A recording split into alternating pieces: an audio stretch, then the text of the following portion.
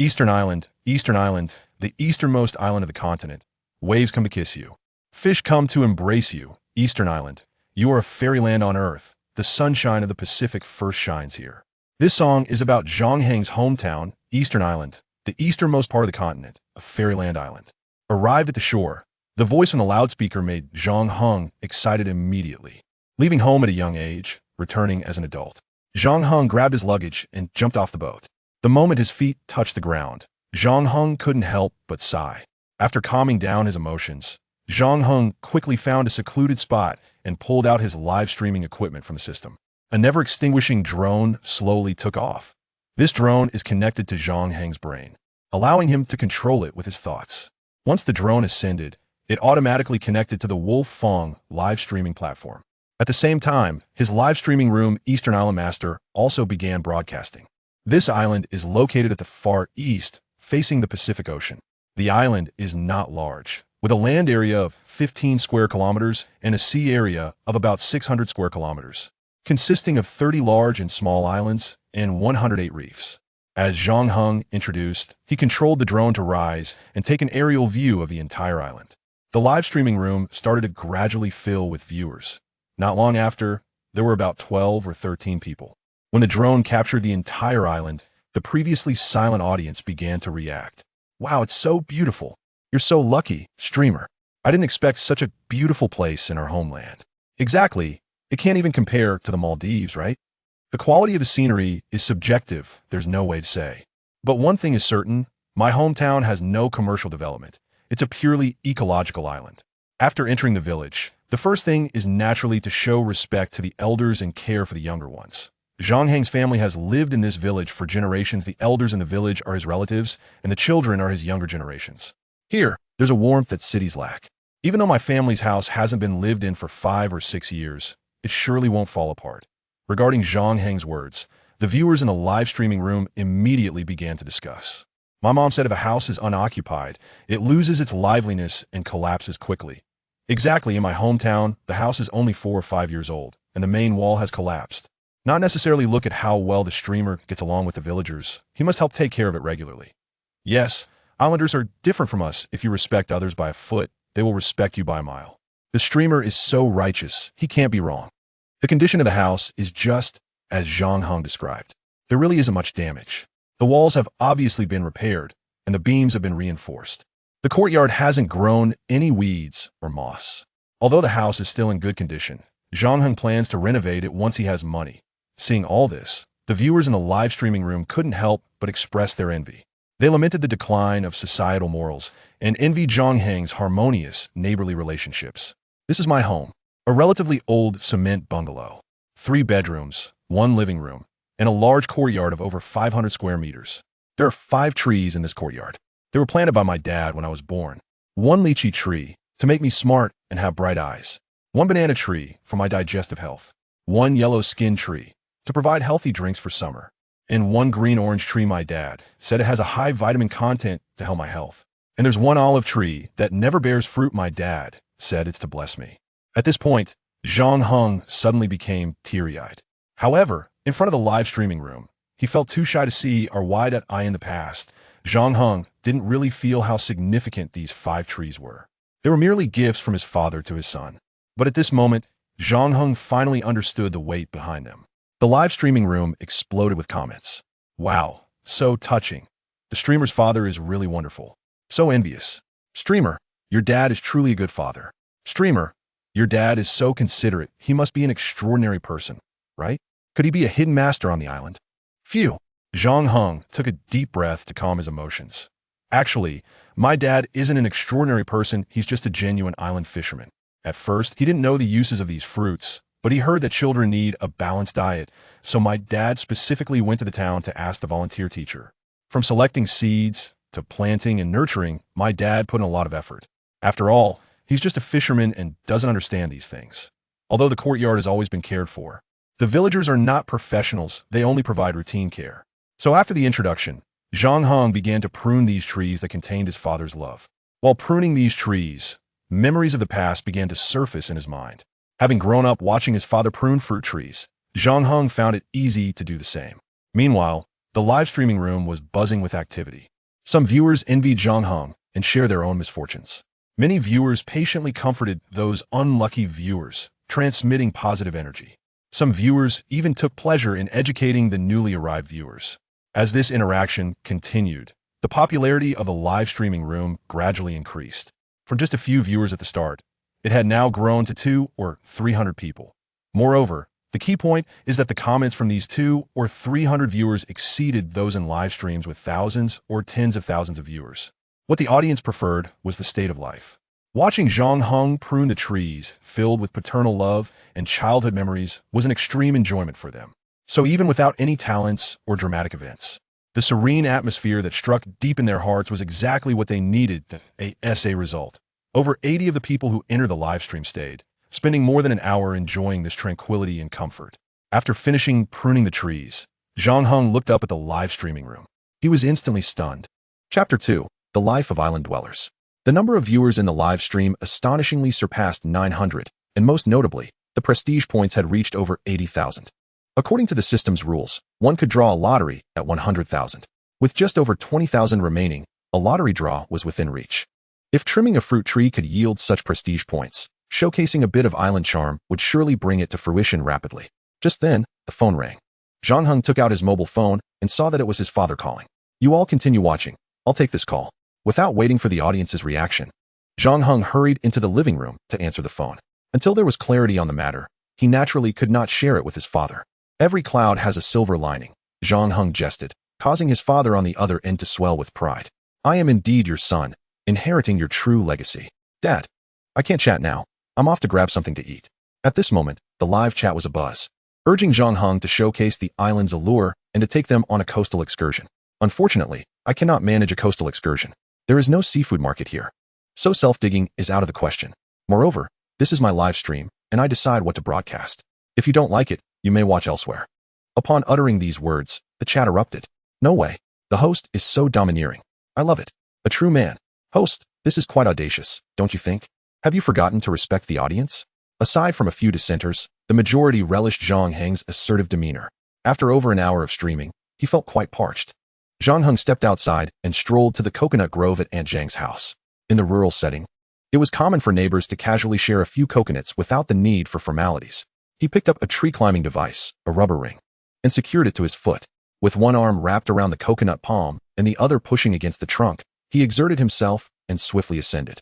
Within moments, he reached the top of the 7 or 8 meter high coconut tree. Coconuts come in 2 varieties, young and mature. The young coconuts are typically refreshing with a milder sweetness, while the mature ones possess a richer texture and a more pronounced sweetness. Zhang Heng favored the latter. Thus, he selected 4 or 5 golden-hued mature coconuts before descending. Upon glancing at the live stream, he discovered the viewer count had skyrocketed from over 900 to more than 10,000. His prestige points had also surged to 970,000, just 3,000 shy of the target. The live stream was buzzing with excitement. Although many had visited the island before, few had witnessed coconut harvesting. Consequently, Zhang Heng's tree-climbing skills were quite the revelation. Gifts began to pour in, amounting to over 300 yuan, which, while modest, served as a substantial encouragement for Zhang Heng. He then made his way home with the coconuts in hand. Passing by Aunt Zhang's door, he placed 30 yuan on the windowsill. For coconuts for only 30? That seems rather stingy. Here, a single coconut costs 15 and is notoriously difficult to drink. It's different here. This is an island, so coconuts are undoubtedly cheaper. 30 is quite reasonable. Observing the lively discussions in the live stream, Zhang Heng clarified some misunderstandings. After all, one must not jeopardize the bonds of camaraderie. In reality, the villagers' currency is not money, but rather goodwill. Whenever Aunt Zhang's family needed assistance, his family had always been there. Years ago, when her daughter went to university, his parents had helped considerably. Zhang Heng's words instantly sparked discussions among the audience. Indeed, in this earnest fishing village, the currency is goodwill, not money. How enviable to live in a place where relationships hold more weight than wealth. TCH, what is the use of envy? Do you possess the simplicity of the islanders? Shortly thereafter, Zhang Heng entered his home. All right, let us open a coconut. He produced a specialized coconut opening cleaver, significantly heavier than a standard knife, utilizing inertia to make the task easier. Opening a coconut requires technique. The first cut creates an opening, the second provides support. With 3 strokes, the top of the coconut is neatly severed. The next step is to create a drinking hole, which requires caution. Too small, and one cannot drink. too large, and it spills everywhere. Having grown up on the island, Zhang Heng was naturally skilled in this. No spillage is the basic operation. Behold, this is a semi-wild coconut from the island, untouched by human interference. The coconut water is crystal clear with a hint of white. This is a mature coconut, sweet but not overwhelming, and even if consumed in excess, it won't cause discomfort. Now, allow me to demonstrate, Zhang Heng proclaimed, lifting the coconut to his lips and taking large gulps. This action incited outrage among viewers. How inconsiderate, knowing we can't drink it, yet you urge us to enjoy? Host, that's rather unkind. I'll find your location and join you. Regarding the audience's ire, Zhang Heng remained unfazed. After finishing, he let out a loud sigh of satisfaction. This coconut water is a natural beverage, delicious and healthy, rich in amino acids, vitamins, and minerals. Regular consumption offers numerous benefits. Those who can should indulge. His words once again stirred the audience's indignation, with many denouncing his lack of consideration. Though beneath it all lay envy. This is unbearable. If you continue to eat coconut meat and cool dessert, won't you just tempt us to fly over and join you? Chapter 3. Exploring the Underwater World. Qingbu Liang is the ultimate summer refreshment exclusive to islanders. However, the homemade version is entirely different from the commercially sold variety. The Qingbu Liang sold to tourists in town is often flashy and relies on industrial products. In contrast, the homemade version uses simple, freshly squeezed fruits. Zhang Heng first headed to the Lin family to procure a couple of large green mangoes. As the name suggests, the green mangoes have a vibrant green skin, large size, and a delicate, fibrous flesh that is exceptionally smooth and refreshing. They are fundamentally different from the so-called eaglemouth or egg mangoes sold in the mainland, which the islanders do not consume. On one hand, they lack flavor. On the other, they contain excessive fiber and large pits. I speak honestly, not to belittle anyone. It's simply the truth. If it offends anyone, that's unfortunate. Zhang Heng's candid explanation instantly garnered goodwill from the audience. Someone commented, "The host is so impressive, I admire him." Others quickly followed suit, flooding the chat with praise. After securing the green mangoes, he moved on to select 2 or 3 large yellow-skinned fruits. Generally, no one adds yellow-skinned fruits. But Zhang Heng has a penchant for bold flavors, desiring a hint of sourness for zest. Next came the lychees. Zhang Heng's lychee trees are completely natural, and his father had intentionally pruned them to reduce the yield. As a result, the lychees are significantly larger than those from commercial orchards and have a longer fruiting cycle. Unlike the fruits from commercial orchards, which have a relatively shorter cycle, the lychee skin, once peeled, releases clear juice. Zhang Heng instinctively brought it to his lips, slurping up the juice. Still the taste of my childhood, delicious and sweet. I'll indulge, you all enjoy, he declared, stuffing a lychee the size of a child's palm into his mouth and chewing heartily. Inspiration strikes. Let me share a poem with you all. Daily I devour 300 lychees, not shying away from becoming an island dweller. What a wonderful poem. One lychee inspires such verse. I must eat several more. With that, Zhang Heng continued his feast. Once again, the viewers in the live stream lost their composure. What drove the host to such shamelessness? Was it a loss of humanity or a decline in morality? Host, are the lychees I eat fake? The host, are you not afraid of being met with hostility when you step outside? Zhang Heng glanced at the live stream, but chose to ignore it. Only after he had thoroughly enjoyed his meal did he pause. While tidying up the mess, he began to impart some wisdom. Life is about indulging in food and drink. One must never shortchange oneself. Upon uttering these words, the live chat erupted once more. Host, do you even hear yourself? Who wishes to deprive themselves? Our circumstances simply do not allow it. This is unbearable. I have seen many boastful eating broadcasts, but none quite like this. After cleaning up, Zhang Heng cast a sidelong glance at the live stream and smiled faintly. Well, I cannot be held responsible for this. I cannot simply refrain from eating and drinking to accommodate your feelings, can I? Besides, isn't it a privilege for you to witness my feasting? If it weren't for my eating, would you even know how delicious the fruits from this island farm are? You should be grateful. This display of arrogance only intensified the viewers' frustration, leading to a barrage of protest in the chat. However, their complaints were tinged with a sense of affection, filled with envy and jealousy. Next, he began to prepare the fruit for the refreshing dessert known as Qingbu Liang. The local variety typically consists of beans, flour products, some fruit, and coconut milk mixed with coconut essence. My version of Qingbu Liang is purely natural, without any additives. Once the fruit was prepared, he opened the coconut milk he had previously consumed and scooped out the jelly-like coconut flesh. Zhang Heng waved the coconut flesh at the audience in the live stream before slurping it down with a satisfying gulp. The viewers were once again in uproar. Is he even human? We cannot partake, yet we cannot even listen? Indeed, just tell us about it. Won't it tire you out? Zhang Heng glanced at the live stream. You wish to listen, right? Very well, I shall oblige. With that, he dug out another large piece of coconut flesh. Everyone, perk up your ears. He then placed the coconut flesh to his lips. Slurp. It all disappeared into his mouth.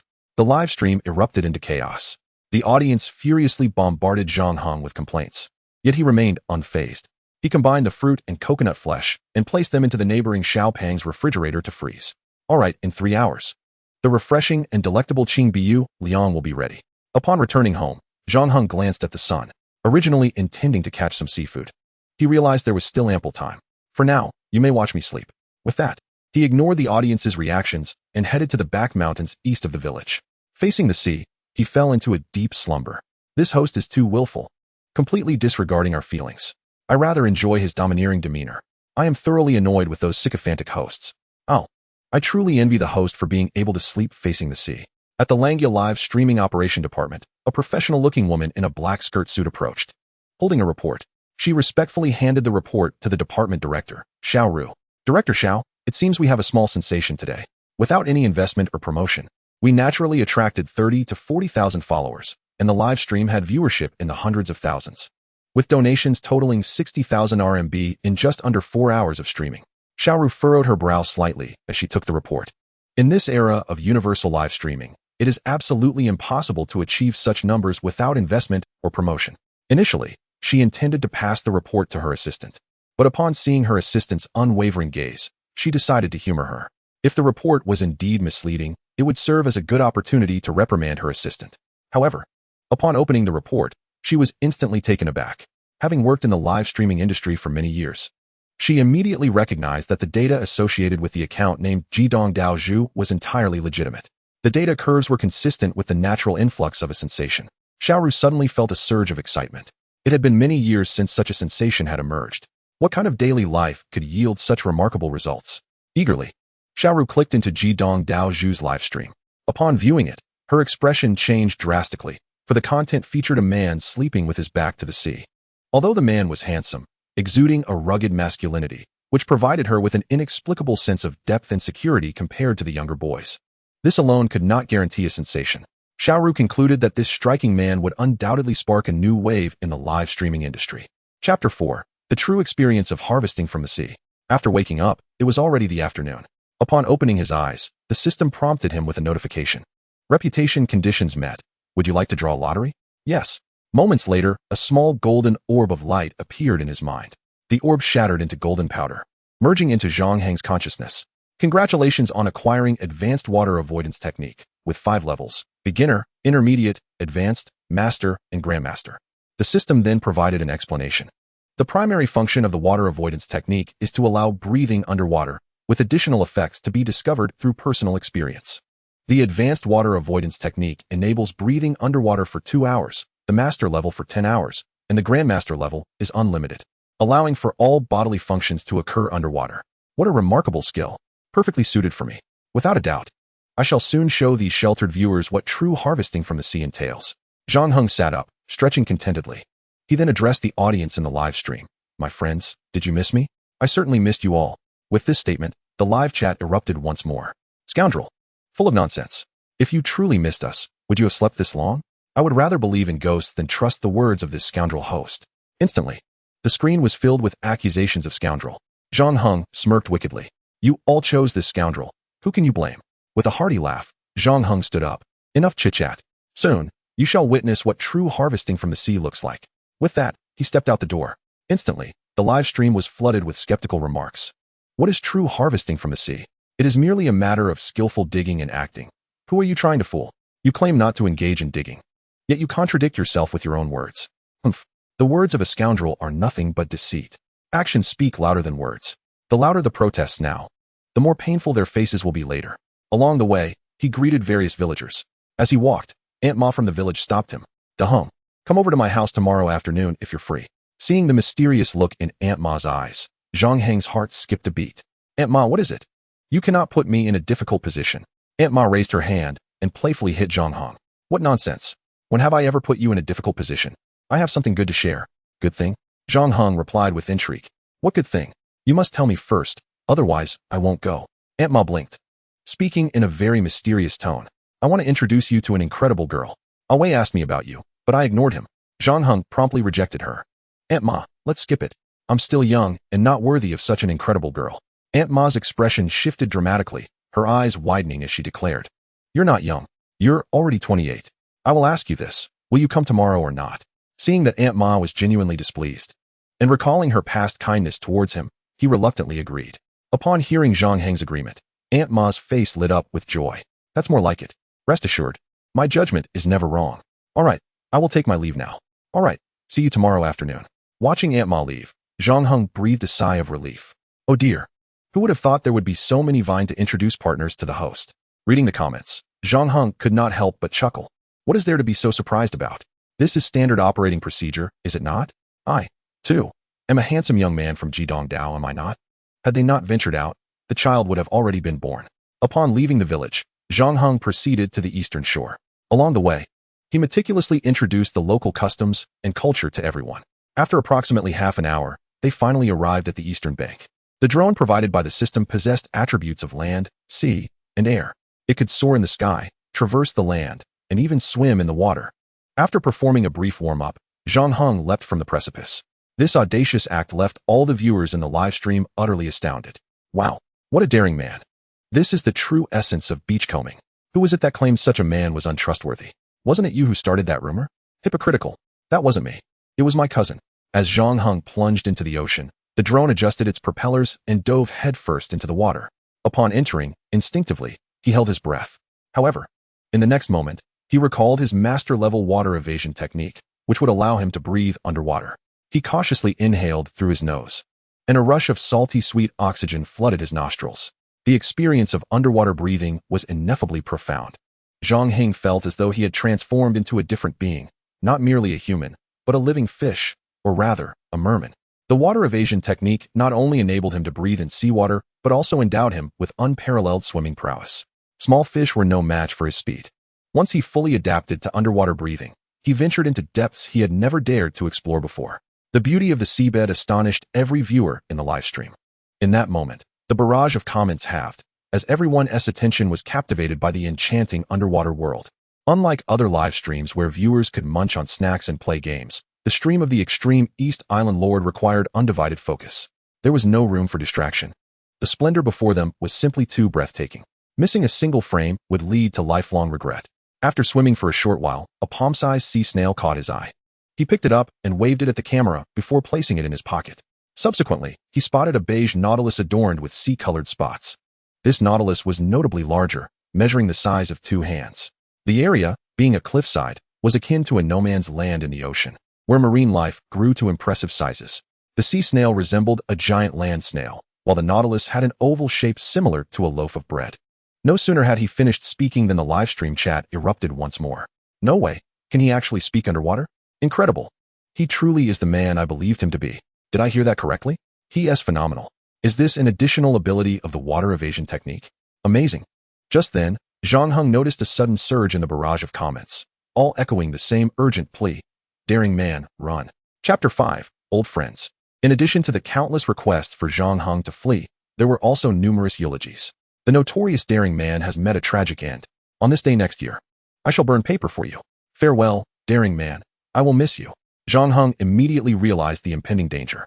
This remote stretch of the ocean was likely home to many large fish species. Instinctively, he turned around and was greeted by the sight of a massive great white shark. Over 2 meters long, lurking behind him.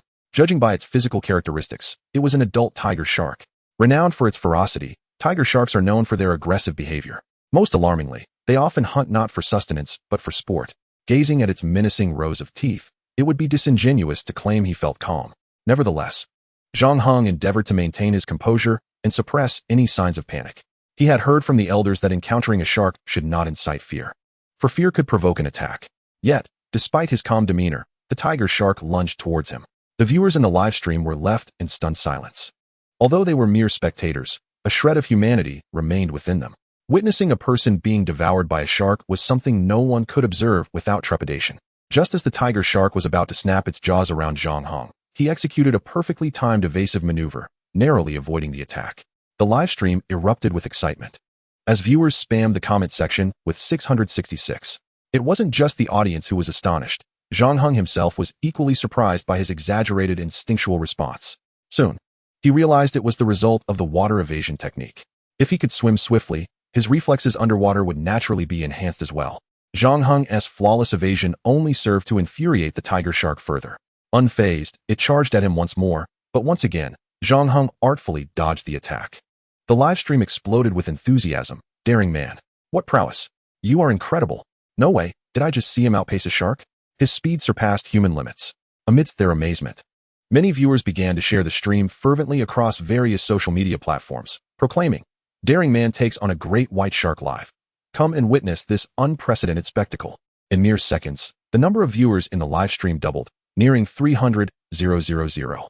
After the second failed attempt, the tiger shark ceased its reckless assaults and instead fixated its gaze on Zhang Heng, its tail thrashing vigorously.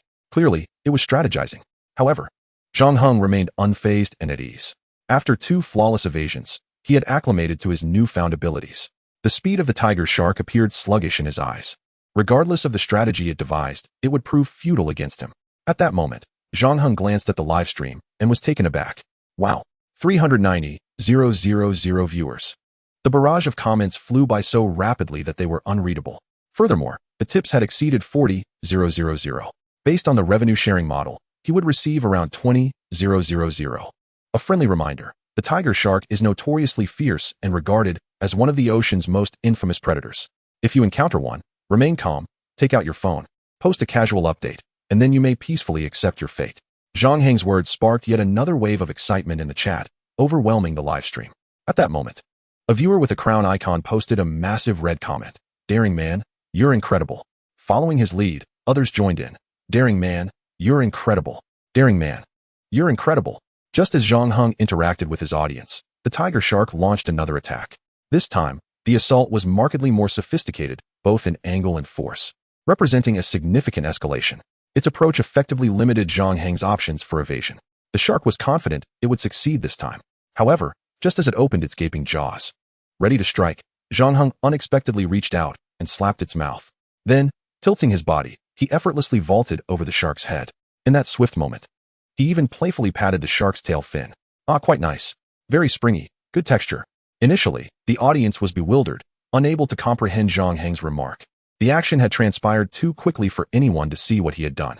Immediately, the live stream chat erupted in discussions to explain what had just occurred. Soon, everyone in the live broadcast room flocked to watch the replay. In an instant, the room was bustling with activity once more. "Scoundrel, urinating nature. Scoundrel, urinating nature. Scoundrel, urinating nature." Zhang Heng smiled slightly at the audience and said, "I truly cannot comprehend your excitement. Is this merely a basic maneuver? Is this the first day you have encountered me?" Such words were laced with an air of arrogance. Of course, it was the first day of acquaintance. It had only been a few hours since the live broadcast began. How could it not be the first day? With a swift slap of its tail, the tiger shark was thoroughly provoked. It disregarded any strategy and lunged forward again, mouth agape, ready to bite furiously. However, for Zhang Heng, all of it was in vain. He effortlessly dodged each attempt. After evading again, the tiger shark charged once more. Even after 3 consecutive attacks, it showed no signs of giving up. Zhang Heng realized that the tiger shark had firmly set its sights on him. If he did not retaliate, it seemed they would be locked in a battle for eternity. Thus, as the tiger shark lunged again, Zhang Heng swiftly directed a punch towards its eye.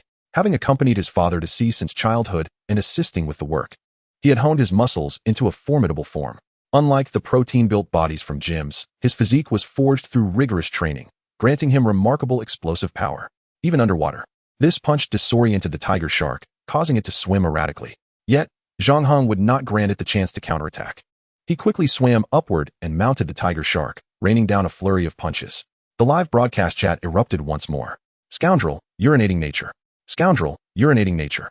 Scoundrel, urinating nature." The number of viewers surged dramatically. Gifts poured in, and within moments, the total donations soared to 150,000. The broadcast popularity instantly climbed to the top of the hourly rankings. Almost everyone in the Langya livestream knew of the legendary streamer nicknamed Scoundrel, who relished in the praise of his audacious nature. After a series of blows, the tiger shark was left in a daze, slowly sinking to the ocean floor. Just then, a massive donation notification appeared in the chat. "Scoundrel, 500,000. I want that tiger shark." The author's note read, "Actually, I am also an islander. Feel free to contact me for recommendations on affordable routes and hotels. Location, Hainan. Chapter 6, Supreme Culinary Experience. 500,000. This line of coin-sized messages instantly ignited an unprecedented frenzy. After all, 500,000 represented the income many viewers would earn over several years without eating or drinking. The thought that Zhang Heng could earn such a sum in one go was envy-inducing. However, Zhang Heng decisively replied, "Not interested. Moreover, I cannot sell it. This tiger shark is a protected species, and trading it is illegal." As soon as Zhang Heng's words fell, the wealthy viewer shot back in the chat.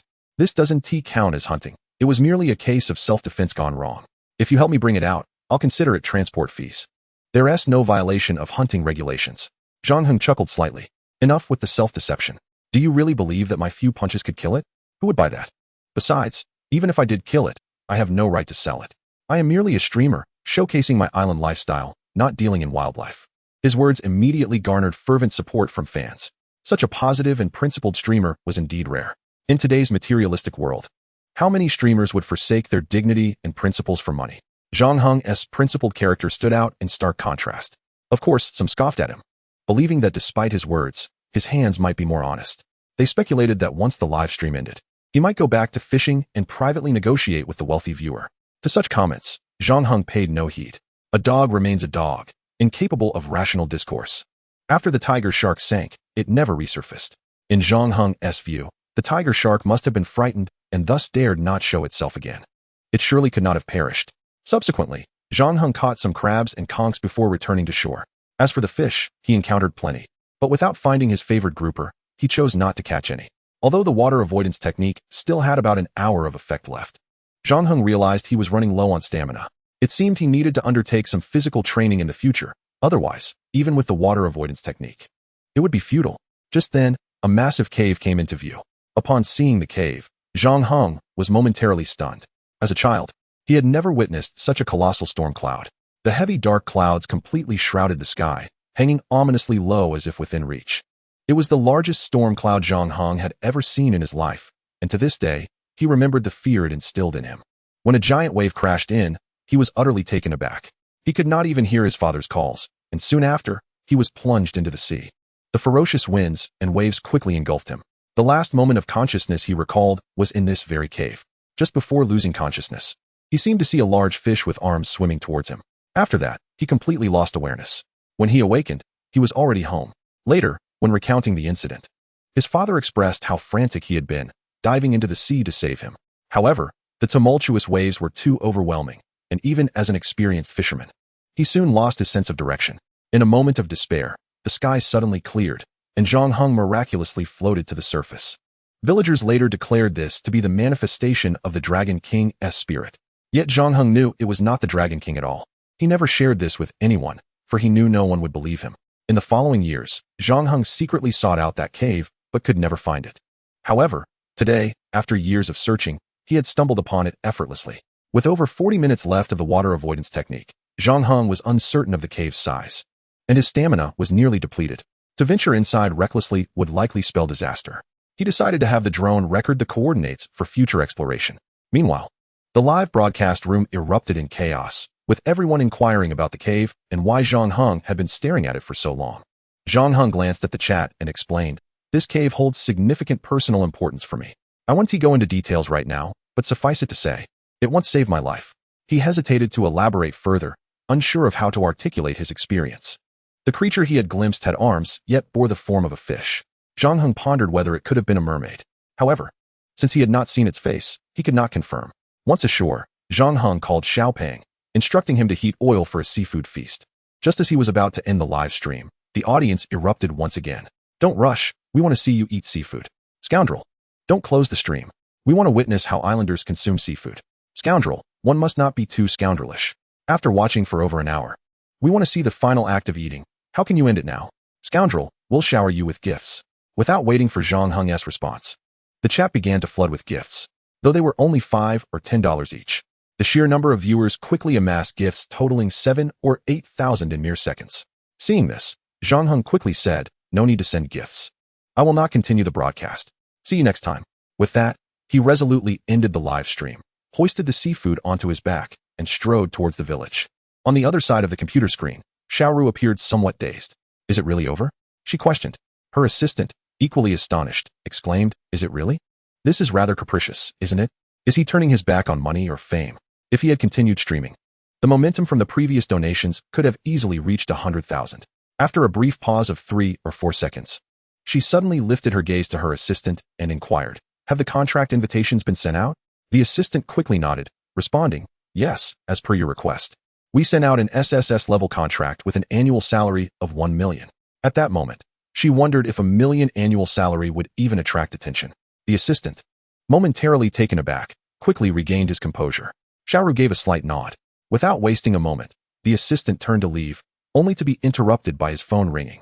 After glancing at the screen, he turned back and reported, Xiaozong, the scoundrel has rejected our exclusive contract, stating he wouldn't accept any amount. Chapter 7, Setting Sail. After ending the live stream, Zhang Heng chose not to dwell on the matters of broadcasting. Although he intended to pursue a career in streaming, it did not mean that it would encompass his entire life. Unbeknownst to him, he had already become a celebrated figure in the streaming world. Often referred to as the Scoundrel Brother, his bare-handed confrontation with a tiger shark had been edited into a video by fans and posted online. Complete with an impressive title, In ancient times, Wu Song battled a tiger. Today, Scoundrel Brother takes on a tiger shark. Not only did the streaming community elevate him to a pedestal, but even the sports world lauded Zhang Heng's underwater performance as a marvel of human physical prowess. Various martial arts authorities meticulously analyzed Zhang Heng's strikes, concluding that his punches encapsulated the essence of 7 distinct martial art styles. After watching the video, Dwayne Johnson, who once starred in a shark movie, exclaimed that he would no longer participate in monster disaster films. Compared to Zhang Heng, his movies felt like mere deception. Elite streaming strategists repeatedly analyzed Zhang Heng's broadcasts, extracting the essence of his streaming techniques and summarizing 3 major strategies and 6 significant theories. Almost overnight, this became the scripture of the streaming industry. Consequently, major streaming executives convened urgent meetings to devise a plan to sign Zhang Heng. In an era where short videos had severely impacted live streaming, Zhang Heng's broadcasts rekindled their hope. The emergency meetings were brief, as their unfamiliarity with Zhang Heng hindered the formulation of specific strategies. However, merely 10 minutes after Zhang Heng concluded his stream, executives from several prominent platforms were already en route to the airport. Zhang Heng's reluctance to dine with Xiao Pang stemmed from a simple reason. Xiao Pang had lost a leg. The audience would undoubtedly perceive Zhang Heng as exploiting Xiao Pang's misfortune for attention. Given the current climate of online harassment, he wished to shield Xiao Pang from such cruelty. Having concluded his broadcast in haste, Zhang Heng had not taken the time to savor the familiar sights of his hometown. Now, as he strolled along the tree-lined paths with fresh seafood in hand, the sea breeze invigorated him, filling him with an overwhelming sense of ease and contentment. Yet at this moment, his thoughts underwent a transformation. He had once exerted himself relentlessly to escape the island and witness the splendor beyond. Ultimately, he had achieved the status of provincial champion in the college entrance examination. However, the life he received was far from what he had envisioned. In a place surrounded by other champions, his laid-back demeanor felt out of place. Hence, he longed to flee. Yet now, he realized that the very place he had desperately sought to escape was the paradise he yearned for. It's decided. I shall no longer leave. Zhang Heng sighed deeply and quickened his pace. Xiao Pang was a decisive individual, never one to dawdle. Surely, he had everything prepared. Indeed, when Zhang Heng arrived at Xiao Pang's home, everything was ready. Even the garlic sauce was perfectly prepared. Boss, it has been years since we last met. We must drink today? Zhang Heng responded enthusiastically, absolutely. It had been a decade since he had prepared seafood, and his skills had grown rusty. Thus, upon entering, he promptly handed the seafood to Xiao Pang. More than anything, it was a sign of respect. For treating Xiao Pang as a normal person was the greatest honor he could offer. Upon receiving the seafood, Xiao Pang was momentarily stunned. What's wrong? Zhang Heng asked instinctively, noticing Xiao Pang's peculiar expression. Without a word, Xiao Pang took the seafood and headed for the kitchen. After Xiao Pang left, Zhang Heng, feeling a bit bored, glanced at the streaming system and was astonished to find that his reputation had surpassed 200,000, with donations amounting to around 130,000. Ignoring the donations, he directly initiated a lottery. A wheel spun wildly in his mind, and soon 2 golden fruits appeared. Congratulations, you have acquired advanced beast taming levels, beginner, intermediate, advanced, master. Grandmaster. Congratulations, you have obtained a navigation chart. Upon seeing these 2 skills, Zhang Heng's heart soared with joy. These rewards were precisely what he needed. Firstly, beast taming would be invaluable during his streams, given the abundance of wildlife on the island. As for the navigation chart, it was even more essential. This was no ordinary map. Wherever Zhang Heng had traveled, that place would be marked on the chart.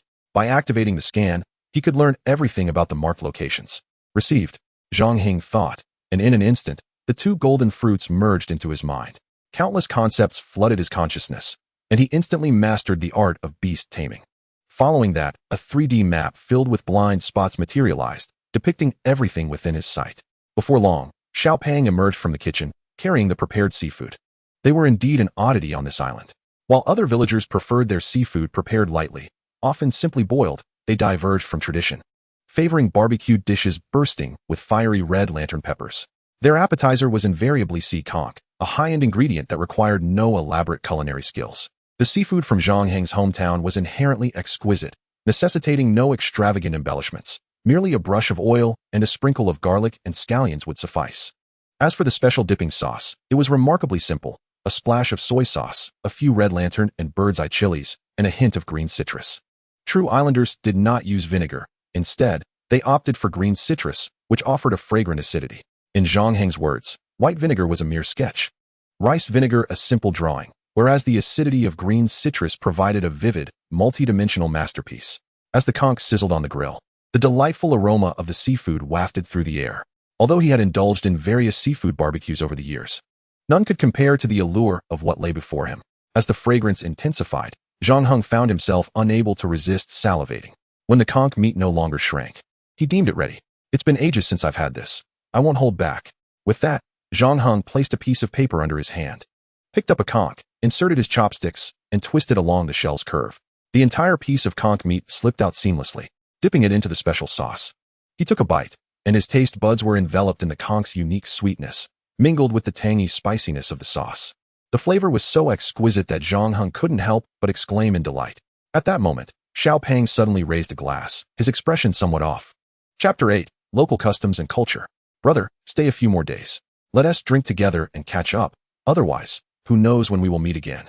Xiaopeng's eyes glistened with unshed tears as he clinked glasses with Zhang Heng and downed his drink in one go.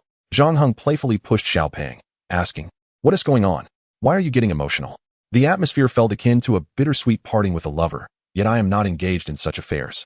Xiaopeng sighed deeply and confessed, "Brother, I fear you may find this amusing, but you are my sole friend over these years. I have long wished to see you."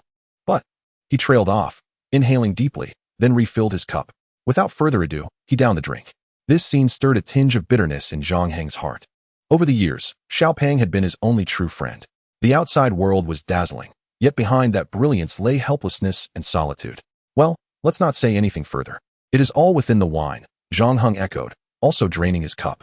This round of drinks poured forth the unspoken sorrows Zhang Heng had carried for years. After pouring out his heart, he felt significantly lighter. The second half of the gathering was naturally filled with ease and merriment. While he reveled in lightheartedness, tumult brewed outside. The video of his one-on-one battle with the tiger shark spread like wildfire across the globe. This was, in part, due to the fanbase Zhang Heng had amassed during his live broadcasts, captivated by his charismatic persona. Life on a remote island is indeed alluring, but it was Zhang Heng's robust demeanor and humorous discourse that truly drew followers. Moreover, the most significant factor was the ongoing debate about whether Zhang Heng had fabricated his exploits. Two factions clashed vehemently online, leading to a multitude of disputes. It was this very controversy that propelled the video of Zhang Heng's confrontation with the tiger shark to virally spread. The renowned survival expert, Bear Grylls, even reached out via social media, expressing a desire to exchange wilderness survival tips with Zhang Heng. In short, unbeknownst to him, Zhang Heng had become a global sensation. The next day, as he struggled to shake off the effects of the previous night's revelry, a loud banging echoed at his door. "De Hengzi, open the door quickly." Zhang Heng rubbed his swollen eyes, squinting to realize someone was indeed banging. The intruder was none other than Ma Dajia. As soon as the door cracked open, she rushed in, presenting him with a new outfit. "Wear this to my house for lunch." Zhang Heng was taken aback. He began to protest. But the sudden realization dawned on him that Ma Dajia, despite her good intentions, had no reason to buy him clothes for a blind date. This ensemble must have cost at least 700 or 800. "Ma Dajia, tell me the truth. Is this about my father?" Before he could finish, she interrupted. "You're not foolish. Therefore, you must cooperate, or uncle will come personally." Zhang Heng was momentarily at a loss for words. "All right, you get ready. I'll take my leave now. Don't be late for lunch." With that, Ma Dajia turned and exited. Truly, parents everywhere are alike. each more relentless than the last when it comes to matchmaking. Even from 1,000 miles away, they can arrange a blind date. What a headache. Left with no choice, Zhang Heng had to comply. After washing his face and sitting on a bench to clear his head, he instinctively glanced at the live broadcast room. To his astonishment, even though the stream wasn't active, hundreds were waiting eagerly, engaged in fervent discussions. More accurately, it was not merely a discussion but a passionate outcry demanding to know why Zhang Heng had not gone live. Genuinely, seeing his enthusiastic fans warmed Zhang Heng's heart. Fortunately, he entered the broadcast room from a systemic perspective. Observing them debate was, in fact, a delightful experience. However, as he watched, a message from a female viewer popped up. Scumbag. After such a long time without a live stream, you didn't go to those kinds of places last night, did you? The moment this message appeared, the atmosphere in the live room erupted. Zhang Heng felt speechless. Truly, he excelled at everything except for this. Initially, a few defended him, claiming he didn't seem that type of person. Yet, before long, seasoned viewers reached a consensus. Zhang Heng had indeed ventured into such places. However, that was not all. What left Zhang Heng astounded was a suggestion to call the police to rescue him from his misguided ways. As soon as this proposal surfaced, the live room was flooded with the phrase, "the light of justice." Witnessing this, Zhang Heng could no longer remain composed. If these individuals genuinely called the police, his reputation would be irrevocably tarnished. He dared not contemplate the consequences of the authorities arriving. In an instant, he activated the live stream. What on earth? You lot are truly something else. Is it such a crime to be a little late? Is this how you treat me? Upon his arrival, the live room erupted into chaos. The number of viewers skyrocketed geometrically. Whose fault is it? Who told you not to stream? Exactly. We aren't stingy with gifts. Can't you be a bit more diligent? What about the refreshing cold dessert you mentioned yesterday? And the explanations about sea snails and conchs? Scumbag. You're nothing but a big pig's trotter. Observing the frenzied barrage of comments, Zhang Heng found himself amused rather than angered. You want to see it, do you? Just wait. I'll fetch it for you, he declared, maneuvering a drone towards the trees in the yard. Then he headed to Xiao Pang's house to grab the cold dessert and sea snails. All right, you all can watch for now. I'm going to wash my face. The viewers were left speechless again. Zhang Heng's antics left them at a loss for how to respond. Is there even such a host? Even if one is not overly accommodating, at the very least, they should cherish their fans. Yet here was Zhang Heng, continuously adding to their frustrations. Wasn't it just a matter of calling the police? He had the audacity to display leftover shells. Is this truly the conduct of a real man? A scumbag is a scumbag, without any bottom line, without any grace, without any compassion. Although the entire live room was condemning Zhang Heng as a scumbag, the viewer count continued to rise. This phenomenon baffled experts and masters of live streaming. One would think that in this restless and self-centered era, being subjected to such distaste should drive people away. Why did these viewers remain, seemingly relishing the torment? They lamented the times and human nature in their group chats. What was it about this despicable scumbag that captivated them? Chapter 9, Pampering the Fans. So how about it? Are you satisfied? If not, keep watching. I'm off to have breakfast. Just as Zhang Heng was about to rise, the live room erupted. Scumbag, for the love of all that is good, please act like a decent human being. What kind of host are you? Can't you show your fans a little affection? Look at how considerate other hosts are. Then look at you. Scumbag, you're digging your own grave. Zhang Heng couldn't help but laugh at their fervor. You all have some nerve, haven't you? Resorting to threats now? You truly are fans of my scumbag persona. I like it. But alas, this tactic holds no weight for me. Most streamers broadcast out of necessity, while I do it for the sheer joy of it. The barrage of comments momentarily paused. Zhang Heng's bravado was impeccable, leaving all viewers momentarily speechless and unprepared. He sighed deeply. So, if you wish to see my live streams, if you crave the leisurely yet exhilarating island broadcasts, then you must make me happy. Who knows? I might even prepare some perks for you all. Upon hearing this, a wealthy viewer promptly gifted a Rolls-Royce Phantom worth 10,000 RMB. How about that? Are you happy now? The affluent patron commented in the chat. Zhang Heng casually remarked, it's all right, just getting by. If you spend 10,000. It would be better to say, Brother Jia, you truly make me happy. Before Zhang Heng could say anything further, a fan sent a large-sized barrage with 100 yuan. You wouldn't believe it, but someone offered 500,000 yesterday, and Brother Jia didn't even glance at it. Not to mention 500,000. Just in that brief encounter with the tiger shark, the gifts amounted to over 100,000. Who do you think Brother Jia is to get excited over your mere 10,000? Amidst a chorus of mockery, the wealthy patron fell silent. Thus, the matter was put to rest. My happiness is quite simple. Just say something pleasant. No need for anything flashy. Gifts can come as they please. How about this? If you say a few nice words, and it makes me happy, I will send some benefits your way. As for what those benefits are, that's a secret for now. Some professionals and peers in the live streaming room observed this scene with a tinge of bitterness. We are all human, all streamers. Why must I pander to the audience while he gets to be adored? It seems utterly unjust. After Zhang Heng spoke, the barrage began to shower him with compliments. Handsome. A real man, genuine, a true gentleman. In short, there was nothing they couldn't think of, and none of these fans would hold back. Witnessing the screen filled with flattery, the colleagues and experts in the live room were consumed by jealousy. At that moment, someone in a group of streaming experts directly mocked Zhang Heng for being foolish. Why ask for nice words when one could just hold up a sign and coax some rewards? Is money too hot to handle? This comment prompted many others to join in the ridicule, claiming that paying was the true way to go, and that easily idolizing popularity was all a facade. Ultimately, Zhang Heng was still young and inexperienced. However, just then, a Lamborghini, worth 10,000 RMB, roared past, and simultaneously, various gifts began to flood in. In a short while, gifts worth 30 to 40,000 were sent up. Those experts who had mocked Zhang Heng for not wanting gifts were left speechless, unable to respond to the swift turn of events. It seems you all possess quite the talent for flattery. Keep it up. Brother Jia is in a good mood and is off to distribute some benefits. With that, Zhang Heng rose and left his home. Upon exiting, Zhang Heng approached Aunt Lin's noodle stall at the village square to order some pickled noodles. Personally, I prefer pickled noodles due to their strong flavor. However, we islanders tend to enjoy noodle soup, and in the afternoons and evenings, stir-fried noodles are also popular. Enough about that. I'll eat first. For those who haven't had breakfast, just drool a little.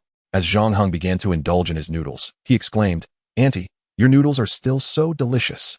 Aunt Lin smiled warmly. "If you like them, eat more. I'll serve you another bowl shortly." "All right, thank you, Auntie." With that, Zhang Heng dug in with gusto, slurping away until the bowl of pickled noodles was completely empty. Just as he finished, Aunt Lin approached with a full bowl of pickled noodles. "Take your time. If it's not enough, I have more," she said, looking at Zhang Heng with affection. "All right, Auntie, you don't need to worry about me. I'll eat just fine." Aunt Lin smiled and said nothing, turning to attend to other customers. After a short while, Aunt Lin returned with a bowl of sea white winter melon soup. This soup, made from sea white and winter melon, is light and refreshing, perfect for cutting through the richness of pickled sauces and cleansing the palate. Seeing Aunt Lin approach with the bowl, Zhang Heng quickly stood up to receive it. "Auntie, you really shouldn't have. I'm embarrassed." Aunt Lin continued to look kindly at him and said, "Sit down and eat." Zhang Heng nodded in agreement.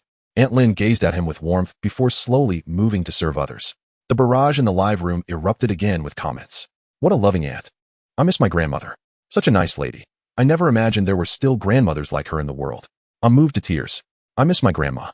I wonder how she's doing over there." Observing the warmth in the live room, Zhang Heng felt a profound sense of comfort. Unbeknownst to him, everything in the live room began to meld into his life. Before starting his own live stream, he had watched many broadcasts. The vast majority of streamers would willingly bow to money and popularity, allowing fans to dictate their actions.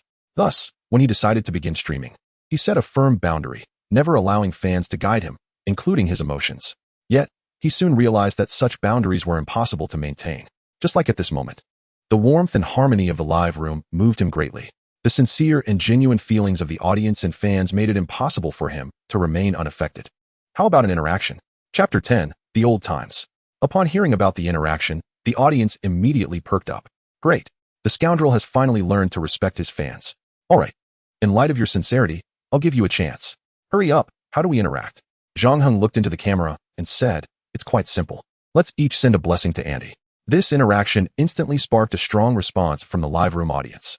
The moment he announced the interaction, the barrage filled with a myriad of blessings, some serious and conventional, others playful and lively, and even some humorous twists. In essence, the screen overflowed with love. When the blessings filled the screen, Zhang Heng paused the stream and switched his phone to non-sleep mode. "Scoundrel, you're too kind. I want to give you piglets."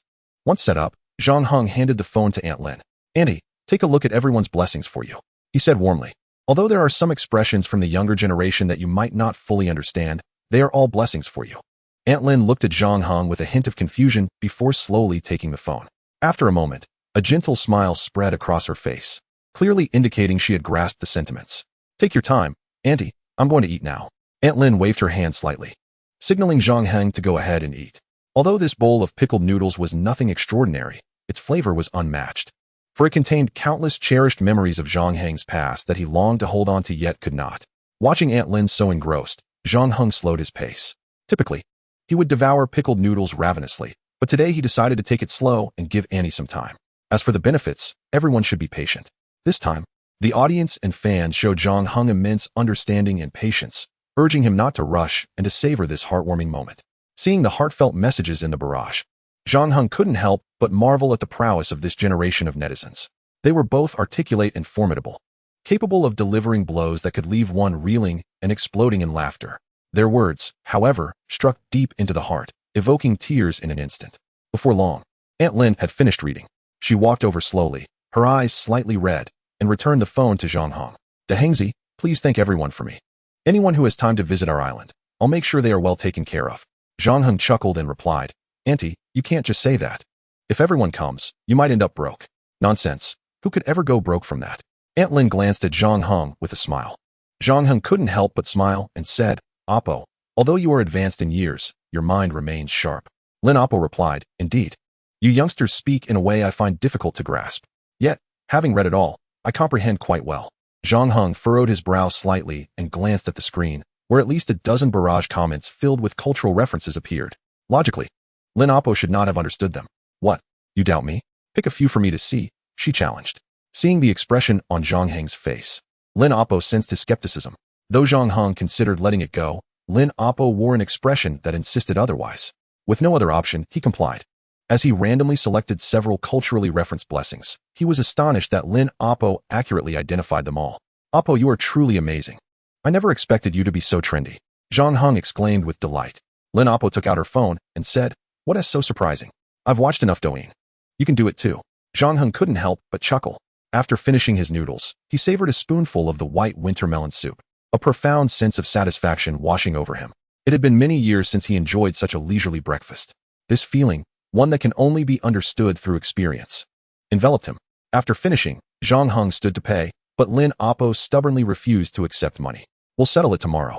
Today, consider this as me welcoming you. If you insist on being polite, don't bother coming back tomorrow." With her words, Zhang Heng felt he could no longer persist. Instead, he folded the money into an origami crane. "Oppo, this is a blessing from an online friend. You must accept it. It's not money, but rather a token of goodwill. Your kindness I acknowledge, and you must accept mine as well." Lin Oppo shot him a glance and said, "Nonsense, don't deceive me." Before she could finish, Zhang Heng handed her his phone. Lin Oppo instinctively looked at it, and indeed, the barrage was filled with supportive comments from viewers. "See, I wasn't he lying, was I?" Although Lin Oppo still harbored some doubt, the evidence was undeniable, leaving her with no room for rebuttal. "Fine. If it's everyone's goodwill, I'll accept it." After leaving Lin Oppo's stall, Zhang Heng headed towards the east coast he had visited the previous day. Not far along, he suddenly turned around, silently gazing at the stall. As someone who had just celebrated their 8th birthday, he reminisced about his kindergarten days, wondering how his childhood friends were faring now. "At your age, I too was like you, though now I ponder which group dance to support in the afternoon. It's not so bad. If you cannot see the burden, you want to think about it. After all, the daily pressures are immense, leaving no time for such thoughts." Observing the lively barrage, Zhang Heng smiled knowingly, collected his emotions, and strode forward. All right, onward towards the sea. The moment of witnessing the benefits was at hand, and he would later clarify that he was not overly indulgent with his fans, so they should not blame him for being heartless. Chapter 11, Eternity. At this moment, Zhang Heng had become a symbol of miracles in the hearts of the audience. Naturally, they were filled with anticipation for the forthcoming fan benefits. Of course, there were also plenty of keyboard warriors hurling mindless insults, but Zhang Heng paid them no heed. Soon, he arrived at the cliffside he had visited yesterday. Without further ado, he leaped off the edge. In an instant, the barrage flooded the screen. "Zhago, what a character! Zhago, what a character! Zhago, what a character!" After plunging into the ocean depths, Zhang Heng began his descent. Many viewers were not witnessing it for the first time, yet they remained awed by the stunning, jade-like azure world. The viewer count surged to over 500,000, continuing to rise geometrically. This was partly due to the fans spreading the word, and partly because of the orders from Xiaoru Shi. As a seasoned live streaming operations expert, she understood that numerous streaming platforms would be seeking Zhang Heng at this moment. Zhang Heng was an enigmatic man, leaving Xiaoru Shi perplexed. Thus, she lacked confidence in the terms she had proposed. Consequently, she considered other strategies. For instance, if Zhang Heng's stream featured any surprises, a pop-up notification would be triggered across the platform. Only around 50 streamers in the entire Langya Live had the privilege of this treatment. Among those 50, Zhang Heng was the only unsigned newcomer. The pop-up recommendation represented the pinnacle of endorsement, symbolizing not only resources but also status. Langya Live differed from other platforms, where pop-ups could be triggered without significant barriers. However, Langya Live maintained a policy of quality over quantity, having refrained from launching pop-up recommendations for over half a year due to a lack of quality content. Meanwhile, Xiao Rushi, watching the barrage on her tablet while viewing the stream on her phone without comments, couldn't help but shake her head. What a scoundrel! What kind of man are you? What do you truly desire?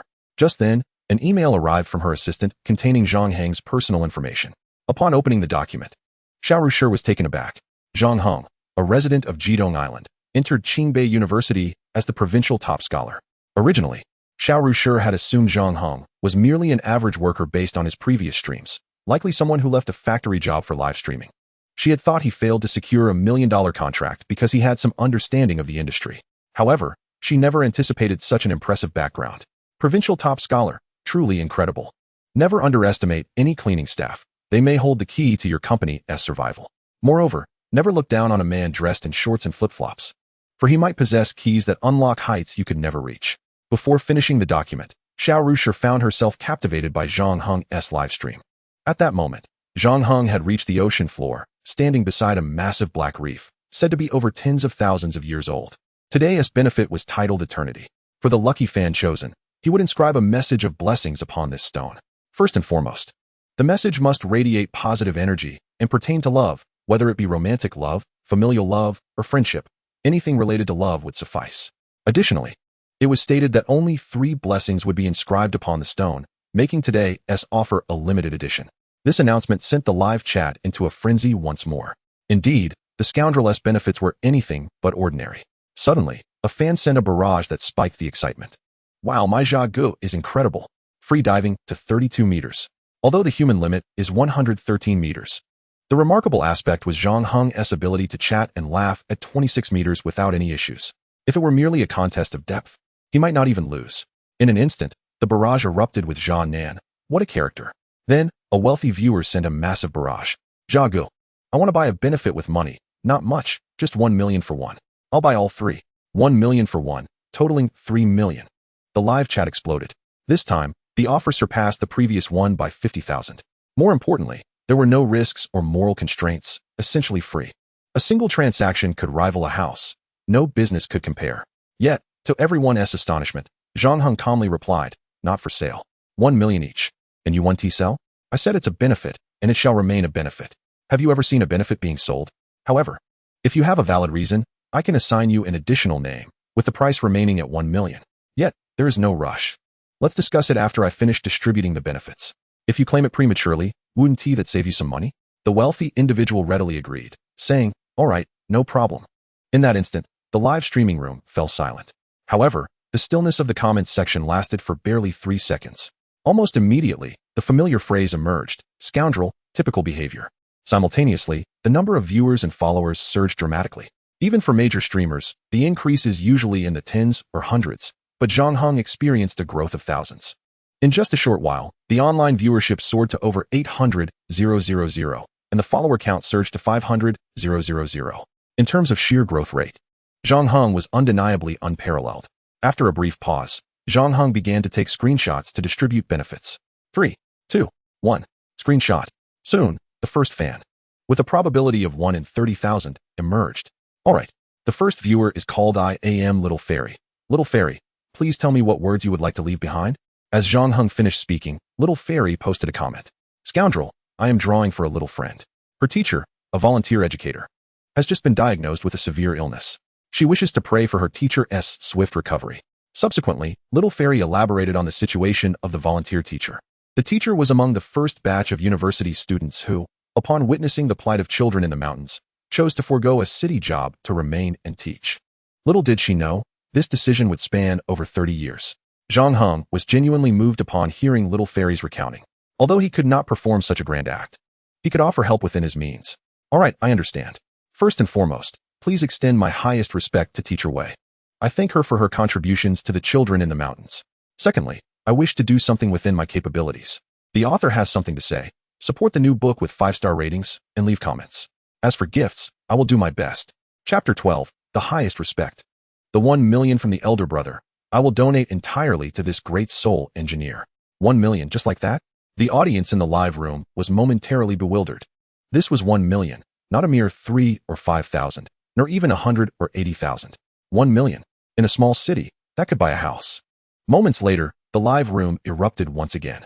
Scoundrel, typical behavior. Scoundrel, typical behavior. Scoundrel, typical behavior. In addition to these, there were some discordant voices in the live room, claiming that Zhang Heng was merely seeking publicity and that there was no such person as Teacher Wei, all fabricated by Zhang Heng himself.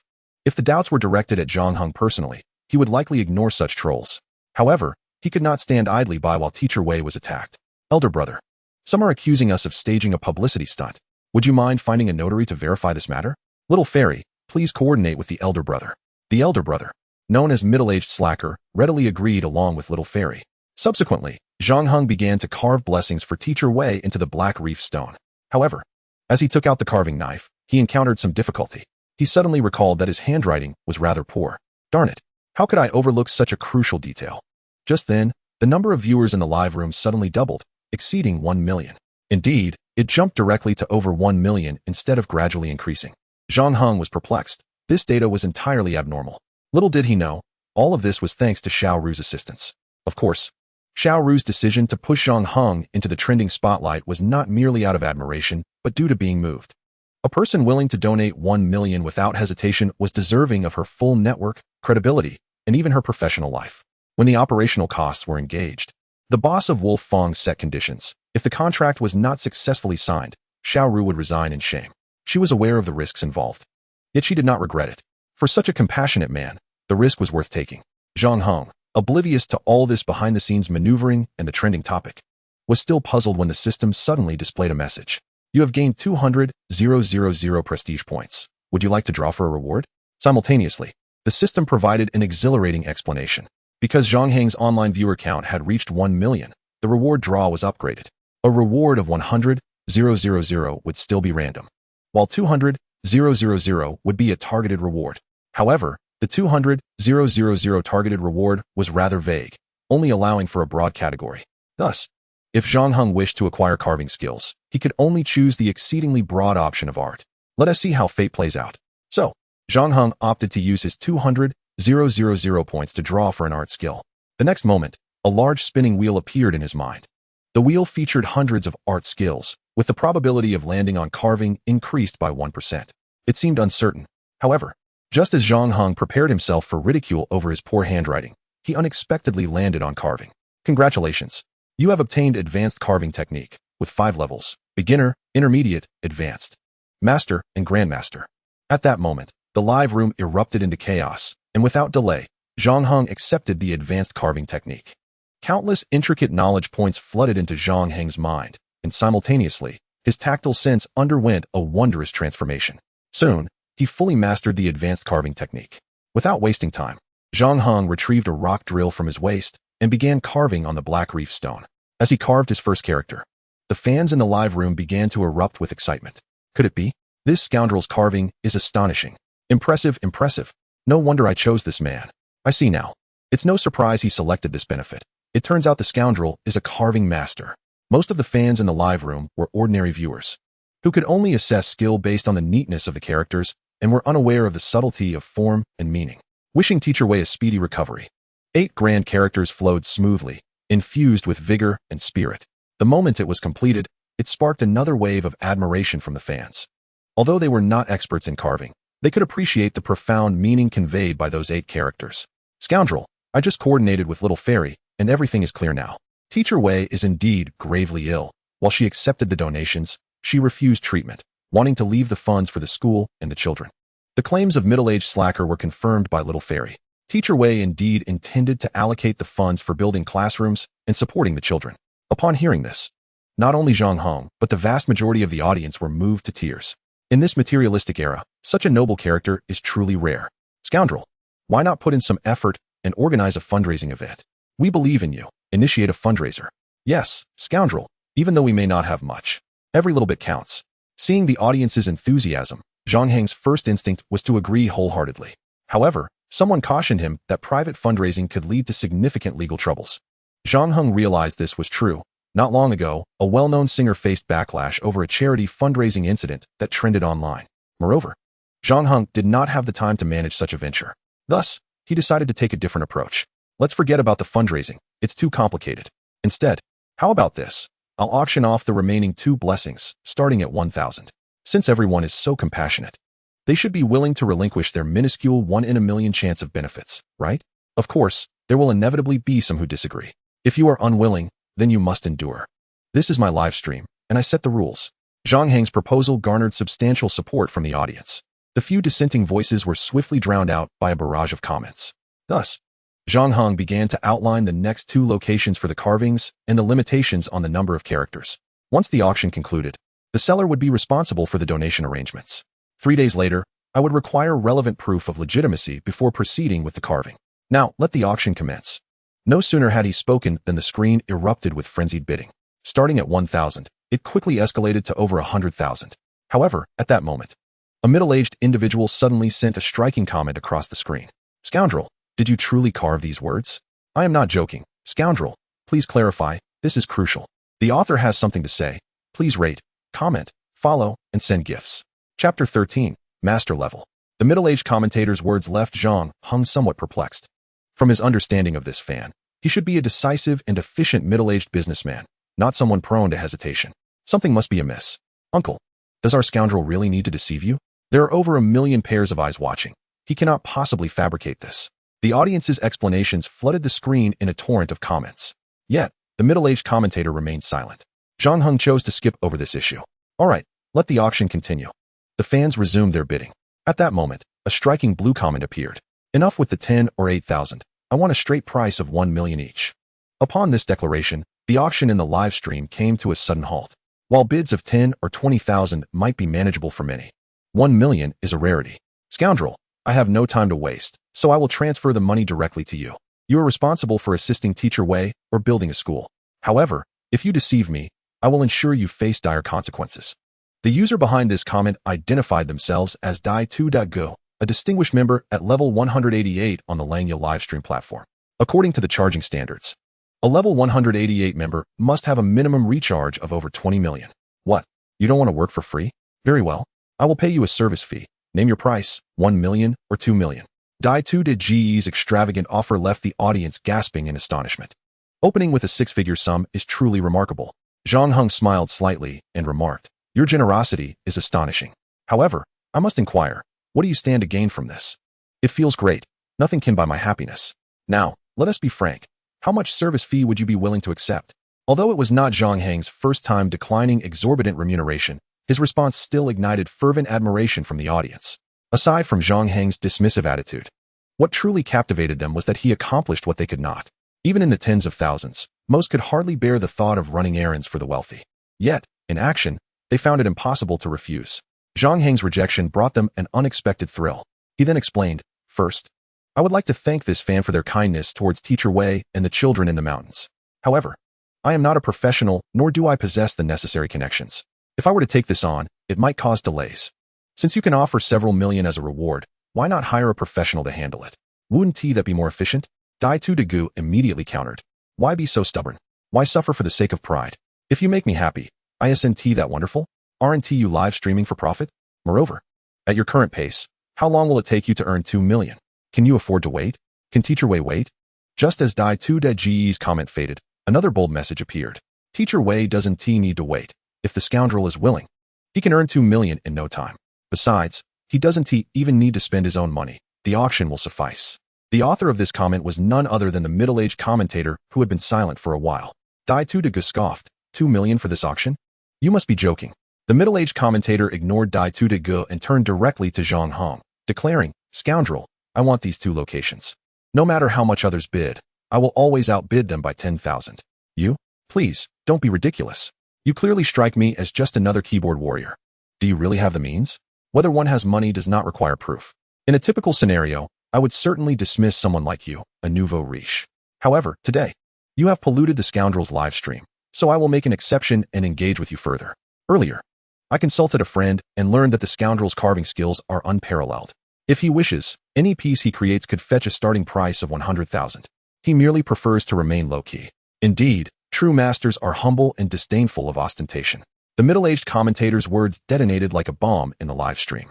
igniting a wave of admiration for Zhang Heng from the fans. Scoundrel, I think I have fallen for you. I want to bear your children, although I am a man. Scoundrel, having been scorned by you, I have no regrets. I told you he was a master. No one believed me, but look who's been slapped in the face. However, this flurry of admiration quickly coalesced into a singular phrase. Scoundrel, typical. Do you think I would believe you? Just tell me, how much did the scoundrel pay you? Dai2 de Ge's comments dripped with disdain. Before his comment even faded from the screen, the middle-aged commentator's response swiftly followed. Not convinced? Then let us see reality. I'll send you a call. Seeing the situation beginning to spiral out of control, Zhang Heng immediately addressed the middle-aged commentator, saying, Brother Liuzai, let us not exaggerate. After all, there are certain red lines that should not be crossed, for the sake of everyone involved. With the conversation advancing to this point, Zhang Heng had little else to say. The respect he could offer had reached its limit. All right, thank you very much. Too kind. Just then, Dai2 de Ge's striking blue comment reappeared. Scoundrel, I apologize, I was wrong. Please forgive my ignorance. If I lose this round, I humbly request your presence to accept my apologies in person. If you lack the time, I will travel to an island to apologize face to face. The sudden shift in tone took everyone by surprise, including Zhang Heng. How could this Dai2 de Ge, a wealthy elite at level 128, suddenly appear so subdued? Chapter 14, Taking a Disciple. However, it quickly became apparent that Dai2 de Ge had not suddenly developed a sense of shame. Rather, he had encountered someone even more formidable. He had no choice but to yield. And that formidable individual was none other than the unassuming middle-aged commentator. Following his comment, Dai2 de Ge sent 2 more messages in quick succession. Scoundrel, wait for me. I am heading to the island to personally apologize. I will bring a top-tier culinary team to host a feast of atonement, live-streamed for the whole internet. He clearly did not wish to be associated with someone like Dai2 de Ge. If one were to ask why, the answer would be simple. It was distasteful. All right, I shall bravely forgive you. In truth, it is partially my fault. As a new streamer, I was unaware of the rules of Langya Live and thus offended Dai2 de Ge. However, Dai2 de Ge, you are also at fault. Seeing that I broke the rules, why not consider modifying them? That way, I would not have violated them, and you would not need to be upset. Initially, when the audience heard the first half of his statement, they felt a chill. The once arrogant and imposing scoundrel was now uttering such cringeworthy platitudes. However, upon hearing the latter half of the sentence, I couldn't help but burst into laughter. Truly, pretentiousness is like the wind, always accompanying me. The sudden twist from the scoundrel was utterly unexpected, nearly causing me to tumble from my seat. In less than half a second, the barrage of praise in the live stream surged once again. Scoundrel, how typical. Dear brother Gailiozi, what blessing would you like me to carve? I shall make an exception and do it for you now. Before middle-aged Gailiozi could respond, Zhang Heng added, there will certainly be no objections. The character of middle-aged Gailiozi is well recognized by all. He is humble and kind-hearted. Most importantly, he dealt with the pretentious leader. This can be said to be a great relief to the public. No, scoundrel, this is your live stream, so it must be conducted according to your rules. Once I finish, I will come find you. However, I do have a small request, though I am uncertain if I should voice it. Zhang Heng smiled gently, saying, Brother Gailiozi, you are too polite. After this incident, are we not friends? When it comes to those who value propriety, Zhang Heng has never hesitated to express his attitude. For instance, regarding the pretentious leader, even if he wielded immense power, Zhang Heng would not utter a single kind word. However, middle-aged Gailiozi is different. He is courteous and humble. Naturally, Zhang Heng could not lose his manners in this case. No, we cannot yet be friends. Since the scoundrel is so generous, I will speak plainly. I would like to take the scoundrel as my master and learn carving from you. What do you think? As soon as this message appeared, the entire venue erupted. If previously, middle-aged Gailiozi dropping the pretentious leader was akin to tossing a bomb into the crowd, then at this moment, this message detonated a nuclear bomb among them. The mysterious big shot who effortlessly annihilated the level 128 tycoon actually wished to apprentice under Zhang Heng. This was simply too extravagant. Even those who had watched live streams for years had never witnessed such an exaggerated scene. Zhang Heng chuckled and said, Brother Gailiozi, you jest. My carving skills are merely at the level of a folk artist. How could I possibly teach you? You truly overestimate me. How about this? If you have time and opportunity, come to the island, and we can exchange knowledge. However, we must agree that everything must be shared openly. Do not hide anything from me, as that would be quite tormenting. This statement was impeccably articulated, leaving no room for doubt. Anyone with discerning eyes could see that Zhang Heng was genuinely humble, and this humility was remarkably pleasing, giving ample face to middle-aged Gailiozi. However, many speculated that this must be scripted. The traces of design were far too evident. Surely, Someone as impressive as middle-aged Guy Liozzi could not exist in the realm of Wolf-Tooth Live. After all, which remarkable person has time to watch live streams? Moreover, the key point is that this so-called middle-aged Guy Liozzi appeared to be a level 1 account. Yet, not long after, the screen suddenly displayed a barrage of enormous gifts. Middle-aged Guy Liozzi sent one Rolls-Royce Phantom to the Lord of the Extreme East. Middle-aged Guy Liozzi sent one Rolls-Royce Phantom to the Lord of the Extreme East. Middle-aged Guy Liozzi sent one Rolls-Royce Phantom to the Lord of the Extreme East. He gifted a staggering 1,000 Rolls-Royce Phantoms, each valued at 1.2 million. This single gift shattered all rumors in an instant. Which guild would be foolish enough to spend 1.2 million all at once? And what new streamer could possess such audacity? Furthermore, with Zhang Heng's current popularity, he surely wouldn't need to resort to such operations, would he? The 1.2 million in gifts catapulted Zhang Heng to the top of the hourly and daily gift rankings. However, his viewer count did not experience any substantial increase. Some envious employees from the Wolf-Tooth Operations Group, seeing this phenomenon, immediately began to mock. I said it wouldn't work. Top of the daily and hourly rankings. Yet there hasn't been much increase in numbers. Indeed, if it were someone else, the first in the hourly rankings should have at least 100,000 to 200,000 viewers, let alone the overall rankings. Some people, just because they hold a position of power, suppress their subordinates. Regarding these remarks, Xiaoru had always chosen to ignore them. Her style was different from others. She would remain silent until she struck with astonishing force. Her silence only emboldened those individuals. Just as they were reveling in their glee, the previously silent Xiaoru suddenly sent out a document, terminating the operations supervisor, Li Fei. The reason was that he could not comprehend the most basic data and was unfit for this position, thus dismissed according to company regulations. Below this document, Xiaoru's assistant provided further clarification. The reason Scoundrel's data did not rise was that his exposure had already peaked. It was normal for data not to increase without scaling. Li Fei, as the company's operations supervisor, lacked such analytical skills and was no longer suitable to remain. The group fell silent in an instant, no one daring to speak out again. After the assistant completed this task, she hesitated for a moment before finally asking a question. Xiaozong, have you considered the consequences of this action? Chapter 15, Another Wave. Xiaoru slowly lifted her head to look at her assistant, furrowing her brow and asking, "What do you mean?" The assistant felt a chill down her spine under Xiaoru's gaze, yet she steeled herself and replied, "Xiaozong, Li Fei is under Wang Zong's command. He has always targeted you, and it is actually Wang Zong who benefits from this." Before the assistant could finish her thought, Xiaoru interrupted. "Do you know why I chose to work in livestream operations?" The assistant was momentarily taken aback, unsure how Xiaoru's statement related to her previous comment. "Xiaozong, you have told me before that you believe in the potential of live streaming. True live streaming is about sharing, filling the gaps in people's lives, making life more." Mid-sentence, the assistant suddenly grasped the connection. "Xiaozong, are you saying that the Scoundrel is the ideal streamer you envision?" Xiaoru nodded affirmatively. "What do you think?" The assistant furrowed her brow, thoughtfully responding.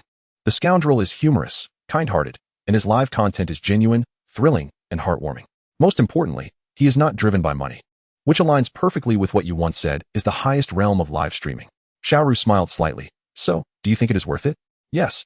That is why I must clear obstacles for him." Xiaoru took a deep breath. "Otherwise, why would I bother with someone like Li Fei?" The assistant, looking relieved, said, "I understand, Xiaozong. However, I have one more question, though I am unsure if I should ask." "What is it?" "If I use my privilege to dismiss Li Fei, and if I cannot sign the Scoundrel afterward, will I be dismissed as well?" Xiaoru retorted, "Is that so?" "Not entirely. Having followed you for over 3 years, I know your aspirations, so I am fully willing to take this risk with you. However, I feel you might be."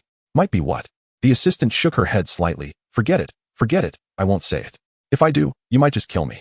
"Speak," Xiaoru commanded sternly. The assistant took a deep breath. "Once I step outside the cabin, I will send you a WeChat message." Without waiting for Xiaoru's reaction, the assistant turned and exited. Hardly had the door closed behind her when Xiaoru's phone chimed. She took out her phone and her expression changed instantly. "Xiaozong, I feel like you might have a bit of a liking for the Scoundrel. Please don't hit me. It's just a feeling. Little girl, are you tired of living?" Manually refreshing each one. This truly moved Zhang Heng. "Very well, it's a deal. I await your arrival." Zhang Heng replied earnestly. "All right. I have something to attend to, but I will definitely come when I have the time. As for Teacher Wei's matter, rest assured, I will handle it well." After sending this barrage, middle-aged Guy Liozzi logged off. As Zhang Heng contemplated his departure, the live streaming room erupted once more. "Scoundrel, don't move.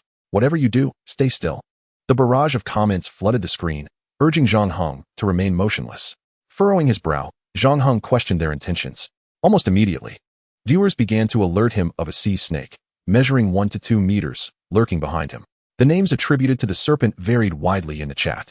Before Zhang Heng could turn around, the colossal sea snake approached him, causing his brow to furrow even further. It was not fear that gripped him, for as a beast tamer, how could he possibly be intimidated by a mere sea snake?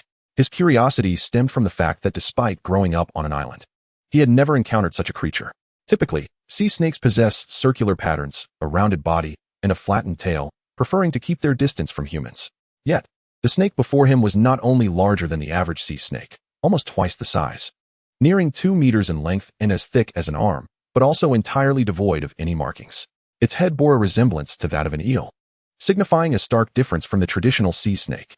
Nevertheless, its body conformed to the familiar serpentine shape.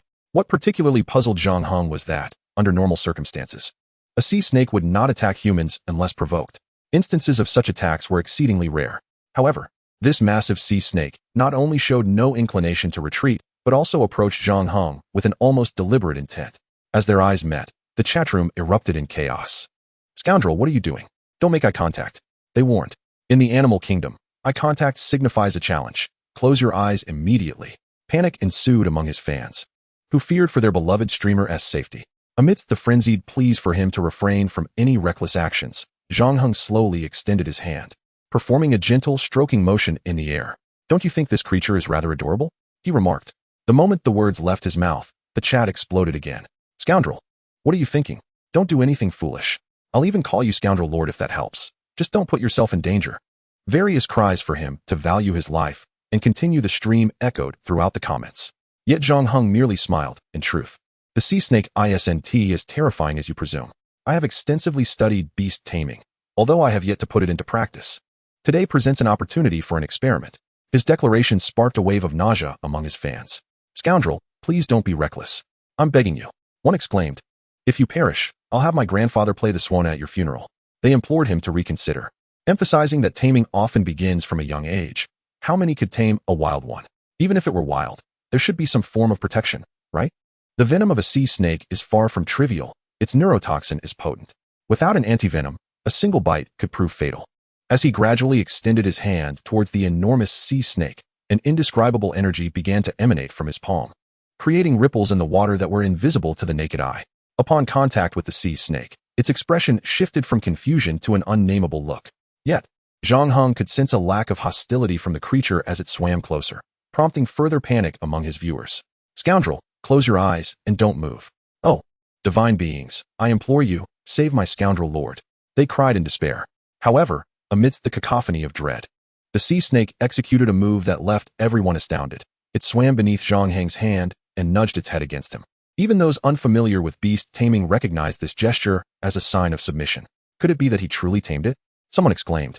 Who was it that said they would play the swana for Scoundrel Lord? The tide of admiration swiftly shifted in the chat, filled with reverence and adulation.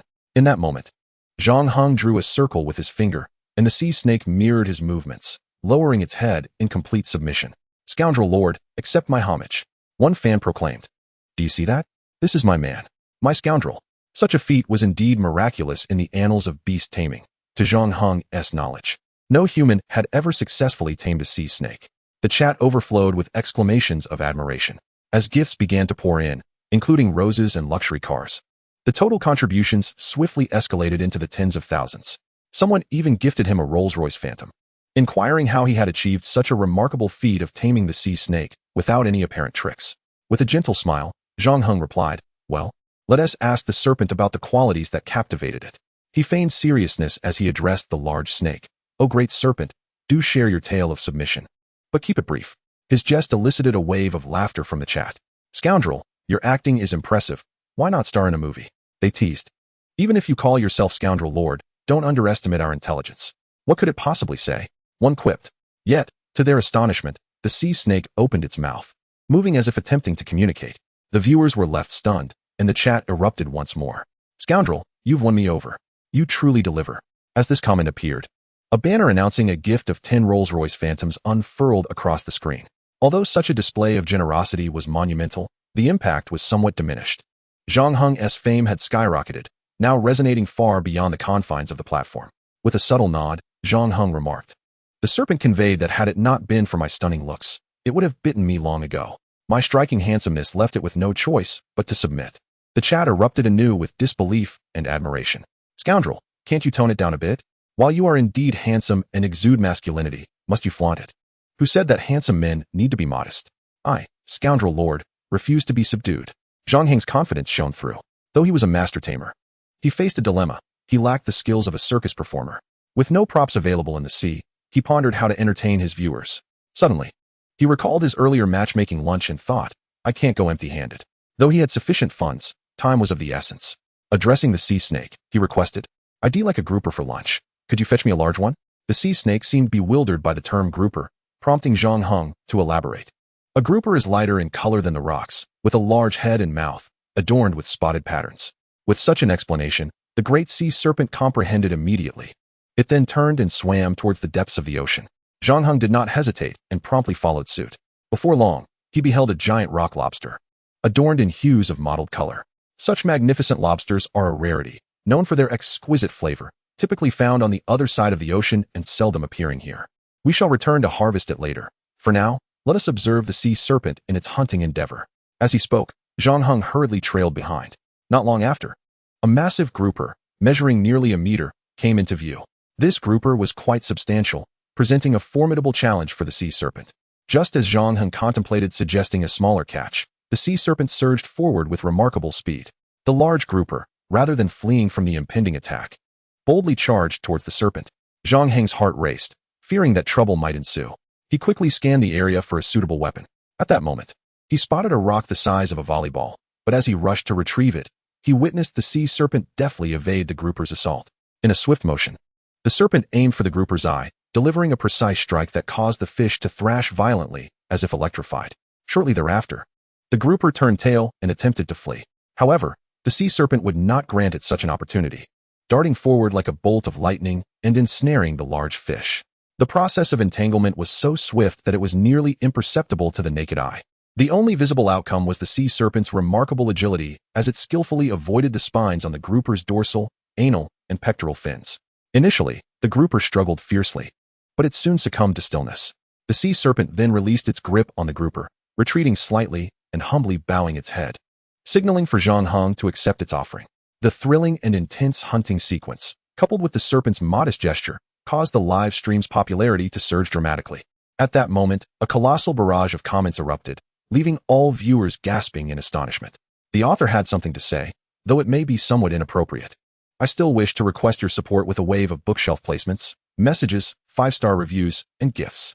Thank you, dear friends. Chapter 17, Good Samaritan Card. 3 million for this sea serpent. 3 million? For a sea serpent that is commonly found? It is known that renting a giant panda for a year costs only $100,000. Are we truly valuing a sea serpent at half the price of a panda? This seems rather exaggerated. It must be said that this scoundrel makes money too easily, raking in 3 million in mere moments. Yet, Zhang Heng resolutely declined. I apologize, but although I have tamed it, it is not for the purpose of enslavement or to keep it as a pet. It remains a free creature.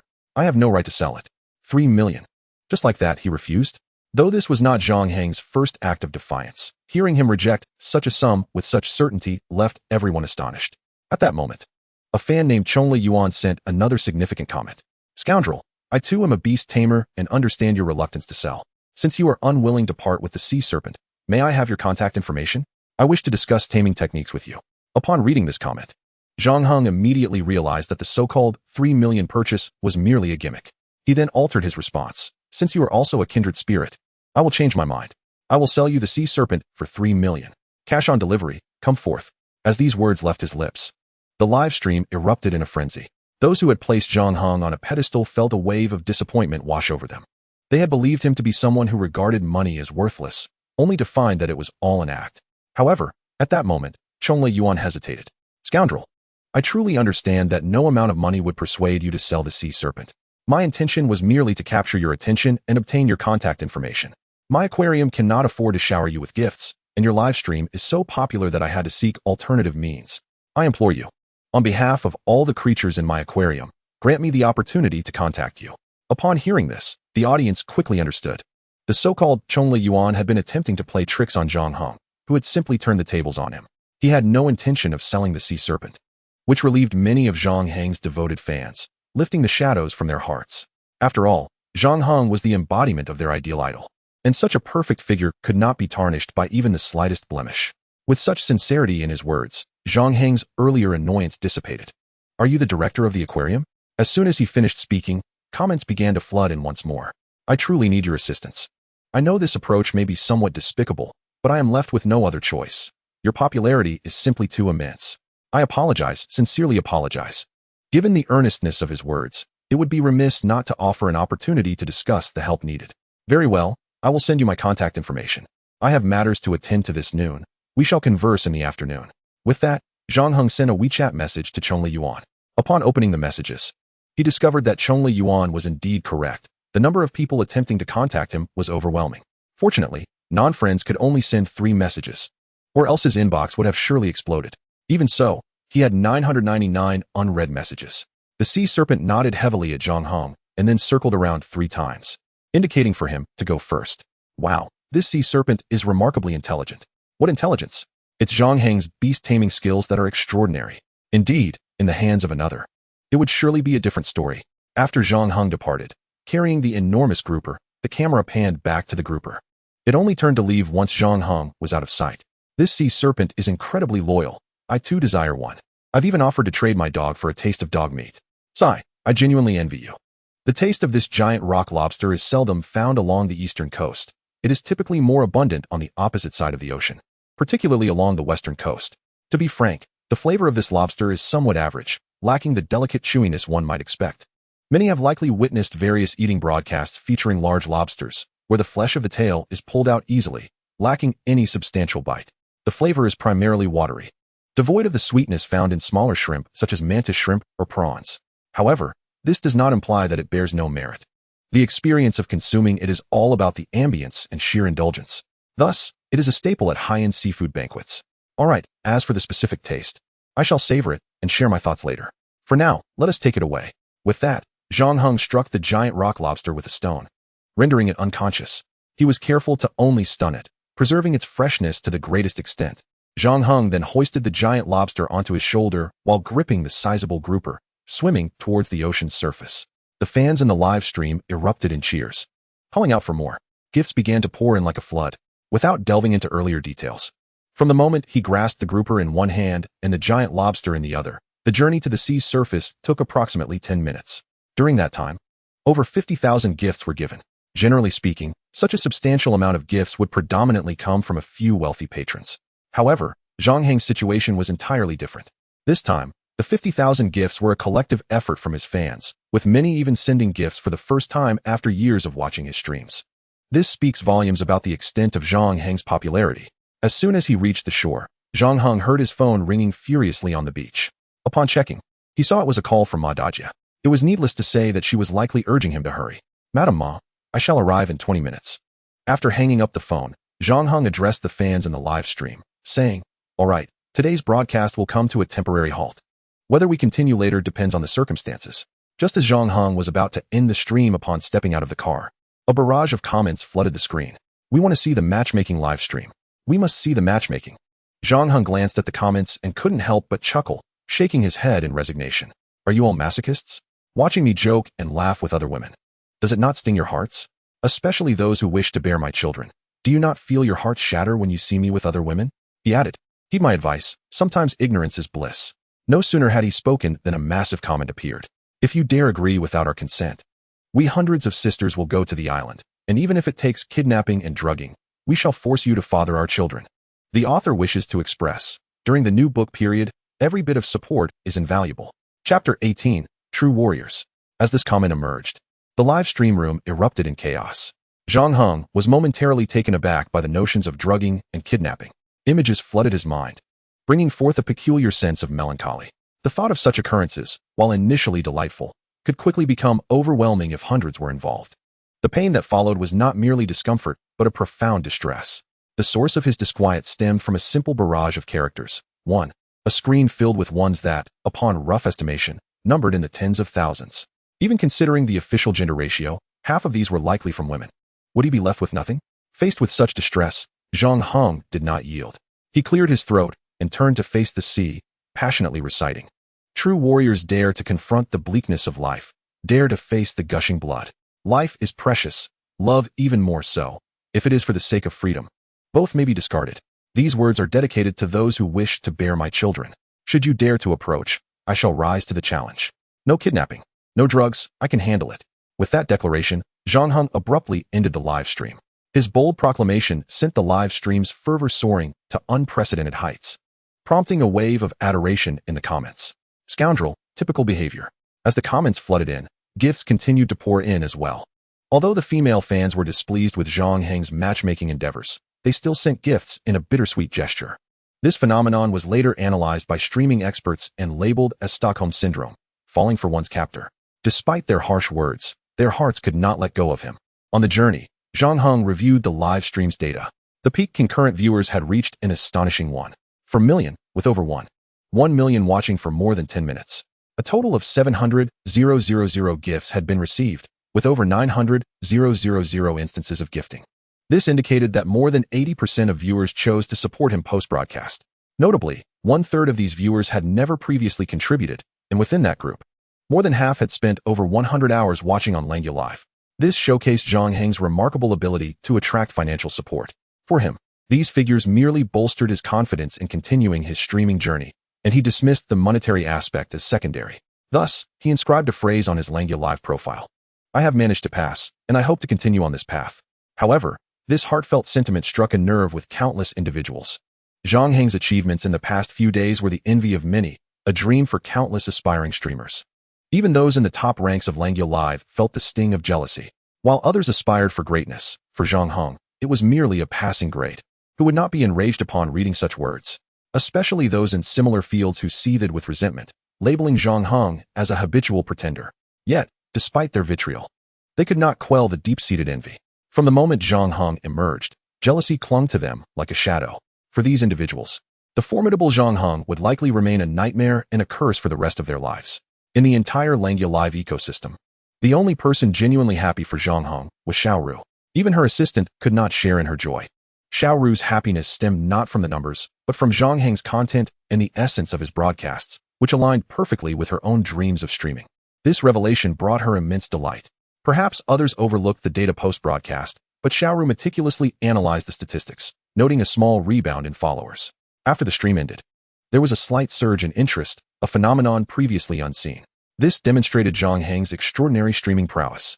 Yet, alongside her joy, Xiaoru felt a gnawing anxiety. The more exceptional Zhang Heng became, the more difficult it would be to secure him. From the 2 recent streams, it was evident that Zhang Heng had the potential to become a phenomenon, a once-in-a-century talent. The consequences of failing to sign him were all too clear. She risked being ousted from the streaming world entirely, and her lifelong aspirations would be forever unfulfilled. The fiercely independent Xiaoru never imagined her fate would be intertwined with that of a man. With a heavy sigh, she fell into deep contemplation. As they approached the village, Madame Ma called again, urging Zhang Heng to appear promptly, or she would call his father. Should that happen, her plans would be in ruins. Thus, Zhang Heng hastened to Madame Ma's residence. Upon entering, he was met with a disapproving glare from Madame Ma as he stood there in shorts and slippers, drenched from carrying a dripping grouper and a large lobster. Why did you come dressed like this? I bought you proper clothes. Madame Ma hissed under her breath. Are you truly intent on making me call your father? Zhang Heng intended to explain, but before he could utter a word, a melodious voice chimed in. Madame Ma, is this the Zhang Heng you mentioned? Why are you standing outside? Come in. Zhang Heng turned towards the voice and was momentarily stunned. She was stunningly ethereal, as if a fairy had descended to earth. Chapter 19. Who grants whom a card of kindness? Standing at least 165 centimeters tall, she possessed a graceful and enchanting figure, her skin as fair as jade and her features exquisitely beautiful. Her long, raven black hair cascaded loosely around her shoulders. However, what truly astonished Zhang Heng was not this stunning exterior, but rather the extraordinary aura that radiated from within her, a celestial charm that no man could resist. Particularly captivating was her smile, adorned with a pair of dimples, which left one entranced. It is often said that a Buddha relies on gold adornments, and a person on their attire. For others, the girl's knee-length white dress would enhance her overall elegance, yet for her, it felt like a burden. For she elevated the simplicity of that white dress to a higher echelon. You must be Zhang Heng, right? Hello, I am Zhao Ling. The girl smiled sweetly and approached him slowly. Zhao Ling, what a truly remarkable name. What's wrong? Zhao Linger looked at Zhang Heng and said, It seems you have something to say. Noticing her openness, Zhang Heng decided to forego any pretense and spoke candidly. It's just that your name possesses a certain ethereal quality. Oh, are you referring to my sharing a name with Li Xiaoyao's wife? Zhao Linger replied, her large eyes sparkling. Zhang Heng nodded slightly. Indeed, that is correct. Actually, it is Zhao Linger who adopted my name, she clarified. Her confidence seemed somewhat excessive, after all. It was their first meeting, and there was no need for contention. However, Zhang Heng, lacking any sycophantic tendencies, could not utter any desperate flattery. Thus he smoothly shifted the topic. I am uncertain of your preferences, so I prepared some seafood. You are not allergic to shellfish, are you? Just as Zhang Heng finished speaking, Ma Dajia eagerly interjected, Zhang Heng, you are so thoughtful. I was just pondering what to have for lunch, and you've already prepared everything. All right, let us not stand around. Let us head inside. With that, Ma Dajia enthusiastically ushered them into the house. Once seated, Ma Dajia excused herself to handle the seafood, leaving Zhang Heng and Zhao Linger alone in the room. Zhang Heng, let us get straight to the point. I came today partly due to Ma Dajia's connection, but more so because I was eager to meet a former top scholar like you. I have looked up your exam scores. You surpassed the second place by more than 20 points. Zhang Heng smiled slightly and replied, now that your purpose has been fulfilled, you may take your leave if there is nothing else. Zhao Linger suddenly laughed, nodding in agreement. Yes, exactly as I suspected. You are indeed extraordinary. Without waiting for Zhang Heng's reaction, she stood up and formally extended her hand toward him. Hello, my name is Zhao Ling. May I befriend you? Her expression was earnest, and her tone serious, as if forming a friendship with Zhang Heng was of great significance to her. However, this seemed to be a roundabout way of bestowing a good person card upon Zhang Heng. Since they were both destined to follow separate paths, why bother with such formalities?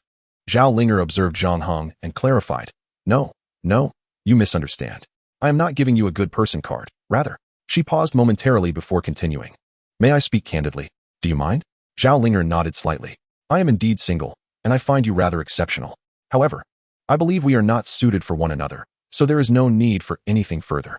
Nonetheless, I genuinely hope to befriend you or perhaps become comrades, working together to enrich our homeland of Jidong Dao.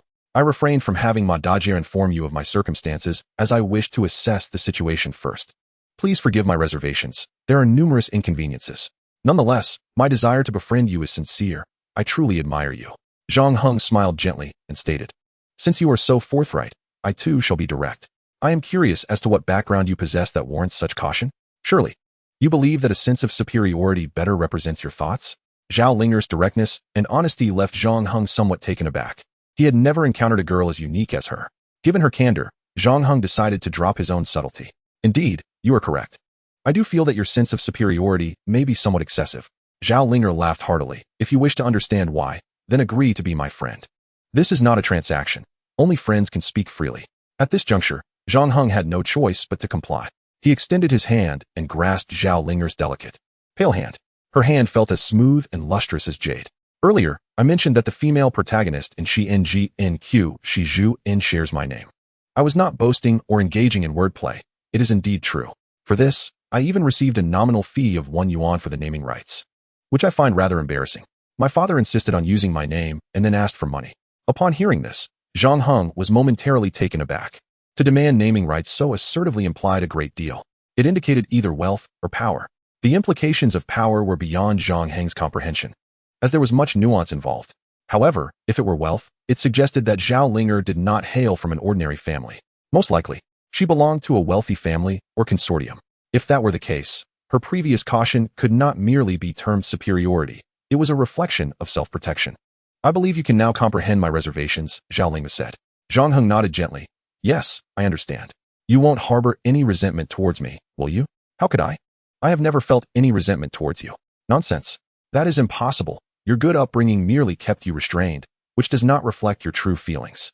Of course, your refinement is not due to me, but rather to Ma Dajia. My appearance may be advantageous to other men, but it seems to hold little significance for you. Zhang Heng smiled faintly, acknowledging the truth in her words. It was indeed Ma Dajia's presence that allowed him to maintain his composure and gentlemanly demeanor. Zhao Linger, do you always speak so directly? Zhao Linger nodded slightly. Yes, men can be straightforward, just as women can be forthright. I am a straightforward woman. I dislike pretentiousness and prefer to speak my mind. Do you not like this approach? My apologies, it may be too late for me to say this. But since you are now my friend, you must endeavor to appreciate it. All right, I shall do my best. Zhang Heng smiled once more. What do you mean by do my best? It is a necessity. Of course, should you ever feel uncomfortable, do not hesitate to speak up. After all, I am not your boyfriend.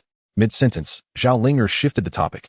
I almost forgot to discuss the main matter. I have a plan. She then pulled out her phone and handed it to Zhang Heng. Upon receiving the phone, Zhang Heng noticed a project proposal with an eye-catching title, Tourist Destination Starting from Live Streaming. Chapter 20. You teach me to be a streamer? Zhang Heng glanced at the summary, noting that the initial section discussed the current prospects of live streaming. The middle section highlighted the advantages of Jidong Dao, while the latter portion focused on how to become a streamer.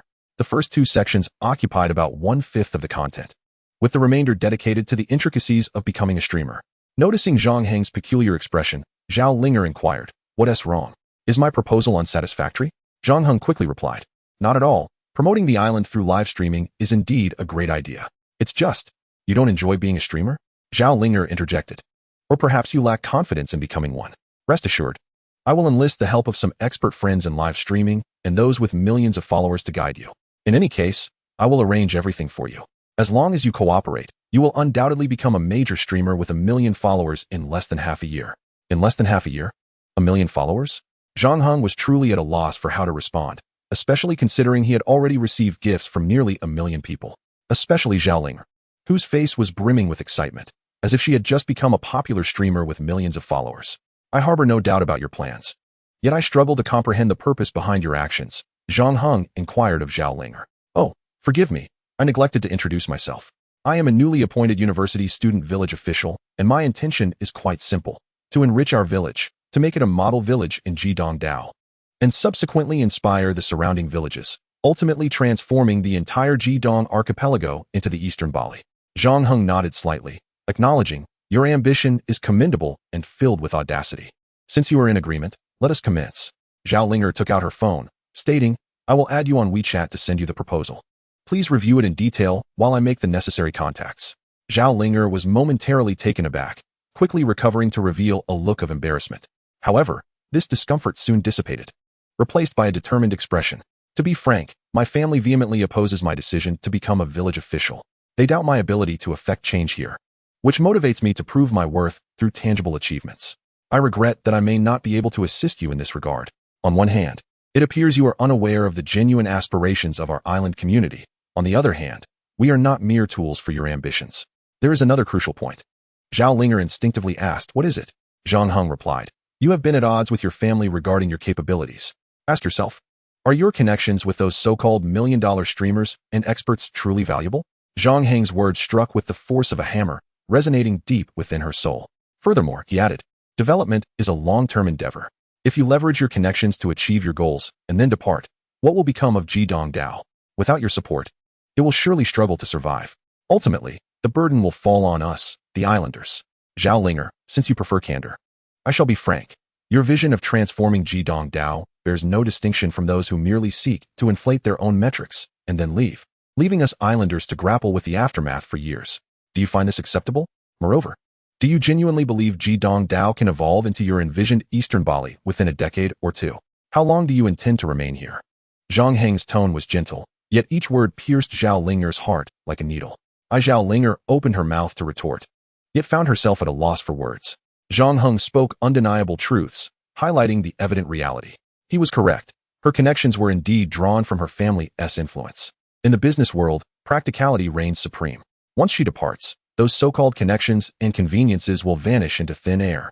Ultimately, it is Jidong Dao that will suffer. The expression of embarrassment and anguish on Zhao Linger's face revealed that her previous intentions were heartfelt. She genuinely wished to contribute to Jidong Dao, albeit with naivety. Zhang Heng picked up a bottle of mineral water from the table, unscrewed the cap, and offered it to Zhao Linger. "Here, have a sip, and let us sit down and converse at a leisurely pace." Zhao Linger, still in a daze, accepted the water and took a sip, her demeanor still somewhat bewildered. Zhang Heng smiled faintly, saying, "All right, come find me once you have found your answers." However, before Zhang Heng could finish his sentence, Zhao Linger turned and ran out of the courtyard. In an instant, she dashed away. Watching her retreating figure, Zhang Heng shook his head in disbelief. Although Zhao Linger might appear somewhat naive, feigning maturity, she was genuinely a good person. Over the years, Zhang Heng had encountered numerous daughters of wealthy families, some of whom he had interacted with romantically, yet none had ever caught his attention. Most were frivolous and superficial. They could chatter endlessly about international brands and extravagant spending. But when it came to action, they were all ineffectual. Zhao Linger, however, was entirely different. This prompted Zhang Heng to contemplate a saying. There exists a distinction between the rich second generation and the scions of noble families. While both are offspring of the affluent, the former is merely wealthy, whereas the latter embodies a legacy that encompasses far more than wealth. Thus, it seemed evident that Zhao Linger hailed from a noble lineage. Otherwise, she would not have come here. Just then, Aunt Ma appeared, carrying a plate of steamed grouper. Noticing Zhang Heng alone in the room, she curiously inquired, "Where's Linger?" Zhang Heng approached and accepted the plate of steamed grouper from Aunt Ma. "Aunt Ma, even if you regard me as your younger brother, surely you do not expect me to reach the heights of a swan. After all, I am merely a toad." Aunt Ma shot Zhang Heng a disapproving glance. "Do not speak nonsense. If Linger did not find you agreeable, she would not engage in conversation with you. Since her arrival this past week, aside from the village women, she has not spoken a word to any man. I observed her speaking with you just now, and you both appeared quite comfortable together. How could she simply leave? Do you?" Before she could finish, Aunt Ma playfully slapped Zhang Heng's arm. Chapter 21. Eating simple and unpretentious foods. Aunt Ma's words left Zhang Heng somewhat perplexed. What had he done to warrant such ire? Before he could inquire further, Aunt Ma had already dashed out. Regardless, he had nothing to worry about. Zhang Heng pondered the possibility of the lobster being in the pot, so he headed to the kitchen for a glance. Indeed, it was steaming away. The giant lobster should not be cooked for too long, otherwise, the meat would become tough, losing its freshness.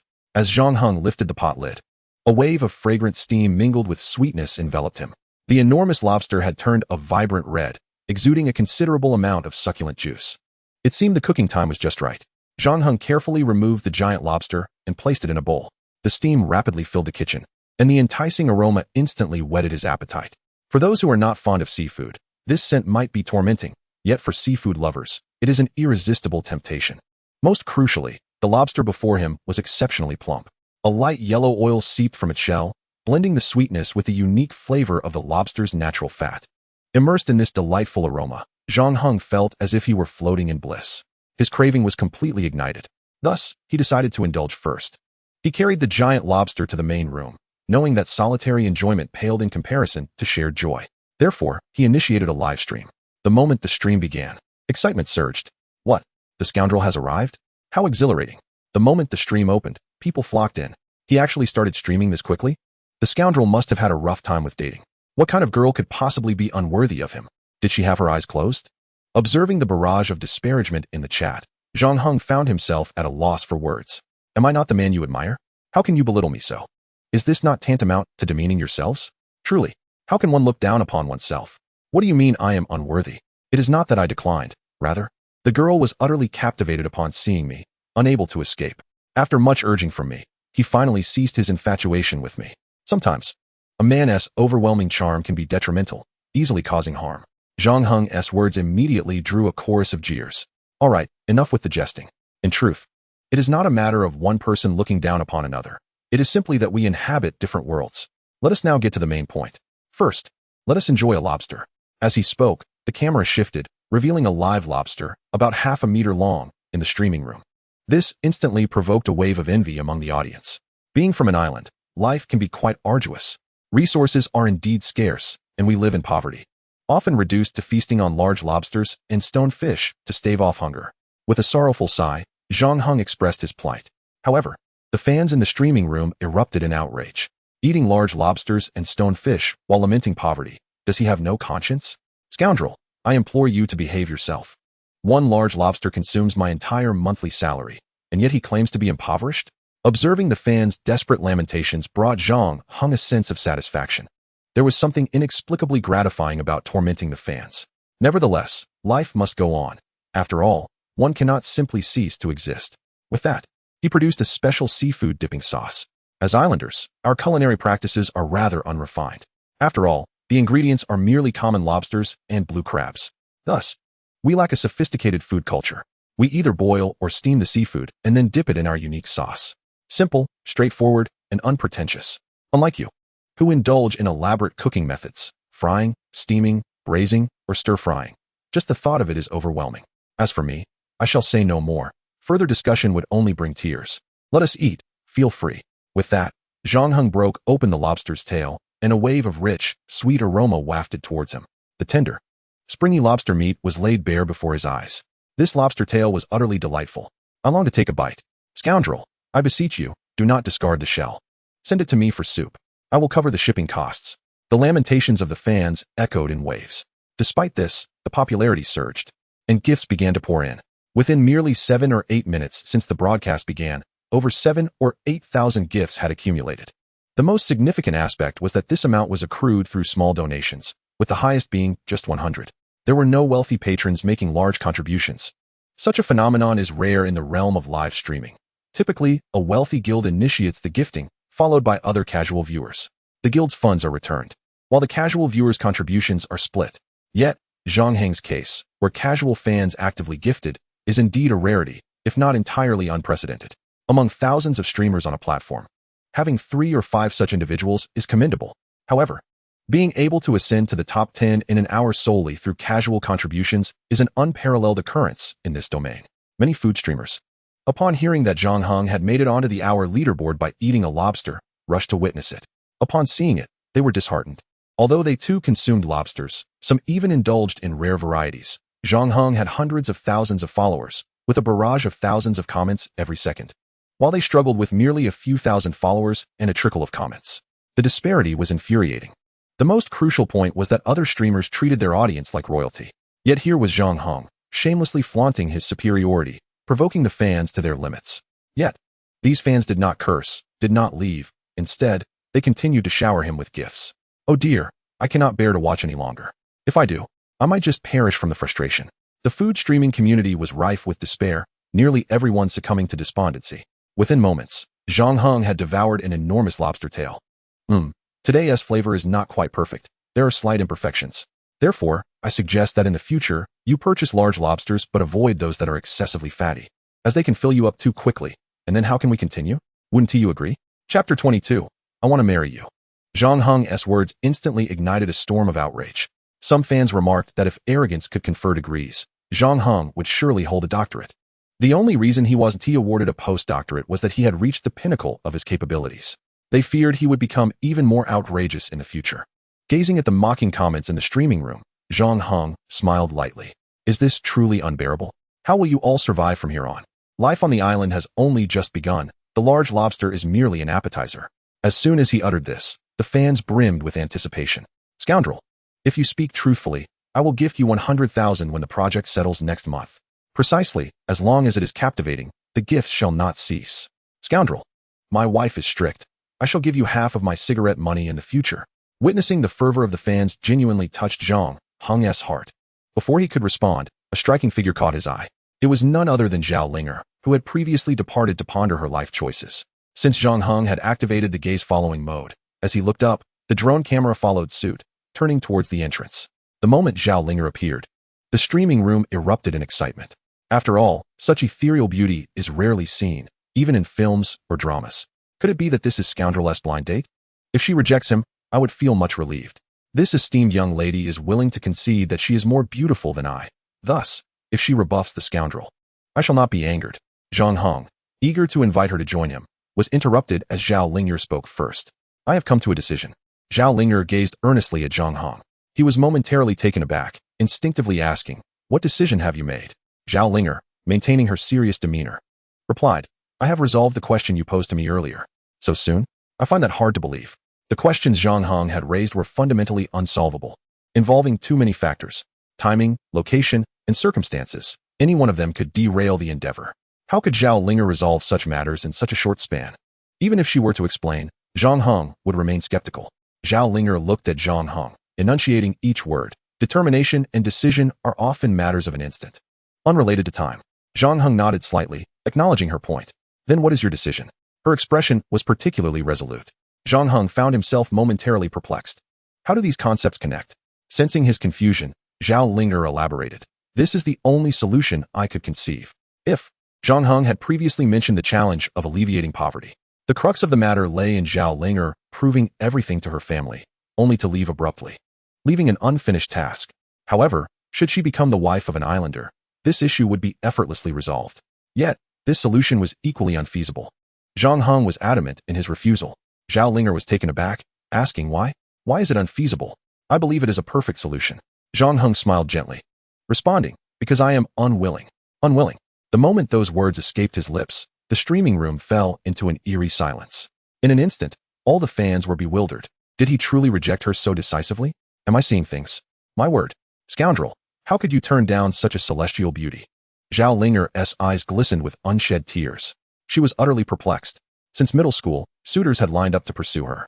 During high school, she received no fewer than 7 or 8 love letters each day.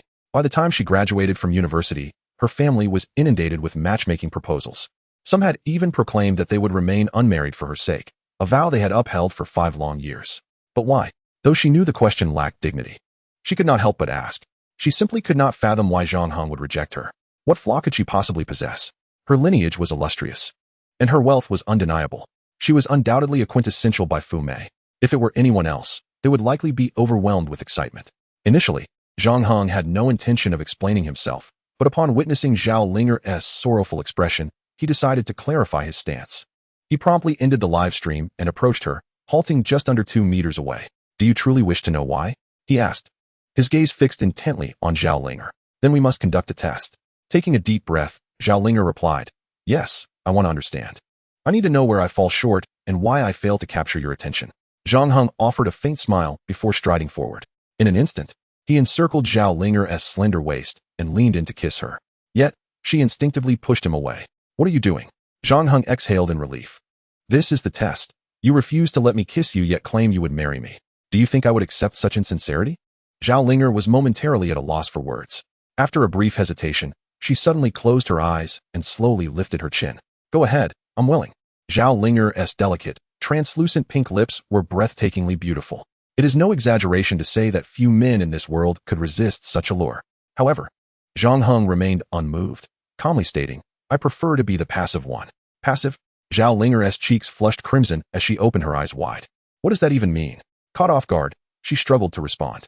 Having never so much as touched a man's hand, she was utterly clueless about initiating a kiss. I don't know how, she stammered, biting her lip as her face turned beet red. Isn't it always the boys who take the lead? Zhang Heng looked at her and said, I apologize, but as a man who prefers a passive role, the initiative is yours. Zhao Linger found herself speechless once again. Despite mustering her courage to try, she ultimately could not bring herself to act. After all, being held in Zhang Heng's embrace was already a significant breakthrough for her. Yet at that moment, Zhang Heng fully released her. Zhao Linger, I find your thoughts and actions to be increasingly troubling. Chapter 23. Refusing Zhao Linger. Stunned, Zhao Linger gazed at Zhang Heng in confusion. What have I done? What have you done? Zhang Heng replied. You previously wished to achieve a so-called poverty alleviation within your term, which would only impact 3 to 5 years at most. Yet now, you seek to entrap me for a lifetime. Is that not more reprehensible? You do not love me, yet you deceive me into marrying you. That is utterly immoral. After a long pause, she finally spoke softly.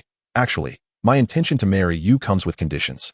My plan was to first establish a marriage contract and then discuss the wedding when the time was right. Then that makes you even less human. Zhang Heng could not help but exclaim, you are clearly setting me up for failure.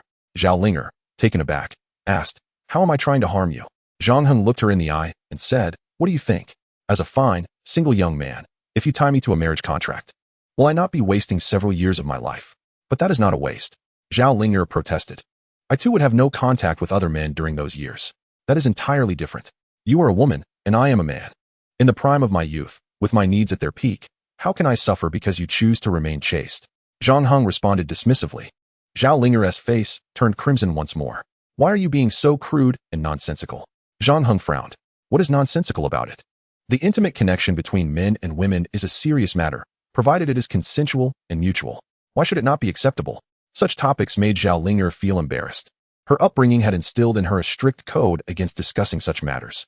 Thus, she attempted to change the subject. Isn't it customary to establish a career before marrying?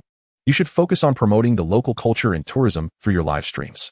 Once you become a prominent broadcaster, the economic prospects for the island will flourish. Expanding your choices. She paused abruptly.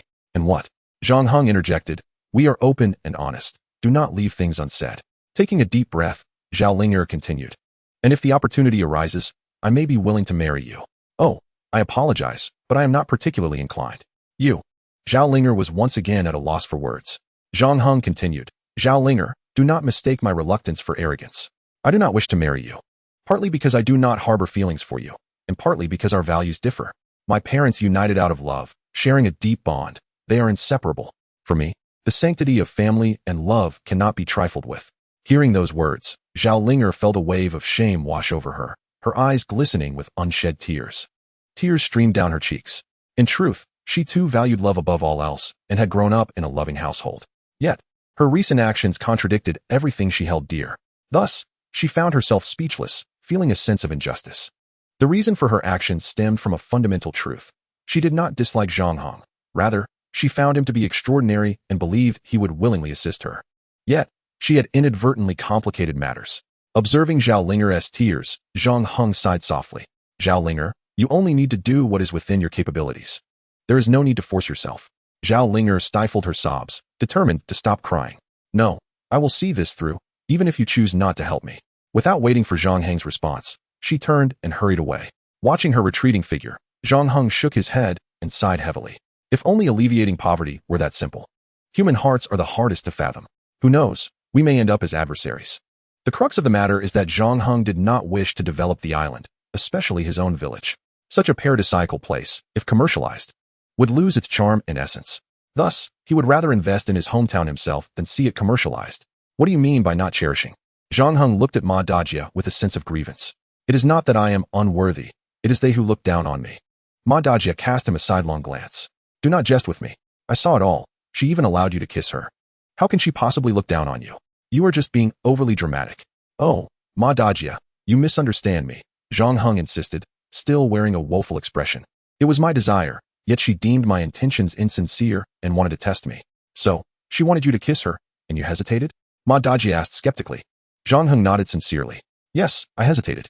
She is exceedingly beautiful, which left me hesitant to speak. Nonsense. I refused to believe it. You used to sneak a peek at me while I bathed when we were young. Before Ma Dajia could finish her words, Zhang Heng promptly interrupted her. Ma Dajia, let us not dwell on that trivial matter. It was merely a bet at the time. As he spoke, without waiting for Ma Dajia to respond, Zhang Heng swiftly changed the topic. Let's leave it at that. Let's eat first. Ma Dajia glanced at Zhang Heng, sighed, and chose not to say anything further. The two of them sat down and began their meal.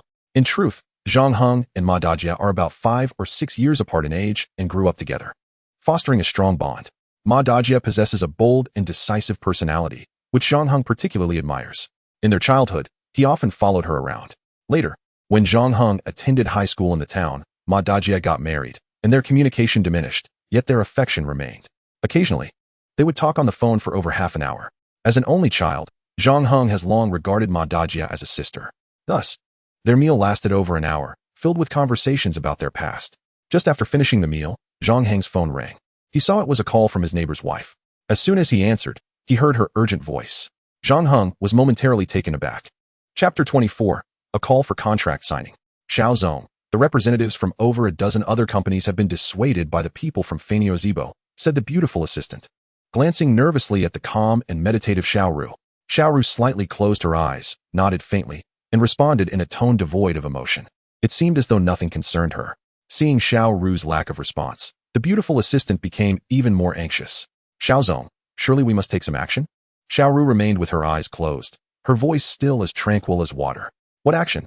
Is Fanio Zibo's approach truly unexpected? The beautiful assistant was momentarily rendered speechless.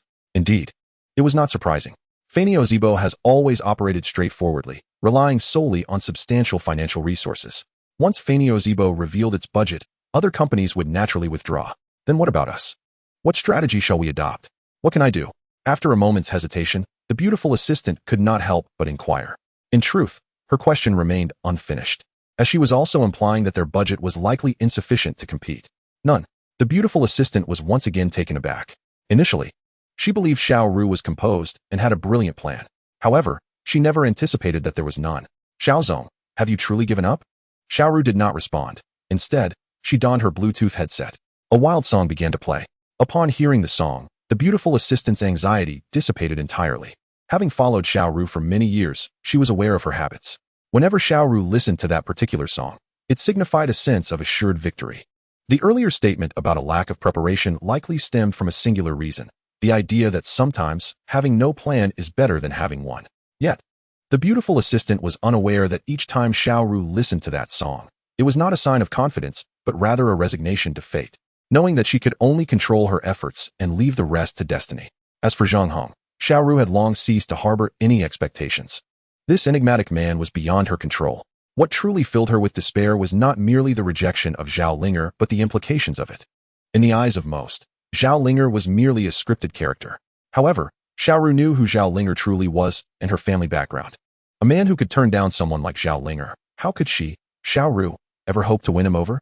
Thus, she resolved to do her part and leave the rest to fate. At that moment, the song playing through her headset brought forth a realization. Watching all the other streaming companies retreat in defeat filled Han Maokai, the vice president of Fanio Zibo, with pride, his expression exuding a sense of triumph. This feeling had not graced him since he signed the immensely popular Yujia, who boasted 70 million followers.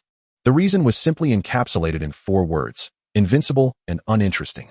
The invincibility lay in the fact that any streamer he set his sights on was bound to sign. If not in a year, then in 3. In short, as long as he intervened, no one dared to refuse him. This applied to both the streamers and the companies alike. As for the uninteresting part, that was even simpler. Since the signing of Yujia, no other streamer had piqued his interest. Thus, he had not taken action in a long while, until he encountered Zhang Heng. Upon witnessing this man, often labeled a scoundrel for his provocative antics, he felt invigorated. However, while vacationing in Hawaii with a newly signed female streamer, he received a notification from his subordinates. Without even convening a meeting, he directly called the president. The contents of the call were straightforward: prepare the funds and finalize the contract. The president was well aware of Han Maotsai's character and had also watched Zhang Heng's streams, concluding that he would undoubtedly become the next streaming sensation. Consequently, without hesitation, he granted 3 special privileges. The first allowed for direct payment, with a 5-year advance. Generally, when streamers signed contracts, the initial figures would be in the tens of millions. But the reality was often less glamorous. This sum typically covered several years, meaning that the total would be divided annually. The second privilege granted Zhang Heng the highest-tier contract available to streamers, a rarity even within Fanio Zibo and the entire streaming industry. To maintain better control over their streamers, companies usually left room for negotiation. The third privilege was the absence of a performance clause. Most streaming contracts included strict performance metrics regarding popularity, gifts, and streaming hours. Yet, Zhang Heng's contract bore no such restrictions. It could be said that Fanio Zibo had offered unprecedented terms. This was precisely why, as soon as Zhang Maokai revealed his hand, the other streaming companies withdrew immediately. Zhang Zong, do you think we might have set the price too high? A woman with long legs and a striking figure beside Han Maokai remarked upon reviewing the contract. Too high? She reiterated, nodding emphatically. 100 million. And with such a level of freedom, how could it not be high? You saw how the moment it was mentioned that so many were seeking Zhang Heng, his neighbors were terrified, fearing he was involved in some unsavory business. These island dwellers clearly have never seen much of the world. Why grant him such a high offer? Han Maokai glanced at the woman. Shallow. Just because his neighbors lack experience, does that mean he does as well? He has received hundreds of thousands in the streaming world without batting an eye, and just from a recent meal, over 7,000 people gifted him more than 6,000. What do those numbers represent? You cannot be unaware of this after all this time, can you? The woman, unconvinced, replied. What does my tenure with you have to do with it? I am your personal assistant, not your corporate aide. As they say, everyone has their expertise, you must admit. My skills are commendable. Han Maokai smiled with a hint of admiration. Indeed, there is no denying your talent in this regard. The woman smiled in return. It is not just me. You did well. I merely assisted. As they exchanged smiles, the woman shifted the topic. However, Han Zong, I still feel that your strategy is not as simple as it appears. There must be some hidden maneuvering. Han Maokai smiled nonchalantly. At least you have not wasted your time with me. You are correct. Such a lofty price is not solely attributed to Zhang Heng, but encompasses all the hosts across the nation. I intend to convey the grandeur of Fei Niao, allowing them to experience its opulence firsthand. In the future, any promising host will think of signing with us first, while other streaming companies will merely feast on the remnants we leave behind.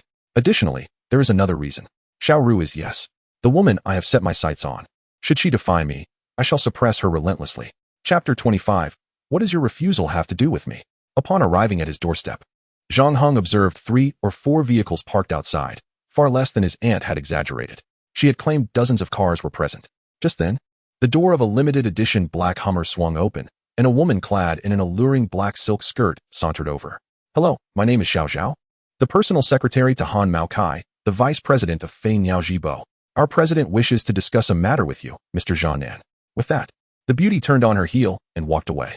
Zhang Heng remained stationary, casually inquiring, "What matter?" The lady paused, slightly turning her body. "You'll find out once you get in the car. It's something good." Zhang Heng smiled indifferently and replied, "Not interested." The beauty was momentarily taken aback. She had never anticipated such arrogance from Zhang Heng. Consequently, she altered her demeanor. "Mr. Zhang, our president has come to negotiate a signing agreement on behalf of Fei Niao Jibo. Typically, he does not engage directly with host signings. Furthermore, there are over 30 companies here today to sign you, but upon seeing the terms proposed by President Zhang, they all fled in dismay. I mention this to emphasize that we at Fei Niao, along with President Zhang, sincerely invite you to sign with us. As for the specifics of the contract, only President Zhang can discuss them with you. I am not at liberty to disclose them." "Oh," Zhang Heng replied with a nonchalant tone. The beauty was momentarily stunned. Was this truly a lack of appreciation? How could one refuse the opportunity to sign with someone of Han Maokai's stature? Was he courting danger? The closed car door signified Han Maokai's attitude. Taking a deep breath, the beauty steeled herself and pursued Zhang Heng, seething with frustration. What was her status? She was the assistant to the president of Fei Niao Jibo, coveted by many, yet here she was, chasing after Zhang Heng like a supplicant. It was utterly distasteful. Despite her distaste, she pressed on, believing that once she revealed their conditions, Zhang Heng's attitude would surely shift. She could not fathom that a mere 100 million could fail to dazzle a seemingly insignificant individual. What was the significance of being the top scorer in the college entrance examination? Did that merit 100 million? She caught up to Zhang Heng and blocked his path. "Mr. Zhang, I did not articulate my earlier statements clearly. Allow me to clarify. Fei Niao is offering a signing fee of 100 million for 5 years, along with 3 other generous conditions that others cannot match." Zhang Heng could not help but chuckle softly. "From your demeanor, it seems that 100 million is quite a substantial sum." The beauty's expression shifted dramatically. Before she could respond, Zhang Heng added, "For me, it is merely a minor goal. Now, please leave. I have no interest in your Fei Niao." With that, Zhang Heng turned to depart, but the Hummer surged forward, blocking his way. The door swung open, revealing Han Maokai, impeccably dressed, smiling at Zhang Heng. "Mr. Zhang, I believe you have time to converse with me." Zhang Heng regarded Han Maokai and replied, "I'm sorry, but I have no time." Just as he attempted to leave, Han Maokai interjected, "If you do not provide me with a suitable reason, I believe you may come to regret it." Zhang Heng slowly turned back to face Han Maokai. "What? Are you threatening me?" No, Mr. Zhang, you misunderstand," Han Maokai chuckled. "I am not threatening you. I am merely stating the facts." With that, Han Maokai stepped down from the vehicle and continued, "Firstly, the terms I offer are the best in the entire network. Secondly, if you continue to dismiss me in this vague manner, I will naturally have to take certain measures. Of course, these measures are not aimed at you, but rather at my competitors. Especially regarding Lang Yijibo, I cannot allow them to host a talent as remarkable as you." Zhang Heng smiled calmly once more. "What does that have to do with me? The conditions you propose are your concern, whether I accept them is mine. As for Fei Niao Jibo, that is your affair. Do as you please." With that, he turned to leave. However, he quickly pivoted back. "By the way, every event has its cause and effect. When I began my streaming career, I did not choose Fei Niao, but rather Langya, a decision made after careful consideration. I conducted thorough research on your company, examining financial reports, employee turnover, corporate culture, and recent revenue figures. What I found intolerable was your excessively vulgar control over streaming content. The earlier aspects could be begrudgingly endured, but the latter, I cannot condone." Taking a deep breath, Zhang Heng added, "Furthermore, should my actions cause any inconvenience to Fei Niao Jibo, I assure you I will not turn a blind eye. If you dare to offer me 100 million, you must also recognize that I am a provincial top scorer, a graduate of Qingbei University. I have a circle of fairly successful classmates. Thus, if you resort to underhanded tactics against Langya due to my influence, do not blame me for my lack of courtesy. Though we rarely connect, I am confident that they will assist me in addressing Fei Niao Jibo." With that, Zhang Heng approached Han Maokai, extending his hand amicably. "Business may not be concluded, yet kindness persists." Zhang Heng's words, though delivered with a friendly demeanor, were sharp and piercing. Yet, the most crucial aspect was that Han Maokai found himself unable to retaliate. In that moment, he realized that Zhang Heng was not to be trifled with. He had underestimated him, initially assuming that his resignation indicated mere bookishness. Little did he know, Zhang Heng was merely a wise individual who had chosen to retreat into the shadows. Now, despite the humiliation, he had no choice but to swallow his pride. He had spent a lifetime playing the hawk only to be pecked by a sparrow. No, the truth was he had been blind and foolish for provoking Zhang Heng, the seemingly unassuming tiger. Han Maokai had made meticulous preparations, believing that after so many years in seclusion, he would have the upper hand. He took a deep breath and grasped Zhang Heng's hand. Indeed, Business may not be finalized, but kindness remains. However, as long as I am at Fei Niao, our doors will always be open to you. Zhang Heng smiled faintly. Let us see. Han Mao Kai nodded slightly, and then returned to his vehicle. Once inside, his personal secretary expressed concern. What if Xiaoru hasn't left? Could she? Chapter 26, A Simple Prize Draw. As Han Mao Kai's car passed by Xiaoru's Beetle, he immediately instructed the driver to halt. When he lowered the window, Xiaoru did the same. How are you holding up? She inquired, her tone devoid of any emotion. One must learn to accept the limitations of one's power.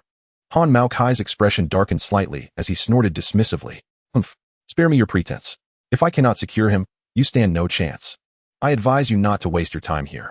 The man will never look favorably upon Lang Yajibo, nor will he regard you with any interest.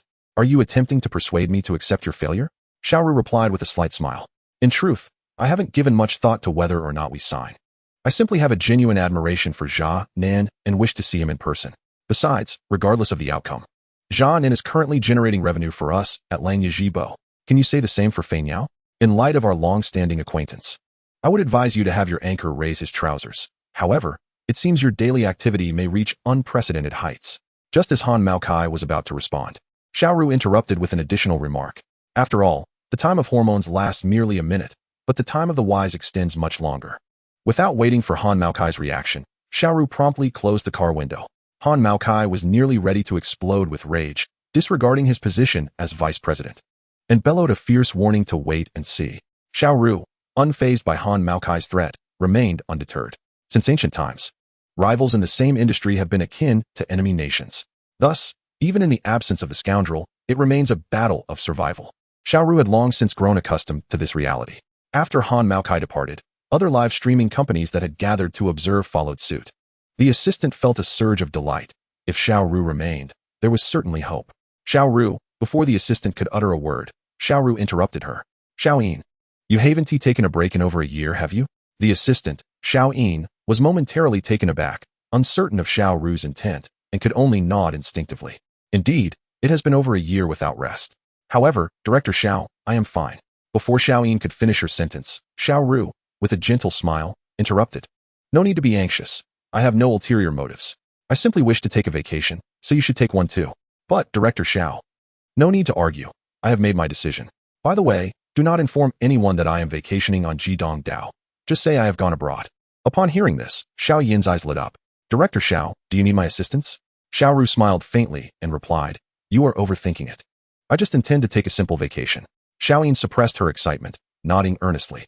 Yes, I understand. Just like a scoundrel, a simple lunch. After successfully persuading Han Mao Kai to leave, Zhang Heng picked some fruits and began his live stream. As soon as the stream commenced, the audience erupted in outrage. Nearly everyone condemned him, labeling him as the aircraft carrier among scoundrels, a true rarity in the human realm. It was astonishing that he rejected a proposal from such a beautiful goddess, Zhaolinger. Soon, a new barrage of comments flooded the chatroom. Previously, it was the scoundrel's nature. But now it became scoundrel, please be a decent person.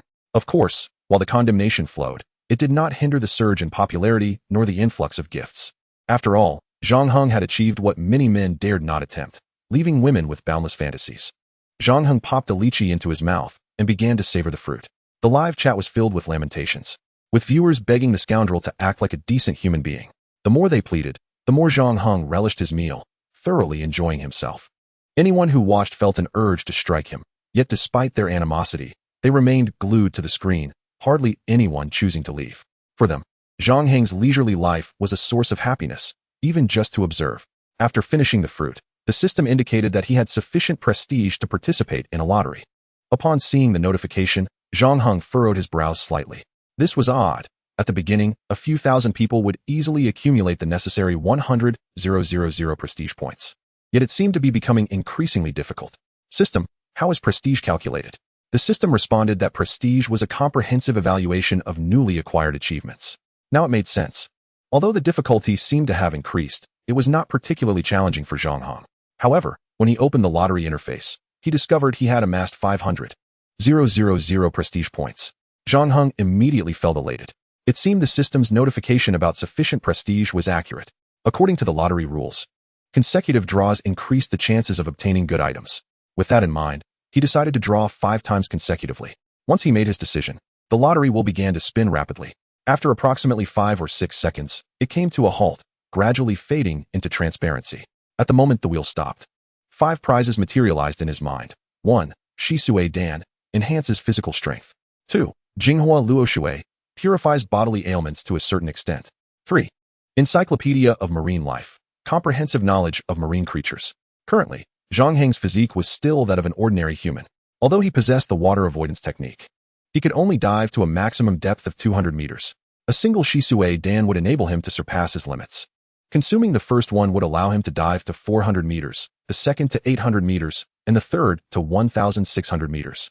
Without hesitation, Zhang Heng consumed all 3 in one go. A mysterious surge of power coursed through his body, enhancing his physical capabilities 8-fold. This sensation was one only those who experienced it could truly understand.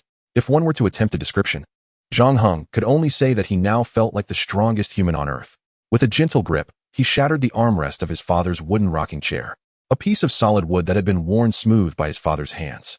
The strength and resilience were comparable to that of cement, and to break it so easily was a testament to his newfound strength.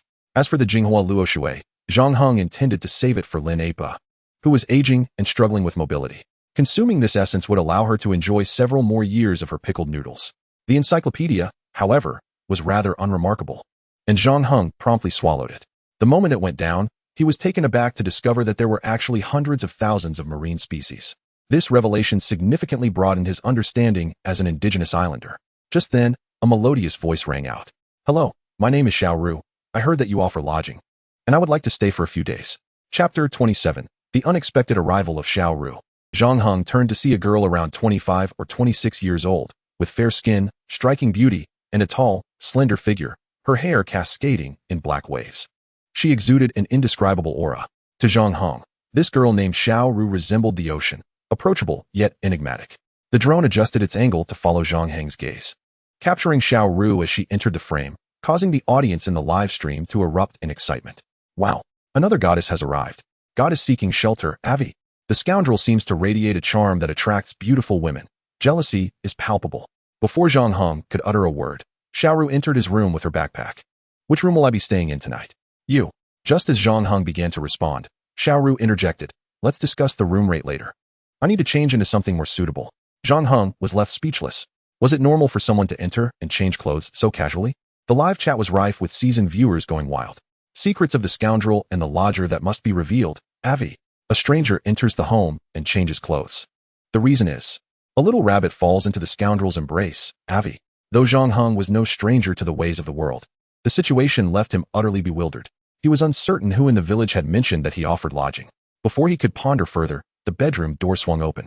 Xiao Ru emerged wearing shorts and a white crop top. Earlier, her hair had been loose, but now it was tied in a ponytail.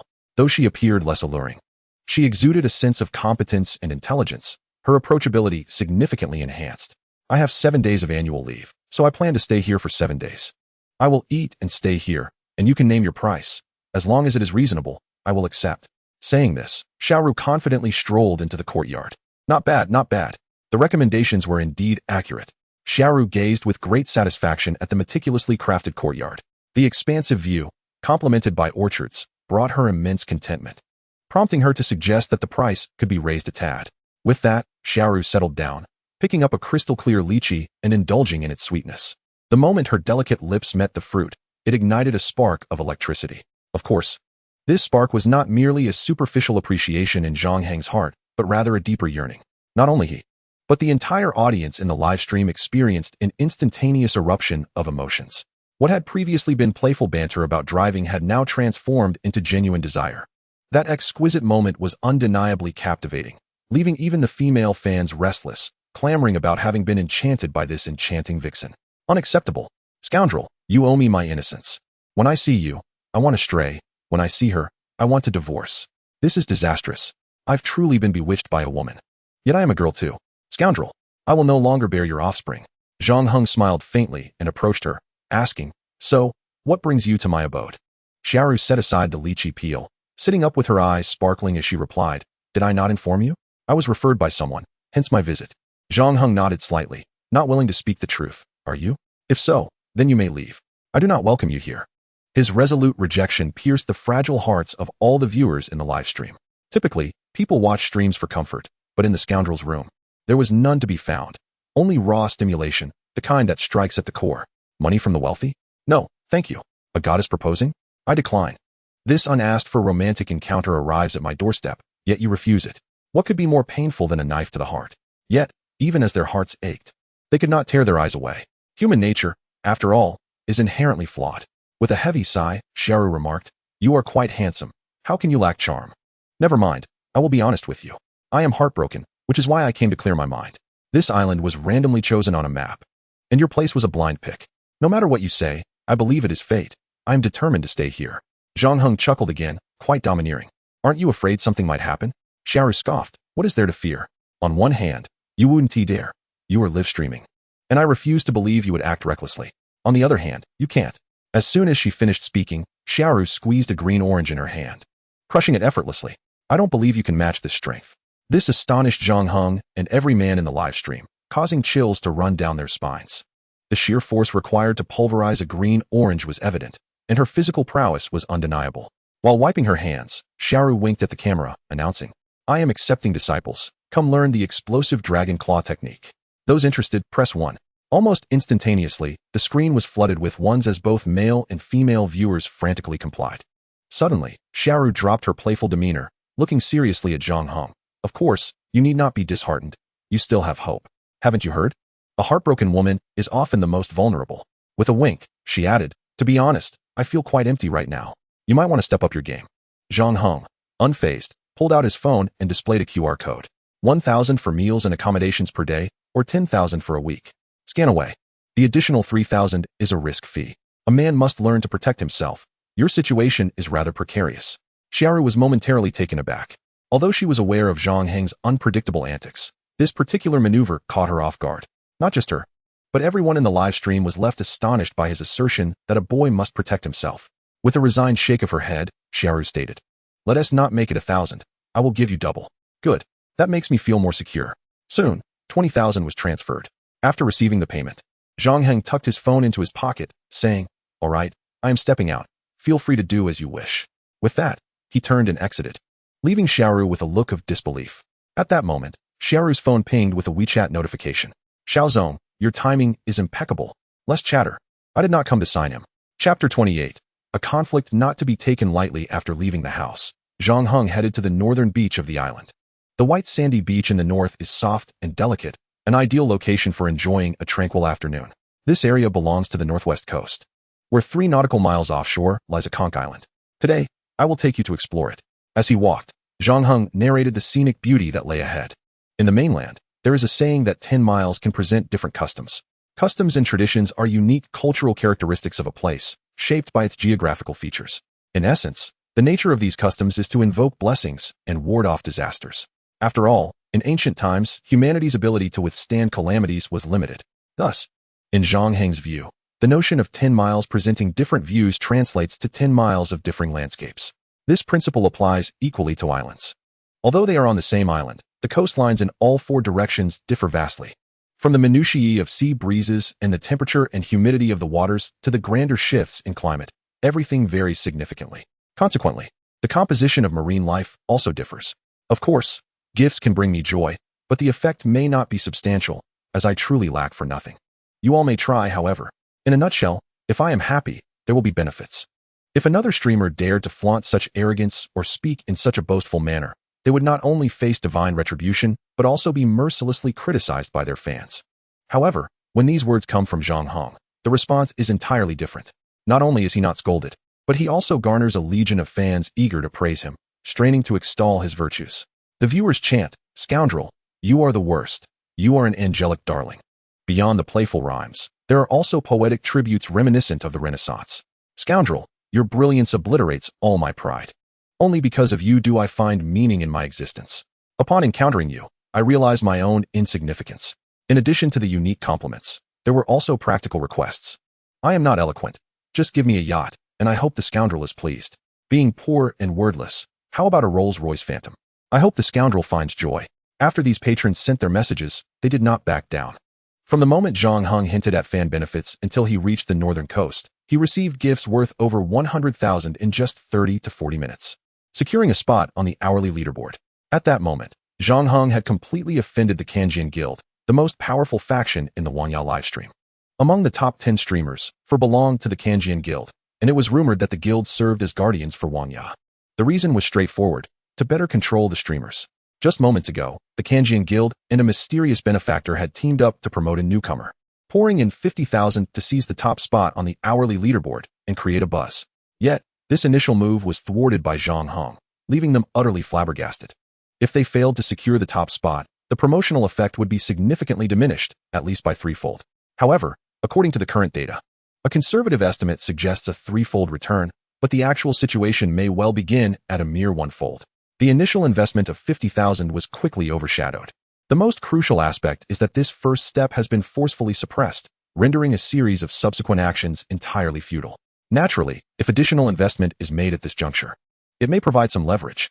Yet, having only just convinced the elder brother to allocate more funds, raising the budget to 100,000, Zhang Heng's position is rapidly approaching 80,000. Moreover, surpassing the 100,000 mark is merely a matter of moments.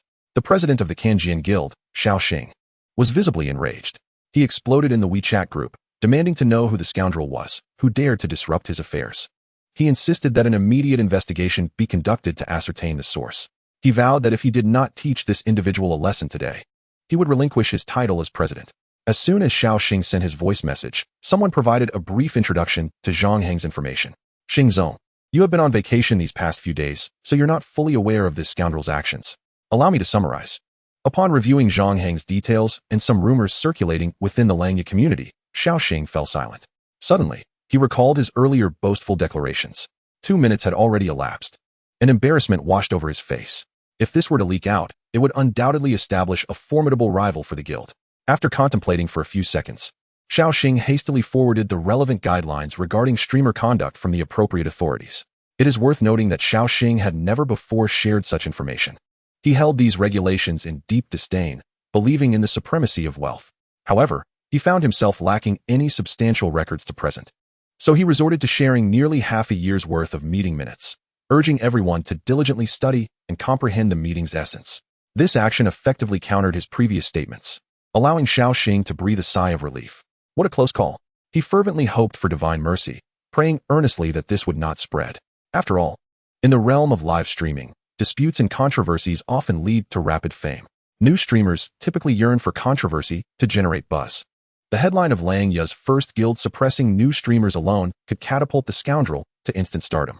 Therefore, if this information were to circulate, it would certainly result in severe repercussions for Shipwreck and the Kanjian Guild, which he had painstakingly built over 4 years. The thought of such dire consequences filled him with dread. He fervently wished for divine benevolence, repeating his plea thrice, followed by various prayers to the deities. Even if Zhang Heng were to learn of Shipwreck's predicament, he would have little inclination to engage. If the competition were more evenly matched, he might find it entertaining. However, facing someone like Shipwreck, whose tactics were so beneath him, held no allure. He could only dismiss it with a smile. Upon arriving at the northern coast, Zhang Heng observed the tides. It was still early, not yet time for low tide, and the sea conch island was not in sight. I'll take a nap, he declared. You all keep praising me, don't stop. Chapter 29. The sea is full of treasures. Upon hearing that Zhang Heng was taking a nap, the fans immediately expressed their discontent. Initially, they protested vehemently against being abandoned for his slumber. However, Zhang Heng paid them no mind. Consequently, the fans began to kindly urge him to wake up and engage in conversation. Yet, Zhang Heng, unfazed, remarked, watching this scoundrel sleep is a privilege in itself.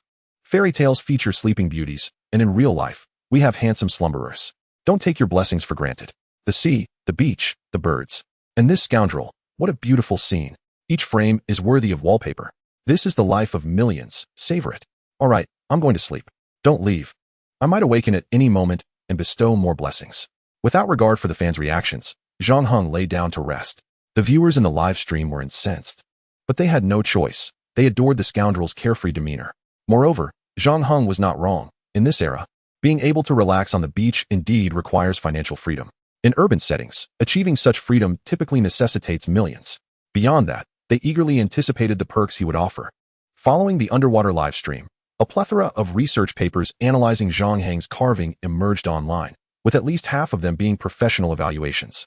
To the layperson, it seemed impressive and remarkable, but to insiders, it invoked feelings of inadequacy and embarrassment.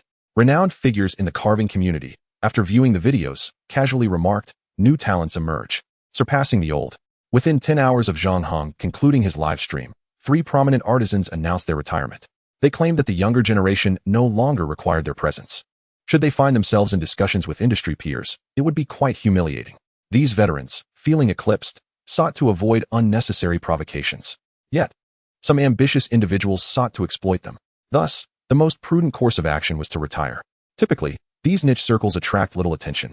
But Zhang Heng's influence propelled the term carving into the top 3 trending topics on Lenya Live. Consequently, the gossip within the community became widely known. As fans promoted Zhang Heng, they eagerly shared these tidbits. However, they could not silence the naysayers. There were many who believed Zhang Heng was merely orchestrating a publicity stunt, harboring feelings of resentment and a desire for revenge. Nonetheless, these sentiments bore little relevance to the fans, who yearned for his benevolence. Given the previous perks, anticipation for Zhang Heng's subsequent offerings was palpable. These rewards far surpassed the typical 1,000 yuan red envelopes or iPhones offered by other streamers. It was conceivable that someone would earn a small fortune, such as 150,000 from the prior underwater carving, should they have been fortunate enough to participate. Not everyone was envious of Zhang Heng's blessings. A considerable number of female fans were captivated by the sight of him sleeping. Prior to dozing off, Zhang Heng set the drone to free mode, allowing it to creatively capture various angles, distant, close-up, wide-angle, and perspectives from above and below. This added a layer of amusement to his slumber while providing the female admirers with ample opportunities for imaginative musings. When Zhang Heng finally awoke, 2 hours had passed. He initially thought his popularity would plummet, as few would wish to watch him sleep on an ordinary weekday afternoon. However, to his surprise, his viewership had increased rather than diminished. While he slept, the number of viewers had reached over 140,000, and now it was nearing 200,000. Upon noticing that Zhang Heng had awakened, the fans erupted with excitement, their energy palpable. "Scoundrel, you're finally awake. I thought I'd perish waiting for you. My dear scoundrel, if you didn't wake up soon, I would have died. Oh my goodness, you've finally woken up." The fact that he could increase his popularity even while sleeping was indeed impressive, and he was pleased that they had not let him down. Zhang Heng gazed into the camera and spoke. "To be honest, I am quite elated. This sentiment holds far more significance than any sweet nothings." He continued, "Well, I am in a good mood today, and shortly, I shall share some delightful surprises with you all." Upon hearing the promise of rewards, the live chat erupted with excitement as viewers fervently filled the screen with messages. Typically, when rewards are offered, it involves screenshots on television and on Lenya Live. The amount to appear on screen is determined by the host. Most often, it is set at 1 yuan, though there are instances of 10 yuan as well. However, Zhang Heng decided to set his amount at merely 1 yuan. As soon as this was established, a flood of funds poured in, reaching several 100,000 yuan almost instantly. With 1.96 million fans in the live stream, around 60 to 70% expressed their eagerness to appear on screen to claim their rewards. Many viewers sent in dozens of requests without a hint of discomfort. "My apologies. Truly," Zhang Heng said, "I made an error in my operations. I merely wished to observe the process, yet it inadvertently activated. Let this one slide." If any other host dared to make such a blunder, they would undoubtedly face severe backlash, potentially leading to the closure of their stream. Yet, the fans in Zhang Heng's stream displayed remarkable tolerance and understanding. "No worries, Brother Jia. Take your time to familiarize yourself. There is no rush." Fans were more than willing to overlook his mistakes, even if he faltered multiple times, encouraging him to take his time until he mastered the craft. At that moment, Zhang Heng's stomach let out a loud growl. He glanced out at the sea and noticed the tide was still a bit high. "The tide is still somewhat strong. I shall go grab a bite to eat."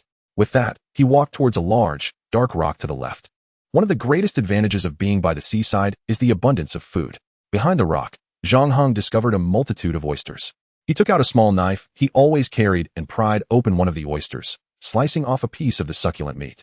Oysters are often referred to as a man's fuel station, so those who can should indulge, and for those who cannot, just watch me enjoy them. It is important to note, however, that oysters meant for raw consumption require a high standard of seawater, and one must possess the experience to judge. Generally, they should not be eaten raw. "So, just observe as I eat this raw," he said, bringing an oyster to his lips. With a slurp, the sizable morsel slid into his mouth. Quite delightful, fresh and sweet. After swallowing, he felt invigorated. At that moment, a comment in the chat caught Zhang Heng's attention. Chapter 30. Only you all cherish this. Brother Jia, is what you say true? I have issues in that regard. Will eating oysters really help? Zhang Heng smiled slightly and replied, "My friend, you have misunderstood. Oysters are a man's fuel station, not an engine. If the engine is faulty, adding more fuel will not remedy the situation. Therefore, I suggest you get your engine repaired first. Once it is fixed, then come back for fuel. He then pried open an even larger oyster. As soon as the shell opened, a creamy piece of meat was revealed, wobbling enticingly with ample elasticity. The fans in the live chat were left drooling, especially those who had tasted oysters before, whose cravings were heightened despite their unfamiliarity with quality. This one is rather good. Though a bit too rich, it may be overwhelming. I shall toss it back to the sea for the fish. Zhang Heng casually threw it into the ocean, and immediately, a swarm of small fish rushed in, devouring the delectable oyster almost entirely. You might think this is wasteful and condemn me in your hearts, urging me to be a better person. No worries. Feel free to express your discontent. After all, you cannot partake in this. And do not be too upset. If you die from frustration, I will feel no guilt or sorrow. For such an occasion will grant me the opportunity to boast once I have children. He struck a pose of grandiosity, declaring, "Young man, do not resist. In my day, simply eating an oyster could provoke someone to hang themselves. Dare to challenge me, and I shall leave you in disarray." Such remarks left the fans feeling a mix of amusement and frustration. Yet, despite their exasperation, no one dared to retort. As Zhang Heng would say, "It is futile. You chose me as your idol. Endure the pain, for you must watch." In the blink of an eye, he had consumed a dozen oysters, finally feeling satiated. Leaning against the large rock, Zhang Heng contentedly rubbed his belly. This display left the viewers in the live stream feeling a mixture of envy and awe, their stomachs grumbling in response. "Brother Zha, please. Do try to be a decent person." The outcry from the chat did not faze Zhang Heng in the slightest. Suddenly, he opened his eyes, sensing a change in the sea breeze and humidity, indicating the tide was receding. "Your rewards are here." He pointed toward the northwest. Sure enough, a small peak emerged a few kilometers away. "Do you see that little peak in the direction I am pointing? That is where we are headed today." A small island formed from a massive coral reef and various shellfish. It is said that the probability of such a phenomenon occurring is 1 in 10 million. Firstly, a sufficiently large coral reef must exist, and secondly, an abundance of shells is required. The conditions for both must coincide with a favorable climate over 3 consecutive years. Just like the exceptional vintage of 1982 Bordeaux, the quality of which was due to a once-in-a-century favorable climate. The difficulty of accessing this island is attributed to these very reasons. Of course, some may think I am exaggerating and question my data. Why is my hometown so fortunate? To such critics, I can only say that I do not know. Just as I can earn thousands in an hour, they can scarcely manage a keyboard. It is challenging to explain. Now let us dive. With that, Zhang Heng began to remove his clothing. As he shed his shirt, the atmosphere in the live stream thickened with anticipation. The last time he had gone for a swim, the process was similar, but the viewer count had been modest, and the audience primarily comprised men. It is well known that those drawn to daily live streams are predominantly male. Moreover, at that time, Zhang Heng had not undergone his transformation, and his skin's smoothness and muscular definition were merely average. However, things were different now, whether in terms of skin tone or smoothness. He was now the envy of any woman, and his muscular physique left even the most chiseled men feeling inadequate. As he removed his shirt, the chat exploded with excitement.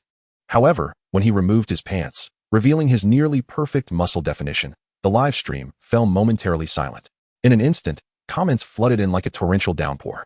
"Brother Zha, come on, I'm at your service. I'll just lie here and let you do as you please. Brother Zha, my idol, please, ravage me just once. Brother Zha, ignore those petty remarks. Go ahead. I will comply entirely. Brother Zha, although I am a man, I can be flexible." Among the throngs of fans, 2 individuals stood out. One, naturally, was Xiao Rushi. Having worked in live stream operations for years, she had encountered numerous handsome men. Even when faced with some popular idols, she would rarely react strongly. At most, she would think to herself that one was somewhat attractive, only to forget moments later. Yet, at this moment, facing Zhang Heng, she found herself unable to maintain her composure, her body responding involuntarily, especially while lying in Zhang Heng's room, immersed in the scent that lingered. Her physical and emotional urges surged uncontrollably. What is happening to me? I only have a professional relationship with Brother Zha. How could I have such thoughts? Xiao Rushi admonished herself internally, striving to suppress her reaction, yet she found it impossible to quell the rising tide of her emotions. Another individual stands out distinctly from the rest. This person is none other than Zhao Linger, who previously faced rejection in her proposal. While confiding in her close friend, her friend recommended a particular streamer. Initially, Zhao Linger harbored little interest, but her friend's persistent endorsements, accompanied by solemn oaths, compelled her to click the link. The moment she opened it, she was utterly astonished. She could hardly fathom that the male streamer her friend fervently pursued was actually Zhang Heng, the very man who had just spurned her proposal. Observing the staggering follower count exceeding 100,000 and the gifts amounting to over 100,000 in merely an hour, she suddenly felt foolish. The achievements her friend had taken 2 years to attain were accomplished by him in just 3 days, while she shamelessly considered instructing others on live streaming. How embarrassing. Fortunately, she had not introduced her friend to Zhang Heng. Otherwise, her friend's reputation would have been severely tarnished. However, the most astonishing revelation for Zhao Linger was the realization that she, too, harbored a certain shamelessness and lewdness within herself. Chapter 31. The Mysterious Haidao Island. After plunging into the sea, Zhang Heng truly began to experience the effects of his marrow cleansing. Previously, he merely felt at ease within the water, but now it felt as if the very ocean belonged to him. With a mere flick, he could dart out several meters. To describe it more aptly, it was akin to mastering underwater agility.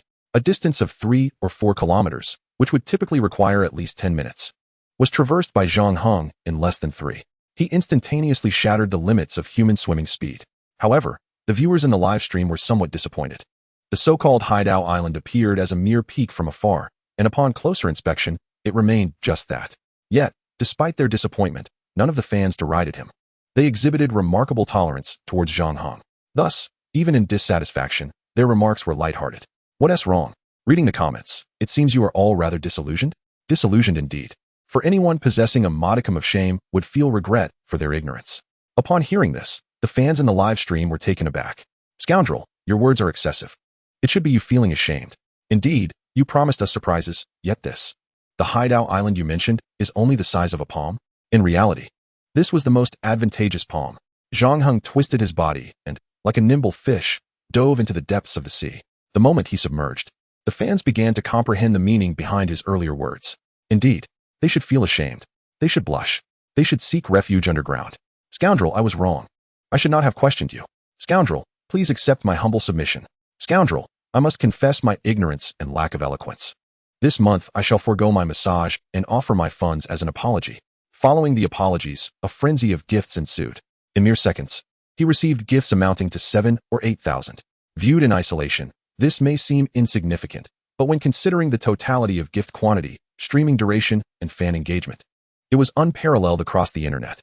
Moreover, this was entirely spontaneous from the fans. Zhang Heng had never solicited such generosity. He had not even expressed gratitude for the gifts from the beginning, nor would he adopt such a habit in the future. The reason for the fans' fervent apologies was straightforward. Although the peak above sea level was merely palm-sized, beneath the surface lay a veritable mountain. Roughly estimated, it spanned at least the size of a basketball court. This Haidao Island perfectly illustrated the phrase the tip of the iceberg. Zhang Heng floated 3 meters below the surface, introducing the location where he intended to take everyone treasure hunting. As previously mentioned, this Haidao Island was a small isle formed by the confluence of coral and shellfish. What I previously stated was insufficiently comprehensive. In truth, the core of Haidao Island was a result of volcanic eruption. At a fortuitous moment, a volcanic explosion occurred, giving rise to the backbone of Haidao Island. Subsequently, at another opportune moment, the ocean currents and climate were exceptionally conducive, leading to a rapid proliferation of coral. Then, at yet another serendipitous time, a multitude of shellfish congregated in this locale, coinciding with a period of minimal natural predators. Thus, a treasure-laden Haidao Island was formed. Without further ado, let us embark on our treasure hunt. The mere utterance of treasure hunt ignited an explosion of enthusiasm in the live stream. The viewers were once again exhilarated. The upper portion of Haidao Island was littered with sea rainbows, oysters, barnacles, and other shells, lacking any aesthetic appeal. Yet, as they descended deeper, the island's splendor began to unveil itself. A dazzling array of sea snails filled the surroundings. These snails were not only large, but also vividly colorful, captivating the eye. Although the tumultuous coastline was not far off, the prior tectonic movements had created a vast oceanic trench. According to data, the deepest point here measures over 800 meters. The cliffs along the eastern coast were a result of this trench as well. Behold, it is precisely these ornamental sea snails that give rise to the name Haidao Island.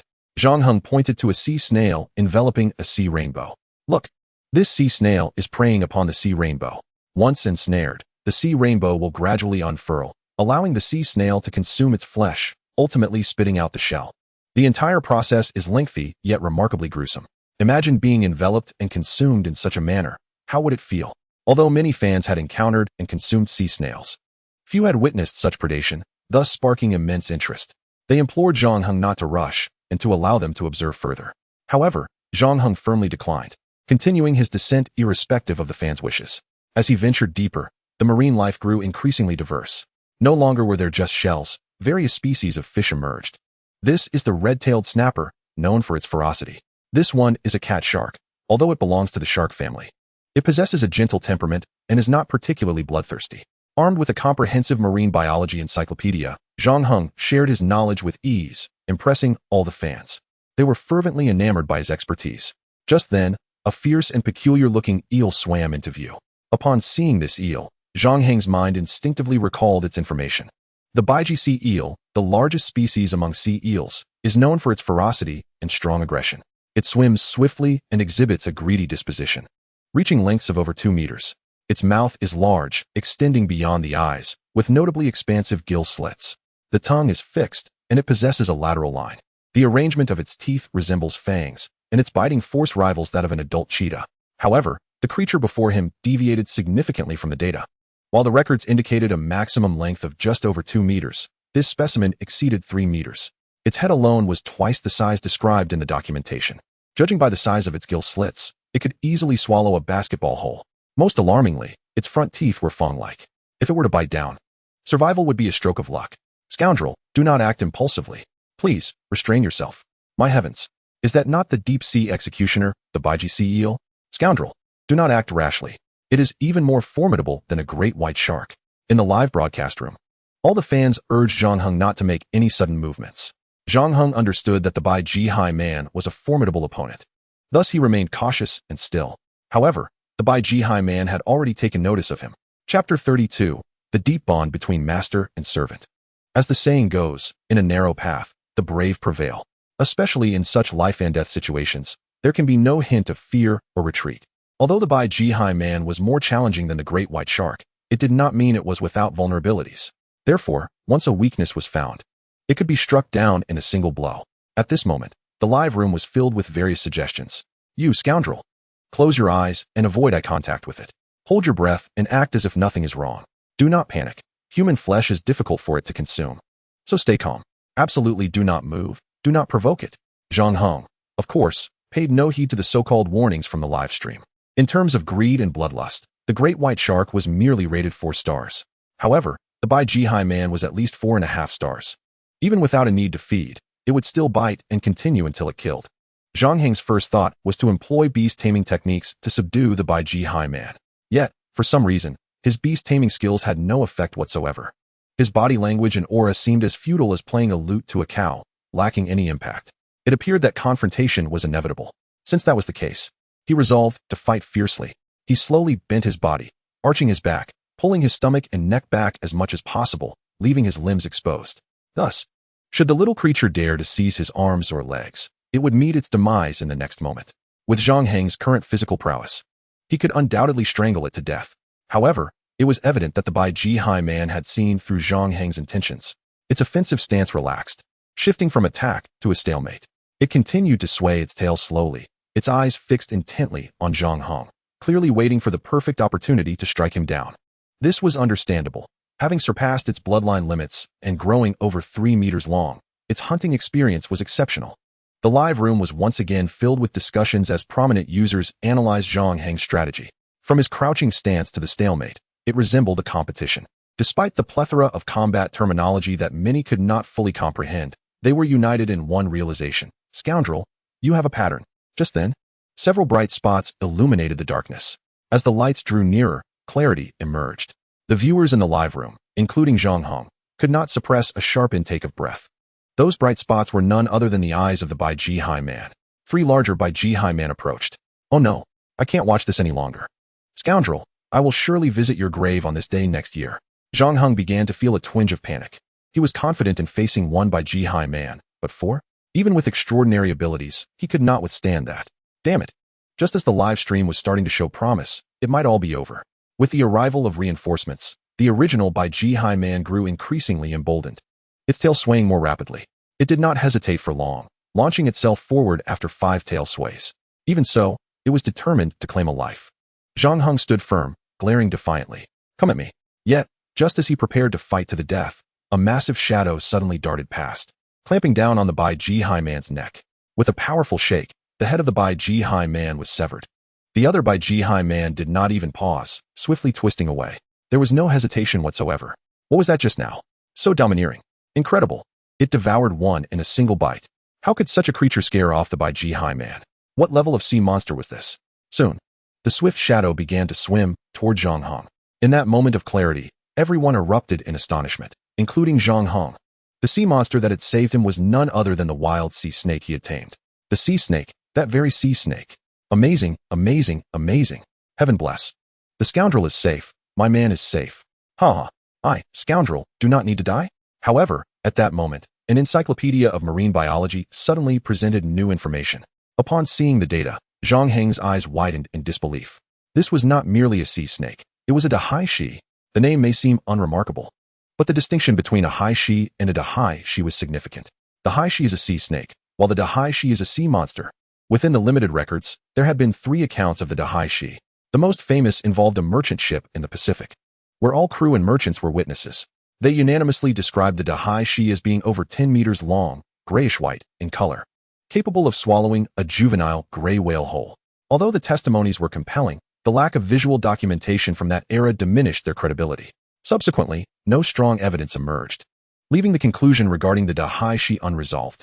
Yet, Zhang Heng never imagined that this legendary creature truly existed, and that it had become his most loyal servant. The system also revealed why his beast-taming techniques had been ineffective. The dahai is classified as a top-tier sea beast. At Zhang Heng's current level, he could only tame one. To increase the number of tamed creatures, he would need to upgrade his beast-taming skills, achievable solely through a lottery system. At that moment, the dahai approached, holding the recently slain Bai Ji Hai man in its mouth, and humbly lowered its head, clearly offering the creature to Zhang Heng. Naturally, Zhang Heng accepted without hesitation, hanging it at his waist. He then gently stroked the dahai head and remarked, "Well done. Consider this a verbal reward." Just a moment prior, the fans in the live room were moved by the deep bond between master and servant, but upon hearing the latter half of his statement, they were left speechless, erupting in protests. An enormous red comment appeared. "After all, you are a scoundrel." As soon as this comment surfaced, it set off a wave of responses. The phrase "after all, you are a scoundrel" instantly dominated the screen. In response to the fans' outcry, Zhang Heng merely smiled nonchalantly. "What? You no longer desire rewards? Dare to speak such words to me?" Upon hearing this, the fans in the live room quickly changed their tone. "Exactly. A bunch of keyboard warriors. The scoundrel's praise is worth more than gold." "What? Did I insult the scoundrel? Damn it, he must be my cousin. Enough talk. I'm off to deal with that little brat." However, at that moment, the dahai suddenly performed a peculiar action. Chapter 33, Treasures Abound. It began to spin in circles, looking eagerly at Zhang Heng. Clearly, it was requesting something. With his master-level beast-taming skills, Zhang Heng immediately understood the dahai's intent. It wanted a name. Naming it was simple enough, but first, he needed to ascertain whether it was male or female.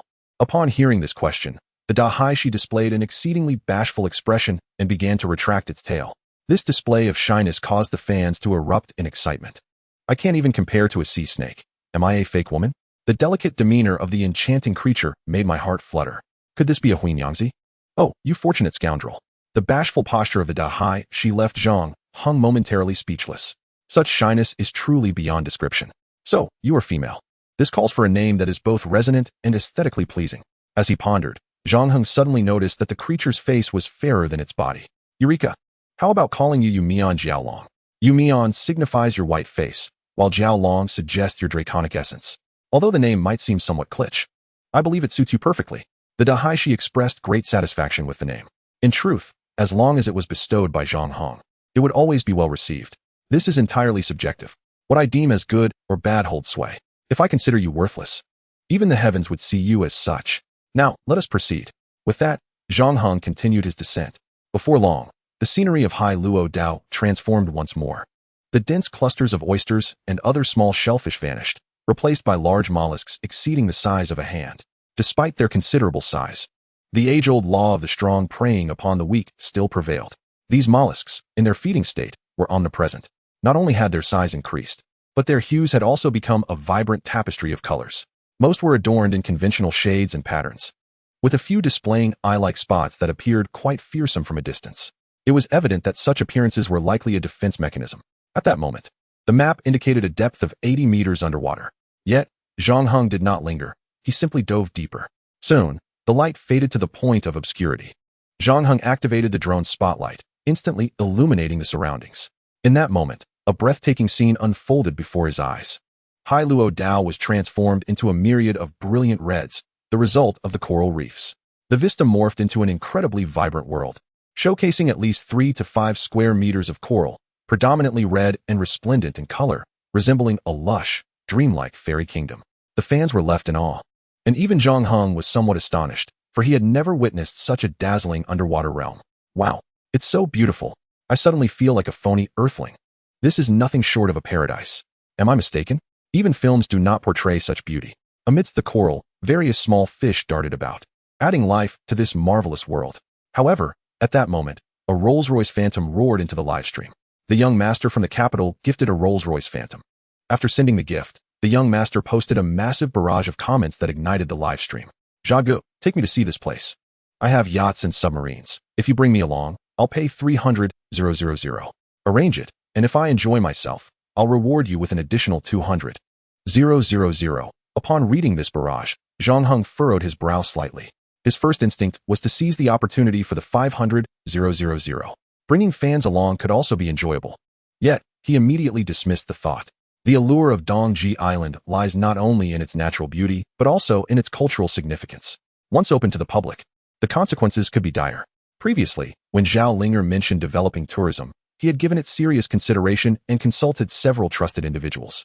The unanimous conclusion was to refrain from development, as the cost would be too great. If development occurred, the island would lose its original charm. Thus, Zhang Heng remained steadfast in his conviction to preserve this pristine land, safeguarding the beauty of his childhood. If the locals had objections, he would compensate them financially. Currently, his daily income from gifts was approximately 200,000 to 300,000. Providing a house for each family in the town would not be a problem. To others, it might seem that Zhang Heng had too much money to manage, but in his eyes, it was simply a matter of indulgence. I have wealth, and I will protect everything related to my hometown. If there are issues, then they can hold their tongues. A 1,000-mile dike is destroyed by an ant's nest. Allowing people to visit is akin to creating that ant's nest. One leads to another, and soon, it becomes an endless cycle. The more people that come, the more likely they are to take something away. Over time, the coral reefs could be depleted. Therefore, Zhang Heng resolutely declined, politely suggesting to the young master from the capital that it would be best for him to enjoy the live stream instead. However, his refusal incited the anger of the young master. Who do you think you are to say I can't come? Zhang Heng smiled slightly and replied, I am but an unremarkable little streamer. However, I assure you, if I do not permit your entry, you truly cannot come. How amusing. You think you can stop me? I will charter a plane and arrive tomorrow. Zhang Heng remained calm as he responded, I have secured this maritime area. Dare you to test it? The moment he finished speaking, the Dahai she turned toward the camera and unleashed a fearsome roar, its expression monstrous and menacing, undoubtedly warning the young master from the capital. Secure? Scoundrel, do you have the funds for that? Even if you can afford it, whatever sum you offer, I shall raise it by 100,000. No sooner had this barrage appeared than a flurry of gifts flooded the screen. In an instant, over 100,000 worth of gifts appeared. Simultaneously, the numbers surged dramatically. Where on earth did you find such a fool? Do you truly believe yourself to be a prince? We don't need the scoundrel-less money. We will contribute. The fans rallied behind Zhang Heng, eager to outbid the young master. Following this barrage, the total gift amount exceeded 1.2 million. The young master from the capital directly spent 1,000 to purchase the largest barrage possible. It took you a bunch of losers 2 minutes to amass 1.2 million, and you still dare to act superior. The viewers in the live stream were incensed, with many even pulling out their savings. Enduring humiliation in real life from various R&B warriors, they could not abide being bullied in the live stream as well. This was intolerable. They must retaliate. Chapter 34, What defines a true big shot? Although most of the viewers were ordinary wage earners, with only a small fraction being white-collar workers with disposable income, this did not mean they lacked dignity or confidence. The young master's words ignited the pent-up rage within them, which erupted with the intensity of a wildfire. The moment the young master's mocking barrage appeared, the total gift amount skyrocketed from 1.2 million to 2 million in merely 10 seconds, and the figures continued to rise at an astonishing rate. The rapid increase in numbers even caught the attention of the official team at Langya.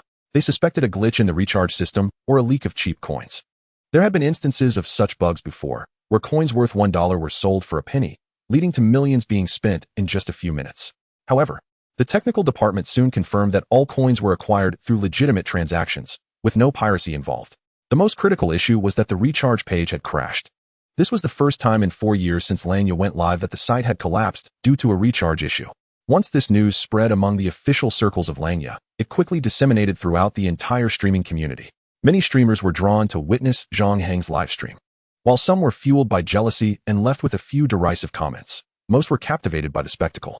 The remaining items were all kept, and a few had directly become loyal fans of Zhang Heng. Observing the instant surge in donations to 4 million, Zhang Heng hastily urged his fans not to be upset, indicating that engaging with such individuals was unnecessary. However, the fans were unyielding. "Don't worry, Zhuij. This is our matter with him," they exclaimed. "Indeed, Zhuij, rest assured. With us around, no one can trample on you. Jai, it's fine. Although we may not have much money, we are numerous." The fans disregarded Zhang Heng's advice and continued to shower him with gifts. Soon, the total donations soared towards 10 million, and while gifting, the fans also comforted Zhang Heng, assuring him not to take it to heart. They had not spent much, and the substantial amount was merely a result of their numbers. Zhang Heng glanced at the back-end statistics, confirming what his fans had said. Thus, he no longer worried. In just over 10 minutes, he had surpassed 10 million. However, when Zhang Heng intended to inquire how the ostentatious young master from the capital planned to proceed, a sudden notification appeared indicating that he had exited the live stream. As this young master had previously donated for a Rolls-Royce Phantom, he was classified as a high-tier fan. His departure triggered a barrage of celebratory comments in the live stream. The fans, who often felt powerless against the wealthy flaunting their riches, reveled in the satisfaction of having brought down the affluent individual. More importantly, they had avenged Zhang Heng, helping him protect the island, which brought them immense joy. For them, assisting Zhang Heng was of utmost significance. Zhang Heng, too, felt a great deal of happiness. With 11.28 million in gifts, he pocketed over 6 million, earning 6 million in just over 10 minutes. What a remarkable concept. Previously, Zhang Heng had estimated his earnings at 200,000 to 300,000 a day. Now, he had accrued 6 million. Although this amount was for fans to help him secure a maritime area, it was still exceedingly generous. At the current rate, contracting for 100 years would be a breeze. He was quite pleased, yet many envious individuals were left feeling despondent. Even those with millions of fans were no exception. Among those with millions of followers, only a mere tens of thousands had actually gifted anything, and most contributed just a token amount. Zhang Heng's audience was only a little over 2 million, yet the gifts had surpassed 10 million. The loyalty of his fans was undeniably remarkable. "I have experienced the prowess of this collective. I shall refrain from excessive gratitude. Rest assured, today's rewards will surely satisfy everyone." With that, Zhang Heng turned and continued his descent. He soon arrived at the core of Castaway Island. The rewards were now within sight. Today, he would select a fan, one for each individual. As per tradition, he would take a screenshot after they said something flattering. Upon hearing this, the live stream's comments flooded the screen once again. With a myriad of adulations pouring in, Zhang Heng began taking screenshots to select the fortunate ones. In no time at all, he had gathered enough participants. Then, Zhang Heng commenced his task of mining stones. The Yume Jiaolong was also busy assisting Zhang Heng in this endeavor. The fans were puzzled, wondering what Zhang Heng was doing with these stones. Shouldn't he be gifting those vividly colored shells? Soon, Zhang Heng had unearthed around 10 rather plain-looking stones. He then began to swim upwards. The fans felt slightly disappointed. However, despite their disappointment, few voiced it. Even those who did were swiftly drowned out by the accommodating barrage of comments. What more could one desire from deep-sea stones? The crucial aspect was the camaraderie, understood? Zhang Heng was genuinely touched by the fans' generosity. Who says keyboard warriors are prevalent nowadays? Nonsense. Is this not a harmonious atmosphere? Where are the keyboard warriors? Zhang Heng's words immediately resonated with his fans. Even if some mocked him, it bore no significance. A couple of jibes, faced with an ocean of proud comments, were hardly worth noting. Yet, one individual in front of the screen was so incensed that he smashed his phone. This individual was none other than the ostentatious young master from the capital, who had been forcefully ousted from the live stream by the fans. Damn it. You want to show off? Fine. I'll let you show off to your heart's content. If you haven't tasted keyboard warfare, let me introduce you to what online bullying really is. After venting, he picked up another phone. Xiaophone, don't you know some internet promoters? Get me to obliterate that fool online. The cost varied depending on the target. For an average person, it was around 100,000, but for a celebrity, it could reach several million. Then make it 1 million to ensure he gets obliterated. While on the way, Zhang Heng shipped the stones to the designated address. All right, everyone. Await your surprises. Although becoming Zhang Heng's lucky viewer made everyone quite happy, it was merely stones, leaving them somewhat lacking in excitement. Zhang Heng keenly sensed his fans' emotions, but he chose not to elaborate. Holding the remaining 3 stones, he made his way to the beach. Casually, he placed the 3 stones on the ground. Now, we shall commence the auction, with a starting price of 500,000 and increments of 10,000. I'll first procure a coconut.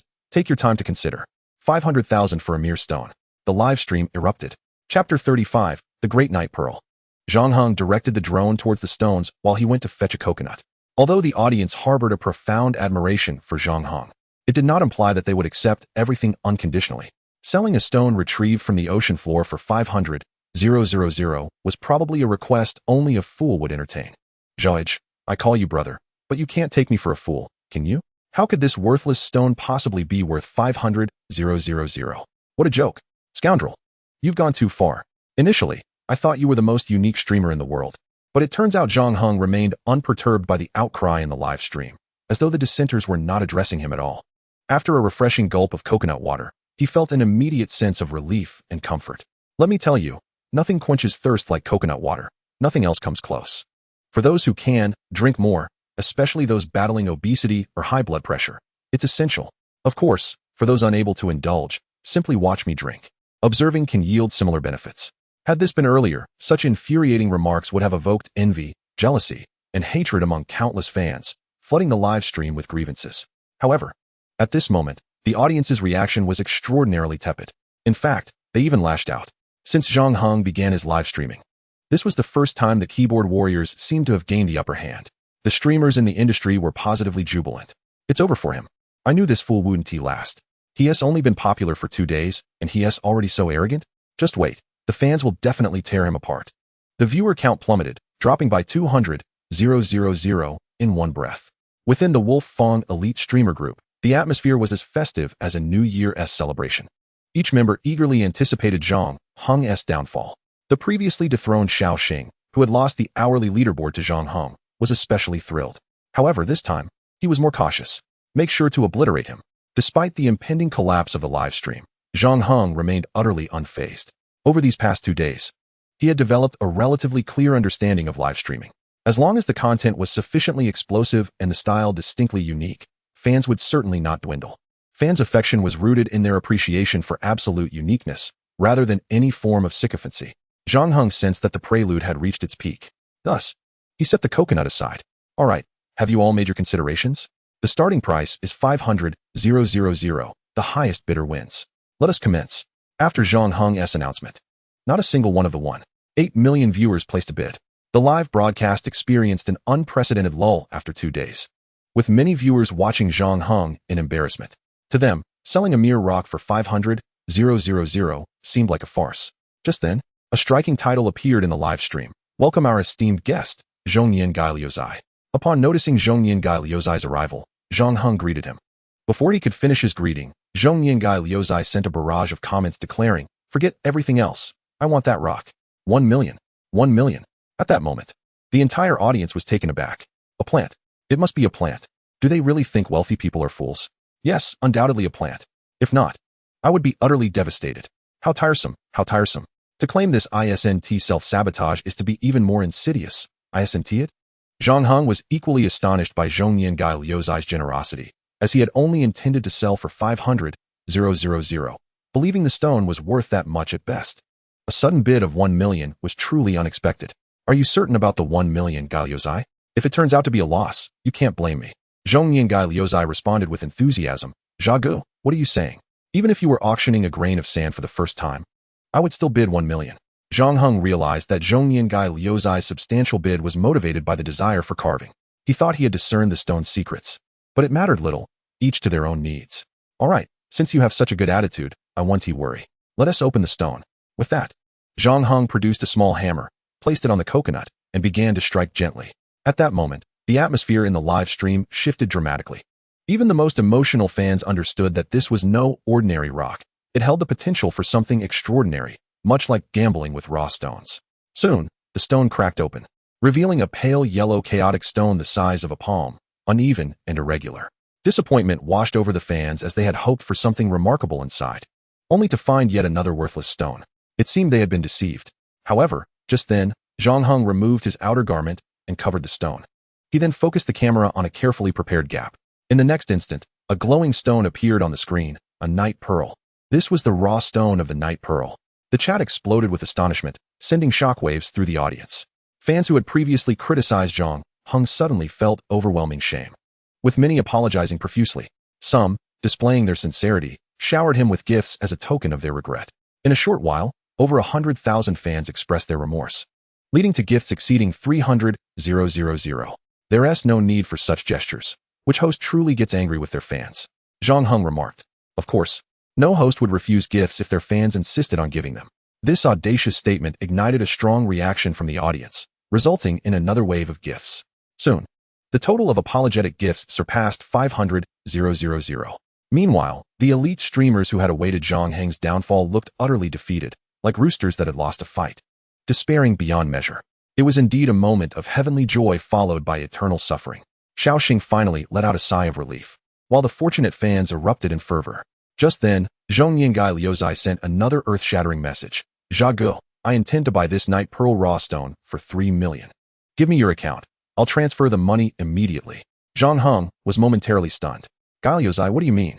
The live stream erupted again. 3 million for a single stone? Even a luminescent raw stone couldn't possibly be worth that much. Gai Liuzai, that's not feasible. This is an auction. The price is what it is. Even if there's a small dinosaur inside, that's still your gain. Zhagu, you've noticed it too? Zhang Heng smiled slightly. Of course, once the camera zoomed in, I saw the small dinosaur fossil inside. It may not be very clear, but it will be visible at night. I'll only share my experiences with friends. All right, I'll follow your lead. Zhang Heng then privately messaged his account details and address to Zhongyingai Liuzai, inviting him to visit any time to discuss carving matters in detail. Zhongyingai Liuzai appeared quite excited, stating he would be there the next day. Moments later, 1 million was transferred. Zhagu, I have something to attend to and must leave. I'll contact you tomorrow. Good. See you tomorrow. At that moment, someone sent a Rolls-Royce Phantom gift.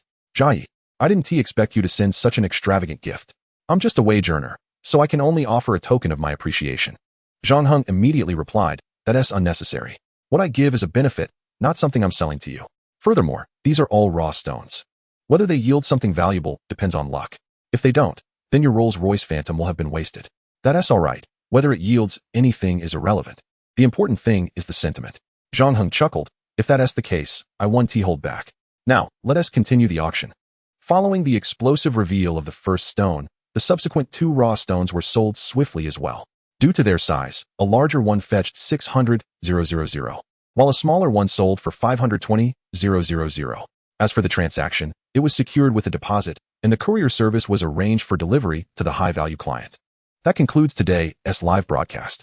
As for when the next one will be, it depends on my mood. It could be tomorrow or even in 10 minutes. In short, it's all about feeling. With that, Zhang Heng abruptly ended the live stream, ignoring the audience's desperate pleas. Seeing that it was still early, he went to the town to mail the remaining 2 raw stones. Zhang Heng was aware that he had gained significant fame, with news about him flooding the internet.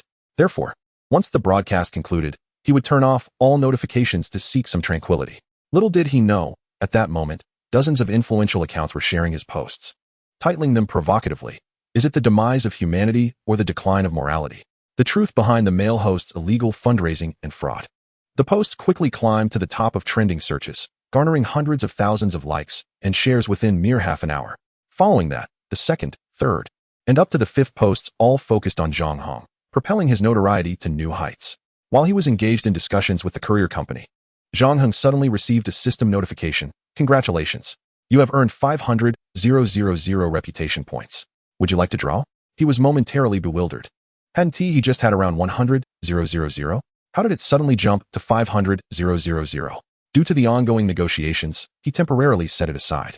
Little did he realize that his previous live stream was now being viewed by 300,000 to 400,000 people, surpassing the number of viewers during the original broadcast by a third. This essentially marked a miraculous achievement in the streaming industry. From the very inception of live broadcasting, there has never been an instance where the number of viewers for a replay surpassed that of a live event. Besides the sheer volume of viewers, a fan support group for Zhang Heng also emerged. Given the context of events, fans were well aware of the situation, especially since Zhang Heng had previously offered remarkable benefits. Consequently, a faction of fans swiftly established an alliance dubbed the Zhang Heng concentration camp. While the fans within the alliance held unwavering faith in Zhang Heng, they recognized that to vindicate him, tangible evidence was imperative. Thus, on one hand, they ventured to Wei Laoshir's hometown to gather authentic insights about the local circumstances. And on the other, they sought expertise to assess the capabilities of the great white shark, the intricacies of the rock carvings, and the challenges of taming sea serpents, as well as the enigma of how Zhang Heng could breathe and speak underwater. Before long, they acquired irrefutable proof. Upon witnessing the evidence, the fans' admiration for Zhang Heng surged to unprecedented heights, particularly upon discovering that he was a top scorer in the college entrance examination and a notable executive in a well-known corporation. This revelation rendered Zhang Heng's past actions entirely logical. In light of Zhang Heng's prior endeavors, the term Zhang Heng became the creed of the alliance, intensifying their resolve to combat the unfounded maligning of his character. Thus commenced a battle to defend Zhang Heng, confronting his detractors head-on, while simultaneously seeking to unearth the hidden puppeteers behind the smear campaign and bringing them to justice. With hackers and cybersecurity experts within the Zhang Heng concentration camp, they swiftly pinpointed the IP addresses and residential locations of the orchestrators. They also issued legal warnings to the prominent figures who had initially disseminated the misinformation. Realizing they had encountered formidable opposition, these individuals hastily offered refunds and sought reconciliation, subsequently issuing apologies and requesting forgiveness. The tide of public opinion shifted dramatically. The shadowy instigators, sensing the unfavorable turn of events, sought to negotiate, offering double the amount of money received in hopes of a ceasefire, claiming that everyone was merely trying to make a living. Did you think we accepted money from the Zhang Heng? Some matters are well known to all. What do you think? Are we like you? Let me clarify. We are the Zhang Heng Alliance. We uphold the reputation of Zhang Heng. Spare us your pretentiousness. Who doesn't know who? Very well. Let us show you. After negotiations collapsed, a full-scale offensive was launched, creating a sensation throughout the promotional circles and igniting a fierce battle among influencers. Yet, the central figure of this conflict, Zhang Heng, remained blissfully unaware, seated in a local convenience store, sipping on Qingbu Liang and enjoying the sea breeze, reveling in the simplicity of life, free from the noise and strife. Chapter 37. An Audience with the Master. The greatest power in this world is faith, for it is the only force capable of transcending the selfish and sordid nature of humanity. Thus, despite the so-called alliances and teams possessing intricate structures and organization, they were mere novices in the face of the Zhang Heng alliance. Of course, this faith was not Zhang Heng's, but rather the sense of justice that resided in their hearts. Having grown up in a martial arts environment, they harbored a deep-seated aspiration to uphold righteousness and eradicate evil, and Zhang Heng epitomized this ideal in contemporary times. His manner of conducting affairs exuded the essence of a chivalrous hero, which inspired their faith. Rather than seeking vengeance for Zhang Heng, it was more about realizing their dreams, whether through Zhang Heng or their own heroic aspirations. Thus, the Zhang Heng concentration camp was officially established, fostering a harmonious coexistence among its members. A suggestion was made to invite Zhang Heng to join, but it was swiftly dismissed by the majority. On one hand, it was likely that Zhang Heng would not accept, given his capricious nature. On the other, his immense popularity would undoubtedly attract unwanted attention. Can you truly restrain yourselves? Once this question was posed, no one dared to voice dissent. Indeed, who could guarantee their self-control? Especially those women eager to bear Zhang Heng's children. Could they truly hold back? If contact information were exchanged, wouldn't they be relentlessly pursuing him? Ultimately, a unanimous decision was reached to support Zhang Heng discreetly, emulating Zhang Heng's low-key demeanor. Meanwhile, the individual responsible for the online smear campaign in the capital personally called to inform that the contract could not be fulfilled and a double refund would be issued. What did you say? Double? Do you have any idea how much I paid you? I am aware, but there is no alternative. I betrayed you. The only compensation I can offer is this meager sum. What the hell are you saying? Please, do not reprimand me. Let us discuss the matter at hand. Ensure that no illegal activities occur in your household, or they will undoubtedly investigate you thoroughly. That is all I can say. I hope you remain unscathed. Without waiting for a response from the capital's young master, the caller abruptly hung up. The young master hesitated for a moment before promptly calling his father. After relaying the situation, an eruption of furious invective ensued. You brat. I've told you time and again to maintain a low profile. You simply never learn. Do you not understand that there are always greater forces at play? Yet, despite the scolding, the matter still required resolution, for he was, after all, his own son. His father would handle the corporate side, while the capital's young master would deal with Zhang Heng. Listen closely, go apologize and admit your mistakes, and ensure that the situation is contained. Dad, I understand, I'll book a ticket right away. I'll arrive by tomorrow morning. Upon hanging up, the young master's expression shifted dramatically. Damn it, just wait. Tomorrow, you will come to know my true capabilities. As the sun set, he enjoyed a delightful treat of coconut milk and lychee ching bouillon. Life was exceedingly pleasant. At that moment, Zhang Heng was in particularly high spirits. Not only had he effortlessly resolved his delivery issues, but he had also successfully negotiated a contracting deal. On one hand, Zhang Heng's initial intentions were well received, and on the other, his offer was sufficiently persuasive. Thus, with the funds secured, the contract naturally followed suit. Of course, since Zhang Heng's goal was to protect the environment, the town granted him a substantial discount, 2 million for 20 years, securing all the waters surrounding his village's small island. The funds from the auction of luminous raw stones were quickly exhausted. Sigh, money truly does not last. Zhang Heng couldn't help but exhale deeply, initially intending to renovate his home, but that seemed impossible now. Perhaps he would reconsider after the gifts were redeemed next month. Based on current projections, he should expect an income of around 10 million by next month. However, he knew he must not squander this money. On one hand, he needed to save for a yacht, as future live streams would require traveling to more distant waters. Swimming there would be exhausting. A brief search revealed that a suitable yacht would cost around 4 to 5 million, while a more luxurious one would exceed 100 million. Zhang Heng's preliminary consideration was to acquire one costing over 100 million. Although he had resolved to avoid accepting commissions from fans, providing invitations as a form of goodwill was inevitable. A shabby cruise liner was unworthy of his status. On the other hand, he needed to set aside funds for village development expenses. Especially considering the elders in the village, he could not neglect them for reasons of sentiment and propriety. Oh, how one laments the inadequacy of funds when needed. Over 10 million simply would not suffice. Ultimately, he remained impoverished. Just as Zhang Heng lamented his financial constraints, a mocking voice suddenly rang out. Oh my, who do we have here? Is this not our top scorer from the college entrance examination in the Far East? A man with dark skin, donning glasses, a thick gold chain around his neck, and adorned with 4 or 5 gold rings, dressed in flamboyant designer clothing. Yet, after observing him for a while, Zhang Heng could not recall who he was. The burly man furrowed his brow and said, What? You don't recognize me? I'm Ma Fei, your middle school classmate. Have you forgotten? Ma Fei. Zhang Heng contemplated for a moment, and then suddenly recalled. Indeed, he was a middle school classmate. Though he had been a delinquent while Zhang Heng excelled academically. Eventually, Ma Fei dropped out, while Zhang Heng attended a prestigious school. Zhang Heng chuckled and remarked, Stop spouting nonsense. You must be mistaken. The teacher has never favored me. It is your own inadequacy. You attempted to extort my pocket money, only to end up in tears seeking the teacher's help after I retaliated. Look at me. This jacket is an exclusive Armani piece, and my pants and shoes are Zegna. The necklace I just acquired weighs over a pound, specifically designed to alleviate cervical discomfort, providing unparalleled comfort. So what do you think? Am I not doing exceptionally well? Zhang Heng smiled faintly. Indeed, you are impressive. Don't let your status as the provincial champion fool you. Does it earn you more than I do? Zhang Heng said sincerely, No, I am merely a worker earning a modest income, enduring hardships. Ma Fei then wrapped his arm around Zhang Heng's shoulders and said, How about this? Join me as my personal assistant, and I'll pay you 20,000 a month. How dominant would that be? Having a provincial champion as my bag carrier? Absolutely remarkable. Ma Fei, what nonsense are you spouting? Get lost. The speaker was none other than the mayor's secretary, Secretary Gong, holding a contracting agreement. Secretary Gong, what are you saying? What's wrong with me? Ma Fei retorted, baring his teeth. I am merely catching up with an old classmate while addressing some work issues. How is that nonsense? Without waiting for Secretary Gong to finish, Ma Fei turned back to Zhang Heng and said, By the way, Zhang Heng, you must come to the class reunion this weekend. It's a celebration for reaching 300,000 followers, courtesy of the brothers. Just show up, and I'll ensure the red envelope will delight you. Isn't that enough? Stop embarrassing yourself here. Secretary Gong yanked Ma Fei away, exclaiming, You're here to resolve work issues? How shameless. Filming a short video.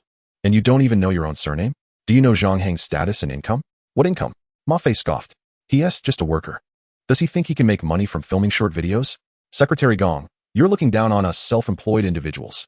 Ma Fei's expression darkened, and after a brief hesitation, he said, Secretary Gong, we shouldn't speak carelessly about him. Do you think I'm like you? Secretary Gong interrupted. Zhang Heng is an outstanding youth in our town. You need to watch your words from now on. Otherwise, don't blame me for not giving your father face. Although Ma Fei was skeptical, Secretary Gong's seriousness left him with no room for rebuttal. After a moment's hesitation, he turned to Zhang Heng and asked, Zhang Heng, is what Secretary Gong said true? Zhang Heng smiled lightly. Just some minor earnings, nothing significant. 2 million in small change. Ma Fei was momentarily at a loss for words. He knew that his own efforts in creating short videos had only earned him a few $100,000. He had not anticipated that Zhang Heng would deal in millions. Is there anything else? Secretary Gong looked at Ma Fei with evident annoyance. If there is nothing, just leave. Just as he was about to turn away, Zhang Heng called out to him. Ma Fei, wait. You just mentioned a celebratory banquet.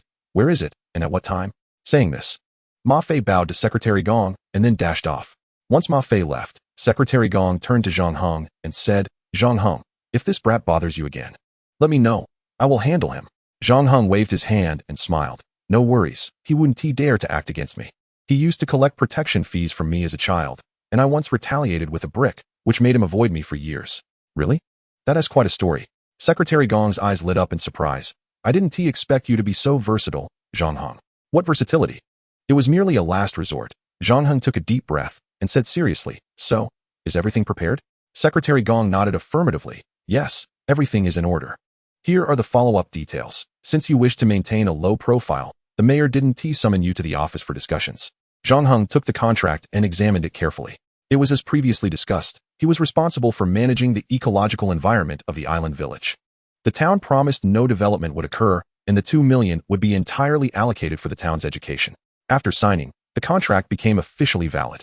Once Secretary Gong departed, Xiaoru sent a text message. What time is it? And still no food. Zhang Heng suddenly remembered he had promised to provide meals and lodging. What do you want to eat? I'll bring it. Seafood. Since he had accepted payment, he could not renege on his promise. Thus, Zhang Heng went to a fisherman's home and collected some abalone and conch. By the time he returned home, Xiaoru was anxiously waiting, her eyes vacant with longing. Are you exaggerating? It's just one meal without food. With a gluttonous expression, Xiaoru replied, 1 meal? Is that all? I haven't eaten for decades. Decades? Zhang Heng instinctively asked, what do you mean? Xiaoru blinked and smiled. Don't you understand the phrase that you feast for the eyes? By the way, how did you achieve that physique? It's driving me crazy.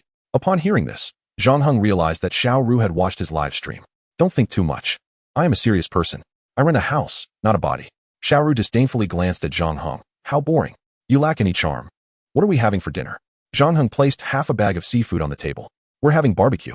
Upon hearing barbecue, Xiaoru instantly perked up. Great. I love seafood barbecue. However, she soon frowned. How are we going to barbecue? You don't seem to have any grilling equipment. As soon as she finished speaking, Xiaoru realized she had let something slip. Sorry, I'm just too hungry, so I rummaged through the kitchen. Since there was nothing much in the room, Zhang Heng paid it no mind. Islanders never use grills for barbecuing. Saying this, Zhang Heng sent Xiaoru a picture, instructing her to dig a pit and prepare for the cooking. Xiaoru protested, insisting she wanted ready-made food. Dream on. You think you can eat without putting in any effort? No way. How about you take care of the abalone? It's either that or digging. Digging was evidently simpler than slaughtering and cleaning abalone. After some thought, Xiaoru ultimately chose to dig. Zhang Heng carried 20 pounds of abalone and conch to the water basin to begin preparing the abalone. Typically, when buying, the vendor would have already cleaned them. However, as a local and the son of a fisherman, Zhang Heng certainly wouldn't do it that way. It would take at least an hour. During that hour, the sweetness of the abalone would have diminished completely. To enjoy the freshest abalone, one must slaughter it right before cooking. Killing an abalone is quite simple. Just use a small knife to make a cut in the flesh and remove the innards. Of course, this is easy for experienced hands. For most people, they would likely end up wasting half of it. After about 10 minutes, Zhang Heng had nearly finished. Just as he was about to head outside to find Xiaoru, he suddenly heard her scream in terror. Zhang Heng, I've been bitten by a snake. Really bitten by a snake? Zhang Heng's expression turned to one of horror as he rushed over. However, he did not approach Xiaoru directly, but instead went to stand under a coconut tree and began meticulously clearing away the decaying leaves on the ground. Xiaoru was at a loss for words. Scoundrel, what are you doing? I've been bitten by a snake. Hurry up and help me. And what are you doing?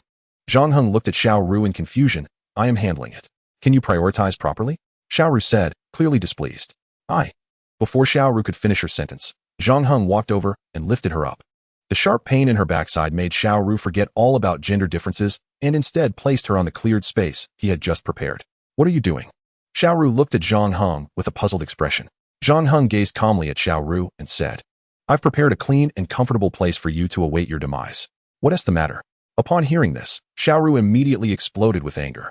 However, before she could react, Zhang Heng continued speaking to himself. I can't have you at my home.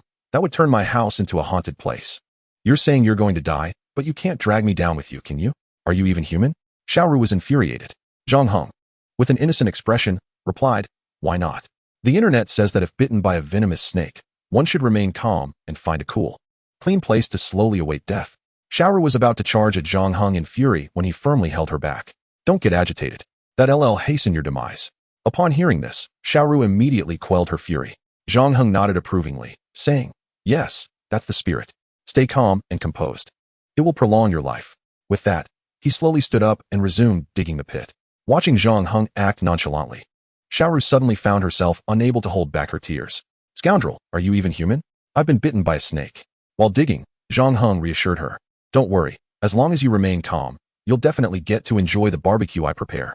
Xiaoru was nearly driven to the brink of explosion.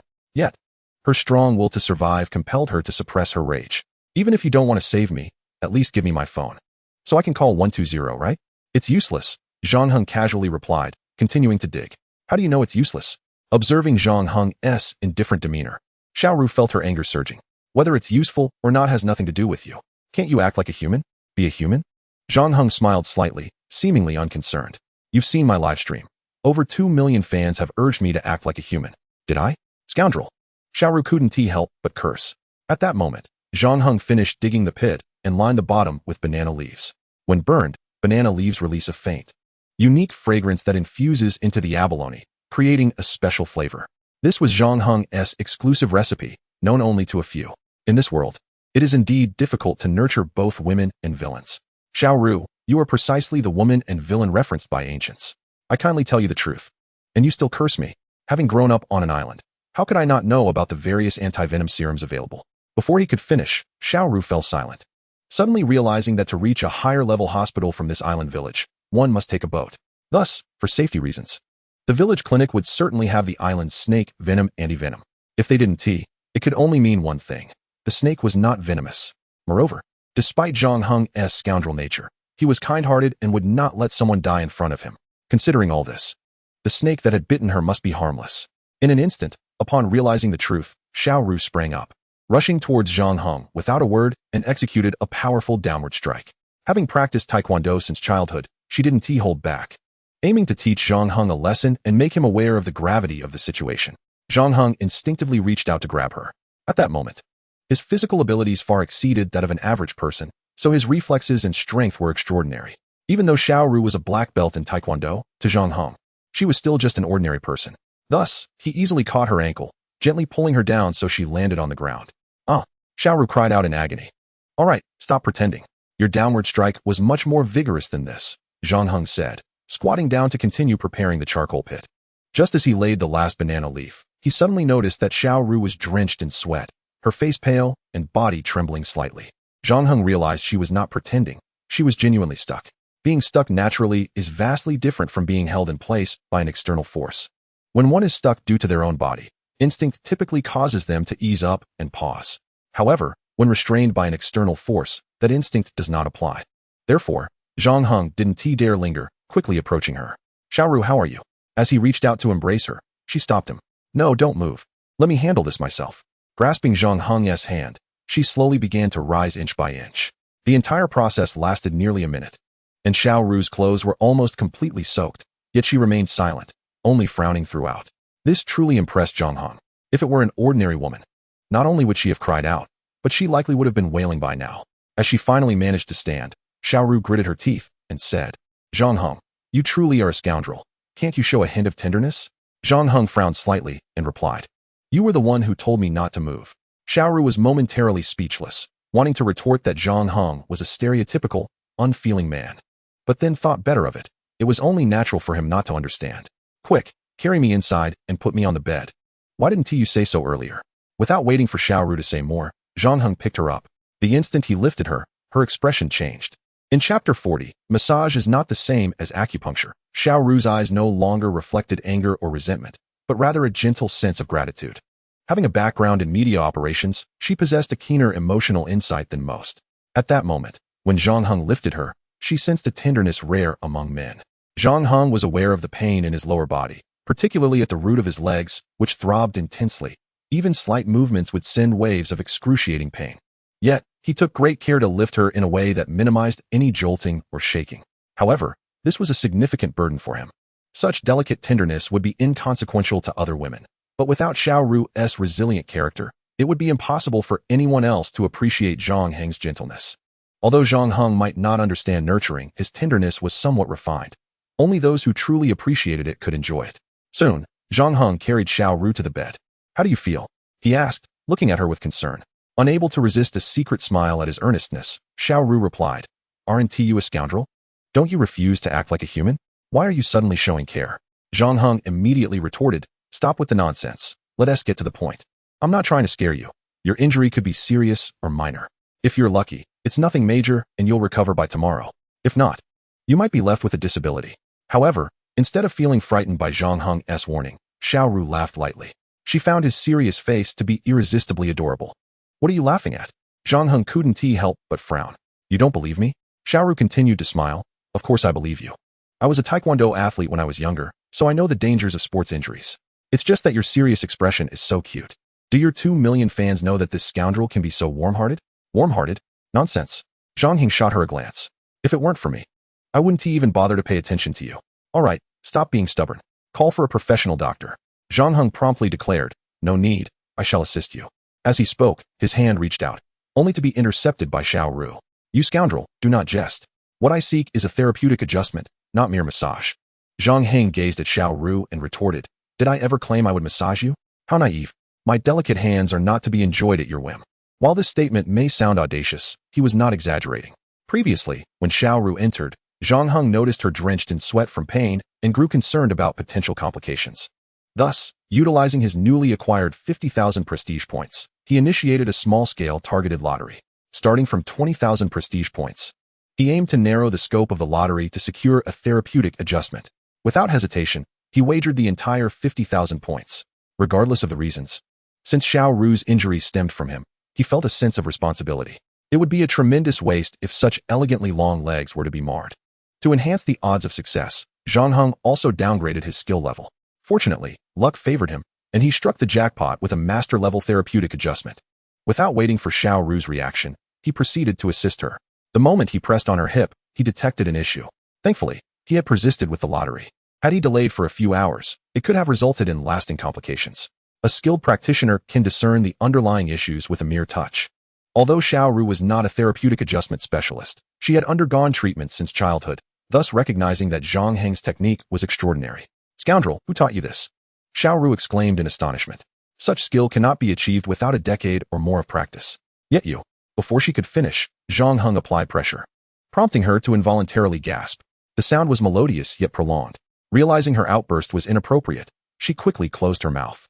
From that moment on, regardless of the pain, she refrained from uttering a sound. Xiao Ru's fortitude only solidified Zhang Heng's suspicions. Before long, her brows knitted together in distress.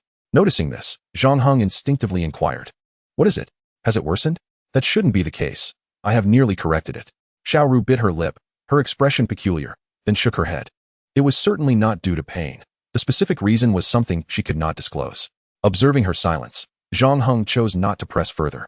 Sensing that there was no misalignment or swelling, he released her, stating, "All right, rest for a bit." Without waiting for her response, he turned and exited to the main room. Seeing Zhang Heng's retreating figure, Xiao Ru exhaled in relief. Had it continued for a moment longer, she feared she would succumb entirely. Zhang Heng's technique was exceptionally professional, almost excessively so, devoid of any inappropriate intentions.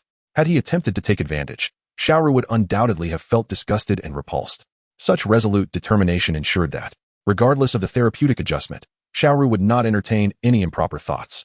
However, it was precisely Zhang Heng's earnest demeanor and righteous spirit that led her to entertain improper thoughts. Once those thoughts took root, combined with the peculiar position of the adjustment, her mind began to wander. Just then, Zhang Heng returned holding a bottle of iodine. "Here, apply this to yourself." Xiao Ru was momentarily taken aback. "Iodine for a sprain? What kind of theory is that? Isn't iodine for disinfection? Shouldn't I be using a topical ointment instead?" Zhang Heng furrowed his brow, looking at Xiao Ru and said, "Indeed. Weren't you bitten by a snake on your backside? You ought to apply some iodine for disinfection." "You." Xiao Ru was rendered speechless. Before she could respond, Zhang Heng interjected, "What? Do you want me to apply it for you? Dream on. It wasn't me who bit you, so why should I?" As soon as he turned, Xiao Ru called out to him, "How can I apply it myself in my current state?" "You have a point," Zhang Heng acknowledged, glancing at her. "Then wait a moment." Without waiting for her reaction, He turned and exited again. Xiaoru was on the verge of exploding with frustration. The fans were right. Zhang Heng was no gentleman. Merely a scoundrel. He tossed her a mirror. This will suffice, right? At this, Xiaoru could no longer contain herself and erupted. You. However, before she could finish, Zhang Heng interrupted. What do you mean you? You still want me to help? Look at you. He left without waiting for her response. Had it not been for the pain in her thighs and hips, Xiaoru would have confronted Zhang Heng. Even if she couldn't win, she refused to endure such indignity. Anger aside, her body was still her own. The snakebite wound required treatment. If it were to become infected, it would lead to trouble. Good news travels slowly, but bad news spreads far and wide. Before long, the entire streaming community might learn of her snakebite incident. As for how she ended up bitten, countless stories would surely be concocted, their maliciousness beyond imagination. Just as her emotions were settling, they reignited upon seeing the mirror. Damn scoundrel! Xiaoru cursed, inhaling sharply, then began to explore the mirror, applying iodine for disinfection. Outside, Zhang Heng continued to perfect the barbecue pit. Who? Come out! Zhang Heng shouted loudly. Do you not wish to remain? You dare eavesdrop on my door? Moments later, a delicate figure emerged from the shadows. The one at the door was none other than Zhao Ling. What are you doing here? Zhang Heng furrowed his brow slightly. I. Zhao Ling stammered, unable to articulate her reason. Regardless of who it was, anyone listening at his door needed to explain themselves. What do you want? Zhang Heng's expression darkened. Zhao Ling instinctively looked up at him, but was startled by the intensity of his gaze. I'm sorry, I was wrong. I apologize. With that, Zhao Ling deeply bowed to Zhang Heng and turned to flee, offering him no chance to respond. Although Zhang Heng felt displeased, he deemed it unnecessary to pursue her over such a trivial matter.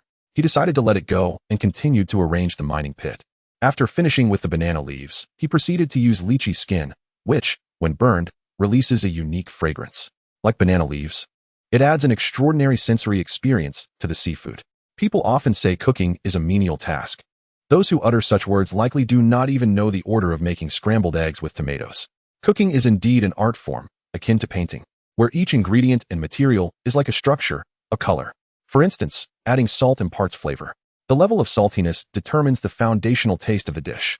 Coarse salt typically characterizes northern cuisine, while light salt is indicative of southern dishes. It is akin to the framework of a painting. In ink wash painting, each stroke must be delicate, avoiding heaviness. In oil painting, the initial outline may be more casual, as subsequent layers of color will obscure it, thus allowing for leniency. Once the base tone is established, the next step is embellishment, creating a more three-dimensional flavor. The layers of seasoning are akin to embellishments for the seafood. As long as a man enjoys the meal, he forgets about his wife and home. After completing the barbecue pit, Zhang Heng turned on the live stream. As the live stream commenced, Zhang Heng found himself momentarily stunned. To his astonishment, the number of fans in the live stream exceeded a staggering 500,000. Goodness! He exclaimed, this seems rather exaggerated, doesn't it? 50,000 people are watching my replay? I mean, come on, even if you are infatuated with me. This is a bit much, isn't it? I haven't even gone live, and yet 60,000 of you are watching the replay? Please, don't be too enamored with me. Just as Zhang Heng finished speaking, the voice of Xiao Rushi resonated from behind him. Look at you. You think it's all about you? Everyone is here to celebrate a victory. Turning to face Xiao Rushi, Zhang Heng, puzzled, asked, what do you mean? Xiao Rushi approached slowly, handing her phone to Zhang Heng. There is no such thing as peaceful times. It is because someone carries the burden for you. Furrowing his brow, Zhang Heng said nothing as he glanced at the phone. What he saw left him utterly astonished. He never anticipated that during the hours he hadn't streamed, such significant events had transpired. His fans had engaged in a fierce battle against a professional trolling company and emerged victorious. It's tough being your fan, you know. You boast about online harmony, claiming there are no keyboard warriors. Well, look at that. Quite the slap in the face, isn't it? Xiao Rushi's words were certainly valid. It indeed felt like a slap in the face. Yes, I understand. How careless of me. Zhang Heng sighed heavily. Just as Xiao Rushi was about to seize the moment to lecture him, he abruptly interjected, but then again, it can't be helped. After all, fools often have their own fortune, something you can only envy. No worries, don't cry. You will eventually grow accustomed to the whims of fate. Upon hearing this, Xiao Rushi instantly felt disheartened. What was once an undeniable advantage had quickly turned into a disadvantage. At that moment, she simply wished to log on to Wang Yiyun to alleviate her sorrow and stave off depression. It seemed that it was not Zhang Heng who had acted hastily, but rather she. His words immediately sparked a flurry of responses from the fans. Indeed, he is quite the scoundrel. His arguments are so delightfully unique. Yet, I find it appealing. The man I adore is invincible. Scoundrel, How did you develop such a thick skin? Can you teach me? I'll pay for the lessons. Zhang Heng chose not to dwell on this topic, swiftly transitioning to the next. Alright, let us now delve into today's theme, the Midnight Indulgence series. He then directed the camera towards a meticulously arranged barbecue pit, introducing his exclusive setup. Goodness, scoundrel, what you are showcasing at this late hour is not just indulgence. It's an explosive revelation. Suddenly, the skewers in her hand lost their allure. Scoundrel, at this hour, you are simply inhumane. It wasn't just the fans in the live stream who were astonished. Xiao Rushi was equally taken aback, momentarily at a loss for words. Over the years of her solitary existence, her pursuits had revolved solely around beauty and culinary delights, with at least 1/5 of her annual expenditures devoted to food. In matters of gastronomy, she had never conceded to anyone. Yet, at this moment, she found herself genuinely impressed. The art of barbecuing was far more intricate than she had ever imagined. In that instant, she realized that the barbecues of her past had been disappointingly bland. Now, let us simply enjoy this barbecue. As per tradition, I shall eat while you observe. The flavor shall be revealed through my expressions. With that, Zhang Heng brought over the glowing charcoal. Without hesitation, Xiao Rushi joined him, her thoughts clear. In participating, she would also claim a share of the experience. However, just as she placed the abalone onto the grill, a boisterous voice erupted. Zhang Heng, you little rascal, I treat you like a brother, and you treat me like a fool. Upon hearing the voice of Aunt Ma, Zhang Heng immediately stood up. As he turned, he saw Aunt Ma striding towards him with purpose. Aunt Ma, what brings you here? Before he could finish, Aunt Ma interrupted. Zhang Heng, you have gone too far. I kindly introduced you to a potential partner, and you? You have a girlfriend, and didn't he inform me? What have I become? Beside them. Zhao Linger tugged at Aunt Ma's clothing. Aunt Ma shrugged her off. Linger, do not fear. I will advocate for you and ensure you receive justice. Zhao Linger had come seeking Zhang Heng, only to encounter Xiao Rushi, possibly overhearing her rather excessive exclamation. The tension escalated, and Aunt Ma was there to demand accountability for Zhao Linger. From Zhao Linger's expression, it was evident she wasn't merely complaining. Rather, she had likely experienced something unsettling. The atmosphere in the live stream was electric, the excitement palpable. The divine barbecue had lost its charm as the drama unfolded. Aunt Ma's fierce gaze suggested she was prepared for a confrontation, while Xiao Rushi maintained an aloof demeanor, as if this conflict had no bearing on her. Zhang Heng caught a glimpse of Xiao Rushi and swiftly dismissed the notion of having her explain anything. Aunt Ma, Zhao Linger attempted to speak, but Aunt Ma cut her off, demanding, Zhang Heng, you must provide me with an explanation today, or I assure you, this matter is far from over. The atmosphere in the live stream escalated to a fever pitch. The scoundrel's retribution has arrived. Let us see how you handle this. Scoundrel, I shall sing you a lament. The Scoundrel Alliance had already formed 10 groups of 1,000 members each. With a single call, messages flooded various social media platforms. And within moments, the audience surged from over 60,000 to nearly 100,000.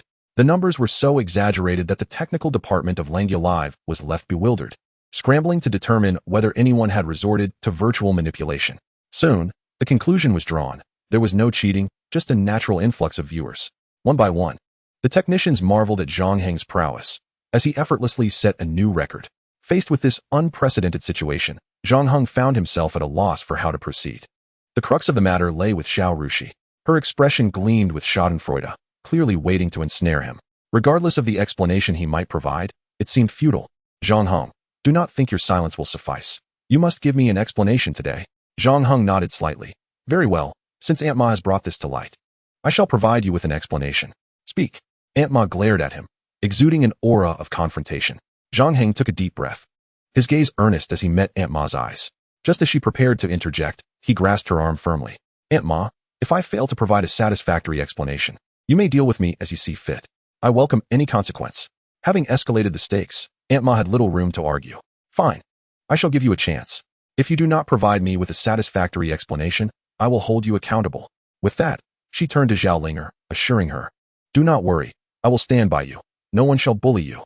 With that, she pivoted, casting a fierce glare at Xiao Rushi. It must be said that Aunt Ma was quite the strategist. Unlike a novice, who would likely have confronted Xiao Rushi directly, Aunt Ma adeptly chose to confront Zhang Heng head-on while sending a warning glance toward Xiao Rushi, effectively diminishing her bravado. Zhang Heng's initial maneuver astounded everyone, serving as inspiration for many men. Once infidelity is exposed, it is essential to eliminate external parties such as the mother-in-law from the equation. We must address the primary conflict first. However, I am more curious about Zhang Heng's subsequent actions. Some astute fans have already speculated on Xiao Ru's intentions. A seemingly ordinary live stream has unveiled elements of intrigue, conflict, domestic issues, and societal contradictions, filled with cunning strategies and unexpected surprises. Observing that Aunt Ma had wandered off, Zhang Heng beckoned the two to join him for barbecue. Come, let us partake in the barbecue. There is no problem that cannot be resolved with a hearty meal. If one meal is insufficient, then we shall have two. Neither of them seemed inclined to sit down. Zhao Linger was the first to speak. Zhang Heng, I will go over to Aunt Ma. Xiaoru directly interrupted Zhao Ling. Enough with the pretenses. If you genuinely wish to speak, Aunt Ma would not have come in the first place. What do you mean by saying such things now? Zhao Linger's expression shifted dramatically as she retorted. What do you mean by that? What do I mean? Xiaoru sighed deliberately. You have already done this, and you still feign ignorance? Clarify your words, Zhao Linger declared. Striding forward, Xiaoru followed suit, and as the two seemed ready to clash, Zhang Heng positioned himself between them. Zhang Heng, stay out of this. Before Xiaoru could finish her sentence, Zhang Heng interjected. All right, no more words. I propose a duel between the two of you. The loser must leave and never return. Do you dare? He glanced at Xiaoru and Zhao Linger. Enough with the idle chatter. Each of you speaks a line. Do you dare? Xiaoru did not hesitate and coldly scoffed. What is the big deal? Why would I be afraid? As the saying goes, two tigers cannot coexist on the same mountain, especially when both are female. Zhao Linger, too, was unyielding. What is there to be afraid of? Zhang Heng nodded emphatically. Good. Let the contest commence. Whoever backs down is a coward. Without waiting for a response, Zhang Heng executed an astonishing maneuver that left nearly 200,000 viewers astounded. Both Xiaoru and Zhao Linger were momentarily stunned. The author has a word to say. Hey folks, is school starting for everyone? Chapter 43, The Most Arrogant Streamer. Zhang Heng swiftly lifted both Xiaoru and Zhao Linger and dashed toward his home. Though both ladies stood at approximately 165 centimeters, their figures were exquisite, weighing under 100 pounds. For Zhang Heng, whose physical prowess surpassed that of ordinary individuals, they felt weightless. Zhang Heng, what are you doing? Xiaoru exclaimed helplessly. Ignoring her, he entered the house and headed straight for the bedroom, tossing them onto the bed. All right, you two can duel peacefully. I will not disturb you. With that, without waiting for any reaction, Zhang Heng turned and bolted outside, slamming the door behind him. Not only did he lock the door, but he also secured the outer entrance. As he dashed out of the yard, he locked the yard gate as well. There, all three locks are secured. I'm off to the beach for a swim. This series of audacious actions left the viewers in the live stream utterly impressed. If it were an ordinary person in such a situation, they would not only keep both ladies but at least one, considering they were both stunning beauties, unmatched in figure, appearance, and grace, comparable to top celebrities. Yet, these coveted women were treated as mere trifles by Zhang Heng, easily discarded. Such boldness is truly captivating. While placing conch shells on the barbecue grill, Zhang Heng remarked, all right, let us enjoy some simple barbecue. As I always say, those with conditions may join me, while those without can watch me eat. As he spoke, the abalone previously placed on the grill began to sizzle.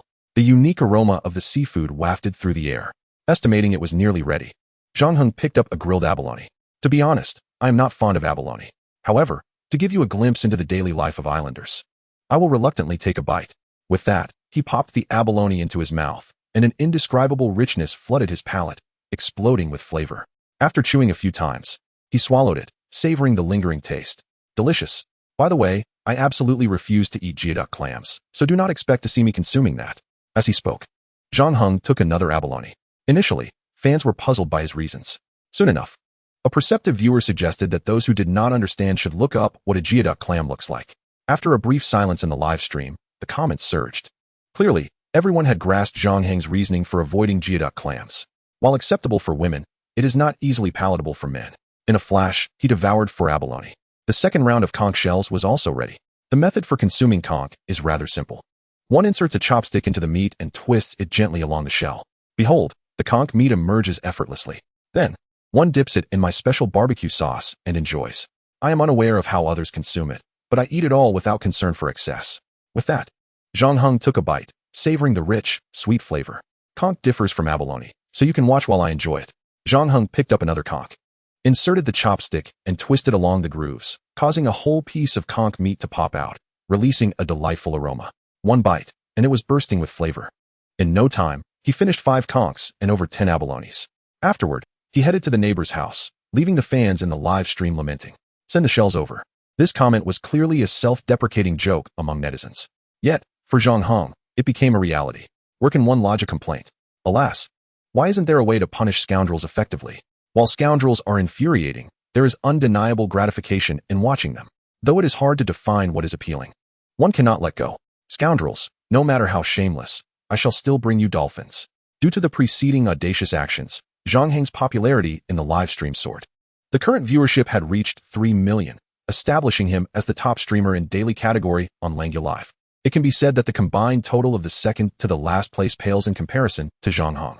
He has truly achieved a status where one streamer equals thousands. The recent disputes and Zhang Heng's bold maneuvers garnered him over 100,000 gifts. And this sum is before tax. If it were anyone else, they would be thrilled to the point of insomnia. Yet Zhang Heng barely glanced at the amount. After all, purchasing a yacht costs over 100 million. Such trivial money does not stir any waves in his heart.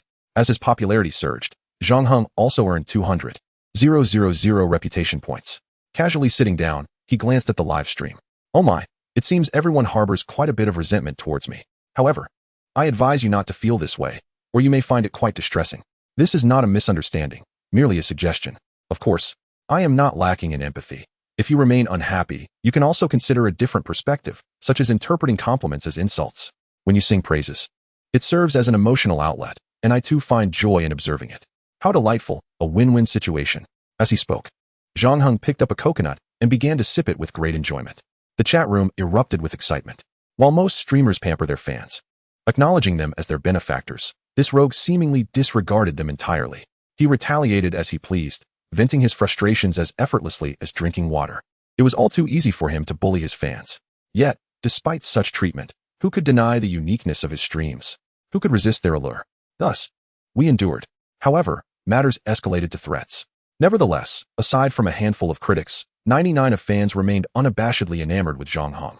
There is a saying, the favored act without fear. This aptly describes Zhang Heng. Consequently, the fans followed his suggestion to express their dissatisfaction through compliments. Yet, Zhang Heng was enraged. How dare you insult me? He exclaimed. Very well, if you seek conflict, let us engage. Chapter 44 speaks of pettiness. With that, Zhang Heng swiftly tidied up the barbecue stall. Once the flames were extinguished and everything was in order, he placed the barbecue reserved for Xiao Rushi and Zhao Linger at the door. You too, if you're tired from your brawls, step out for a bite. Once you're satisfied, you may continue. He then sent a WeChat message to Xiao Rushi, informing her of the location of the keys. To his surprise, this rogue possessed a tender heart. How touching. Indeed, he is the man I adore. Perfect. This moment was commendable. Zhang Heng cast a glance at the chat room and coldly remarked, enough with the flattery. The food I left for them is merely to prevent them from demolishing my home. Furthermore, do not assume that your extravagant compliments absolve your previous transgressions. Our accounts will be settled shortly. With that, Zhang Heng went to borrow a folding bed from a friend and, carrying 2 coconuts in the bed, made his way to the seaside. After a 10-minute stroll, he reached the edge of a cliff, which was more of a large reef than a true precipice. After setting up the folding bed, Zhang Heng reclined comfortably upon it, savoring his coconut. After indulging in barbecued seafood, it is essential to drink copious amounts of coconut water, as it nourishes the spleen, benefits the kidneys, promotes urination and reduces swelling, alleviates heat and quenches thirst, and helps expel parasites. Increased urination prevents the accumulation of uric acid, naturally averting gout. This reflects the harmonious interplay of nature's dietary culture. Zhang Heng's streams saw a notable uptick in engagement. He was right. Our Sichuan province is excessively damp and chilly, which is why we relish spicy food. The wisdom of his words resonates deeply.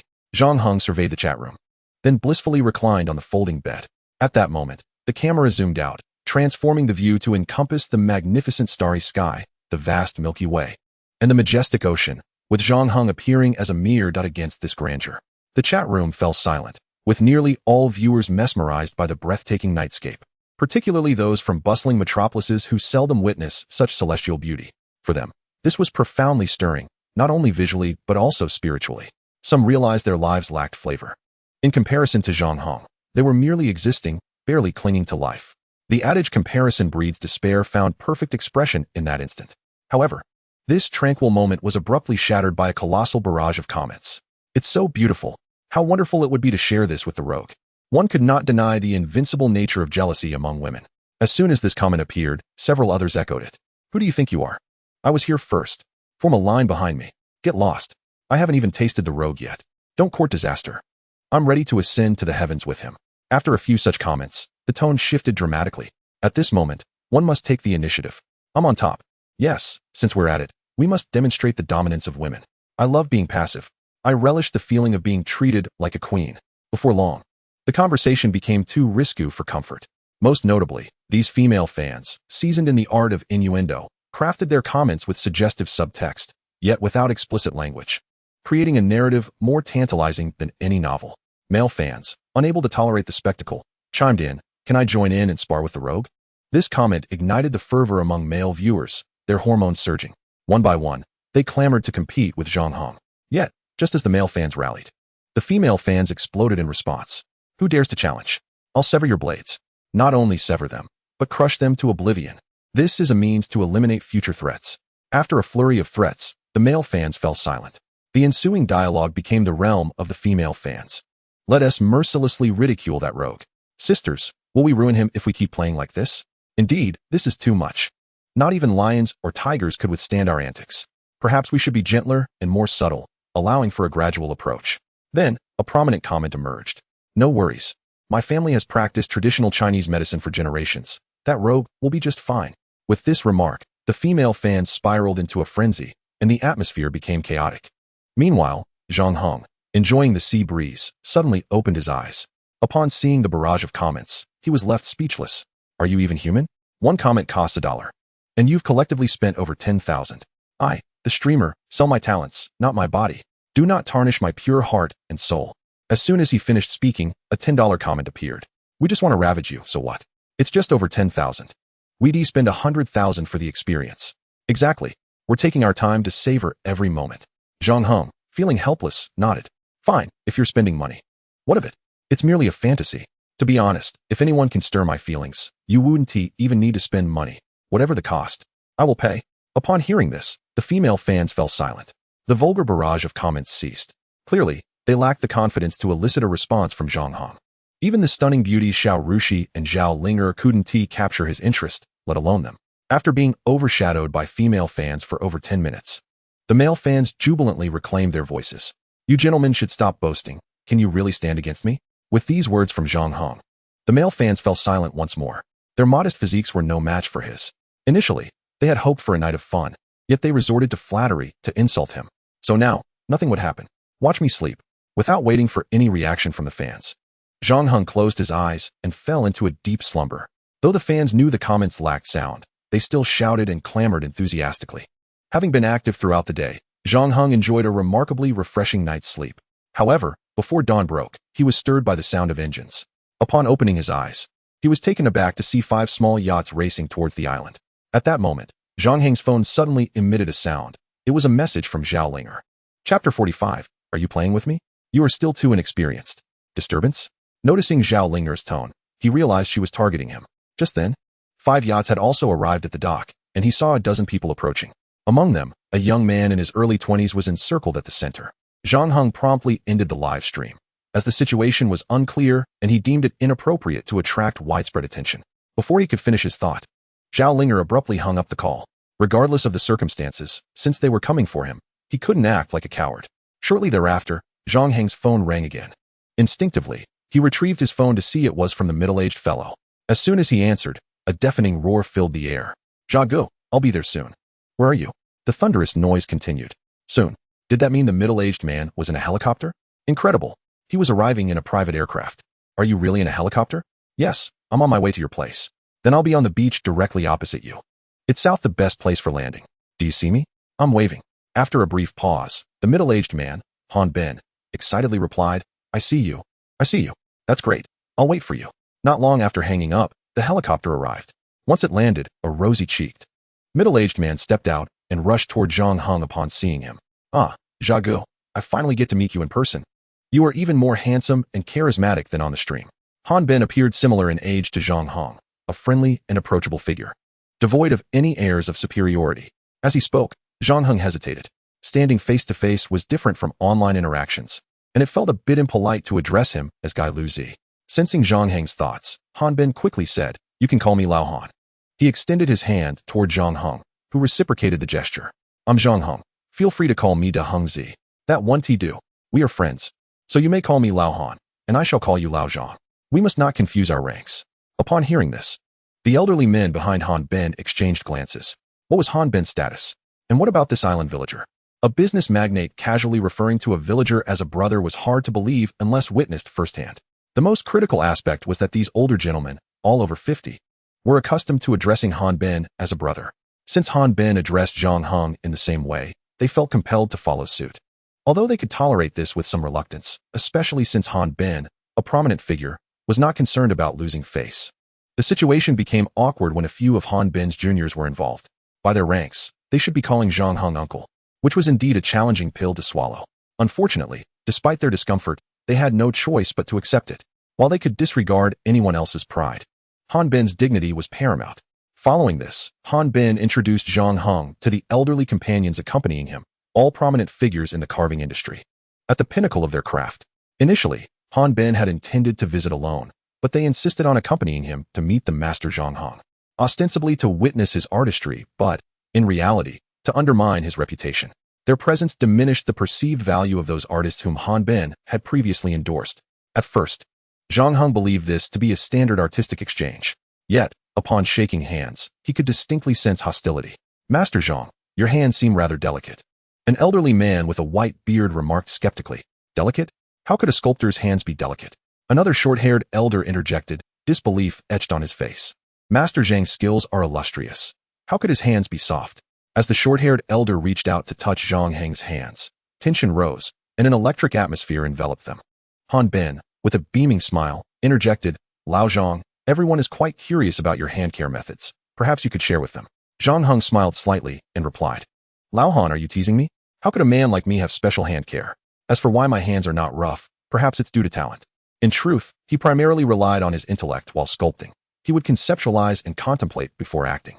This statement left the sculptors speechless, their faces filled with embarrassment.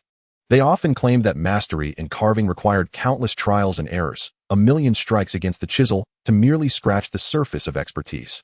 This was essentially their prelude to showing off. Zhang Heng's words, however, struck them like a slap, leaving them flustered. Yet, the white-bearded elder remained composed, offering a faint smile as the awkwardness faded. "That's wonderful. Today we shall learn from Master Zhang about the path of using one's mind." Zhang Heng smiled faintly. "Certainly, as long as you wish to learn, I will gladly share. However, I fear you may not grasp it, which could tarnish my reputation as your teacher."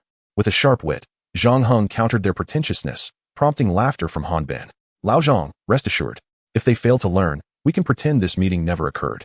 Zhang Heng nodded appreciatively. "With your words, Lao Han, I feel much more at ease." The two shared a knowing smile, their understanding unspoken. Zhang Heng felt a sense of vindication, and so did Han Bin. Typically, these elderly figures relied on their obsession with carving, engaging in various petty tricks and underhanded dealings. Although not grave matters, they were indeed irksome. Now, with a greater talent in their midst, it was finally time to stand tall. To be prudent, Zhang Heng utilized the prestige he had accumulated overnight, performing a directional draw. Fortuitously, he elevated his carving skills to the master level. Currently, including Zhang Heng, there were merely 5 individuals worldwide who had attained such mastery. Defeating these opponents should pose little challenge. Subsequently, the group proceeded to Zhang Heng's residence. Along the way, Zhang Heng and Han Bin shared lighthearted banter, resembling long-lost friends reconnecting after many years. Aside from discussing the beautiful landscapes, they also touched upon matters concerning Teacher Wei, who had been admitted to a provincial hospital, with their village school beginning to construct new facilities, aptly named Haidao Primary School. Just as they arrived at Zhang Heng's doorstep, they were suddenly surrounded by 20 to 30 individuals. Who the hell is Zhang Heng? Chapter 46, A Contest of Strength. The speaker was a bald man dressed in a black suit, his demeanor menacing. Zhang Heng immediately recognized that these were the individuals who had disembarked from the yacht earlier. "Lao Han, please go inside and make yourself comfortable. I need to handle a personal matter and will return shortly." Han Bin promptly replied, "No worries, we can proceed inside. This matter will be taken care of." Just as he attempted to enter, the bald man blocked his path. "Hey, did I say you could leave? Dare to take another step and see what happens." Zhang Heng slowly approached, grasping the bald man's arm and giving it a gentle twist. Crack. Ah! The bald man immediately howled like a slaughtered lamb before collapsing to his knees. His subordinates, witnessing this, quickly encircled them. "Who dares to move another step?" As the words fell, Zhang Heng effortlessly twisted his hand back. The bald giant let out a ferocious roar once more. "Don't move." With a swift kick, Zhang Heng sent the bald man flying into the courtyard. Witnessing this scene, everyone was momentarily stunned, not just the bald man's subordinates, but also Lao Han and his entourage, particularly the bodyguards who were left in a state of shock. They were all practitioners, aware of the profound skill behind such a kick. This skill was not merely about strength. Strength could be honed through relentless practice over the years. However, true skill was different. Without innate talent, a lifetime of effort could be in vain. The reason Zhang Heng's kick was deemed skillful was that the bald man weighed around 170 to 180 pounds, with no preparatory movement. Just a gentle kick sent him soaring 3 to 4 meters high, clearing the wall with precision. Even those unfamiliar with combat could recognize the remarkable difficulty of this feat. Go fetch your master. I shall await him. Upon hearing this, the bald man's subordinates turned and fled without a word. The once formidable group of over 10 men vanished in an instant. Lao Han, I sincerely apologize for the disturbance. Han Ben waved his hand dismissively. There's no need for embarrassment. Like you, I am eager to discover who possesses the audacity to trouble your scoundrel brother. We shall soon find out. Zhang Heng smiled faintly and beckoned everyone to enter the house. In truth, Zhang Heng sought not only to uncover the mastermind behind this, but also to resolve the matter once and for all, to safeguard this sacred ground. A little bloodshed seemed inevitable. Hence, he declared, let it be so. It is better to confront it sooner than later. This was indeed a favorable turn of events for the sculpting experts. They perceived Zhang Heng as a means to rid themselves of trouble, believing that even if Han Ben valued him, there would still be an underlying dissatisfaction. If the flames of conflict were to be stoked further, Zhang Heng's fate as a master would be torn away, leaving him in ruin. Their own positions would then be restored, and with a bit of luck, perhaps even promotions and raises could follow. The elderly men exchanged knowing glances, sharing a conspiratorial smile. Once inside, the group of elders casually surveyed their surroundings, their expressions immediately transforming to one of assured victory. The reason for their confidence was simple. Zhang Heng's home bore no trace of an artist's touch, resembling that of a mere island fisherman. Master Zhang, your home exudes a rustic charm, one elder remarked with a smirk, prompting agreement from the others. Zhang Heng, not oblivious to their derision, chose to wait patiently for their mockery to subside before responding with a smile. Indeed, your powers of observation are commendable. However, there may be a misunderstanding. In your view, a masterful piece must surely arise from a plethora of failures. While this conclusion may resonate with 99.9% of the populace, I am, unfortunately, among that minuscule 0.001%. I do not require a compendium of failures. My work is, from the outset, a masterpiece. His words resonated with a commanding presence akin to thunder, leaving the elders momentarily speechless. Though they had spent their lives engaging in intrigue, they had never encountered someone like Zhang Heng, who eschewed conventionality and confronted them head-on. Yet, this audacity delighted Han Ben immensely. At that moment, the white-haired elder unexpectedly recited an ancient text. There exists a remarkable craftsman named Wang Shuyuan, who can transform a mere inch of wood into palatial structures, vessels, and even figures of animals, each embodying distinct characteristics. Zhang Heng nodded slightly. I studied this in my youth. Wei Shui's Hezhou speaks of a sculptor carving a boat from a walnut. The elder responded, since you are aware, it will be easier to discuss. I humbly request your guidance, Master Zhang. Zhang Heng inhaled deeply, and the other elders inquired, what? Master Zhang, do you mean to say you cannot sculpt the Hezhou? Zhang Heng gently shook his head. That is not my intent. My point is that if you seek my counsel, you should at least present your work for critique. Even if you hold me in high regard, it would be unreasonable to expect me to engage in empty rhetoric. Just as the short-haired elder was about to interject, the white-haired elder halted him. He produced a brocade box from his pocket, stating, I may be lacking in talent, but I have indeed studied the Hezhou. Upon opening the box, a walnut-sized Hezhou was revealed. Gasps of astonishment filled the air. Lao Lu, could this be the award-winning West Lake Hezhou from last year's World Sculpture Competition? The elder known as Lao Lu squinted his eyes, smiling silently, exuding an air of superiority. In that moment, all present were rendered speechless, including Han Ben.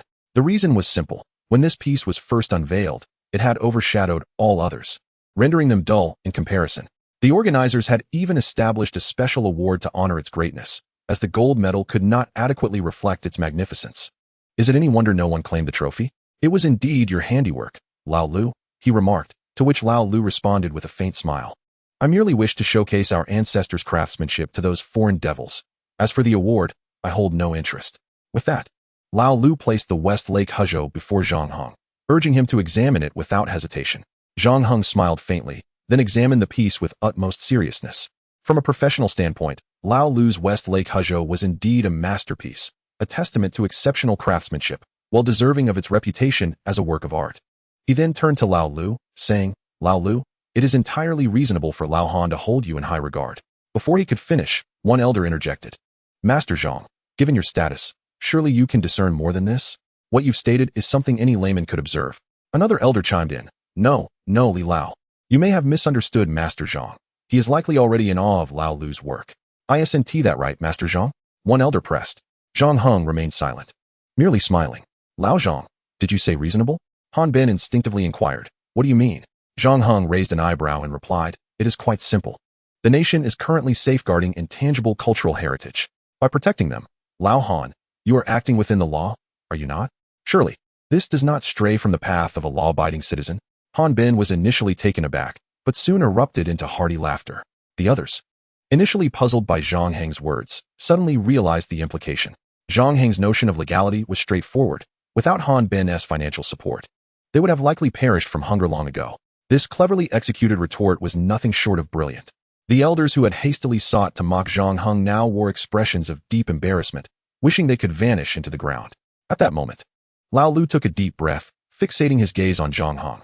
If Master Zhang deems my West Lake Huzhou unworthy of mention, I would appreciate your guidance. As he spoke, he retrieved a walnut, already prepared, and placed it before Zhang Heng. The inclusion of the nut suggested that this entire encounter had been premeditated. At this juncture, Han Bin could not help but feel a twinge of apprehension for Zhang Heng. The inscriptions carved beneath the water were indeed a testament to exceptional craftsmanship. However, the coarse stone carving and the exquisite nuclear boat carving, while equal in craftsmanship, represent two entirely disparate directions. Those accustomed to stone carving wield considerable strength, exhibiting a bold and unrestrained style. In stark contrast, the finesse of exquisite carving demands a delicate touch, blending softness with firmness. These two techniques exist in stark opposition, rendering any synthesis between them utterly implausible. It would be quite unreasonable to expect Lao Lu or Old Zhang, masters of stone carving, to carve a nuclear boat. Han Bin, however, offered Zhang Heng a lifeline. With a faint smile, Lao Lu remarked, "You are correct, Mr. Han. Under normal circumstances, that would indeed be an unreasonable expectation. Yet today a situation seems to differ." He trailed off, leaving his thought unfinished, as the short-haired elders seized the moment. Mr. Han, did Master Zhang not just dismiss Lao Lu's masterpiece as inconsequential? Such words have been uttered. If he cannot demonstrate genuine skill, how will he justify them? The short-haired elders' words were met with eager agreement from others, their rhetoric becoming increasingly righteous yet acerbic. Zhang Heng could not help but smile slightly. The dynamics of the gathering were intriguing, with a lead attacker, a tank to absorb damage, and a cadre of supporters at hand. It was a well-orchestrated ensemble. Han Bin found himself at a loss for how to extricate Zhang Heng from this predicament, especially given the former's unyielding remarks. Of course, a forced intervention could be made, as he was Han Bin after all. However, such an act would tarnish his reputation in the carving community. Where these seasoned veterans were known for their stubbornness, they would not linger around if they had any self-respect. Zhang Heng's assertions were not unfounded, including those regarding Lao Lu. Indeed, he possessed some skill, yet it was hardly sufficient to afford a villa or a beautiful wife. His tenacity in clinging to Han Bin was evident. Han Bin's obsession with carving was akin to his passion for watches, cars, and planes, lacking in extravagance, yet resolute. Thus, Zhang Heng was left to rely solely on his own abilities. Nevertheless, Han Bin had resolved that even if Zhang Heng faced humiliation, he would steadfastly support his friend. Zhang Heng, with a slight smile, remarked, "Does my inability to craft a refrigerator preclude me from criticizing a certain brand's products as subpar?" Lao Lu scoffed. "Can one equate refrigerators with art? It appears, Master Zhang, that while your skills may lack substance, your ability to obfuscate is commendable. If you cannot master delicate carving, what right do you have to insult? Lacking skill is forgivable, but lacking character is a lifetime curse."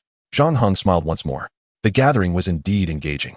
As the lead attacker charged, the tank, mages, and support rallied enthusiastically. Yet, alas, they were confronted by Zhang Heng.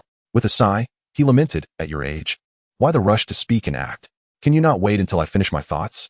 My assertion of not being able to carve a nuclear boat is not due to a lack of fine carving skills, but rather a disdain for utilizing a nuclear boat to flaunt abroad, which would disgrace our ancestors." As soon as he finished speaking, Lao Lu opened his mouth to respond, but was silenced by Zhang Heng's command. "Silence. When a teacher speaks, a student should not interject. Do you not understand the importance of respecting your elders?" This rebuke left Lao Lu momentarily speechless, unsure of how to proceed. Han Bin quickly interjected, "Old Zhang is correct. If you wish to learn, do so earnestly and refrain from causing disruptions." Though Han Ben maintained a composed demeanor, he was inwardly delighted. Clearly, Zhang Heng was preparing to mount a formidable counterattack. Old Han, may I live stream? I believe the upcoming instructional content is worth showcasing. Who knows? Perhaps someone will be inspired to carry on our ancestral techniques? Han Ben promptly replied, of course you should. Zhang Heng nodded slightly and initiated the live stream. Han Ben cooperatively presented 100 treasure maps, which had a global effect, granting viewers benefits upon entering the stream. Within mere seconds, Zhang Heng's live stream attracted 1 to 200,000 viewers. Setting aside the context, it served as a benefit for the audience, urging them to pay attention. With that, Zhang Heng turned to the kitchen, soon returning. He addressed Lao Lu. Lao Lu, true exquisite carving is not the nuclear boat, but rather this. He placed the object he intended to carve on the table, leaving everyone, including Han Ben, in utter disbelief. This was astonishing. Chapter 48, Kneel. Apologize to our ancestors. Aside from the few present, the 200,000 viewers in the live stream were equally astonished. The reason for the collective shock was simple. Zhang Heng intended to intricately carve a grain of rice. Incredible. Unbelievable. He can carve a grain of rice. The viewers' excitement soared. No way. A grain of rice. This is beyond absurd. With no further ado, the viewers began showering gifts. The moment Zhang Heng revealed the grain of rice, gifts accumulated rapidly, reaching tens of thousands within seconds. You mean to carve a boat on a grain of rice? Lao Lu asked, incredulous. What else would it be? Zhang Heng then produced 3 ordinary embroidery needles. Everyone, clear the area. From this moment until I finish, absolute silence is required. Otherwise, as his words trailed off, Zhang Heng flicked the embroidery needle, which struck the dining table with such force that it embedded halfway into the wood. An immediate hush fell over the crowd. As they collectively gasped, Zhang Heng's aura was palpable, radiating a menacing intensity. Han Ben, unperturbed, instructed his bodyguards to secure the premises. Issuing strict orders to prevent any disturbances, he wisely retreated to the doorway, while the other elders followed suit. The aura emanating from Zhang Heng was formidable, rendering even the live stream viewers silent. The previously vibrant chat was reduced to a mere trickle of comments, as everyone feared their messages might disrupt Zhang Heng's focus. This was not merely a matter of his imposing presence. It was a natural expression of the tension inherent in the task at hand. Despite his masterful carving skills, working on a grain of rice was no simple feat, requiring the coordination of every muscle in his body, breath, heartbeat, fingers, arms, and even leg muscles. All must be fully engaged in this creative endeavor. Thus, an air of tension enveloped him. Zhang Heng inhaled deeply, then exhaled slowly. As he released his breath, he lifted the needle and began to carve with painstaking precision. Meanwhile, the drone cameras zoomed in on the grain of rice, magnified to 300 times. Consequently, the viewers witnessed the needle's movements within an acceptable range, yet in reality, the needle shifted only a millimeter, equating to a mere half of a hair's breadth. The exquisite intricacy of the carving was unparalleled. Both the live audience and the viewers struggled to see clearly, as the grain of rice was simply too small for them to discern. However, the aura radiating from Zhang Heng was akin to a mountain, suffocating them all. In that moment, it felt like a torturous ordeal for everyone present. 2 elderly men with heart conditions began to exhibit irregular heartbeats, drenched in sweat. Yet they gritted their teeth, refusing to make a sound. Fortunately, Zhang Heng's creative period was not excessively prolonged. It concluded in a mere 7 minutes and 18 seconds. At that moment of completion, Zhang Heng could not help but take a step back. After consuming the Shisui Dan, his physical prowess was several times that of an ordinary person, enabling him to stand steadily. Had it been an average individual, they might have coughed up blood and collapsed. Zhang Heng deftly picked up a grain of rice with his fingers. Success. In that instant, the barrage of comments in the live stream erupted like a geyser. Jai, urinate. Jai, urinate. Jai, urinate. The once scoundrel had now transformed into Jai. A slight variation in wording, yet the impact was monumental. Alongside the explosive comments, gifts flooded in. In just 3 seconds, a staggering 1.4 million was amassed. A total of 3 million in gifts was generated, with over 600,000 participants sending them. The official account of Langya Live had no skepticism regarding these figures. Prior to Zhang Heng's meticulous crafting of the rice grain, many fans had been recharging, eagerly awaiting the moment to present their gifts. At this juncture, words seemed futile, only gifts mattered. What does rice grain sculpting signify? Beyond the gifts as a token of respect, nothing else sufficed. Given that it was early morning, most affluent individuals were still asleep, so substantial gifts were scarce, primarily consisting of smaller denominations. Had it been evening, this wave could have easily surpassed 5 million. Zhang Heng held the rice boat delicately with a single finger, advancing step by step toward Lao Lu. Success. Lao Lu's eyes were bloodshot, his body trembling. He struggled to articulate a coherent sentence after such effort. However, at that moment, Zhang Heng suddenly commanded in a surprisingly soft tone, "Kneel. Apologize to our ancestors." Though his voice was not loud, it carried the weight of thunder. Resonating powerfully, Lao Lu's knees buckled, and he fell to the ground with a thud. Others, too, succumbed, kneeling in unison. The live stream exploded once more. Jia Yi urinate. Jia Yi urinate. Jia Yi urinate. At this point, any language fell short. Only this unified chant and the gifts within reach remained. This act of kneeling instantaneously yielded 500,000 in gifts. In just a few fleeting minutes, the total gifts amounted to 2 million. If calculated by the minute, one might compare it to a Forbes billionaire's level of earnings, though they achieve this continuously. Zhang Heng, however, stood at the pinnacle of this single moment. Yet, even at this zenith, it was a level unattainable by 99.9999 of the world. Zhang Heng casually remarked, "No need for others to kneel. You have not inherited the skills of our ancestors, hence you lack the qualification." Lacking qualification. The three seemingly light words exploded in the minds of the elderly men like thunderclaps. Lao Lu, remain on your knees. Only rise when you feel you have honored our ancestors and your master. Without waiting for Lao Lu's response, Zhang Heng positioned the rice boat in front of the drone camera. "Come, do not be shy, worship as you wish. Worship freely." If anyone else had uttered such shameless words, they would likely have faced swift retribution. Yet the speaker was Zhang Heng, leaving fans with little choice but to comply. Of course, there was another option, to pay their respects. At that moment, an enormous comment surged forth. "Jia Yi, this grain of rice is worth 5 million. One for you, and 2 for our ancestors. 5 million. For a single grain. This must be the most precious grain of rice in the world." Zhang Heng smiled slightly and replied, "I'm sorry, but this piece has already been claimed. Moreover, the author has a request. If you enjoyed it, please give a 5-star rating. Gifts are appreciated." Chapter 49. Some people are not to be provoked. Before Zhang Heng could finish his statement, a wealthy individual sent another comment. "Can you carve another one for me?" "No. A masterpiece can only exist once. Besides, 5 million is trivial compared to our friendship." "All right. I assume everyone has finished their worship. Lao Han, a small gift is merely a token of respect. Please accept it." Although Han Bin had anticipated Zhang Heng would offer him something when he heard the mention of friendship, the moment Zhang Heng explicitly stated he would gift it to him, he could not contain his excitement. It felt akin to striving for a rare treasure. Even knowing he would receive it, the instant of acquisition overwhelmed him with emotions. "Lao Zhang, are you serious? Really giving it to me?" Zhang Heng smiled faintly and said, "Lao Han, you too are a formidable figure who has weathered many storms. A mere trifle, there is no need for such excitement." Indeed, Zhang Heng was correct. Han Bin had navigated through many trials. By rights, he should not display any emotional fluctuation over a gift worth 5 million. Yet, inexplicably, he could not control himself. "Lao Zhang, you are truly remarkable." As he spoke, Han Bin cautiously accepted the rice boat, his face alight with joy as he regarded it like a rare treasure. However, a moment later, confusion crossed his features. "Lao Zhang, you must tell me how to preserve this rice boat. I wish to pass it down as a family heirloom." "A family heirloom?" Zhang Heng instinctively echoed. Just as Han Bin was about to respond, a cacophony of footsteps erupted outside.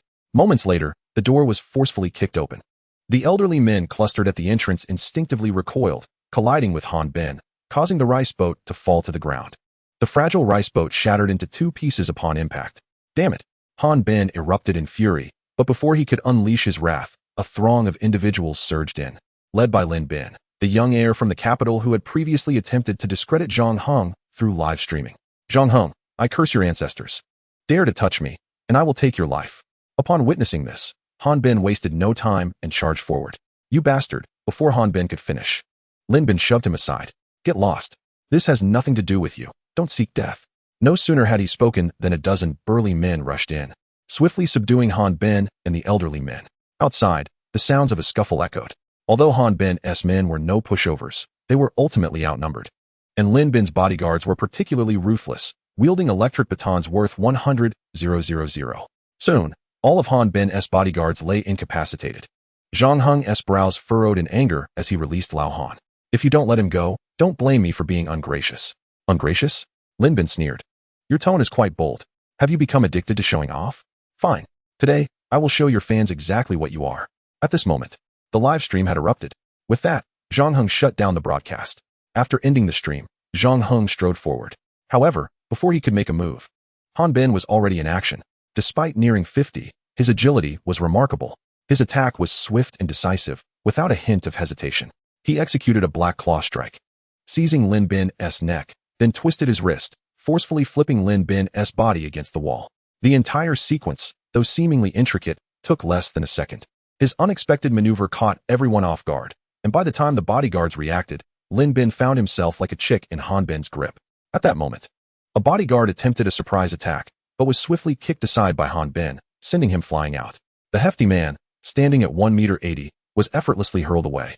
Everyone present, including Zhang Heng, was astonished by this display of strength. Truly, one must not judge a book by its cover, nor the ocean with a ladle. Anyone daring to make a move again will lose their life. As he spoke, Han Bin exerted a sudden force, causing Lin Bin's face to flush crimson, his eyes nearly bulging. Upon witnessing this, the bodyguards immediately ceased their actions. You, as security personnel, must be aware of the Qin family and Qin Jian, correct? Upon hearing the name Qin Jian, the bodyguards' expressions shifted dramatically. While low-level guards might not recognize Qin Jian, those engaged in high-end security certainly would. The Qin family is the largest security company in the country, and Qin Jian is the executive president of this firm. He is known for his brutality, capriciousness, and most importantly, his ruthlessness. He ascended to power early last year, and many seasoned veterans did not take him seriously. Following a shareholders' meeting, many ordinary shareholders announced their retirement and relinquished their roles in the group, while others chose to step back. 3 days later, all of Qin Jian's associates assumed their positions. Thus, the regime change occurred without bloodshed. The details of that meeting remain unknown, and no one speaks of it. However, one thing is certain. Qin Jian must have employed ruthless tactics. Otherwise, those veterans who have navigated the world for decades would not have so easily capitulated. That meeting significantly elevated Qin Jian's reputation in the security circle.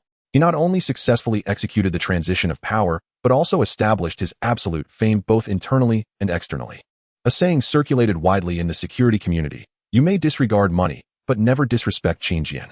Disregarding money may lead to financial ruin, but failing to respect Qin Jian could cost you your life and possibly your family. Consequently, when these guards heard Qin Jian's name, they were left dumbfounded. It seems you all recognize him? That makes things simpler. As he spoke, Han Bin retrieved his phone and dialed a number. The call was answered swiftly. Xiao Qin, I have encountered a bit of trouble. It seems to involve your acquaintance. All right, you can speak with them. Han Bin handed the phone to one of the bodyguards. Trembling, the bodyguard accepted the phone and stepped aside to converse. Soon, he returned, his face pale, presenting the phone to Han Bin. Mr. Han, I was wrong. Do with me as you will. Han Bin smiled slightly, and then released Lin Bin, who was nearly suffocating. So it seems you now know who I am and the consequences that follow. Upon hearing this, Zhang Heng chuckled and sat down, as he no longer had any part to play and could simply enjoy the spectacle. Chapter 50. Do not cry, we have abundance. As Zhang Heng settled into his seat, the bodyguard who had taken the call suddenly fell to his knees. The other bodyguards followed suit, pleading with Han Bin for mercy, expressing their familial responsibilities and invoking the image of their young children taking their first steps. Zhang Heng found it amusing. Little brother, honestly, you could have been more dramatic. The bodyguard faltered slightly, knowing full well that his words would not convince anyone, but he found himself at a loss for how to beg for mercy. Enough of the theatrics. Do you think you are an Oscar-winning actor? Old Han does not have time to waste on your performances, Zhang Heng remarked with a hint of mockery. The bodyguard quickly turned to Han Bin, saying, Mr. Han, please tell me what to do. I am willing to comply with any request, even if it means sacrificing my life. At this moment, Lin Bin, still on the ground, slowly sat up and gasped, You are Han. Now you know? Alas, it is too late. Before Lin Bin could finish his sentence, Han Bin instructed the bodyguards to take him away and assured them that arrangements would be made for their next steps. Following this, Han Bin expelled the elderly individuals from the premises. As soon as they left, before Zhang Heng could say anything, Han Bin displayed an expression of profound anguish. He then crouched down. Zhang Heng instinctively inquired, Old Han, what is the matter? He approached to assist Han Bin in standing. Han Bin slowly raised his head, pointing with trembling fingers. Zhang Heng noticed the remains of a rice boat in his hand. It's ruined, a masterpiece has been destroyed. Witnessing Han Bin, typically a formidable figure, shedding tears like a child, left Zhang Heng momentarily speechless. Had he not seen it with his own eyes, he would never have believed that such a powerful figure could weep like a child. However, Zhang Heng soon comprehended. This was due to Han Bin's profound love for his craft. Otherwise, he would not have nurtured those who are fraudulent, fully aware of the pitfalls. From Han Bin's earlier reaction, it was clear he was someone who cherished his reputation immensely, willing to endure humiliation from Lin Bin rather than react adversely in a public setting. Thus, his display before Zhang Heng indicated the depths of his obsession with sculpture. While Zhang Heng recognized that Han Bin's passion deserved respect, he could not help but smile slightly. Come now, it is just a rice boat. It is not the end of the world. Do not weep, we have plenty. Han Bin gazed at Zhang Heng and replied, Old Zhang, are you suggesting you will create another rice boat? That is absolutely unacceptable. Such a piece can only exist in singularity. Zhang Heng squinted at Han Bin and said, without a rice boat, we can have a bean boat, a red bean boat, a black bean boat. The grains are plentiful. What is there to lack? Upon hearing this, Han Bin could not contain his excitement. Old Zhang, are you implying you will create a series of grain boats? Zhang Heng nodded slightly. Indeed. You mentioned tears streaming down your face. How could I not comply? However, it will require time, as this work demands immense effort. No problem. I can wait. I can wait, Han Bin exclaimed, brimming with enthusiasm. Before Zhang Heng could respond, Han Bin continued, all right, I must take my leave now. Leave? So soon? Han Bin nodded seriously. Indeed, there are many matters I must attend to. By the way, you should start your live stream. Otherwise, your fans might become quite restless. This reminder jolted Zhang Heng into realizing the necessity of addressing his fans. Prolonged silence could indeed lead to complications. Thus, he hurriedly initiated his live stream. Sure enough, Han Bin's prediction was accurate. The fans were already becoming agitated. Jia Yi, you have finally returned. We were terrified. If you had not appeared soon, we would have come to rescue you. As long as you are safe, that is all that matters. If anything happens, I will take leave to find you. Zhang Heng was at a loss for words, overwhelmed by the concern of his fans. He had initially wanted to assert that the internet community is not devoid of loyalty, but the words caught in his throat. It is better to remain low-key, sparing his fans unnecessary worry. If another protection battle were to arise, it might lead to even greater trouble. Rest assured, as Jia Ye's fans, we will ensure he is not wronged in the slightest. I will provide everyone with an explanation regarding today's events. As for the specifics, you may check the news tomorrow. Now, I must take my leave. Enjoy yourselves. Zhang Heng intended to see Han Bin off, but he was politely declined. You are always welcome, anytime. After Han Bin departed, Zhang Heng stepped in front of the camera. Thank you for your concern. However, there is little that can be done. After all, who asked you to love me? There is a saying, is there not?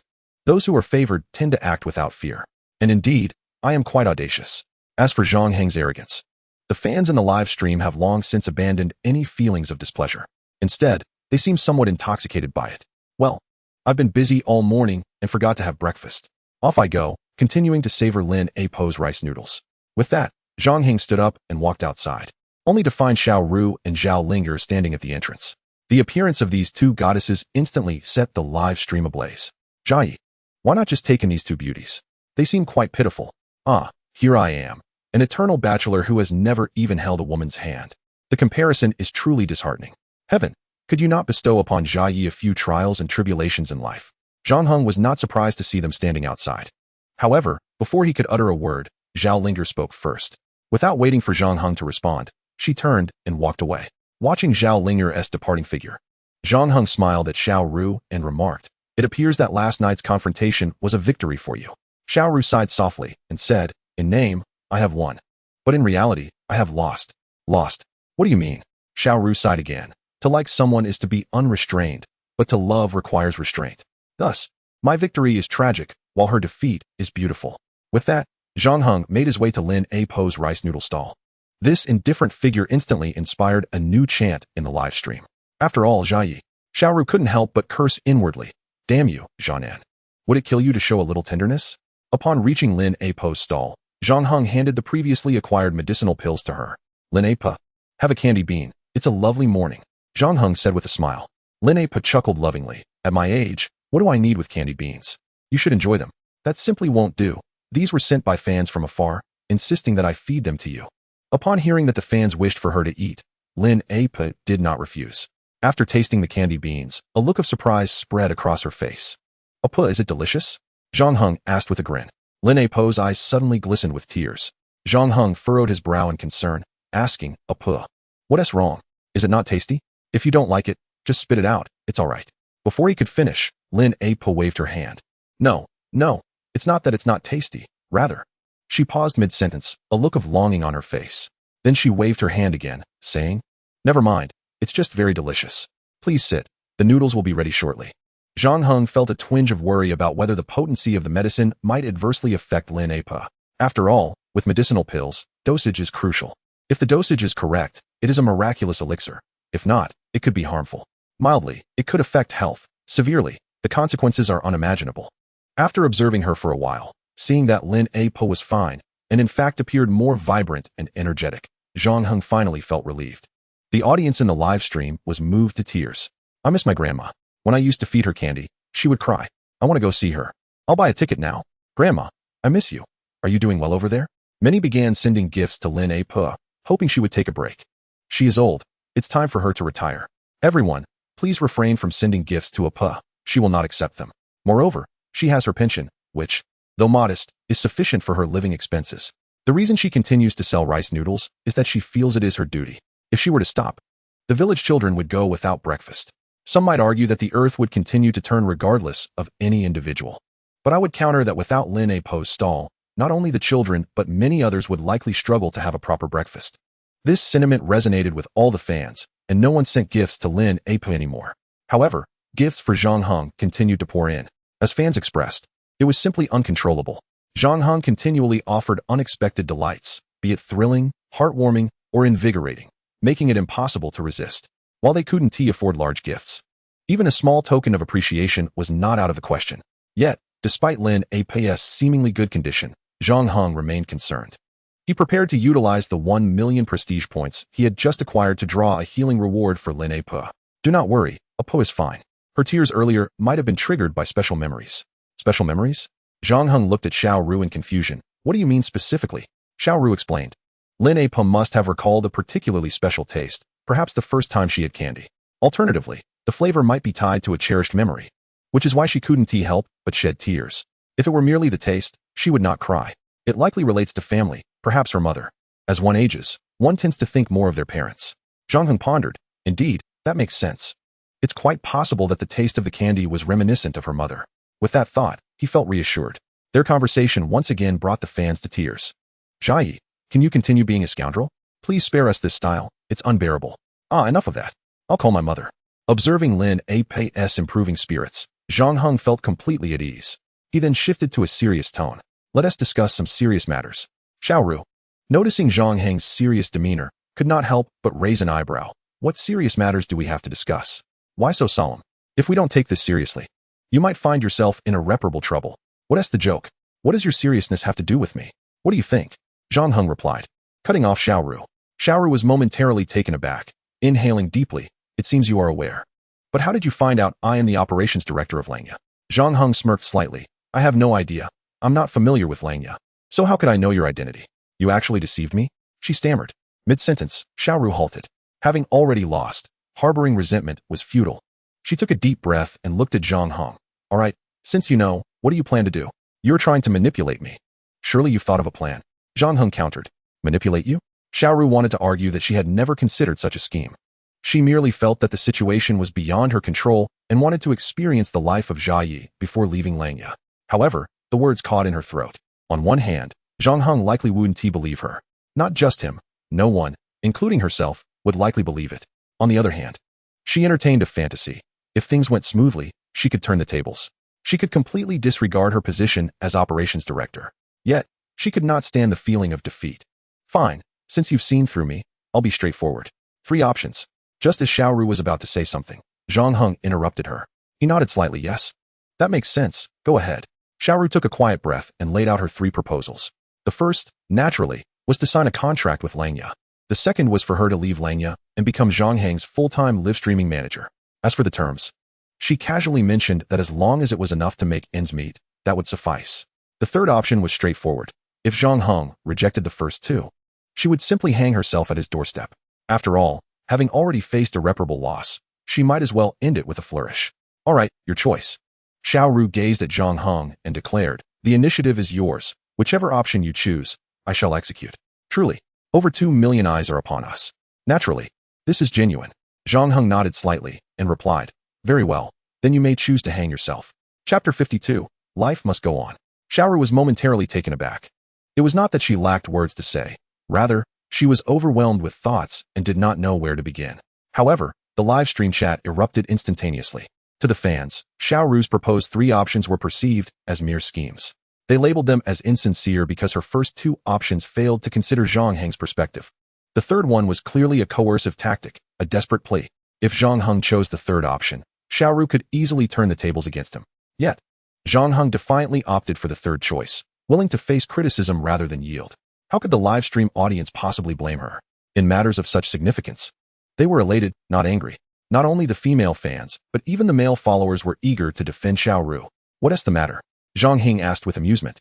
Observing Xiaoru, didn't you say to choose one? I have made my selection.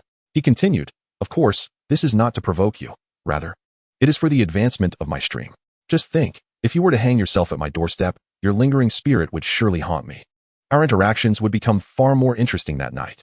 Upon hearing this, the chat exploded with enthusiasm. Jai, well done. Gifts are pouring in. This is pure masculinity. I may be speechless, but let the gifts flow. The chat was not the only thing buzzing. The gifts were flooding in as well. In that brief moment, the amount spent surged beyond measure, and the operators in the background lost track of the monetary influx. They were focused on the influx of new gift givers. In mere moments, over 700 new users had joined. While 700 may not seem like a large number, a deeper analysis reveals a staggering truth. At least 1/3 of these individuals had been loyal viewers of the live stream for over a year, each accumulating more than 300 hours of viewing time, with the highest reaching 4,000 hours, knowing that a year comprises merely 8,760 hours. They had watched for hundreds of hours without spending a dime, and now, with Zhang Heng, they finally contributed. Xiaoru was nearly infuriated to the point of explosion. However, being an operations professional, she had encountered various individuals across different fields, allowing her to quickly recalibrate her mindset. Taking a deep breath, she fixed her gaze on Zhang Heng and stated slowly, "You scoundrel, do you think I am deceiving you? Do you believe I would, like other agencies, paint an array of false promises only to lead you into a pitfall?" Zhang Heng raised an eyebrow and replied, "Certainly not. If that is the case, why the hostile demeanor?" He continued, "What does that have to do with me? We have no grievances. Why treat me as a fool? When have I regarded you as a fool?" Xiaoru retorted, "It must be you who deems yourself one," Zhang Heng remarked nonchalantly. Xiaoru was left speechless. Yet, she was baffled by how Zhang Heng had so easily seized control of the situation with just a few words. She chose not to engage with Zhang Heng and shifted her focus. "Zhang Heng, you haven't even listened to my contract terms. Yet you hastily conclude that I am deceiving you. Don't you think that is rather presumptuous? Do I need to know your terms?" Zhang Heng countered. "Well," Xiaoru abruptly fell silent, realizing Zhang Heng was correct. Her so-called conditions held no weight. First, regarding traffic, the term scoundrel alone is already trending. There is no need for Langya to provide additional support. It naturally flows in, overpowering all else. Secondly, concerning the signing bonus, a rough estimate shows that in just a few days, Zhang Heng's gift revenue has nearly reached 10 million. The highest signing bonus for top-tier streamers at Langya is merely 80 million over 5 years, averaging only 16 million per year, which pales in comparison to Zhang Heng's earnings in just 3 days. These two factors alone overwhelmingly illustrate Zhang Heng's prowess. Furthermore, Langya found themselves powerless against Zhang Heng. For ordinary streamers, if they refused to sign, that is fine. Immediately, their traffic would be cut off, rendering all efforts futile. Changing platforms is feasible, but in this era, netizens have exceedingly short memories, making them hesitant to switch. Thus, platforms can easily manipulate the signing process, openly engaging in coercive tactics. However, against Zhang Heng, Langya lost all leverage. The reason is simple. Zhang Heng is a top-tier influencer, and if he departs, Langya would incur immeasurable losses. As this realization dawned on her, Xiaoru felt an immense weight pressing upon her chest. Overwhelmed by her emotions, tears began to cascade down her cheeks. Upon noticing Xiaoru's tears, Zhang Heng raised his hand and pointed. 200 meters to the left is the wind. Xiaoru was taken aback, utterly baffled by Zhang Heng's words. "What do you mean? What does the wind have to do with me?" Zhang Heng took a hearty bite of the rice noodles, savoring the delightful flavor. When no one is there to dry your tears, do not despair. Lift your head high, allowing the merciless winds to dry your tears. At this remark, Xiaoru nearly succumbed to frustration. "You, how infuriating." With that, she turned and stormed out. The live stream erupted once more. "Yes, exactly. This is the essence." Just then, Granny Lin approached, noticing the untouched bowl of noodles on the table. She inquired, "Da Heng, does your friend not like it?" Zhang Heng was about to respond when Xiaoru interjected, "Granny, it's not that I don't like it. I was in a hurry due to a pressing matter. I had a sip of the soup, and it was exceptionally delicious." Granny Lin smiled and replied, "Good, as long as you like it." Turning to Zhang Heng, she added, "No matter what, guests are guests. If the young lady hasn't finished eating, it's your fault." "Granny, what does this have to do with me?" Granny Lin looked at him earnestly. "It certainly does. When one is in a poor mood, it affects their appetite. Indeed, Granny, you are absolutely right. A bad mood does indeed impact one's appetite, quite significantly. Xiaoru chimed in immediately. Granny Lin smiled gently at Xiaoru, then glanced at Zhang Heng before turning to attend to others. Zhang Heng, did you hear that? Zhang Heng raised his gaze, his tone firm. Finish the noodles. The author has something to say. I want to increase the frequency of updates. Anyone have any objections? Chapter 53. What exactly are you coveting? Xiaoru's expression instantly froze. She opened her mouth, seemingly about to say something, yet no words escaped her lips. After a prolonged hesitation, she finally sat down heavily. Just to be clear, I am finishing these noodles because Granny made them delicious. It has nothing to do with you. Zhang Heng merely smiled and responded, suit yourself. With that, he began to savor the noodles with great enjoyment. Watching Zhang Heng's smug demeanor, Xiaoru felt a strong urge to punch him. However, she considered the potential repercussions of acting first and realized that he could retaliate even more fiercely. For someone like Zhang Heng, who showed no mercy, any form of retaliation was conceivable. Fine, I'll just eat the noodles. Xiaoru let out a quiet sigh and then began to lower her head to eat the noodles. Although her ravenous consumption was solely due to hunger and the deliciousness of Lin Apo's noodles, to the onlookers, it was undoubtedly a display of fear. One after another, they cheered for Jia Yi, exclaiming his greatness. However, the fans' words grew increasingly exaggerated. That's enough. Do not attempt to imitate me. Firstly, you are not as handsome as I am. Secondly, you lack my magnanimity, and can you truly regard beautiful women as mere dirt? If you do not possess the requisite qualities, do not foolishly emulate. The consequences could be dire. As soon as he finished speaking, Zhang Heng suddenly had an epiphany.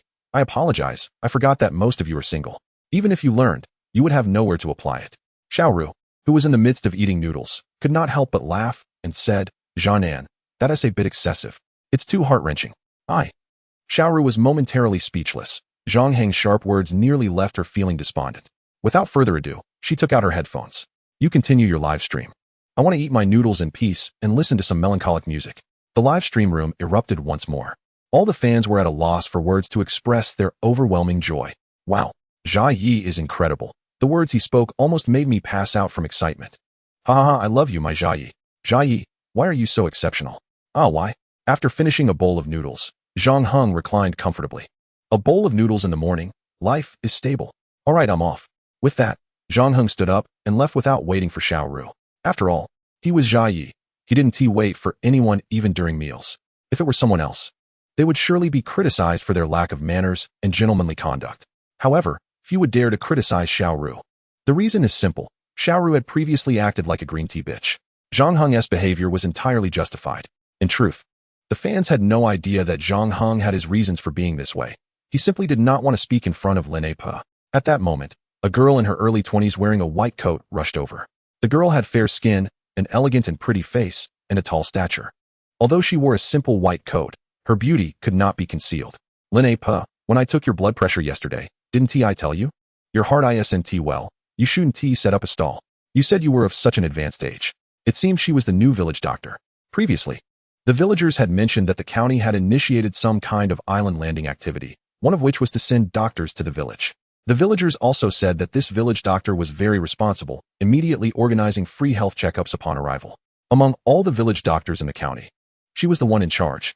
Granny, you mentioned you were not feeling well. Why didn't you say so earlier? The young doctor immediately took over the conversation. I urged her for a long time yesterday, but it was of no use. You quickly persuade Granny not to set up a stall anymore. After all, age is not on her side. The other noodle eaters also urged Lin Apo to stop exerting herself, considering her age. Zhang Heng nodded heavily and said, Granny, listen to me. Tomorrow make a few more bowls of noodles. Your noodles are simply too delicious. I can't get enough of one bowl a day. The young doctor was instantly speechless. How can you say that? Granny's heart. Zhang Heng interrupted her. I believe Granny is fine. She is quite healthy. I think your examination is a misdiagnosis. After all, you are young and inexperienced. It is evident that Granny is all right. You are avoiding the truth. If something were to happen, you would be held accountable. Without waiting for the young doctor to finish her words, Zhang Heng turned and left. Lin Apo continued to serve noodles, and upon seeing this, the young doctor no longer insisted, but rolled up her sleeves and began assisting in selling rice noodles. Zhang Heng watched this with appreciation, smiling. Just as the villagers had said, she truly possessed the heart of a healer. The young doctor's actions greatly endeared her to the fans. Jia Yi, this young doctor is quite nice. Don't bully her. Jia Yi, the beautiful doctor is a good person. Don't be a scoundrel. Jai, don't think I can't see through your schemes. This is just a setup to lower expectations before raising them. There are too many dramas. In truth, it was not a setup. It was merely a spur to provoke her. The goal was simply to have the village doctor examine Granny again. As for why he didn't take Lin A Pa for an examination, on one hand, it was difficult, and on the other, people tend to be lazy. If there is a shortcut, why take the long way? Enough already. Don't think that just because a pretty girl shows up, you can push me onto her. This is not my weak point. As soon as Zhang Heng finished speaking, Xiao Ru's voice rang out. Is it really not your weak point? I feel it precisely is your weak point. Otherwise, why do you reject it so vehemently? Zhang Heng smiled slightly and replied, not my weak point does not mean I am not lecherous. It's just. Before Zhang Heng could finish, Xiao Ru immediately clasped her hands together. Jai, don't say any more. I was wrong. Spare me. Zhang Heng smiled faintly and said, all right, seeing your sincerity, I will bravely forgive you this once. However, from now on, if you do not speak the truth, I will strip you and toss you into the sea. You. Xiao Ru was instantly left speechless. At that moment, she had no idea how to respond. The live stream room erupted once again. Ha ha, this is a great benefit. Jia Yi is indeed Jia Yi. His actions are extraordinary. So handsome. I love you. However, at that moment, Xiao Ru suddenly took on a righteous demeanor. Like a warrior marching towards death, she fixed her gaze on Zhang Heng and said, no need for you to act. I will do it myself. Chapter 54. I will give you face this time. With that, Xiao Ru began to take off her short shirt. What are you doing? Zhang Heng could not help but ask. Seeing that Zhang Heng seemed a bit intimidated, Xiao Ru felt a surge of triumph. You wanted to strip me, right? No need for you. I will cooperate myself. What? All talk and no action? Zhang Heng shook his head slightly and said, no, no, no, you are mistaken. I was thinking about how to cooperate with you. Never mind. I don't know what would be considered gentlemanly conduct. I will come over. With that, Zhang Heng directly took off his short sleeve, revealing a beautifully sculpted physique and strong muscles. Xiao Ru was momentarily stunned, her breath becoming slightly uneven. Although it was not her first time seeing Zhang Heng's body, it was the first time she had seen it up close. The shock of witnessing it in person was incomparable to the impact of seeing it during a live stream. What do you want to do? At that moment, Xiao Ru's voice lost its previous bravado. It sounded resolute, yet was filled with weakness. Zhang Heng slightly furrowed his brows and said, it's nothing. It's just a matter of reciprocity. You wanted to test my weak point, so I cannot remain indifferent, right? I must at least give you some face. However, I don't know what to do, so I will test you instead. You. Xiao Ru was instantly at a loss. Originally, she intended to put Zhang Heng in a difficult position. However, she never expected to be outmaneuvered by him. In an instant, she found herself in a dilemma. I was wrong. I concede, I fully concede. Other than admitting fault, Xiao Ru genuinely did not know what else to do. The reason she admitted her mistake so quickly was that she had been pretending. How could she possibly strip in front of millions? She was merely trying to intimidate Zhang Heng. On the other hand, she could not resist the temptation. Zhang Heng's perfect physique was utterly irresistible to her. In the past, she had commented online that during the casting of Titanic, even the building's janitors rushed to see Leonardo DiCaprio. The female lead had even stated that acting alongside him was the honor of her life. At that moment, Xiao Ru realized that this was not mere commercial flattery. It was a sincere truth. The man before me, Zhang Heng, embodies a unique charisma. His audacious maneuvers have elicited fervent reactions from the fans in the live stream. With an outpouring of admiration flooding the chat. Zhang Heng, I am in awe. I truly am. I comprehend now. I am unworthy. A deep sigh escaped from Xiao Ru as she spoke. To be honest, I came here without any ulterior motives. Lacking the ability to propose the conditions that Zhao Ling and Han Mao offered you, I merely wished to experience the leisure of your life firsthand. Oh, Zhang Heng replied nonchalantly. Xiao Ru instinctively retorted, you don't believe me? Of course I do, Zhang Heng replied while gazing at her. If you genuinely had a purpose, you would not have suggested those 3 absurd ideas. As the operations director of Langia, you must understand that the contract conditions within your authority hold no allure for me. Xiao Ru nodded emphatically. Yes, you are correct. Given your current popularity, you have no need to sign with any platform, and Langia would not dare to suppress you. Zhang Heng smirked slightly. You dare to voice such sentiments without fear of retribution? Xiao Ru smiled serenely. I am already beyond redemption. Can I not speak the truth? She then turned to the drone and said, Chairman, I know you must be quite displeased, but as long as I am content, that is all that matters. She extended her hand towards Zhang Heng. Well, I must take my leave. Regardless, over the past couple of days, I have thoroughly indulged myself, doing things I have never done before. As she turned to leave, she inquired, may I ask you something? If you return triumphant, will you be able to walk freely within Langia? With that, she strode forward. Just as she had taken a few steps, Zhang Heng's voice resonated once more. What if I agree to sign with you? Upon hearing this, Xiaoru immediately halted, spinning around with a face full of disbelief. Are you serious? Indeed, he replied. But I have conditions. Xiaoru could hardly contain her excitement. What are your conditions? This matter is ultimately decided by the fans. After all, they are my benefactors. He then directed his gaze toward the camera. Everyone, lend me your suggestions. The fans erupted in a frenzy of comments. Benefactors? What nonsense. When has Zhang Heng ever regarded his fans as such? Hasn't he always bullied them? And when he did, he never held back, ignoring the fans' protests. Zhang Heng directly included an outrageous list in the voting poll. Given Xiaoru's heartfelt sincerity, the fans forgave her previous actions. After all, she had not committed any heinous deeds.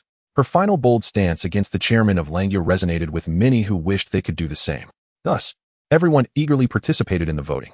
The voting lasted for 1 minute, yet within 10 seconds, one option emerged victoriously by a landslide: meat compensation. Upon seeing those words, Xiaoru felt an indescribable thrill and excitement. What are you all thinking? Zhang Heng turned to Xiaoru, stating, this is not my fault, it is theirs. No worries. Fans come first. Whatever they say goes, and I am willing to accept this condition. As she said this, Xiaoru endeavored to maintain her composure, her tone imbued with a hint of resignation. You are willing? Nonsense. Zhang Heng retorted. You are the one who profits the most. Xiaoru was momentarily speechless, feeling as if she had turned to stone, utterly unsure how to respond. At that moment, 3 classic questions flashed through her mind. Who am I? Where am I? What am I doing? The fans in the live stream were equally astonished. Zhang Heng, I am in awe. You are not merely a master. You are the ancestor of masters. This is the pinnacle of absurdity. Zhang Heng, with a serious demeanor, proclaimed, while you are my benefactors, you cannot act recklessly. The first option is void. We shall proceed with the second. The second? Xiaoru instinctively glanced at it. Without a moment's thought, she declared, no, I refuse. Chapter 55. Can you truly refuse? The content of the second option was simple. You are forever forbidden from harboring any intentions towards Zhang Heng. What is there to refuse? Zhang Heng queried, perplexed. How about this? If you desire a particular part of my body, I could consider it. Xiaoru felt a wave of melancholy wash over her. At that moment, an overwhelming urge to flee surged within her, wanting to distance herself from Zhang Heng as much as possible to avoid being infuriated. Yet, she felt an equal pang of reluctance. Caught between longing and frustration, she bravely chose the latter. After all, beauty is often accompanied by misfortune, and she accepted that fate. Taking a deep breath, Xiaoru explained, that is not my intention. My point is that this prohibition is far too broad. It completely obstructs any professional exchanges. How can I sign with you under these circumstances? Rest assured, the fans have no such intentions. Their focus is primarily on the physical. Zhang Heng's words were resolute, akin to a knife that pierced through her. Xiaoru swallowed hard, then, with great difficulty, conceded, all right, I accept that condition. Although she expressed it lightly, her heart was bleeding. Who says women lack desire? They simply have yet to encounter someone worthy of their passion. Very well, then it is settled, Zhang Heng said, looking at Xiaoru. However, I have one more condition, a 3-month contract. Each time, you must come in person. This time, you may send the contract by mail. But in the future, it must be you. Upon hearing the 3-month contract stipulation, Xiaoru's first reaction was that it felt like a game. But when she heard the requirement for her to be present, her eyes misted with tears. It was evident that Zhang Heng was extending a bridge to her. A 3-month contract meant that Langya could not sever ties with her after signing. They could not think of signing her and then dismissing her. Zhang Heng, I truly do not know what to say. Before Xiaoru could finish her thought, Zhang Heng interrupted. If you do not know what to say, then say nothing. It is settled. Zhang Heng nodded slightly. Yes, I believe in you. Farewell. Xiaoru nodded heavily and turned to leave. Just as she exited the village, she received a text from Zhang Heng. Do not thank me. It is entirely your effort. I was aware of the green channel you opened for me on the platform. However, you never used this to negotiate with me, indicating that you are trustworthy both professionally and personally. Wishing you well on your journey. Upon reading this message, tears streamed down Xiaoru's face uncontrollably. Her heart was filled with solace. Her feelings had not been in vain. However, soon, she found herself sobbing uncontrollably, overwhelmed by a sense of injustice. Zhang Heng's choice of her stemmed solely from her character and professionalism, devoid of any romantic implications. After Xiaoru departed, Zhang Heng made his way to the seaside.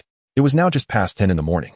The sun was not too intense, and the sea breeze carried a refreshing chill. With no pressing matters at hand, he decided to take a leisurely stroll along the beach. Walking upon the pristine sands, his spirits soared, his emotions elevated, and his mind was clear. At that moment, the system prompted a notification. Reputation value has reached the maximum of 1.2 million. Would you like to start the lottery? Is 1.2 million the threshold? Zhang Heng furrowed his brow. The system explained that the reputation value cap was correlated to his lottery level, which was currently at level 1. Upon upgrading to level 2, one can increase the limit. The lottery upgrade is based on the number of attempts. Transitioning from level 1 to level 2 requires 30 attempts. After the upgrade, not only can one receive superior rewards, but the precision in reward selection will also be enhanced. A direct 12 consecutive draws await. What more is there to discuss? Just draw. The goal is to expedite the ascent to level 2. As the notification from the system emerged, an immensely vast lottery wheel materialized in Zhang Heng's mind. Following a frenzied spin, the results of the 12 consecutive draws were revealed. However, much to Zhang Heng's dismay, 5 of the 12 draws yielded nothing but thank you for participating. Can one even be exempt from such a farcical lottery? The system promptly provided an explanation. Due to the limited prize pool at level 1, and given Zhang Heng's repeated use of the reward lock feature, the rate of empty draws had consequently increased. Though the empty draw rate was disappointing, Zhang Heng consoled himself with the fact that he still had 10 attempts left before the upgrade.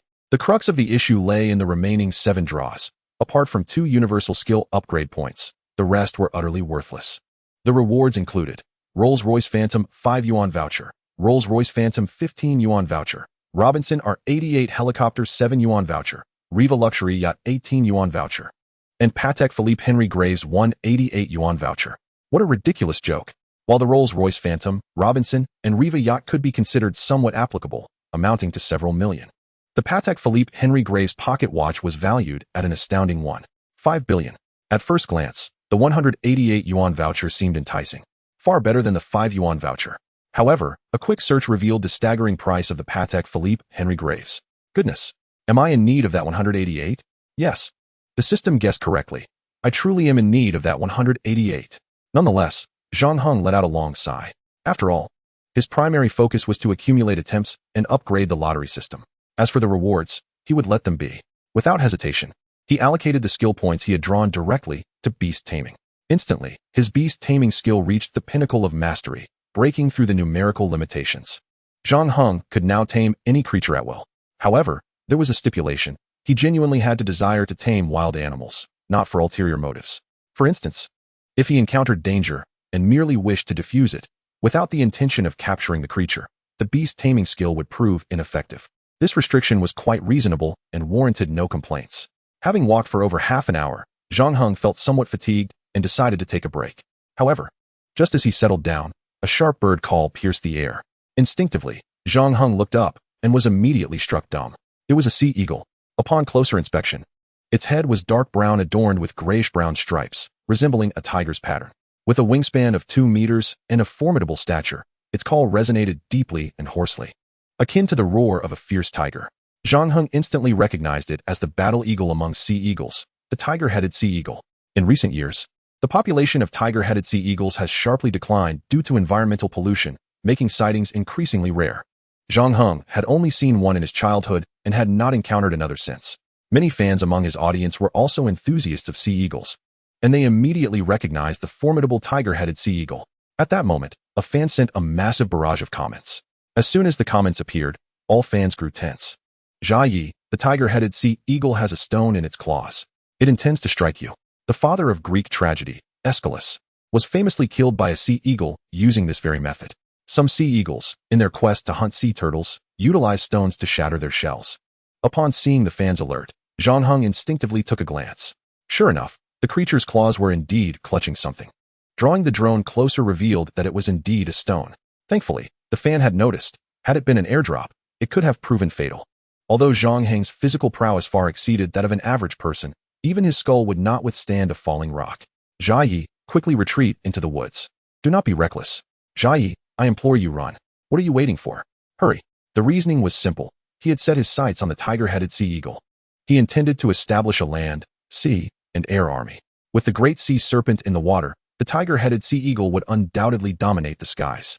From experience, Zhang Heng observed that the feathers of this tiger-headed sea eagle appeared somewhat fluffy, lacking a particularly glossy sheen. Furthermore, its sharp beak and talons showed no signs of aging, indicating that this tiger-headed sea eagle was still in its prime. If it already boasted a wingspan of over 2 meters during its youth, would it not approach 3 meters upon reaching maturity? The tiger-headed sea eagle is the largest among eagles, and one that could reach 3 meters is exceedingly rare. Such an extraordinary specimen should not be overlooked. After all, Zhang Heng's intention was to tame it, allowing it to retain its freedom to soar through the skies, rather than keeping it as a pet. This was reasonable both emotionally and logically. However, at that moment, a fan in the live stream spent 10 yuan to send an enormous comment. According to his research on the tiger-headed sea eagle, this majestic bird had fixated on Zhang Heng with an unwavering gaze. It was a matter of life and death, a relentless pursuit. Thus, mere flight would not suffice. A complete transformation was necessary until the tiger-headed sea eagle relinquished its pursuit. The critical issue was that animals exhibiting such relentless aggression typically acted out of revenge. For instance, there was a case abroad where a tourist had committed heinous acts against a young elephant. Years later, upon the tourist's return, the once young elephant recognized him and went into a frenzy, even persisting after being shot with a tranquilizer, ultimately trampling him to death. The underlying reason was only discovered later when the elephant's caretaker investigated past records. Yet, Zhang Heng pondered. He had only seen the sea eagle once in his childhood. He had neither assaulted it nor even touched it. What grievance could it possibly hold?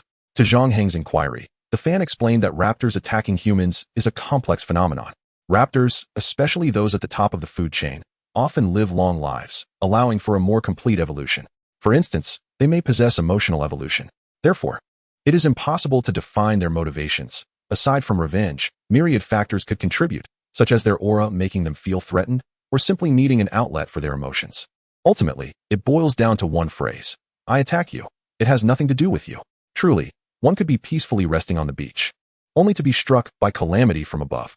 At this moment, the fans in the live stream became increasingly excited, wholly unconcerned for Zhang Heng's peril, and began speculating on the reasons for the attack. Could it be that Jia Ye's aura is too overwhelming? I believe Jia Ye's aura has reached a level that incites outrage among gods and men. No, perhaps Jia Ye is simply too handsome. If he cannot have it, he must destroy it. Despite the fan's heartlessness, Zhang Heng remained unfazed. According to what the fan claimed, not only would Zhang Heng be justified in taming this tiger-headed sea eagle, but even in killing it, as it would be deemed an act of self-defense. However, Zhang Heng still leaned towards taming it. Its size undoubtedly marked it as the king among tiger-headed sea eagles. The thought of killing it, or even injuring it, felt somewhat unbearable. Perhaps this was a unique sentiment shared by those from remote regions. For animals, there exists a profound reverence. However, the distance from this HTOIDO is rather considerable, and Zhang's ability to tame it is woefully insufficient. This HTOIDO is exceedingly intelligent, seemingly aware that descending would bring peril. It continues to soar above Zhang, awaiting the opportune moment to strike. This presents a dilemma. If it does not come down, taming it becomes an impossibility. One cannot indefinitely bear a bomb atop one's head. Given the HTIDO's intellect and judgment, even a change of attire or a haircut would likely prove futile against its pursuit. Humans have largely devolved in their sensory systems, relying almost exclusively on sight. In contrast, animals, particularly raptors, utilize a broader range of senses. Thus, altering one's appearance is impractical. The solution must involve a direct approach to coax it down. At this juncture, ripples suddenly appeared on the distant sea surface, cascading towards Zhang. Upon discerning the source of these ripples, he was instantly filled with delight, for it was none other than his most loyal envoy, the DHISH. The DHISH soon approached, rising upright and humbly bowing its head to Zhang, undoubtedly conveying its most sincere greetings. Zhang gently stroked the DHISH's forehead, accepting its homage. The DHISH's arrival instantly incited a frenzy among fans. As memories of its previous battle with the lingered vividly, countless fans had immortalized that spectacle through animated images and short videos. Eagerly anticipating a clash between the DHISH and the HTIDO, this encounter could be likened to a titanic showdown between two colossal beasts, the undisputed ruler of sea serpents and the mightiest of the HTIDO. ZHY, you may step back. This does not concern you, he declared, igniting excitement for this ultimate confrontation. From a biological perspective, the HTIDO held a substantial advantage, rendering the outcome nearly predetermined. A mere fraction of the audience engaged in discussions about potential victors, while the majority implored Zhang to seize the opportunity to escape. Do not act rashly, do not court death. Some urged him to disregard the fate of the DHISH, asserting that even though it was not a mere pet, serving its lord and perishing in the process would be its utmost honor. Upon witnessing Zhang advance, the fans collectively panicked, urging him to withdraw immediately. Many expressed their concern by purchasing oversized fonts to ensure he noticed their warnings. "Ah, it appears you truly care for me," he mused. "I had underestimated your loyalty." Although their reasoning was sound, he retorted, "I'm afraid I simply do not wish to heed it." The notion of a streamer yielding to the whims of his audience was untenable for him. Thus, Zhang boldly approached the DHISH. Upon seeing this, the DHISH swam to the forefront, opened its mouth, and gestured with its body, indicating for Zhang to stand back as it confronted the HTIDO. The DHISH's actions moved the fans deeply. However, Zhang brushed aside the DHISH, reassuring it, "It's all right, I shall take the lead. You may observe from the side." The DHISH remained adamant, shaking its body in refusal. "Do not worry, I am well aware of my abilities," Zhang reassured it. Though the DHISH seemed to comprehend, uncertainty flickered in its gaze. As it believed Zhang was unlikely to match the prowess of the HTIDO. Ultimately, it acquiesced, recognizing the undeniable authority in Zhang's eyes. Although it stepped aside, it remained close, poised to intervene at any moment. "Such envy, such jealousy, such animosity. I desire a partner like that," lamented one fan. "Forget it, I shall stew my pet hound tonight." Another vented, "My two foolish beasts flee danger faster than I do." Throughout this, Zhang had remained silent, calculating the probabilities of success. Presently, the HTIDO soared at an altitude exceeding 100 meters, but not surpassing 150. Ignoring air resistance, combined with the HTIDO's dive, the speed of descent should approximate 40 meters per second. Zhang aimed to catch it at the last moment, feigning impact, and commenced the taming process once the HTIDO descended. Given his exceptional capabilities, accomplishing this task posed no significant challenge. In his eyes, this opportunity was nothing short of flawless. Thus, he raised his middle finger towards the HTIDO, touched his own head, and waved at the creature. However, to his astonishment, the HTIDO remained unfazed, continuing its aerial circling in search of an opportunity. Zhang felt a wave of frustration wash over him. His meticulously crafted plan had crumbled from the outset. He realized that the HTIDO did not comprehend his provocation. Consequently, all subsequent plans fell flat. Yet, Zhang did not surrender easily, attempting alternative provocations. To his dismay, every attempt resulted in failure. It remained unclear whether the HTIDO lacked comprehension or if its intelligence allowed it to see through his schemes. After 2 more attempts, Zhang conceded defeat, recognizing that he had underestimated the judgment of a predator and the combat experience of a top-tier food chain member. Clearly, the HTIDO relied solely on its own instincts. Initially, the audience in the live stream was oblivious to Zhang's strategy. However, after several attempts, they grasped his intentions. "Zhy, this HTIDO recognizes your ruse. HTIDO, I have seen through your every move. Do not think to deceive me. Zhy, you are in serious trouble. With such a cunning HTIDO, how will you escape?" After expressing their predictions about the battle's outcome, fans began advising Zhang to consider calling for help or to lay low. After all, the lifespan of the HTIDO was finite. If he could not defeat it, he could always outlast it, much like SMY, who endured until all his adversaries were vanquished, emerging as the true ruler. Yet, the more intelligent and discerning the HTIDO proved, the greater Zhang's anticipation grew. Taming such a formidable raptor would indeed bring a sense of accomplishment. The foolish antics of lesser creatures held little appeal. The contest between predator and prey lacked depth. The true intrigue lay in the showdown between equals. However, the pressing challenge remained: how to entice the HTIDO to descend. As Zhang pondered various strategies, the DHISH unexpectedly nudged his leg with its head and opened its mouth towards the HTIDO above, conveying a clear message: give it a try. Zhang suddenly realized that the DHISH and the HTIDO existed within the same food chain. While the DHISH would likely be overmatched in a direct confrontation, he did not require it to engage the HTIDO. He merely needed it to draw the creature down.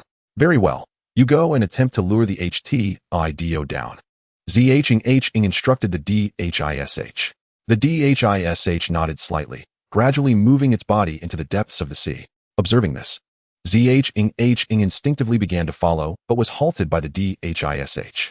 He understood that if he accompanied it, the HTIDO would certainly not descend. Thus, he remained in place, calculating distances and timing for the impending strike. Once submerged, the DHISH halted, and then suddenly rose, 2/3 of its body emerging from the sea. With its mouth agape, it roared towards the sky, flicking its vibrant red tongue. In that moment, the DHISH resembled a magnificent dragon, exuding an aura of majesty. Zhang Heng sensed a palpable shift in the atmosphere surrounding him. From their initial encounter until now, he had never witnessed the true fury of the sea serpent. Therefore, this revelation genuinely astonished him.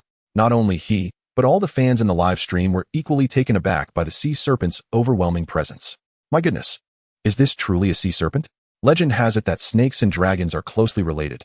Indeed, this appears to be the case. In this light, it is evident that Jia Yi is formidable. Even dragons can be tamed by him. The sea serpent's provocation yielded immediate results. The Stellar's sea eagle swiftly became enraged and hurled a stone. The interplay of the food chain proved to be invincible.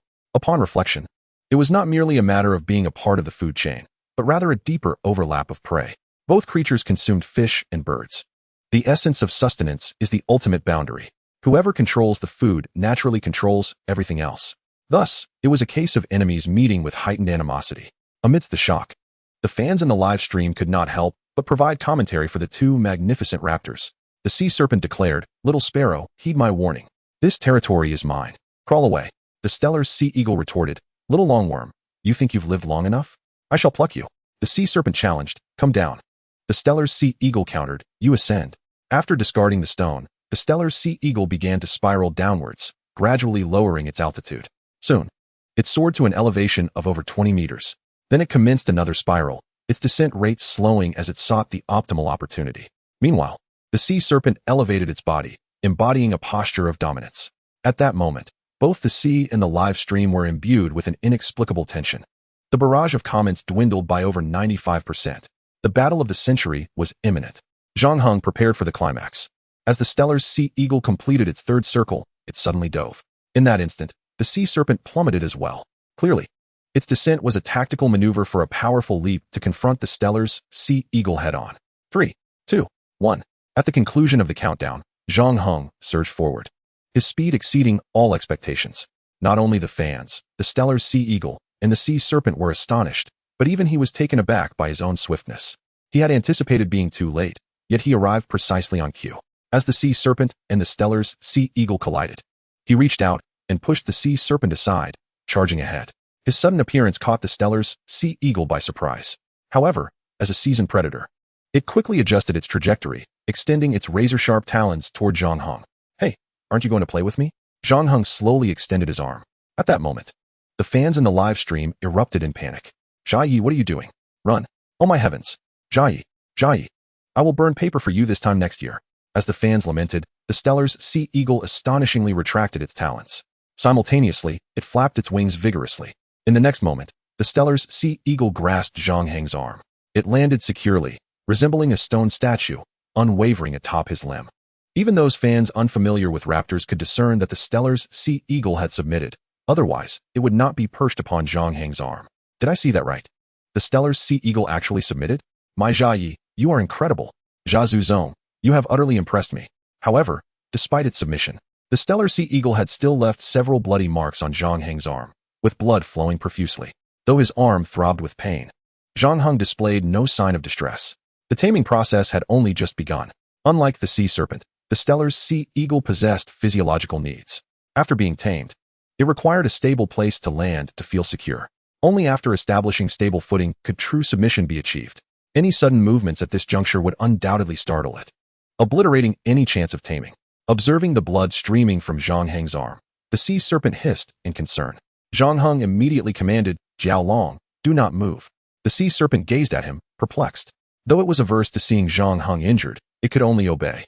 As Zhang Heng had surmised, the Stellar's sea eagle sought to ensure its landing was secure. Once it steadied itself atop Zhang Heng's arm, it ceased all movement, remaining as still as a statue. At this moment, Zhang Heng felt no pain. It must be said that the Stellar's sea eagle was indeed a formidable creature. A magnificent beast with a wingspan exceeding 2 meters could remain so stable. After establishing its footing, the Stellar's sea eagle gradually lowered its head, brushing its golden beak against Zhang Heng's arm. The once golden beak now stained crimson. Subsequently, it took flight from Zhang Heng's arm, landing gracefully on the nearby beach. half spreading its wings and humbly bowing its head. Witnessing this scene, Zhang Heng felt an indescribable surge of emotion. The fans in the live stream were beside themselves with excitement. Congratulations, Zhai, on acquiring a Stellar's Sea Eagle. Zhai, you have gained another formidable ally. Forget everything else, a sports car to celebrate this acquisition. Zhang Heng inhaled deeply and approached slowly, reaching out to tap the Stellar's Sea Eagle on the head. The creature promptly raised its neck and let out a call, its voice resonating like a tiger's roar through the mountains. Zhang Heng turned to the sea serpent and gestured, Jiaolong, come here. The sea serpent swiftly swam over.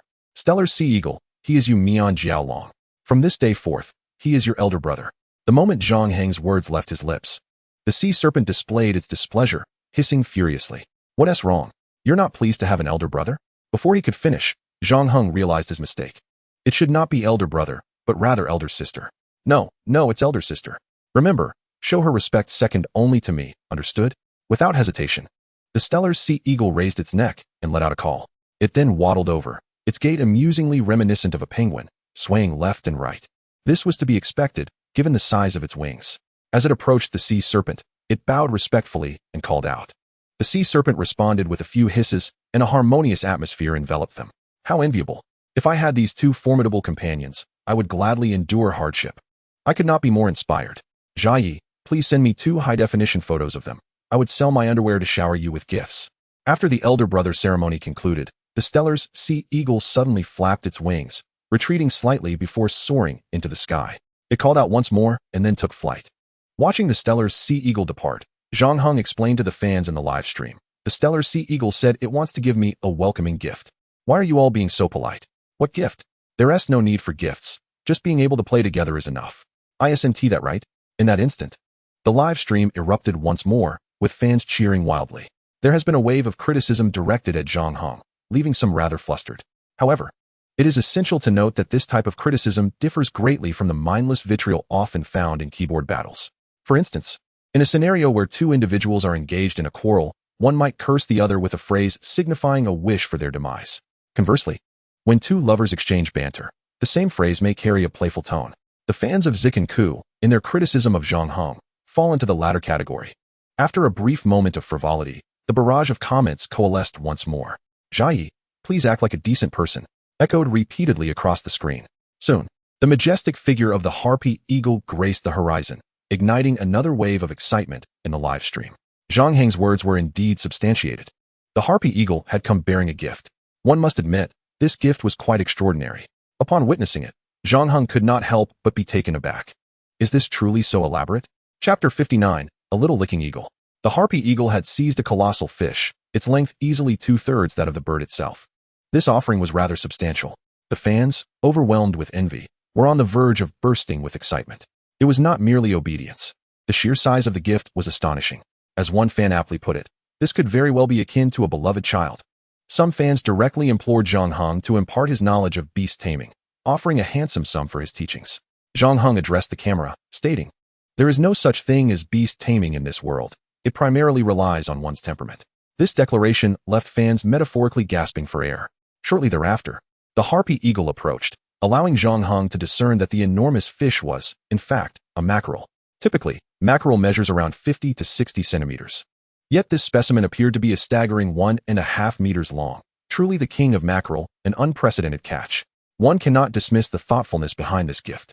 After placing the mackerel down, the Harpy Eagle stepped back, calling out to Zhang Heng and then lowering its head, as if to request his acceptance. "All right, I graciously accept this gift. Your efforts are appreciated." Zhang Heng nodded earnestly. Following this, the Harpy Eagle approached the sea serpent, calling out to it as well before bowing its head. The sea serpent turned to Zhang Heng, its gaze seeming to seek his approval. Zhang Heng, somewhat perplexed by their communication, noted a deficiency in his understanding of their form of beast taming. He could accurately interpret direct requests, yet when it came to their exchanges, he found himself at a loss. Regardless of the meaning, since it was a request for his consent, Zhang Heng acquiesced. With his approval, the sea serpent leapt onto the Harpy Eagle's back, which then let out a jubilant cry before soaring into the sky. Incredible! What a remarkable maneuver! One must acknowledge the Harpy Eagle's finesse in this display. It was evident that for the sea serpent, the sky was a realm it yearned for yet found elusive. The Harpy Eagle had perfectly catered to this desire. The fans erupted with enthusiasm. Look at the Harpy Eagle, such a loyal companion. Its execution is impeccable, exclaimed one. If only I possessed such skills, would I still be single? Another lamented. Watching them revel in their joy, Zhang Heng felt an immense sense of comfort. For a true leader, witnessing harmony among team members is the ultimate aspiration. After soaring for approximately 10 minutes, the duo finally descended. The harpy eagle appeared quite fatigued, while the sea serpent remained exuberant, clearly craving more adventure. The harpy eagle, panting, let out a couple of weak calls. Recognizing the eagle's exhaustion, the sea serpent refrained from requesting further flights. At that moment, Zhang Heng's phone rang. Upon checking, he saw it was a call from Lin A-pa. Without delay, he answered. However, before he could speak, Lin A-pa inquired about his whereabouts and invited him for lunch at her home. Certainly, I would be delighted. Zhang Heng readily accepted. The two creatures called out to him in unison. The harpy eagle approached, grasping the mackerel with its talons before slowly ascending to a height of 3 to 4 meters. Harpy eagle, your thoughtfulness is indeed commendable, Zhang Heng remarked. Unable to contain his appreciation, the eagle's consideration sparked unprecedented envy and admiration among the fans, leading to a flurry of fierce comments. While the sea serpent wished to accompany them, Zhang Heng declined. Having such a large sea serpent in tow could easily instill fear in others. Moreover, beyond the beach, the terrain became quite rugged. The sea serpent, being a creature of the sea, was ill-suited for such conditions, and its scales might be harmed. Thus, Zhang Heng allowed it to roam freely. Subsequently, the duo meandered toward the village. Before long, they reached the edge of the coastal area, where the forest awaited them. The harpy eagle gently placed the mackerel before Zhang Heng, raised its proud neck, and called out once more. With a powerful push of its talons, it spiraled into the sky. At a height of several meters, it cried out again before soaring higher, its form soon appearing no larger than a finger. Zhang Heng grasped the mackerel with one hand. Goodness, this weighs at least 80 to 90 kilograms. What a feast awaits. As they walked, Zhang Heng began to share details about the mackerel with his fans. Mackerel is renowned for its meaty, tender flesh and minimal bones, earning accolades alongside game birds and deer. The methods of preparation are diverse, ranging from fresh consumption to curing. When enjoyed fresh, it can be steamed, fried, or stir-fried. If used in soups or porridge, it yields a delightful color and flavor, particularly in mackerel ball soup, which is a culinary delight. This dish is suitable for all seasons and ages. Typically, a mackerel weighing 30 to 50 kilograms is considered ideal, and one of this size promises an even more exquisite taste. Zhang Heng's descriptions left the fans salivating, as most had never had the pleasure of tasting mackerel, and those who had only encountered the smaller varieties. Naturally, there was no comparison to the splendid offering from the harpy eagle. Given that mackerel can be cured, many fans expressed interest in purchasing it, even at premium prices. Typically, mackerel prices range from several dozen yuan to upwards of 1,000 yuan per kilogram, with an upward trend. Zhang Heng glanced at the barrage of comments. If you truly wish for me to profit, then perhaps you could offer something more tangible, like some luxury cars. He was well aware that the mackerel was a gift from the harpy eagle and not something he would sell. As soon as he finished speaking, 10 Rolls-Royce Phantoms whizzed by. Zhang Heng frowned. When I ask you to contribute, why are you so straightforward? I won't thank you just for the cars. If any other streamer had spoken this way, they would surely face backlash. Yet, coming from Zhang Heng, it was a bold retort. It seems you think we shower you with gifts just to earn your gratitude. We do this for our own enjoyment, not to curry favor with you. Indeed, we simply enjoy gifting. It has nothing to do with you. Zhang Heng nodded slightly, saying, all right, have you learned your lesson? You dare to speak to me in such a manner. It seems I must resort to some drastic measures. Chapter 60. Fans who disobey must face consequences. As Zhang Heng finished speaking, a fan immediately began to bellow, brandishing oversized letters worth 10 yuan each. Draw your blades, Jiayi. Excellent. I have long wished to spar with you. Come forth.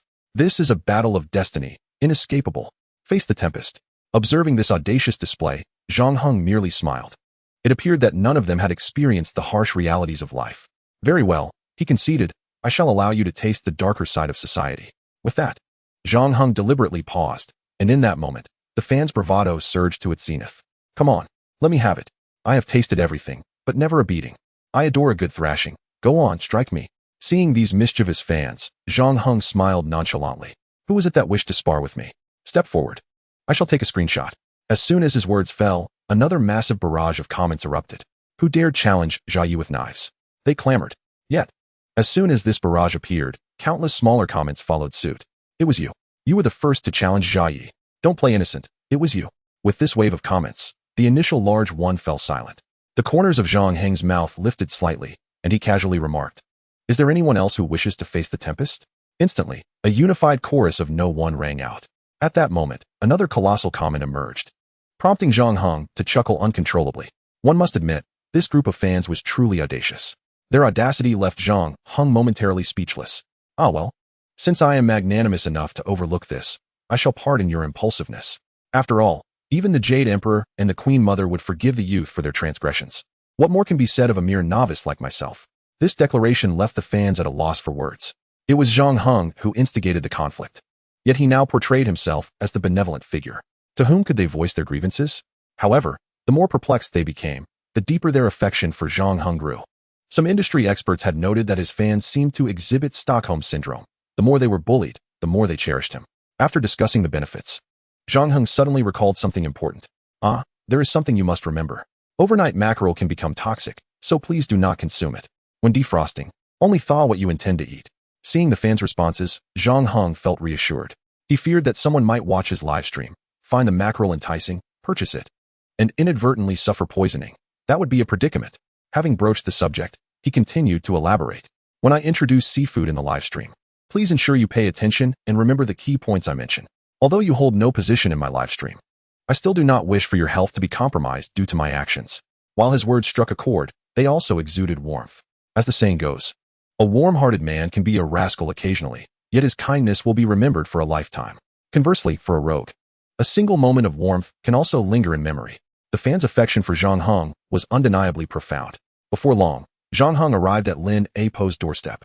Given her advanced age, he preferred to avoid excessive exposure, thus concluding the live stream. After the stream ended, a sudden data report from Langya popped up, detailing the series of statistics from the recent live stream. Total viewers, 3, per million. Viewers who stayed over 30 minutes, 3, 1 million. Retention rate, SSS, the highest across all platforms. Total comments, 5, 8 million. Total gifts, 3 million. Total gift givers, 1, 6 million. Livestream rating, SSS. If any other streamer had witnessed such figures, they would likely have been driven to madness. After all, these numbers were beyond the wildest dreams of 999 of streamers. However, Zhang Heng felt little impact from these statistics. For him, they were merely numbers. The ratings and gifts held no significance. His primary concern was simple: happiness. In life, the pursuit of joy is paramount. Furthermore, he recognized the effort that Xiao Ru had put in. Clearly, she had arranged for someone to create this data on short notice. Of course, this was predicated on the convenience he provided. Otherwise, how could Langya's programmers have shown such consideration, since Xiao Ru had gone to such lengths? It would be ungracious for Zhang Heng to feign ignorance.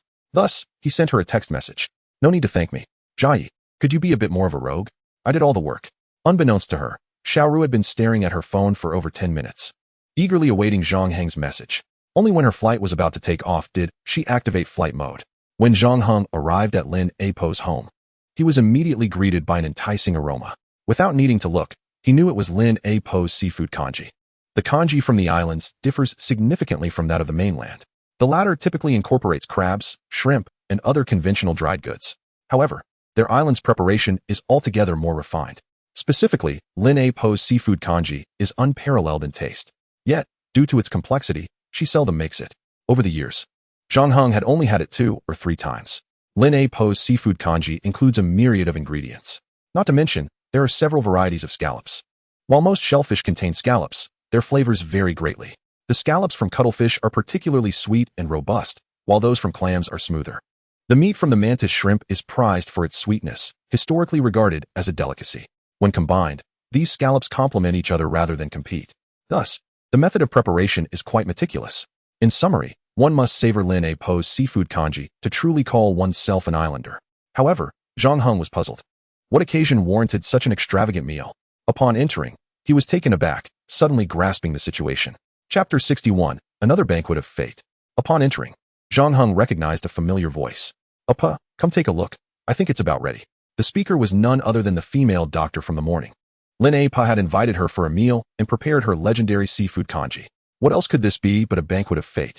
Although Zhang Heng held a favorable impression of the female doctor, appreciating her appearance and demeanor, his admiration was limited to her professionalism.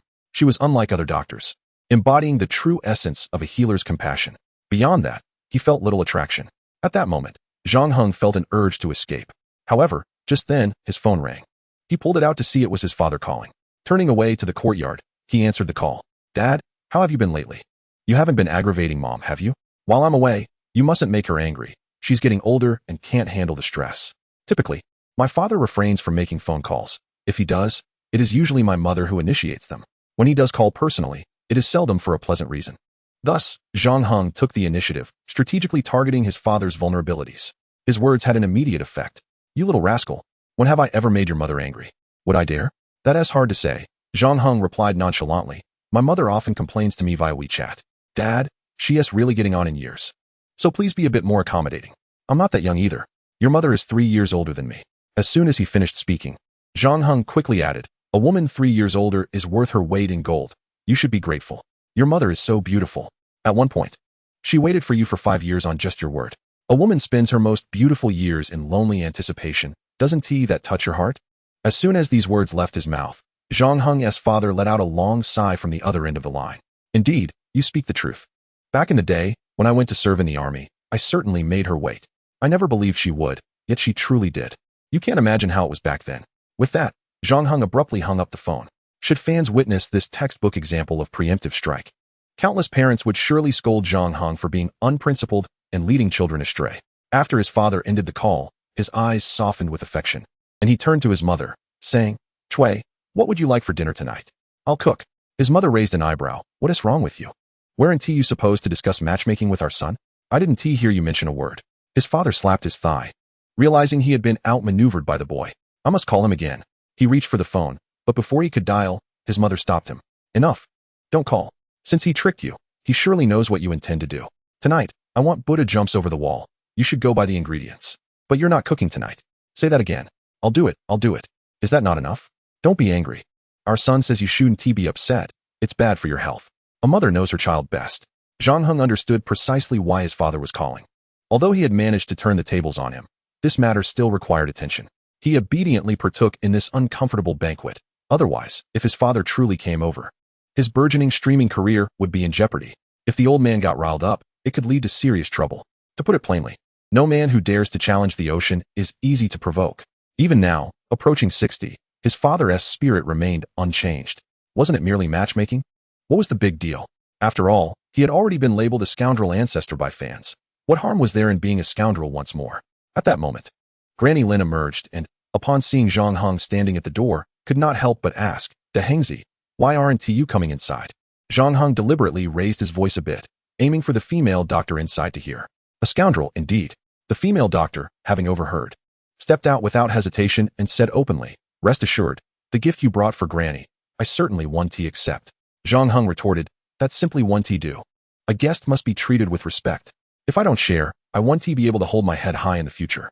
Before the female doctor could finish her sentence, Zhang Heng produced a small curved knife he always carried and cut off a third of the fishtail to offer her. Before she could respond, Granny Lin interjected, Zhang Yi, Dahengzi is just joking. He is not that petty. Zhang Yi? Zhang Heng raised an eyebrow. The renowned physician from ancient times? Upon hearing this, Zhang Yi's eyes lit up, and the earlier unpleasantness evaporated instantly. You know about her? Zhang Heng smiled slightly, indeed. I've read about the 10 greatest female physicians of ancient times in books. Ah, the top scholar is indeed exceptional, Zhang Yi remarked with a smile. Then why not accept it? Zhang Heng handed the fishtail to Zhang Yi, who accepted it without further pretense. After all, the village clinic was not far away. Merely 100 meters or so. This rather flimsy excuse was clearly a pretext for wanting to speak privately with Granny Lin. The moment Zhang Yi departed, Granny Lin smiled and asked Zhang Heng what he thought of her. What do you mean by that? Zhang Heng feigned ignorance. Granny Lin immediately retorted, Dahengzi. Don't play dumb with me. You know what I'm asking. Zhang Heng couldn't help but smile faintly. Granny, do you not trust your own judgment? So, you have taken a fancy to her? Zhang Heng sighed deeply. What use is that? She wouldn't look my way. Who says that? She has a good impression of you. Moreover, she can see that beneath your jovial exterior lies a troubled heart. Zhang Heng pretended to be shocked. Really? Of course. Would I lie to you? What would a mere old woman say such things? Zhang Heng remained silent with a smile. After entering the house, he asked for Zhang Yi's phone number and sent her a message. Wild mackerel, 500 per pound. I just calculated 5 pounds for you. Please pay in cash. Chapter 62, Granny Lin's Wisdom. After sending the message, Zhang Heng silenced his phone and began helping Granny Lin prepare the mackerel. Given that they had several dozen pounds of mackerel to consume, and Granny Lin's refrigerator was not a deep freezer, the best method was to dry it out and hang it for gradual consumption. However, As soon as Zhang Heng began, Granny Lin dismissed him. All right, Dahengzi. Let me handle it. You've never done this before. She took the knife from him. Just go watch television in the living room. Zhang Heng had intended to assist with tasks within his ability, but was firmly pushed into the main room to watch TV. Just then, the delivery person arrived with a large package. Upon seeing the package, Granny Lin was visibly excited. Zhang Heng curiously glanced at the sender and quickly understood. It was a parcel from Granny Lin's son, containing local specialties and a letter. Upon opening the package, Zhang Heng discovered an album and a fossil. After inquiring, he learned that her son worked in geological exploration and archaeology. Seeing the pictures of her son, Granny Lin's eyes immediately welled with tears, which then turned into laughter. Zhang Heng observed this with a heavy heart, feeling a bittersweet pang, yet uncertain how to comfort her. At such a moment, words felt utterly inadequate. The only remedy was for Lin Shu to appear before Granny Lin and call out Mom. Beyond that, nothing else seemed to hold significance. Suddenly, Zhang Heng made a bold decision. As the saying goes, while parents are alive, do not wander far. However, just as this thought crossed his mind, Granny Lin looked at him sternly and said, By the way, Dahengzi, you must not tell Lin Shu anything. What do you mean? This unexpected statement left Zhang Heng bewildered, but he quickly grasped what Granny Lin meant.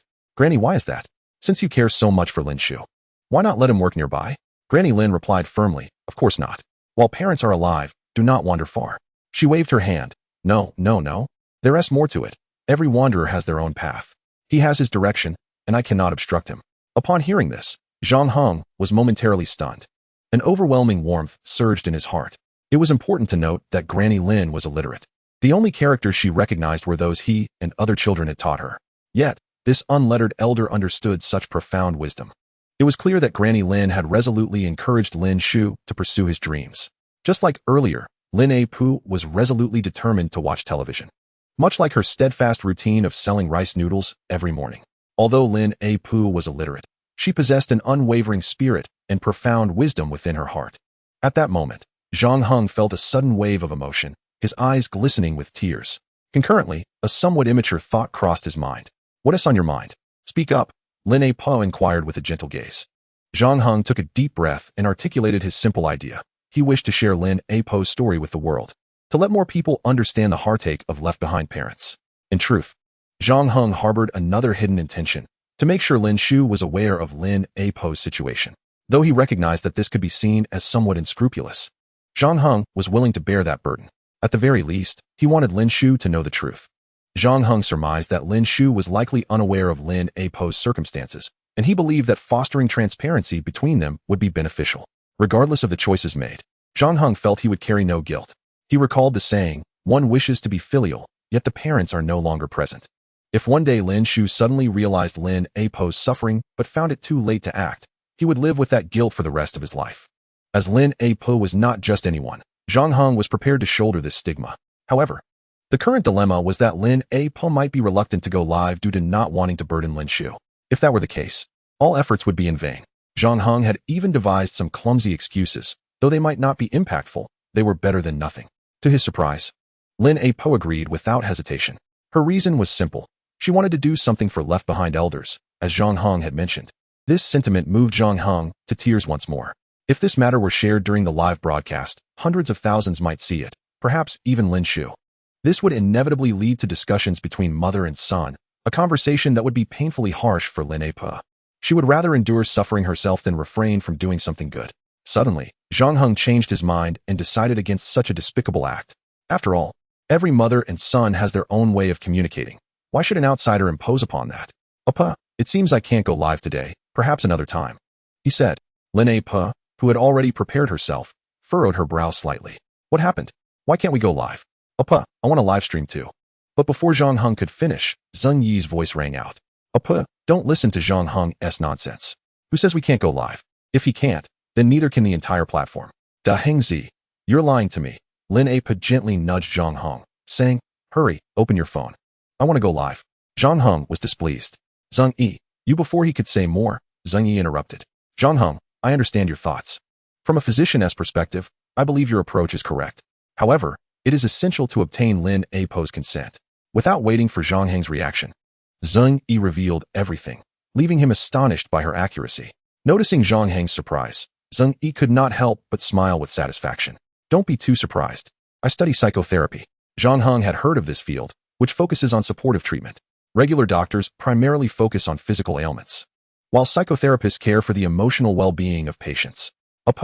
Please go change into something nice and freshen up, so everyone can see your beauty. We'll stream while we eat. Lin A readily agreed. As she stepped into the back room, Zhang Yi turned to Zhang Heng with a confident smile and said, "Let us talk." Chapter 63. Want to sleep with me? No way. Talk. Zhang Heng furrowed his brow at Zhang Yi. What is there to discuss? Pay up. Hurry. Zhang Yi smiled slightly and indeed pulled out some money. At that moment, Zhang Heng's plans crumbled. He had initially hoped to kill two birds with one stone, to make Zhang Yi think he was a petty man while also assuming she wouldn't pay, given the exorbitant price of 500 per pound. Yet, to his astonishment, his assumptions fell flat. It seemed this young lady was not to be underestimated. What? Surprised? Zhang Yi smiled, maintaining her air of confidence. Zhang Heng took a deep breath to calm himself before reaching for the money and counting it meticulously. Do you think I would miss that little amount? Zhang Yi furrowed her brow slightly. Zhang Heng didn't even glance at her, engrossed in counting. That is hard to say. You never know what's in someone's heart. It's best to count it clearly. Zhang Yi began to speak, but then fell silent. In that moment, the one who took things too seriously would lose. Fine, take your time counting, Zhang Yi said nonchalantly. When a po arrives, I'll see what you say then. Zhang Heng remained indifferent. What could he say? He would speak the truth. After all, if she had offended him, she could forget about getting any favors from him. Zhang Yi clenched her fists, contemplating throwing a punch. However, she suddenly realized that Zhang Heng was a tough character to deal with.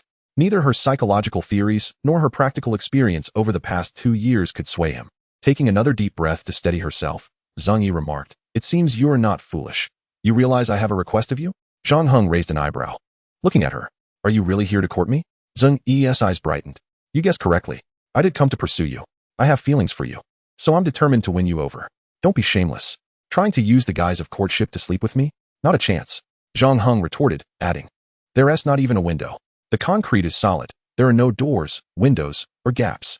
Waterproof, electric-proof, theft-proof, and even atomic bomb-proof." His barrage of words left Zhang Yi momentarily dizzy and slightly at a loss. Any ordinary woman might have been infuriated enough to storm out, calling him a rogue. However, Zhang Yi was no ordinary woman. Coming from a family of renowned physicians, she had resolved to pursue a different path in medicine, psychotherapy, which offered a more professional and comprehensive approach to patient care than private hospitals. If she could not withstand such trivial matters, how could she succeed? Zhang Yi took a deep breath, the corners of her mouth lifting slightly. "Zhang Heng, do you know? Your behavior right now is akin to that of a child. Purposely committing misdeeds and saying distasteful things to irritate me. Unfortunately for you, I also possess a childish temperament. Therefore, we are two of a kind. I have set my sights on you." Zhang Heng couldn't help but chuckle, shaking his head in resignation. He sighed heavily. "Since I was 15, I've heard similar words from at least 300 women, and none ended well." "Oh really?" Zhang Yi replied dismissively. "That's because they were foolish. Unaware that a woman pursuing a man is like climbing a mountain. If you're unwilling, that's fine.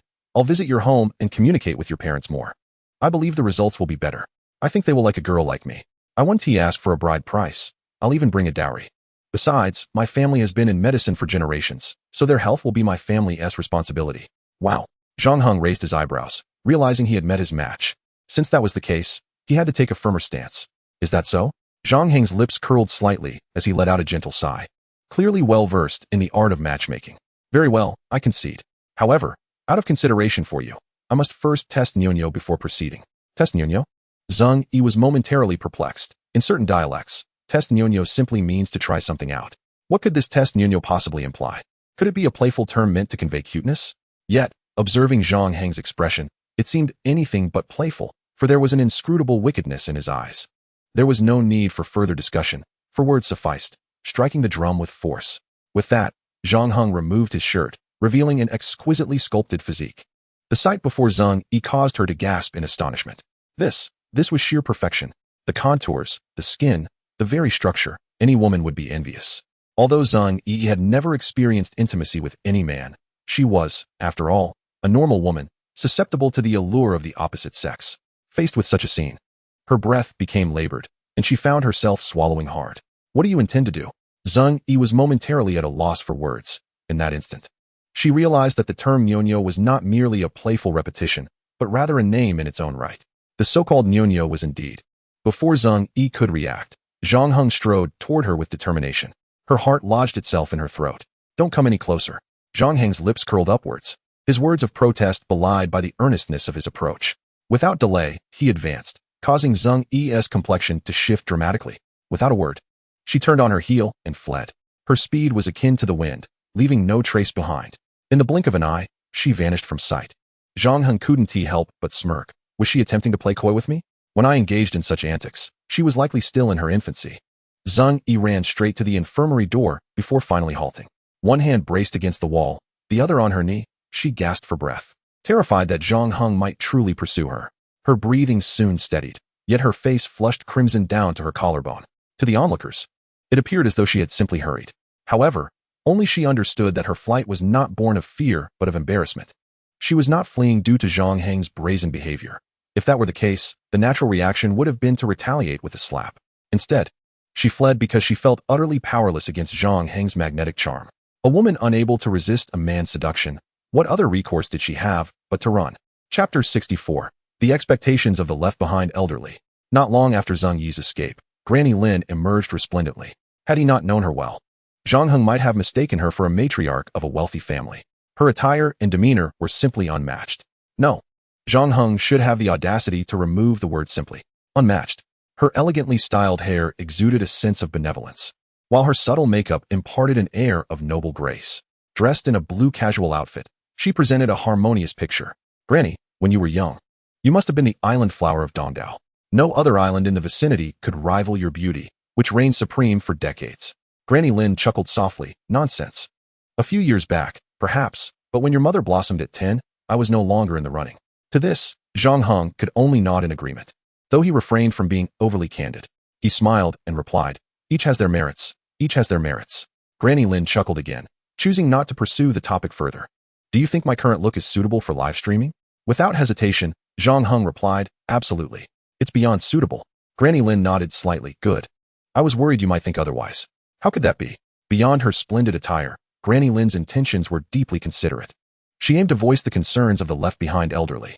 If she appeared shabby and pitiful, it would only be a poor strategy to elicit sympathy. Not every left-behind elder leads a sorrowful existence. Many live meaningful lives despite their solitude. Furthermore, portraying oneself as pitiable often breeds discomfort. Conversely, if one takes the opposite approach, it not only avoids causing offense but can yield even more favorable results. For instance, Granny Lin's dignified elegance might inspire those watching to extend care to their own parents. Even those who might lack resources would feel compelled to do their utmost to show affection. Moreover, for Granny Lin, the most important consideration was her son. Although Zhang He had persuaded her to be open and honest with him, she wished to present her best self to him, demonstrating through action that he need not worry, his mother was thriving. In that moment, Zhang Heng truly appreciated Granny Lin's wisdom. Understanding why she could smile so warmly and maintain such a positive mindset, it stemmed not from anything else, but from her profound insight. Her ability to see further and more clearly than others. Granny, let us prepare, we will begin in 10 minutes. Granny Lin nodded slightly, taking a deep breath before slowly closing her eyes. Zhang Heng took out his phone and sent a message to Xiao Ru, instructing her to temporarily disable the gift function in the live stream. Just that? Just a period. Observing the meaningful exclamation mark, Zhang Heng couldn't help but smile. Once the gift function was disabled, Granny Lin was likely ready as well. Thus, Zhang Heng initiated the live stream. From the outset, the screen was filled with conspiracy theories, with most viewers criticizing the platform for suppressing content. They claimed that because Zhang Heng refused to sign their draconian contract, the gift function was disabled, rendering his efforts fruitless. Aside from complaints, viewers were also discussing how to legally and reasonably send gifts to Zhang Heng. Their intentions were simple, to express an attitude, an emotion. More importantly, they were willing to support Zhang Heng, allowing him to continue streaming indefinitely. To some extent, Zhang Heng had become their sustenance, a source of life that reminded them that existence could be lived in a calm and unassuming manner. Please, do not speculate. The closure of the gift function is not due to the platform. It is a temporary measure I requested. I wish to share something important without any distractions. I know you trust me, but a gentleman does not stand under a precarious wall. Criticize me if you wish, but I cannot allow Granny Lin to be affected. After speaking, Zhang Heng began to formally introduce Granny Lin once more. Since Granny Lin had appeared twice, many viewers recognized her and greeted her warmly. Some quick-witted individuals immediately noticed her attire today and began to lavish her with compliments. At that moment, Zhang Heng's phone suddenly flashed. Instinctively, he glanced at it. It was a message from Xiao Ru. Upon reading it, Zhang Heng couldn't help but frown. What could this mean? However, as soon as the question formed, he understood. The so-called arrangement referred to the influx of viewership. At that moment, the number of spectators entering the live stream was being counted in the tens of thousands. In just a short while, it had surpassed 100,000. Zhang Heng estimated that the numbers were nearly sufficient, and those who joined later could always watch the replay. Alright, let us commence today's theme. The empty nest elderly left behind in their hometowns. Do not be anxious, everyone. The protagonist of our story today is not forlorn. Instead, her life is rich and meaningful. I believe you have already guessed that the elderly woman I speak of is Lin A. Now, let me share her story. Zhang Heng's narration is quite unembellished, devoid of personal opinions or emotions. He recounts Lin A.'s parents, who lived by the principle of not wandering far from home. Yet this straightforward storytelling resonates deeply with the audience. Among the viewers of the live stream, many are wanderers in distant lands, with their parents remaining in their hometowns, seeing them only a few times a year.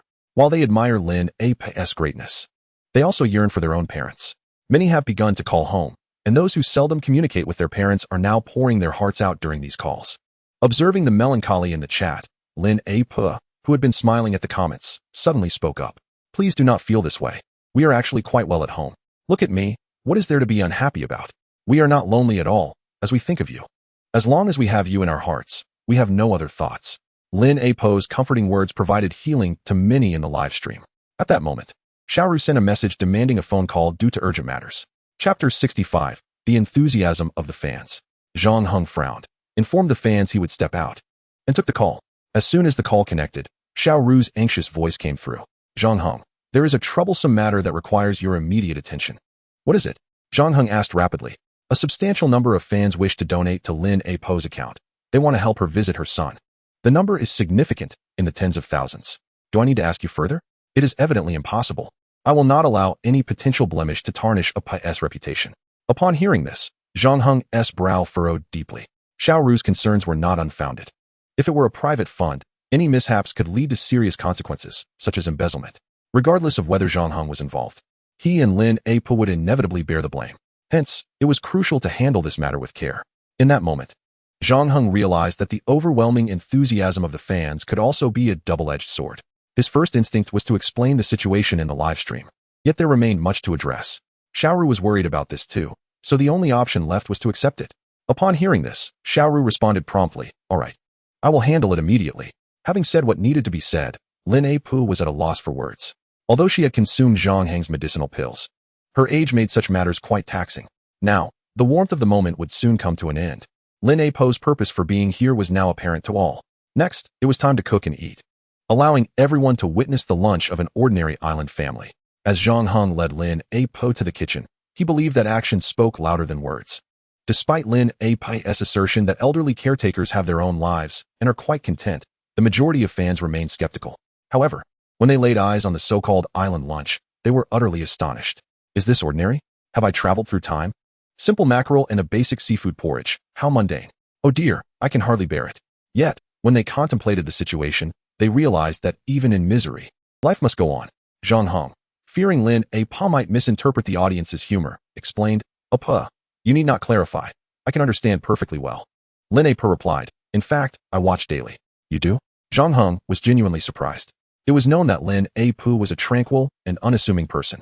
While he would believe she read books, the idea of her watching short videos seemed rather incredible.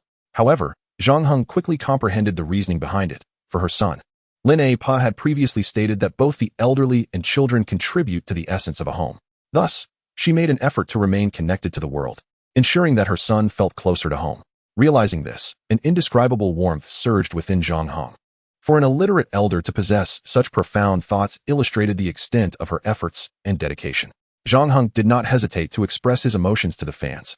Halting his narration, the audience could no longer contain their feelings. Lin A., thank you. You have truly made me realize how much my mother has done for me. My grandmother is no longer with us. May I hold your hand and call you grandmother? You are a magnificent person, a great mother. These comments reminded Zhang Heng of the 5 fruit trees at home, overwhelming him with a sense of love that brought tears to his eyes. Prior to this, many fans had expressed their sorrow. Not every mother is named Lin A., nor do all parents deserve such a title.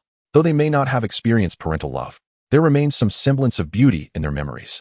To those who have not seen their parents, they remain unaware of the lengths parents go to for their children. Although these pessimistic comments were few and often overshadowed, the fans who witnessed them offered words of comfort. At that moment, the live stream was infused with warmth and healing. After tidying up the mackerel, it was time to eat. Since Zhang Heng explained that Zhang Yi looked down upon her, Lin A chose not to comment further. Aware that Zhang Heng was likely behind the scheme. However, she refrained from revealing this. Young people have their own ways of handling matters, and she preferred not to meddle. Just as they were about to begin their meal, Lin A produced 2 bottles of white liquor. Zhang Heng, you cannot be serious. I merely went out to buy liquor. Why did you tell A that I would not eat? Zhang Heng opened his mouth to explain, but found himself at a loss for words. At this moment, Lin A played peacemaker, inviting Zhang Yi to join them. Naturally, Zhang Yi accepted without hesitation. In that instant, the live stream erupted once more. Goodness, how can one compete with this? I have never shared a meal with a goddess in my life. This is so unfair. The gender imbalance in our country is not merely a birth rate issue. It's the fault of scoundrels. Indeed, the goddess is monopolized by him. It's hopeless. What a pity. Zhang Heng glanced at the live stream and promptly stated, "Do not speak nonsense. I have not monopolized anyone. Your single status has nothing to do with me." As soon as he spoke, the fans erupted again. Listen to that. Is this even what a person would say? I cannot bear it any longer. Why is my life so miserable? Zhang Heng, please, do not bully me further. Observing the barrage of comments, Zhang Heng sighed deeply. You only see the thief enjoying the feast, but you do not witness the thief suffering the consequences. It is quite difficult for me as well. Those who are infatuated are hard to refuse. I am not a heartless scoundrel. Upon uttering these words, Zhang Heng felt an inner satisfaction. However, at that moment, a cold wind swept through him, and when he looked up, he was momentarily stunned. Chapter 66. You man. I have set my sights on you. Zhang Yi poked at a bottle of 5 liang of hideout teku. Zhang Heng instinctively inquired, what do you mean by that? Zhang Yi gazed intently at Zhang Heng and replied, what do you think? Unfazed by Zhang Yi's aggressive demeanor, Zhang Heng awkwardly stated, I'm sorry, but I won't drink this uninvited wine. Oh, uninvited is it?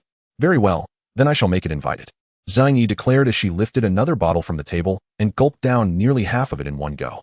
This Hai Dao Te Chu was a potent spirit at 48 degrees, and she consumed close to 3 taels in a single breath. The fans in the live stream were taken aback, exclaiming, a true heroine. Well done, girl.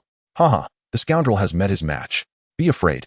Previously, Zhang Yi had garnered goodwill from the fans for assisting Lin A in the kitchen, but now, her bold confrontation with the scoundrel had fulfilled the desires of many fans who wished to act, but lacked the courage or ability to do so.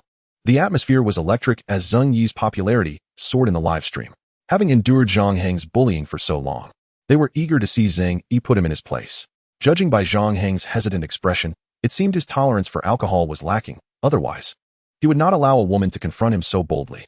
Any man with a modicum of drinking capacity would have stood his ground. A man cannot simply refuse.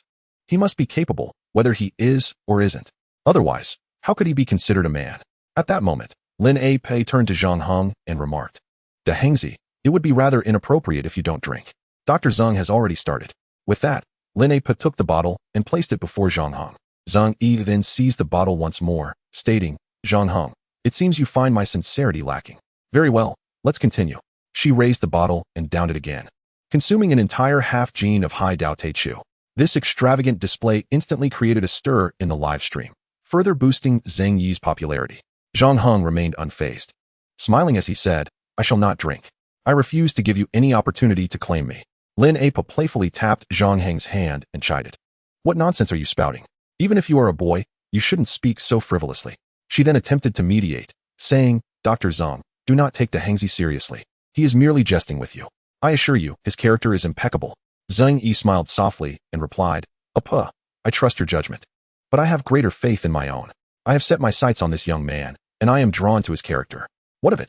He is neither married nor in a relationship. Is it wrong for me to desire him? Moreover, among the vast waters, I seek only a single cup. This will be my first, and undoubtedly my last. Do you think I am mistaken? Lin A nodded emphatically, not at all. There is nothing wrong with a woman taking the initiative. However, Zhang Yi as girls. I understand your meaning, If I were to put myself out there, I would be at a disadvantage. Zhang Yi interjected, but that won't happen. If he dares to bully me, my numerous brothers and cousins will not let him off easily. You see, when I was bullied in school, all my male cousins came to my aid, scaring the boy so much that he wouldn't dare leave the school. I thought to send just 1 or 2 brothers, but they all showed up. It is not that I bully others. I am the only girl among my cousins, so what can I do? This revelation sent the fans into a frenzy. They had initially thought Zhang He was merely holding her ground against Zhang Heng, but they never anticipated her to unleash such a powerful counterattack, akin to a bodyguard's formidable strike. In this scenario, should Zhang Heng concede, all would be well.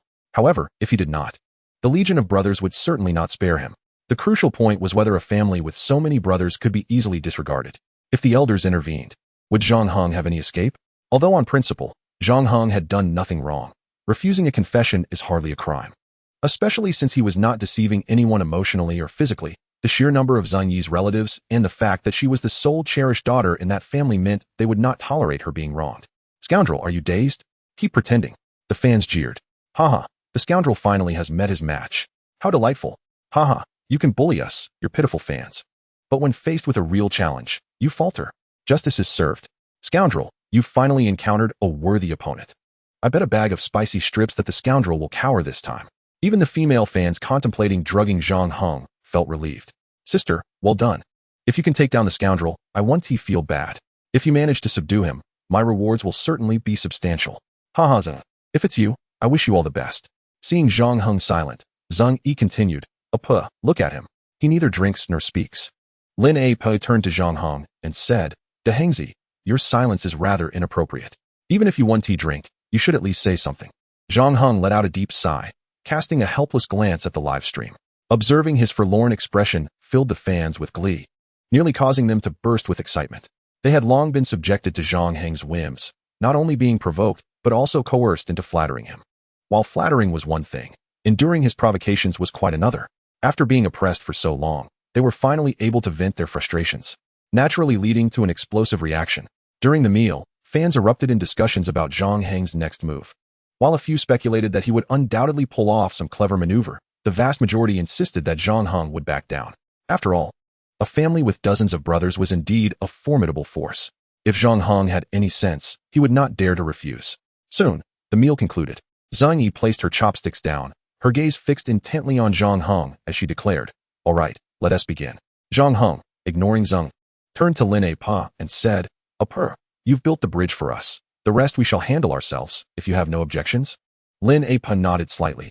Very well, the remaining matters are up to you. But De Hengzi, you must not bully her. Just as she finished speaking, Zhang Heng quickly replied, You think too highly of me. Would I dare to bully her? A lady with 100 brothers? Zhang Yi laughed and chimed in. Not 100, merely 67, with 10 newborns among them. Her humor instantly transformed the atmosphere, prompting the viewers in the live stream to erupt in cheers. Lin A Pa exhibited little reaction, merely smiling faintly. Clearly, she had more to say, but ultimately chose to hold her tongue. Zhang Yi, I will wait for you at home. You stay behind to wash the dishes.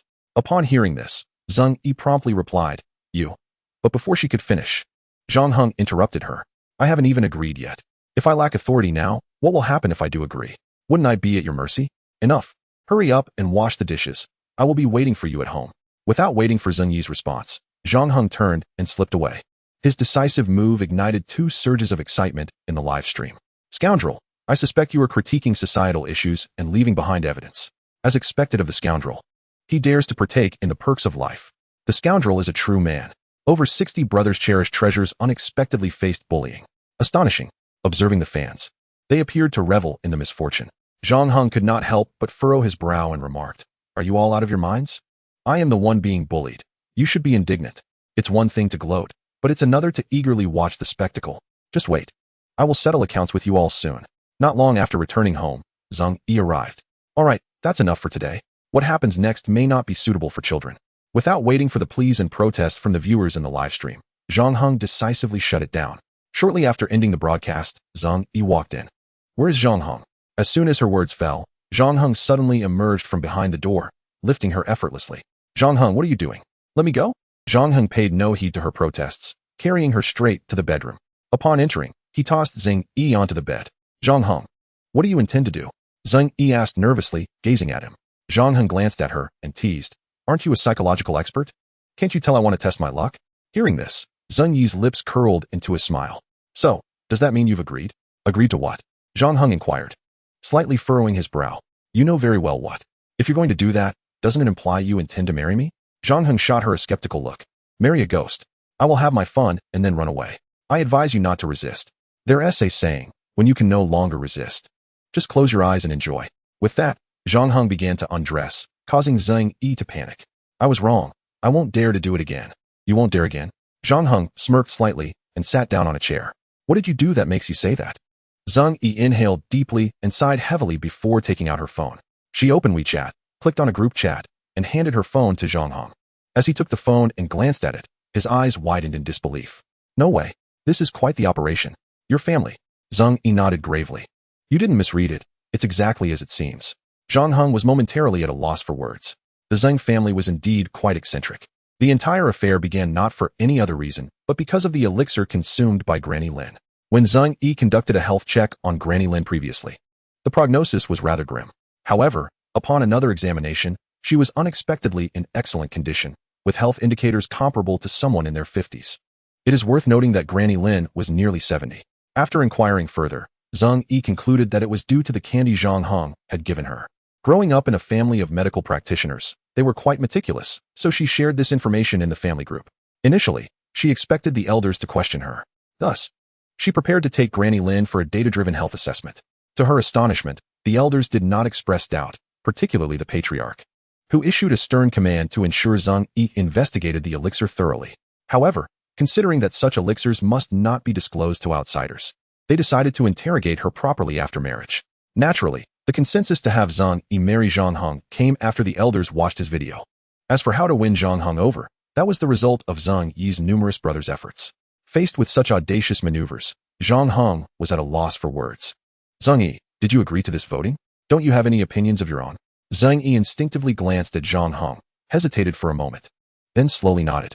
I have never been in a relationship, and in my family, marriages are decided by the elders, which I find agreeable. Although she spoke those words, her heart told a different story. In truth, there existed another group chat, comprising her mother, aunt, and female relatives.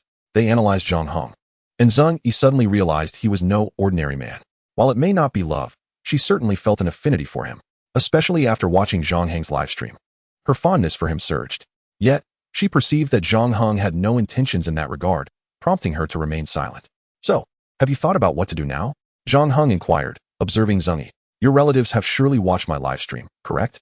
If you fail to fulfill your task, they will take matters into their own hands. Zhang Yi gently bit her lip and nodded gravely. Our family is a lineage of medical professionals, and we possess an almost obsessive dedication to medical matters. Zhang Heng exhaled heavily. What are your thoughts then? Zhang Yi, caught off guard by his question, felt her face flush. She could not divulge her true feelings. I have no particular thoughts. Aside from your earlier proposal, I am willing to cooperate with you. Really? Zhang Heng looked at her sideways. Yes, truly. That makes things much simpler. With that, Zhang Heng retrieved a package from the cabinet. The moment he opened it, Zhang Yi was taken aback. Chapter 68, The Scoundrel's Scandalous Scheme. Zhang Heng surprisingly produced an incense burner, white liquor, and thick incense sticks. To Zhang Yi's astonishment, there were also ceremonial invitations. Coming from a prominent family, Zhang Yi immediately recognized their purpose. However, she could not resist asking, Zhang Heng, you aren't suggesting we become sworn brothers, are you? Zhang Heng snapped his fingers and replied, clever. Since you already know, I won't elaborate. Now, please sign your name. At that moment, Zhang Yi felt an indescribable pang in her heart. She sensed her heart bleeding. What was wrong with her? Zhang Heng would rather become sworn brothers with her than marry her. Reflecting on it now, not only had he never considered marriage, but he hadn't even thought of being intimate with her. The earlier notion of a brief encounter was merely a negotiation tactic, laying out a serious issue first before revealing the true intentions, making the latter easier to accept. As she contemplated this, Zhang Yi's heart ached anew. Was she truly inadequate? Why then did so many boys, unafraid of consequences, write her love letters? What's wrong? Zhang Heng noticed her expression and instinctively asked, do you have a better plan? You even have ceremonial invitations? They shouldn't be available on the island, right? Zhang Heng smiled mysteriously. Of course, they aren't sold on the island. These are from my childhood. Influenced by various television dramas during his youth, boys would often become sworn brothers. The rituals of lighting incense and writing invitations were essential parts of the process, learned from television. Hearing Zhang Heng's words, Zhang Yi couldn't help but smile slightly. You were quite amusing as a child. Indeed, in her heart, she wished that if only their story could be told from a different perspective. The identity of sworn brothers ultimately belonged to Zhang Heng's narrative. However, if it were a matter of a marriage into the family, that would become her story. Alas, Zhang Yi, is it alright if I start the live stream now? After all, this matter must be made public, otherwise. Before Zhang Heng could finish speaking, Zhang Yi nodded. Yes, go ahead. Before starting the live stream, Zhang Heng called Xiaoru, requesting a full channel banner. What are you planning to do? A full channel banner is. Before Xiaoru could finish her sentence, Zhang Heng interrupted. I don't care. It must be done. It's urgent, and there's no time to waste. With that, he abruptly ended the call. On the other end, Xiaoru was furious, raising her fist as if to strike the phone. Ultimately, she refrained, merely shaking her fist in frustration. Although Zhang Heng's last-minute banner request violated regulations. However, Xiaoru still utilized her privilege to initiate the event. This privilege, though despised by many, could not be challenged, especially since it was wielded by Zhang Heng, the illustrious creator of the online livestream myth, Xiaoyi. Less than 3 minutes after hanging up the phone, Xiaoru sent a message stating that everything was ready. As soon as Zhang Heng's livestream commenced, the full platform was prepared to display banners. Upon receiving the message, Zhang Heng began the livestream. Once it started, the fans erupted into a frenzy. In just 11 minutes and 8 seconds, even when the livestream was winding down, Xing Yi had come in, changed her outfit, and the maximum time spent was merely 2 minutes. The speedster Xiaoyi, my cousin is a seasoned urologist. Shall I send you his contact details? Upon seeing the barrage of comments from fans, Zhang Heng was rendered speechless. A bunch of beasts. You unruly creatures truly deserve a beating. What a farce. This is all nonsense. Enough. No one is to mention this again. Be patient for 10 minutes. I have significant news to announce. After stating this, Zhang Heng marked the time in the livestream. He then maneuvered a drone around the yard. Once Zhang Heng had prepared the offerings, the time was nearly ripe. The number of viewers in the livestream had reached 3 million. The camera panned, and candles were lit. Ladies and gentlemen, today I announce something monumental. From this day forward, I and Dr. Zhang Yi shall be sworn siblings, though not of the same surname. As soon as the words left his lips, the live stream erupted. In that moment, all fans were taken aback. The comments almost froze for a few seconds before resuming. Xiaoyi, that operation was quite despicable, wasn't it? I've gained insight into such a rejection.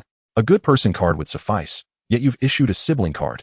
One cannot deny that Xiaoyi, indeed, has a flair for the dramatic. The gifting feature had already been activated, and many fans were dazzled by Zhang Heng's audacious move. No author, no matter how skilled, could conceive such a remarkable plot twist. To pursue his own affection, he chose to become sworn siblings with her. Yet, the audacity did not stop there. She actually consented. When a woman pursues a man and fails, shouldn't she simply walk away? What does this siblinghood mean? Are we to wait for gifts in return? While fans marveled at Zhang Heng's audacity, many felt a pang of jealousy. Zhang Heng was inundated with waves of beautiful women, while they had no one vying for their attention. It was infuriating to note that Zhang Heng remained indifferent to them. Thus far, 3 goddesses had made their intentions known. Yet Zhang Heng turned them all down. In truth, it wasn't he merely 3 vying for his affection. There were hundreds, even thousands, perhaps tens of thousands. Zhang Heng's inbox was overflowing. Countless women sent him private messages, offering fleeting encounters without expecting him to take responsibility, merely seeking a night of pleasure. Of course, some were merely jesting, yet the majority were sincere. Zhang Heng's looks and physique were certainly appealing. Within the realm of scoundrels, Zhang Heng was dubbed a walking aphrodisiac. The moment he ventured forth, women behind the screen would become restless with desire. Yet, alongside the jealousy, they were also captivated by Zhang Heng's audacious maneuvers, and the gifts began to pour in. Within mere seconds, the gifts amassed to nearly 10,000. After all, those tuning into Zhang Heng's livestream were his true fans. The auspicious time has arrived. Let us commence the oath. With that, Zhang Heng extended a thick incense stick to Xing Yi. However, Xing Yi did not accept it. Instead, she bit her lip and remained silent. Xing Yi, you. Before Zhang Heng could finish his sentence, Xing Yi suddenly lifted her head, her eyes filled with determination. First, let the drone take a spin. I have something important to do. Chapter 69, Important Matters Forgotten. Zhang Heng intended to inquire what it was, but seeing the resolute expression on Xing Yi's face, with a hint of something sparkling in her eyes, he maneuvered the drone to fly out of the room and ascend into the sky. Now pray tell, what is it? Xing Yi turned her back, lifted her head, closed her eyes, and took a deep breath. After a considerable moment, she resolutely turned around. Close your eyes. Xing Yi fixed her gaze on Zhang Heng. Zhang Heng furrowed his brow slightly. What exactly? Close your eyes. Xing Yi insisted firmly. Zhang Heng, with a complex expression, glanced at Xing Yi before slowly shutting his eyes. In that fleeting moment of closure, Xing Yi unexpectedly rose onto her toes and gently kissed Zhang Heng. This sudden act left Zhang Heng momentarily bewildered. Hadn't Xing Yi previously stated that her parents had arranged everything, and that she had no such intentions? What had changed so suddenly? You, Zhang Heng began. But Xing Yi wore a smug expression as she replied, What's wrong? A kiss won't kill you. If you don't let me take advantage once, what's the point of swearing brotherhood? In that instant, Zhang Heng found himself at a loss for words. If there were any missteps, their entire clan might come in full force, as I was the only girl among the younger generation. Come in full force. The moment Zhang Heng heard those words, vivid images filled his mind. As the camera zoomed in, Zhang Yi picked up the incense and began to light it before the candles. Zhang Heng wasted no time and lit his incense as well. Thus, they began to vow before Guan Yu, pledging to become sworn siblings, not seeking to be born on the same day, but hoping to die on the same day. After the oath, it was time to exchange the oaths. Zhang Heng affectionately called out sister, while Zhang Yi respectfully addressed him as brother. After the exchange, Zhang Yi turned and exited. The fans in the live stream began to feel sympathy for Zhang Yi. Poor girl, they were supposed to be married, and now they are siblings. It truly reflects the saying that lovers become siblings in the end. So pitiful, so unfortunate, so lamentable. Sha Yi, you scoundrel. Following a wave of sympathy for Zhang Yi, fans began to denounce Zhang Heng. They criticized him for being utterly despicable. How could someone as fine as Zhang Yi be treated with such a lack of decency? In response to the fans' outcry, Zhang Heng merely uttered a single sentence that instantly quelled the uproar. Anyone who criticizes me again will lose their privileges. Zhang Heng's benefits were genuine and valuable, thus no one would dare forfeit them. Of course, the most crucial point was that the fans did not genuinely harbor grievances against Zhang Heng. They were merely jesting. There exists a type of criticism born from enmity, and another that springs from love. All right, nap time is over. I shall rest for a bit. I'll give you a wide-angle view. Enjoy the sea. With that, Zhang Heng sent the drone soaring into the sky, activating the widest angle. Just then, a system notification appeared. Reputation points have accumulated to 1 million. Shall we proceed with the lottery?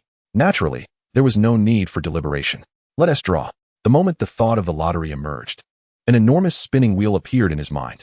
It then began to spin wildly. Every second, the wheel would pause briefly, as if marking one draw. After 10 seconds, the wheel suddenly halted, and prize notifications began to rapidly pop up. Thank you for your patronage. Thank you for your patronage. Thank you for your patronage. 1 nano helmet. Thank you for your patronage.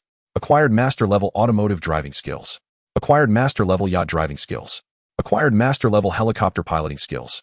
Thank you for your patronage. Although the hit rate for this lottery was not particularly high, each prize was indeed beneficial to Zhang Heng. Besides those impressive skills, there was also the unexpected nano helmet. Upon removing the helmet, Zhang Heng discovered that it was merely an electronic component the size of a head. When placed around his neck, the helmet would automatically seal itself. Crafted from cutting-edge nanomaterials, its design was imperceptible to the naked eye. This led Zhang Heng to recall the initial skepticism from numerous fans regarding his ability to speak underwater, which soon faded away. A subsequent search revealed discussions about a super nano helmet, and upon revisiting the post, he confirmed its existence, albeit without large-scale production. Regardless, this device proved to be quite advantageous. After securing the nano helmet, Zhang Heng decided to withdraw his skills. With everything settled, he opted for a well-deserved slumber. After a busy morning, he fell asleep instantly. Upon awakening, he found it was already past 5 in the afternoon, and he had enjoyed a truly refreshing rest. Habitually reaching for his phone, he was astonished to find 67 friend requests on WeChat. Upon inspection, his head began to buzz with confusion. Brother, please accept my request. Second brother, please accept my request. I am your 67th brother. Please accept me. Understanding the source of the 67 requests, he realized they corresponded to Zhang Yi's 67 brothers. This was a significant predicament. If he were to converse with each of them for just a minute, it would take an hour. Zhang Heng simply ignored them. Initially, he intended to inform Zhang Yi, asking her to mediate, so that they wouldn't become irate due to his neglect. The last thing he needed was for them to come flying in search of him, which would surely lead to trouble. However, before he could say anything, Zhang Yi sent a message reassuring him not to worry, as she would handle the situation with the 67 individuals. Once everything was resolved, Zhang Heng rose from bed, preparing to engage with his fans. Just then, a sudden knock echoed from outside. Upon opening the door, he was greeted by an elderly man with graying hair. The man appeared to be in his 50s or 60s and exuded an extraordinary demeanor. Good sir, whom do you seek? Upon seeing Zhang Heng, the elderly man became quite emotional, grasping Zhang Heng's hand. At last, I have found you. I have finally located you. Zhang Heng promptly replied, Sir, you are overwhelming me. Simply call me Zhang Heng. What brings you to me? No sooner had he spoken than the elderly man produced a work permit and a stack of photographs. Before the man could finish his sentence, Zhang Heng interjected, Director Bai, you need not say anything further. I shall accompany you immediately. We cannot afford to delay. 10 prompts yield 1 chapter. 5 capsules yield 1 chapter. As for higher levels, I shall not consider them, as they do not exist. Chapter 70. This desire stems from one's genes. Director Bai was momentarily taken aback, clearly astonished by Zhang Heng's prompt agreement, without even discussing compensation. Although communication was not entirely smooth, this did not imply that Director Bai harbored any resentment. He managed an enormous aquarium with over 70 employees, which kept him exceedingly busy. Furthermore, the countless individuals seeking Zhang Heng's attention were certainly overwhelming, rendering his own needs easily neglected. In truth, he had arrived prepared for the worst. Historically, Liu Bei visited Zhuge Liang thrice at his thatched cottage. In this instance, he had come 10 times to seek Zhang Heng's assistance. Despite being in his 60s, approaching a venerable age, he felt a loss of dignity in pursuing a young man in his 20s. However, when faced with faith, dignity held little significance. Achieving his beliefs was paramount to his honor. Mr. Zhang, have you truly agreed so readily? What about compensation? Zhang Heng regarded Director Bai and stated, a promise made requires no additional compensation. However, I do have one condition. What condition? Director Bai inquired. As long as it is feasible, I shall not impose. Without allowing Director Bai to finish, Zhang Heng waved his hand to interrupt. Director Bai, there is no need for tension. My condition is quite simple. I wish to livestream. Livestream? Director Bai paused, slightly taken aback. Zhang Heng smiled and continued. You need not feel conflicted. I understand that your aquarium serves not only commercial purposes but, more importantly, is dedicated to marine biological research. Therefore, before Zhang Heng could complete his thought, Director Bai immediately interjected, No, Mr. Zhang, you have misunderstood. I do not disagree. I simply did not anticipate such a straightforward request. Live streaming poses no problem. I will ensure everyone cooperates with you. Excellent. Then it is settled. Following that, they boarded a ferry, then a bus, and finally caught the last flight. Upon arriving at their destination, it was already the early hours of the following day. Throughout the journey, Director Bai shared his story with Zhang Heng. Director Bai's past was equally filled with legend. Like Zhang Heng, he had grown up by the sea. But unlike Zhang Heng, he had grown weary of his fishing village due to its profound ignorance and backwardness. After all, the era he lived in was vastly different from the present. The circumstances of his time are unimaginable to contemporary individuals, including Zhang Heng. Eventually, Director Bai, like many children from impoverished mountainous regions, escaped his hometown through sheer determination. Initially, he followed the common path of graduating, working diligently, and establishing himself in a big city. Finally, at the age of 30, he achieved a long-desired dream. During a business trip across the ocean, he witnessed the process of whaling, which left him profoundly shaken. Consequently, he resolutely resigned from his job and entered the field of marine animals. Later, he established the first marine biological research facility, which gradually evolved into the largest marine biological research center in the country. According to Director Bai, witnessing the whaling process ignited his love for the sea and his homeland, driven by a longing rooted in his very genes. This compulsion led him to abandon everything and dedicate himself to marine biology. Living on an island, Zhang Heng shared a similar experience to Director Bai's, allowing him to empathize with the director's choices. Just as Zhang Heng decided to visit upon seeing the photographs, he recognized the significance of the ocean. Zhang Heng was raised by his father, who took him fishing, instilling in him a profound affection for marine life. The situation was rather straightforward. Several belugas in the aquarium were despondent and barely alive. This issue was not isolated, occurring multiple times, yet despite consulting numerous experts, no solutions were found. Observing Zhang Heng's ability to tame sea snakes, they sought his expertise. Although Zhang Heng speculated about the aquarium scale during the journey, he was still taken aback by its vastness upon arrival. The aquarium spanned over 3,000 acres, with only 1/5 of that generating revenue from visitors. The remaining areas were designated for rescue, research, and breeding centers. After obtaining permission, Zhang Heng initiated the live stream, providing his fans with an overview of the situation. Shortly after entering, a petite girl with a charming smile and crescent-shaped eyes approached him. Dressed in caretaker attire, she appeared both clean and capable. The moment she entered the frame, fans erupted in excitement. The reason was simple. This caretaker possessed a sweetness that transcended gender.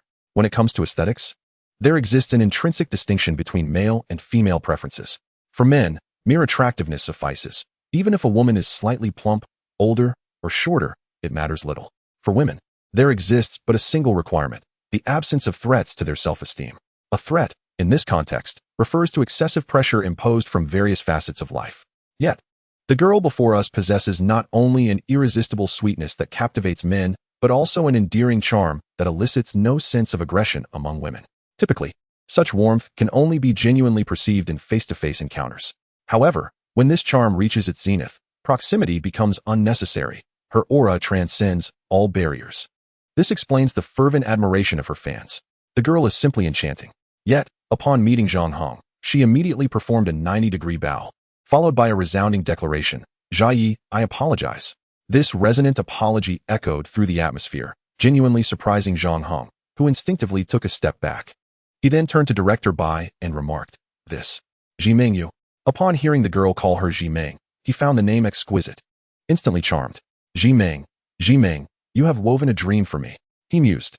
"Ah, she is not only beautiful, but her name is lovely as well. And what about me? My father named me Liang Liang. Am I not a girl?" Jimeng raised her brow, still bowing. "Military order? What military order?" Zhang Heng inquired. Glancing at Director Bai, Bai's expression grew awkward. This, is not easy to explain. Before he could continue, Jimeng interjected, her voice ringing clear. "Director Bai, I have thick skin, let me explain. You are older and have traveled far. Please delegate this military order to me." Jimeng proved to be quite an interesting young woman. "Mr. Zhang," Bai began, but Zhang Heng cut him off. "Director Bai, rest assured. I understand your sentiments from our earlier conversation." He then turned to Jimeng and said, "Jimeng, you must cooperate with Mr. Zhang and fulfill all his requests." Jimeng suddenly looked up at Bai and replied, "But I have never been in a relationship. Isn't that inappropriate?" "Of course, for work, for to Bai Chuan Bai. Chow Meng, and who know, I am willing." This statement left Zhang Heng momentarily stunned. Is there truly such a girl in this world? After a brief period of confusion, the fans in the live stream exploded with excitement. "Goodness, there are such adorable girls. I want one. Oh my god, can I trade years of my life for her? 10 years, 20 years would suffice." The existence of such a treasure was astounding. Director Bai sighed heavily. "Jimeng you, never mind, do as you see fit." He then turned to Zhang Heng and said, "Mr. Zhang, if Jimeng annoys you, do not hold back. Feel free to reprimand her. If you feel awkward, I can intervene." Zhang Heng smiled gently. "Do not worry, Director Bai. There is no one I would hesitate to discipline." "Good, then," Bai replied, turning to leave. His steps became noticeably weary, revealing that his earlier vigor had been a fade. After all, he had invited Zhang Heng. It would be inappropriate for him not to be present. Bai would not typically resort to such measures. Nor would he have shared his past and beliefs with Zhang Heng unless he felt compelled. Thus, he had no choice but to proceed with this elaborate plan. "All right, you may rise," Zhang Heng said to Jimeng. "As you wished, Director Bai has gone to rest. You can get up now." "No, you must promise to forgive me and assist me before I can rise. Otherwise, I will be in serious trouble." "Are you attempting to stage a coup?" Zhang Heng asked Jimeng. "Not quite. It is merely a form of negotiation." "Oh, I see." Zhang Heng nodded, implying that unless an agreement was reached, she would not rise. Witnessing this scene, the live stream erupted once more. The treasure girl and Zhang Heng had just begun to engage, a development that thrilled the audience. They dared not voice their displeasure at Zhang Heng, merely hoping for someone to properly guide him, a person they favored, of course. Zhang Heng sighed heavily and then shifted the drone's focus to the live feed. He then sat down directly, his gaze steady and unwavering. "Quite intriguing," he commented with a slight smile, clearly enjoying the encounter. Jimeng, however, was initially perplexed by Zhang Heng's intent, but as she instinctively looked up, she found his gaze filled with a certain intensity, and in that moment, she comprehended his earlier meaning. With a gasp, she stood up. Since Zhang Heng's focus was on the distance, the fans clamored to understand what transpired. You. Zhang Heng smirked mischievously. "What do you mean? Quickly lead the way. We have important matters to attend to." Without waiting for Jimeng's reaction, he strode forward, and the camera shifted away. As soon as the lens was released, fans flooded the chat, demanding an explanation of the earlier events. Since the camera was locked, it implies there was something to hide. What is there to be curious about? You will see what you are meant to see, and what you are not meant to see is out of your reach. Zhang Heng's words prompted Jimeng to rush after him. "I see you fear your fans discovering the truth. Your position may be at risk." Zhang Heng smiled lightly. "For others, that may be true, but for me, the outcome in this space is predictable." "What outcome?" Jimeng instinctively inquired. Zhang Heng took a deep breath, a surge in gifts, followed by a barrage of comments. "As my fans are sensible individuals who know you initiated this negotiation." "I don't believe it," Jimeng retorted. "I doubt they would refrain from criticizing you once they know your actions." Zhang Heng smiled calmly. "Believe what you will. My advice is not to test it." With that, he continued walking ahead. Jimeng, undeterred, addressed the camera, accusing Zhang Heng of spying on her. "He sat directly across from me." The moment she uttered this, the live stream erupted with excitement. Indeed, Jia, what a smooth operation. The infamous Jia. Online teaching the art of manipulation. Jia, you are truly something else. Such impressive tactics, yet you deny us a glimpse. As the screen filled with admiration and a flurry of gifts, Zhang Heng felt dizzy. The classic trio of questions suddenly echoed in her mind. Who am I? Where am I? What am I doing here? She had come for Director Bai, not for him. Zhang Heng opened her mouth, seemingly about to speak, but ultimately swallowed her words. Taking a deep breath, she composed herself. Follow me. Zhang Heng followed Zhang Heng through a long artificial underwater tunnel. Thick glass allowing glimpses of myriad marine creatures gliding by. While this sight may astonish some, for Zhang Heng's well-traveled fans, it was likely a mere trifle. Upon exiting the corridor and ascending the stairs, Zhang Heng's brow furrowed as he beheld 4 bodies floating on the water's surface. Like a lifeless fish. It remained in a state of buoyancy. At this moment, Zhang Heng began to elucidate the specific circumstances to Zhang Heng. She was a caretaker specializing in the care of aging marine creatures. The 4 under her charge were named Bai, Chun Bai, Chao Meng, and Hu Niu, all of whom had reached the twilight of their lives. Their various physiological indicators were normal. From the data, there appeared to be no issues. However, the reason behind their condition remained a mystery. The attention of Director Bai was drawn to the frequent occurrences of such problems with belugas. According to the records of the oceanarium, at least a dozen belugas had exhibited this condition. Zhang Heng had endured considerable hardship for their sake, perusing various materials and beseeching numerous experts, yet she found no solution. A few days ago, by sheer chance, she witnessed Zhang Heng taming a sea snake, which prompted her to deceive him into coming under the pretense of a request from the director. The initial deception was due to budget constraints. The oceanarium was not merely a profit-driven institution, but rather focused more on the research and conservation of marine life. Consequently, they could not allocate such substantial funds. After a series of unfortunate events, and receiving Zhang Heng's consent, Zhang Heng approached Director Bai for approval.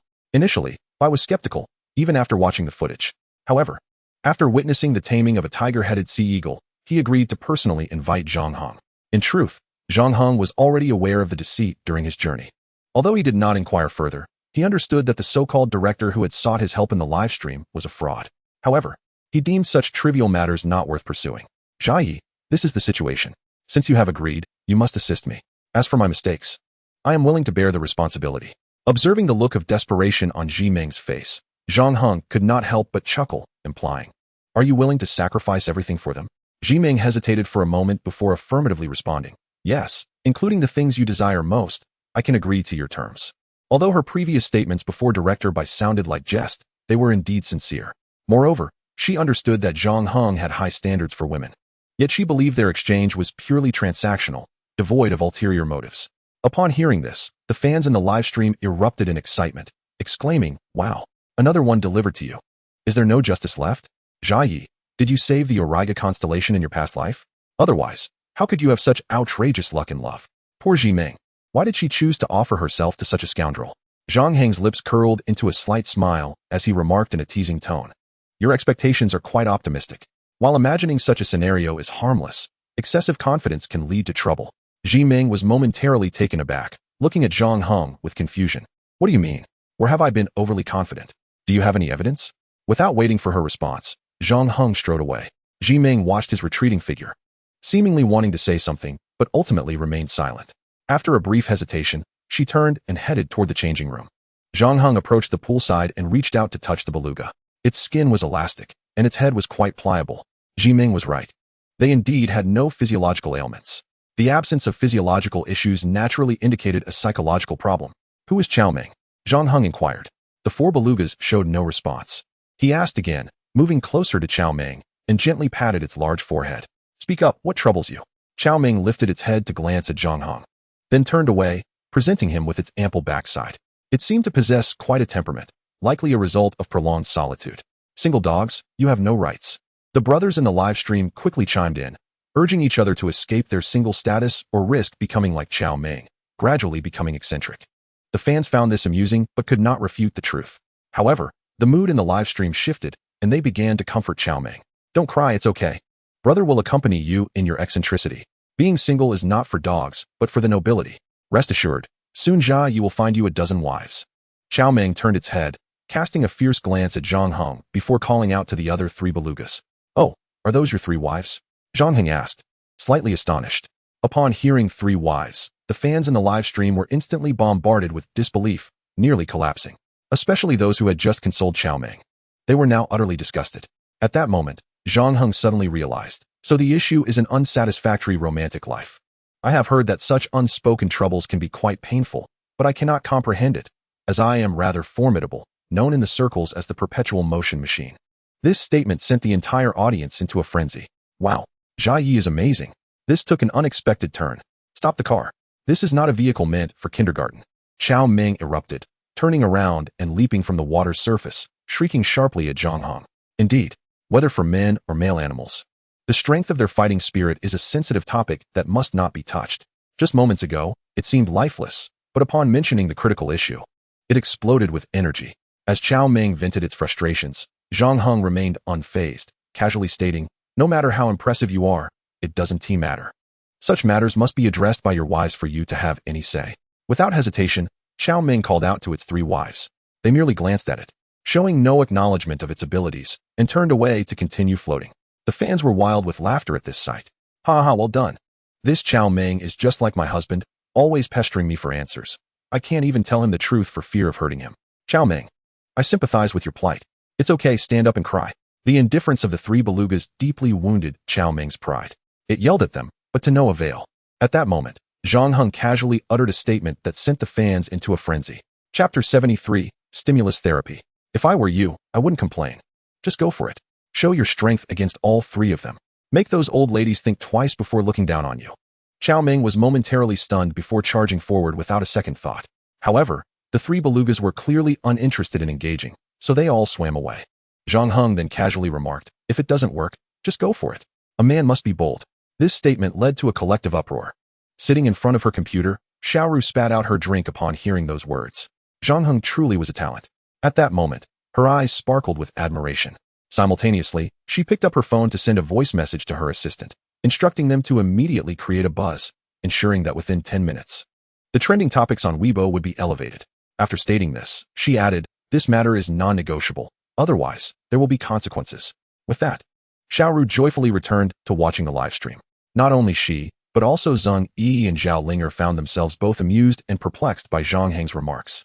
Especially Zheng Yi, who became the target of collective ridicule since her entire family was also watching Zhang Heng's live stream, commenting while watching, which only added to her embarrassment. It remained uncertain whether Zhang Heng's words had stimulated or encouraged Chao Meng, but in any case, it ceased its complaints and charged ahead, determined to assert itself. The 3 belugas, of course, would not afford him an opportunity. They swiftly scattered in different directions. At that moment, Zhi Meng, clad in a revealing swimsuit, dashed over. "Jia Yi, what are you doing?" One must admit, Zhi Meng truly possessed a captivating allure. Upon witnessing the expression on Zhang Heng's face, Zhi Meng's heart instantly soared with delight. "Did you not claim there was nothing to see? Why then are you so engrossed?" Zhang Heng replied nonchalantly, "I'm merely observing. There's no impulsive desire to touch, so do not get too carried away." The mention of no impulsive desire to touch caused Zhi Meng to feel dejected, leaving her momentarily at a loss for words. Meanwhile, the fans in the live stream erupted in laughter once more. They had seen scoundrels before, but never a man of such unparalleled depravity. In less than 5 seconds, the barrage of comments unified again. "All rise. Homage to the scoundrel ancestor." Zhang Heng, wearing a playful expression, remarked to Zhi Meng, "No worries. Perhaps next time if you wear different attire, it might yield a different outcome." Upon hearing this, Zhi Meng exploded with indignation, raising her fist as if to confront Zhang Heng. Unfazed, he responded, "You ought to concern yourself with your Chao Meng. It is on the verge of losing its temper, and soon it may perish from frustration." Zhi Meng instinctively turned to glance. Indeed, Chao Meng was nearly at its wit's end. The belugas, usually as lethargic as corpses, displayed remarkable vigor under such circumstances, denying Chao Meng any chance to approach. Zhang Heng's voice rang out again. "If you do not intervene, Chao Meng may truly succumb to despair." After a moment's hesitation, Zhi Meng picked up a whistle and blew it. The leading beluga, Dabai, immediately halted and called out to Zhi Meng, its expression revealing reluctance. Zhi Meng blew the whistle once more. Despite Dabai's unwillingness, it complied. Without hesitation, Chao Meng surged forward, landing atop Dabai, joyously splashing its fins against the water's surface. Witnessing this scene, Zhi Meng felt a wave of despair. Would the beluga's depression truly be resolved in such a manner? She turned to Zhang Heng, asking, "Is their depression truly due to this? Is that the discord?" Zhang Heng's lips curled into a slight smile. "What do you think?" Before Zhi Meng could respond, Dabai suddenly let out a loud cry.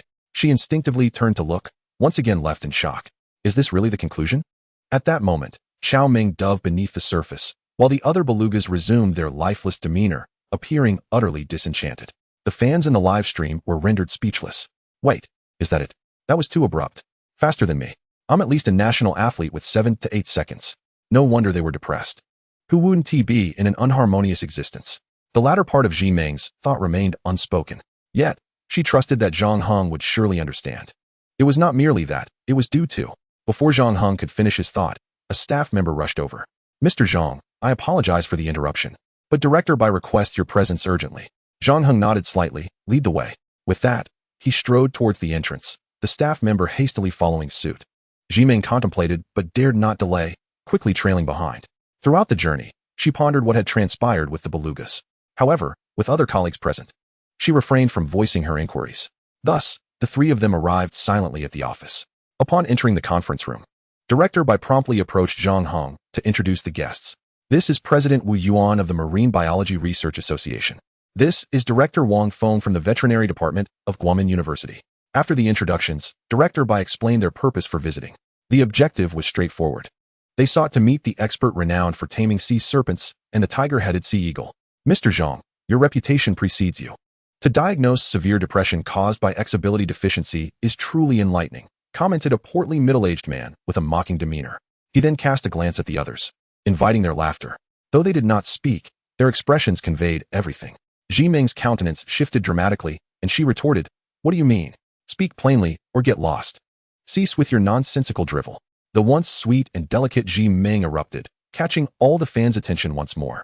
Oh, well done. Truly a treasure of a girl. That was splendid. Such so-called experts who only spout nonsense deserve to be called out. The portly man's expression soured immediately, and he pointed at Zhi Meng. Addressing Director Bai, is this your employee? A mere caretaker dares to speak to me this way? Fire her immediately, or we will resign on the spot. We will not waste a single second. Chapter 74. I'll use a web of tricks. Director Bai regarded the rotund expert and nodded slightly. Very well, I consent.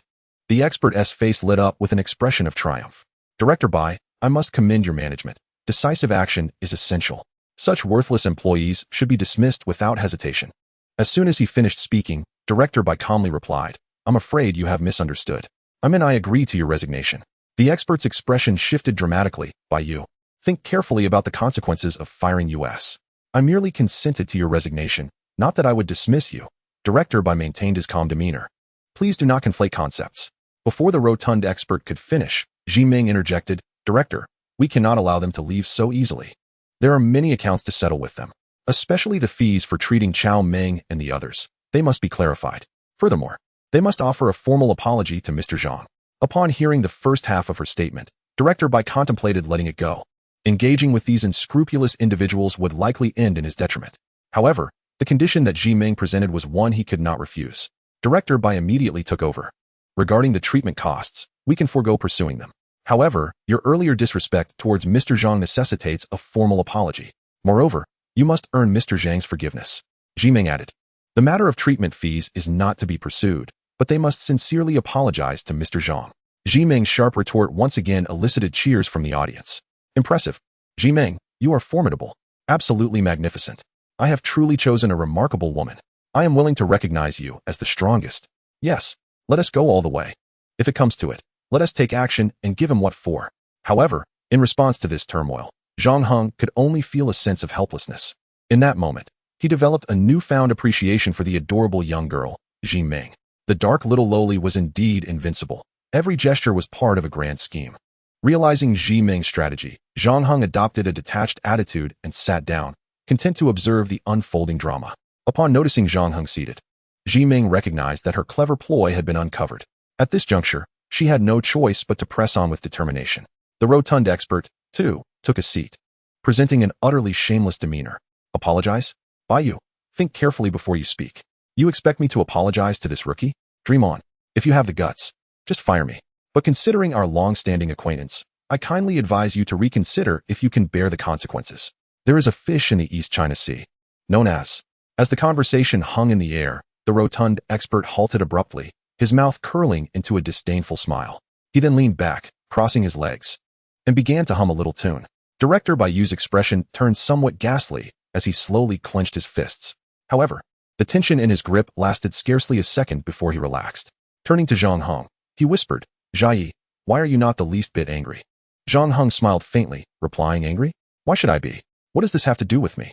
How does it not concern you? He just called you a fledgling and insulted you. Before Ming could finish her sentence, Zhang Heng interrupted her. Aren't you my friend? Ming was momentarily at a loss for words, caught off guard by Zhang Heng's retort. The viewers in the live stream were no strangers to such dramatic exchanges. Meanwhile, some fans discerned Ming's attempt to ensnare Zhang Heng, her intentions clear, to use him as a pawn. Thus, Zhang Heng's response was entirely justified.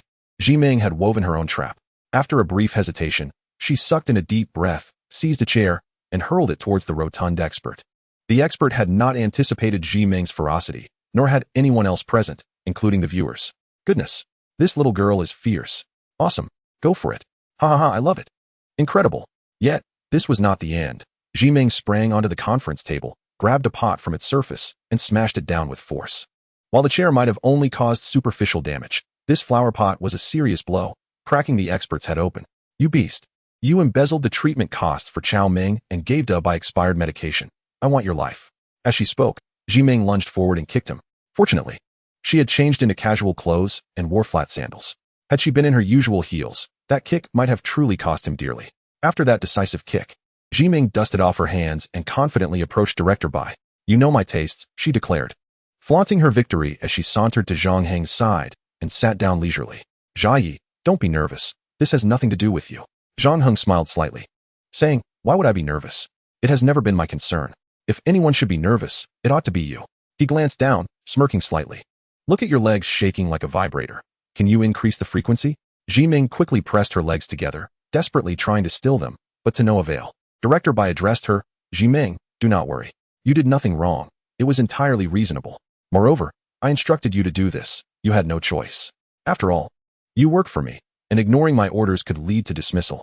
At that moment, the rotund expert slowly rose, his voice muffled as he threatened, by you. You all will regret this. I will ensure every one of you pays 100-fold. I will ruin your reputation. Bai Yu's expression was menacing, yet he remained silent in the face of the expert's threats. Suddenly, Zhang Heng placed his hand on Ming's trembling thigh and gently squeezed. Stop shaking. Instead of wasting time, why not say something nice to cheer me up? Chapter 75, A Reluctant Act. Ming was momentarily taken aback, but quickly regained her composure. Taking a deep breath, she attempted to calm herself and looked at Zhang Heng. Jai, I think you should consider plastic surgery. Is that your idea of a compliment? Zhang Heng frowned slightly, perplexed. What nonsense? Ming shook her head. What I mean is, perhaps you should transform into Zhu Beijie's uncle. With that handsome face of yours, I simply cannot resist the urge to drug you. The mention of Zhu Beijie's uncle ignited a frenzy in the live stream. Wow, this move is brilliant. I love this twist. Jai, you must keep your word. Since you are willing to help, do not go back on it. Zhang Heng could not refuse the sudden turn of events. He nodded slightly. Fine, you have passed this round. With that, he patted her leg again and stood up, striding towards the rotund expert. Seeing Zhang Heng approaching, the expert's face drained of color. Why you? Do not come any closer. I warn you, if you dare touch me, I will not let you off. Zhang Heng seized the expert effortlessly, hoisting him over his shoulder as if he were a mere chick, and marched towards the door. Ming, unleash your dark tactics and entertain my fans. Do not let the atmosphere cool down. That is my lifeline. With those words, Zhang Heng carried the rotund expert out, resembling a solitary hero bearing the weight of the world. His action ignited an explosion of excitement in the live stream. Coupled with his parting words, that is my lifeline, the viewers were moved to tears. For other streamers, such declarations might evoke mere reverence, but for Zhang Heng's fans, it was a moment of profound emotion and immense honor. Jai, I accept your words. Jai, do not worry. We are here for you. Do not say anything. As long as we are here, you are safe. Ming, overwhelmed with emotion, began to cry but quickly wiped her tears away, inhaling deeply to regain her composure. Smiling at the camera. So, I placed a photo of his grandson next to mine, seeking a marriage blessing. I told him that if he did not let me become a caretaker, I would be unable to support myself. So I had no choice but to marry his grandson and cling to him. As Zhang Heng carried the rotund expert around a corner, he casually tossed him to the ground, then pulled out his phone to show him the live stream's backend data. He then displayed his contact list and diploma. Upon seeing the backend data, the expert remained disdainful, as he had some understanding of live streaming and considered the numbers inflated. However, his expression changed dramatically when he glimpsed Zhang Heng's contacts and credentials. On one hand, Zhang Heng had two contacts the expert happened to know. One was a business tycoon, Han Ben, from whom he had sought contact but had been ignored. After several attempts, he finally managed to obtain it, only to be blocked immediately upon calling. On the other hand, Zhang Heng was a graduate of Qingbei University. The combination of these three elements was enough to convey one clear message. Zhang Heng was not someone he could afford to provoke. What else is there to say? At this juncture, the rotund expert could utter no further threats. Even if there were some exaggerations, he lacked the courage to verify them. Zhang Heng effortlessly lifted the hefty figure, strolling along with ease, something only extraordinary individuals could achieve. Noticing the expert's silence, Zhang Heng remarked, "It seems you are still unconvinced." "Very well." Before he could finish, the expert hastily replied, "And no, I was wrong. I understand my mistake." "Understanding your mistake means you know what should come next, correct?" The expert nodded vigorously. Yes. But can I have a moment to rest? My head hurts." "Fine. You manage it." Before Zhang Heng could finish his words, the rotund expert promptly interrupted him. "In 10 minutes. No, 5 minutes. I can get up and go. No need to rush. Let's say half an hour." Zhang Heng nodded slightly and then stood up to leave. He returned once more to the beluga pool. Not for any particular reason other than to experience the thrill of riding a beluga. Previously, he had observed trainers at the aquarium riding these magnificent creatures as they glided through the water, and now he wished to partake in the same thrill. Simultaneously, he aimed to validate his earlier suspicions. Beyond mere amusement and verification, there was another significant motive: to seek respite. Earlier, while showing the rotund expert the live broadcast backend, he had noticed that Zhang Heng seemed to be doing quite well. The gifts were rather generous, and with free labor available, why not take advantage of it? As the saying goes, a fool does not seize the opportunity. Moreover, Zhang Heng had previously schemed against him. It would be unjust not to extract some recompense from her. Upon reaching the beluga pool, he observed 3 belugas floating on the surface. The moment Chow Bai spotted Zhang Heng, it immediately dove to the bottom of the pool. Clearly shaken by the earlier incident, it appeared that some psychological reassurance was in order. Zhang Heng smirked slightly, sending a message to the curator Bai, assuring him that everything was under control before he leaped into the water. Meanwhile, Zhang Heng was diligently engaged in her stand-up routine, striving to fulfill the task Zhang Heng had assigned her before leaving, to take good care of her fans. She recounted all her past blunders from her 22 years of life, and fortunately, the response was remarkably positive. The barrage of comments and gifts continued to rise. Initially, Zhang Heng had intended to reveal all her dark secrets, bracing herself for online harassment. However, to her surprise, the fans in the live stream did not criticize her for her foolish actions. Instead, they expressed sympathy and offered comfort. An overwhelming 99% of the comments were supportive. Just as she concluded her final anecdote, the rotund expert entered the room. To everyone's astonishment, he suddenly knelt down, weeping as if mourning a lost father, pleading for curator Bai's forgiveness and imploring Zhang Heng not to hold grudges against him.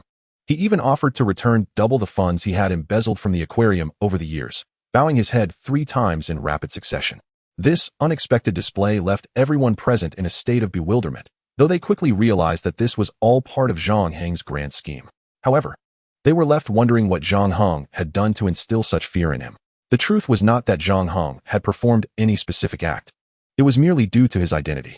During their previous confrontation, the rotund expert had indeed been terrified. Yet, after Zhang Heng departed, he began to feel increasingly uneasy. He had only glimpsed a business card and had not seen the contact list. Perhaps, like himself, he had been blacklisted by Han Ben. Therefore, he sought information through connections. But what he discovered nearly shocked his soul out of his body. Credible sources revealed that Han Ben had, in a fit of rage for Zhang Heng, brought a 100 billion yuan publicly traded company to its knees in just one day, specifically 17 hours. What was even more alarming was that Han Ben had long ceased to involve himself in worldly matters and was no longer the decisive figure in business battles he once was. Yet this time, he had taken up arms again for Zhang Heng, and with swift precision, he had obliterated a 100 billion yuan conglomerate. The chairman was arrested, and the sole heir was missing.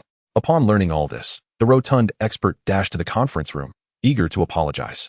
However, as he reached the door, he recalled Zhang Heng's earlier mention of half an hour and decided to wait until the time had elapsed before entering. The other experts, witnessing the rotund expert kneeling and begging for mercy, were left dumbfounded. "Why are you all standing there? Come and kneel before curator Bai and beg for forgiveness." Upon hearing this, the other experts quickly comprehended the gravity of the situation and also knelt down in supplication. This scene prompted an uproar among the fans in the live stream, who were ecstatic. Jia Yi is truly impressive. No wonder he was previously disinterested. He is indeed a true magnate. My idol is undeniably formidable. I am utterly captivated. Finally, I can breathe easy. I acted hastily. How could I have worried for Jia Yi? Not only were the fans in the live stream astounded, but the members of the Zhang Heng Alliance were equally embarrassed, as they had already devised plans to rescue Zhang Heng. Just as Curator Bai was about to speak, Ming interjected, "Where is Mr. Zhang? Where has he gone?" The rotund expert, looking embarrassed, stammered, I don't know." Ming's reminder prompted Curator Bai to realize that they were live streaming and could not speak freely. He then instructed Ming, "Please go find Mr. Zhang. I will handle matters here. Once I've resolved everything, I will come to you." "Understood," Ming replied, swiftly exiting the conference room with a drone in hand. As soon as she was outside, she called to inquire about Zhang Heng's whereabouts. Upon learning that Zhang Heng had gone to the beluga pool, she hurried over. However, the moment she arrived, she was left speechless. Not only her, but the entire audience in the live stream was also stunned. They witnessed Zhang Heng engaging in a brawl with the belugas. Indeed, it was a brawl. Zhang Heng was riding Chao Ming, fighting against the other 3 belugas. Chao Ming was covered in wounds from bites, yet it showed no signs of stopping, determined to take on all 3 opponents. "Jia Yi, what is going on? This operation is astonishing. How did Jia Yi get into a fight?" After hesitating for a few seconds, Ming rushed forward, shouting angrily at Zhang Heng, "What are you doing?" Zhang Heng glanced at Ming, smiling as he replied, "Would you like to join me? Get down this instant." Ming retorted, furious. Zhang Heng frowned slightly and said, "I won't get down. What can you do about it? If you have the ability, come bite me." With that, he squeezed his legs together. "Chao Ming, charge." As soon as he finished shouting, Chao Bai surged forward. He rode on the surface of the water like a beluga knight, racing with exhilarating speed. Watching was thrilling, but Ming felt anguish in her heart. She cared for Chao Ming as if it were her own child, fearing for its safety. Thus, she could not bear to see Zhang Heng fighting while riding it. Each wound on Chao Ming's body pierced her heart, and with every impact, she felt as though her heart was bleeding. Eventually, unable to endure any longer, Ming leaped into the water and swam swiftly towards Zhang Heng. This scene left everyone in the live stream in shock. Wow, Ming is incredible. Her speed is almost on par with Jia Yi. This treasure girl is truly impressive. No wonder she dares to pursue Curator Bai's grandson. She is formidable. When out of the water, Ming appeared to be a cunning little girl with a multitude of schemes, but once submerged, she transformed into a queen of the water. An absolute sovereign. Had the fans not witnessed Zhang Heng's swimming skills, they might have already begun praying for him. Reaching Zhang Heng, Ming leaped out of the water. But unfortunately, her speed was inadequate. Zhang Heng effortlessly dodged her attack, and, in the instant he avoided her lunge, he playfully slapped her rear end. The sound was exceptionally loud, and the impact was quite impressive. A mere slap would usually cause a gentle bounce, but, however, Ming has bounced at least 7 or 8 times. If it had managed 4 or 5, that would already be considered extraordinary elasticity. These 7 or 8 occurrences are indeed a rarity. Upon witnessing such elasticity, Zhang could not help but exclaim in admiration. Impressive, impressive, truly remarkable. To be candid, you should abandon this thankless role of a caregiver and consider becoming a model instead. I assure you, you could earn enough to purchase a house in a year.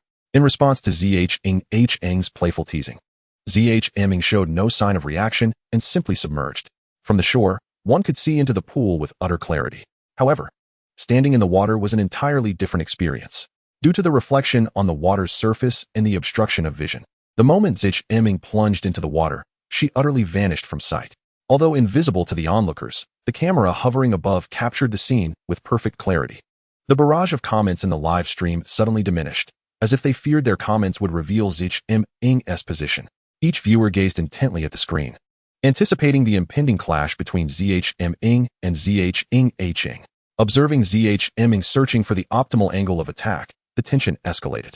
In the 3rd second of diving, Ming finally concluded her adjustments. The cessation of her preparations signified the ideal moment for an offensive.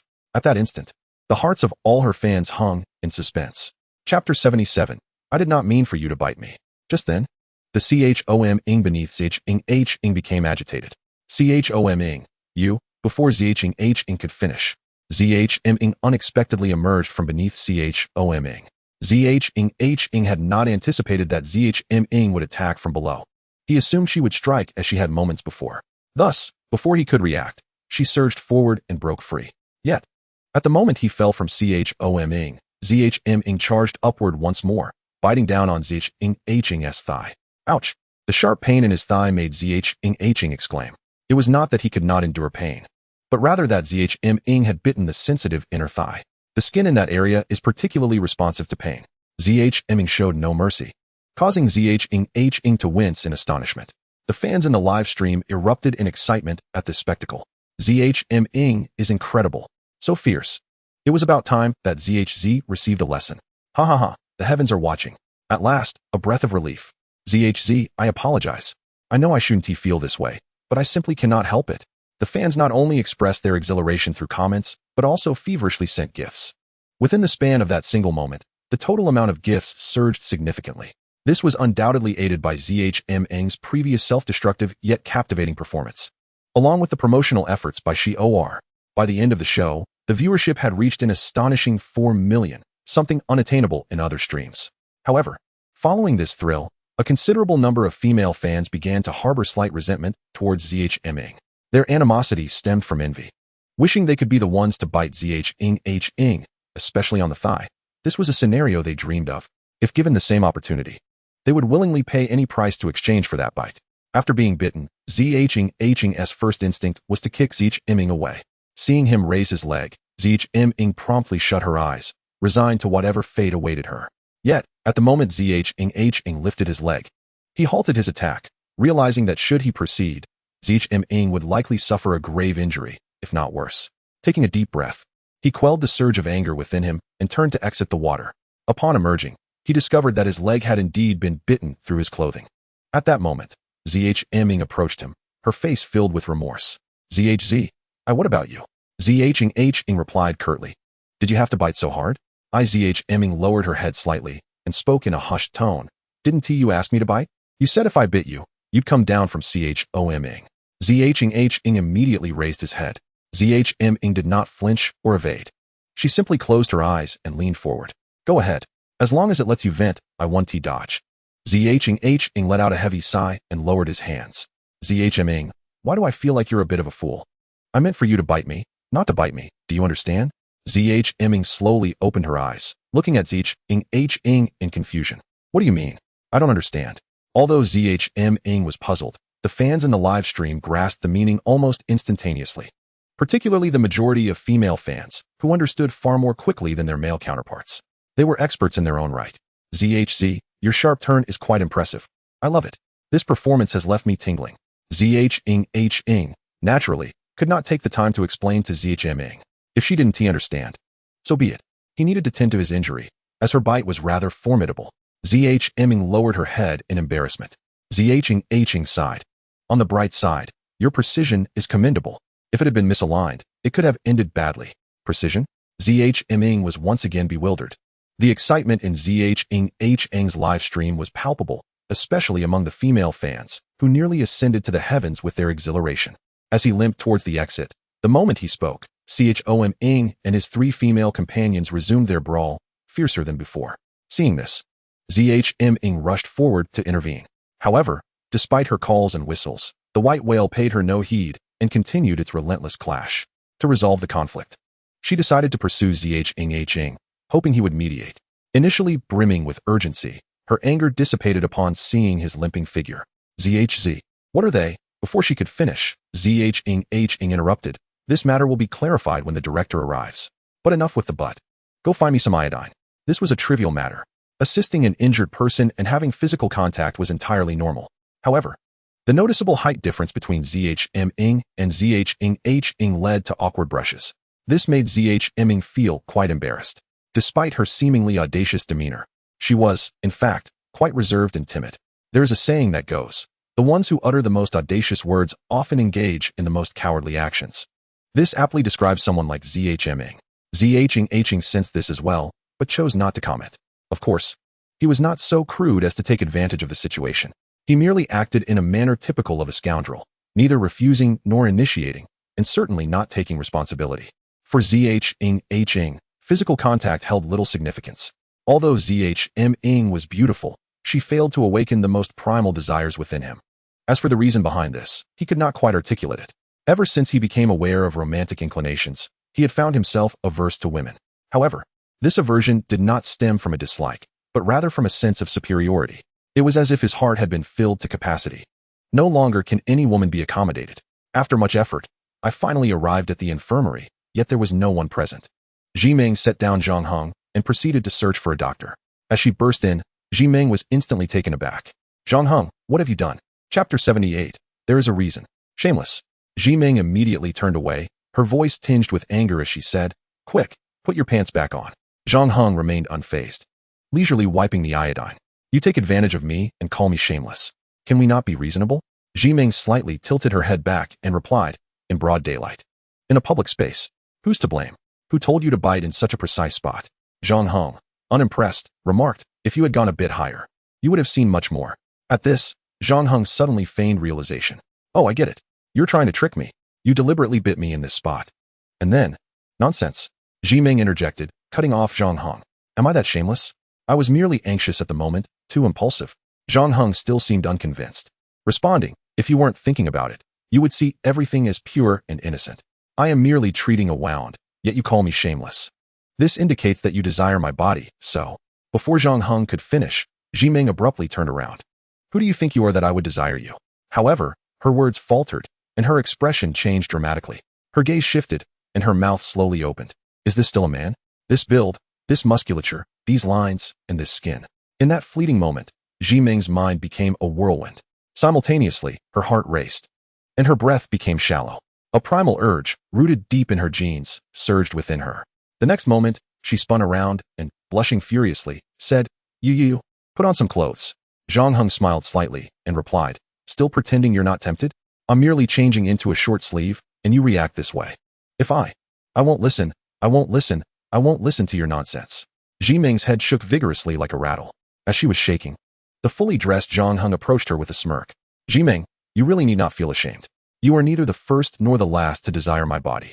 You have millions of sisters. What is there to be shy about? Desire is inherent, and I too appreciate beautiful women. What is wrong with admitting it? Zhi Ming wanted to retort, but found herself utterly powerless. Everything was laid bare before her. Any further rebuttal would only serve as a feeble excuse, solidifying the undeniable truth. Zhang Heng's flawless physique was indeed irresistible. Left without a counter, she could only lower her head like an ostrich, evading everything she could not contend with. Witnessing this, Zhang Heng could not help but sigh. After all this, you're merely a master of verbal sparring, invincible in wordplay. Zhi Ming abruptly lifted her head and replied with unwavering determination, Who says I'm a master of verbal sparring? What about you? Zhang Heng countered. Zhi Ming opened her mouth, but ultimately swallowed her words and buried her head once more. At that moment, Zhang Heng suddenly urged Zhi Ming to look up. Assuming he was teasing her, she remained still. Zhang Heng then grasped her chin and lifted her face. Zhi Ming wished to resist, but Zhang Heng's grip was strong, and she could not muster the strength in time. Her face was raised. What are you doing? Zhi Ming attempted to speak, but Zhang Heng interrupted her. Open your mouth. Let me see your teeth. Without hesitation, Zhi Ming pushed Zhang Heng's hand away. Why do you want to see my teeth? How creepy. Just as she sought an excuse to escape, Zhang Heng unwittingly provided her with one. Without waiting for Zhang Heng's response, Zhi Ming stormed out of the infirmary in irritation. Zhang Heng had no intention of teasing Zhi Ming. It was rather that he had noticed something peculiar about the bite mark on his thigh, which did not seem entirely human. The clear marks resembled those of fangs. This peculiar observation led him to want to examine Zhi Ming's teeth. Although Zhi Ming did not allow him to inspect closely, he caught a glimpse of her two sharp canine teeth when she had broken free. From that brief sighting, her canines appeared normal in length, not capable of producing such pronounced fang marks. Nonetheless, Zhang Heng was not a dental expert, so he did not dwell on his suspicions. After all, in a state of tension, exaggerated bite marks were not uncommon. Upon exiting the infirmary, a staff member presented Zhang Heng with clean clothes. Following the staff's guidance, Zhang Heng proceeded to the changing room. Once dressed, he stepped out to find Director Bai Yu standing respectfully at the door. Upon seeing him, Director Bai bowed slightly and said, Mr. Zhang, regarding today's incident. Before Bai Yu could finish, Zhang Heng raised his hand to interrupt. No need for formalities. It was a trivial matter. Bai Yu looked at Zhang Heng and said, Mr. Zhang, to be honest, I find it difficult to face you. Whether passive or active, I ultimately took advantage of you, yet you do not hold a grudge and even helped me. Director Bai immediately replied, Of course, but, upon hearing this, Bai Yu could not help but chuckle. Mr. Zhang Yu. He began to speak, but then paused. This was where he clasped his hands in a gesture of respect. Zhang Heng grasped Bai Yu's hands, slowly pressing them down. At this juncture, certain truths could no longer be concealed. Your change in life trajectory was not merely a result of witnessing a whaling ship, was it? The whaling process is undoubtedly brutal, particularly the extraction of whale oil. However, growing up by the sea, you must have known a thing or two about it, right? If I am not mistaken, You did not fabricate this story merely to bond with me? Director nodded slightly. That is not the case, but the reason is simple. When one meets a kindred spirit, 1,000 cups of wine are too few. I wish to express my thoughts but cannot. However, rest assured, the right opportunity. Before Director could finish, Zhang Heng interrupted. No need to explain, I roughly understand. However, I have one request. Chapter 79, to return home, even in death. Alright, no problem, Director responded decisively. Upon entering the office, Director first addressed the previous matters concerning several experts. He also produced a card, stating that it contained 10 million. This was the ill-gotten gains of that portly expert over the years. He handed the money to Zhang Heng for him to manage. 10 million? Upon hearing this figure, Zhang Heng was genuinely surprised. Could a marine biology expert earn such a sum? However, since this money was entrusted to him for handling, he decided to accept the opportunity. Zhang Heng was not naive. He understood that this was not an act of contrition, but rather a submission of ill-gotten gains. If this was indeed a confession of wrongdoing, as Director suggested, it was clear that there was more to it. Thus, this money was certainly a form of hush money. It appeared that the individual had secretly investigated his background. From the earlier reaction upon seeing Han Bin's contact information, it was highly likely that he had looked into Han Bin. Otherwise, he would not have been so frightened. Given this, he deemed it prudent to accept the money. Director please convey a message for me. Certainly, Mr. Zhang, you replied. Zhang Heng pondered for a moment and remarked, let him pass through my world completely. Never to be encountered again, and then we shall coexist peacefully. Very well, I shall ensure that happens. In truth, he wouldn't dare to show his face again even without your insistence. Once this matter was settled, the two promptly delved into the main topic, the situation concerning the white whale. After further confirmation from Zhang Heng, he was entirely certain that the white whale had adopted a near-death state, desiring to perish in the vast ocean. Upon hearing this, Director furrowed his brow slightly. Reflecting before responding, Mr. Zhang, the solution you propose has been attempted before. It was employed during the initial occurrence of this situation, yet it appeared ineffective. Upon understanding, Director immediately grasped the implication. Ah, I see. This is why you have instructed Chow Meng and the other white whales to engage in combat. Zhang Heng nodded subtly. Indeed.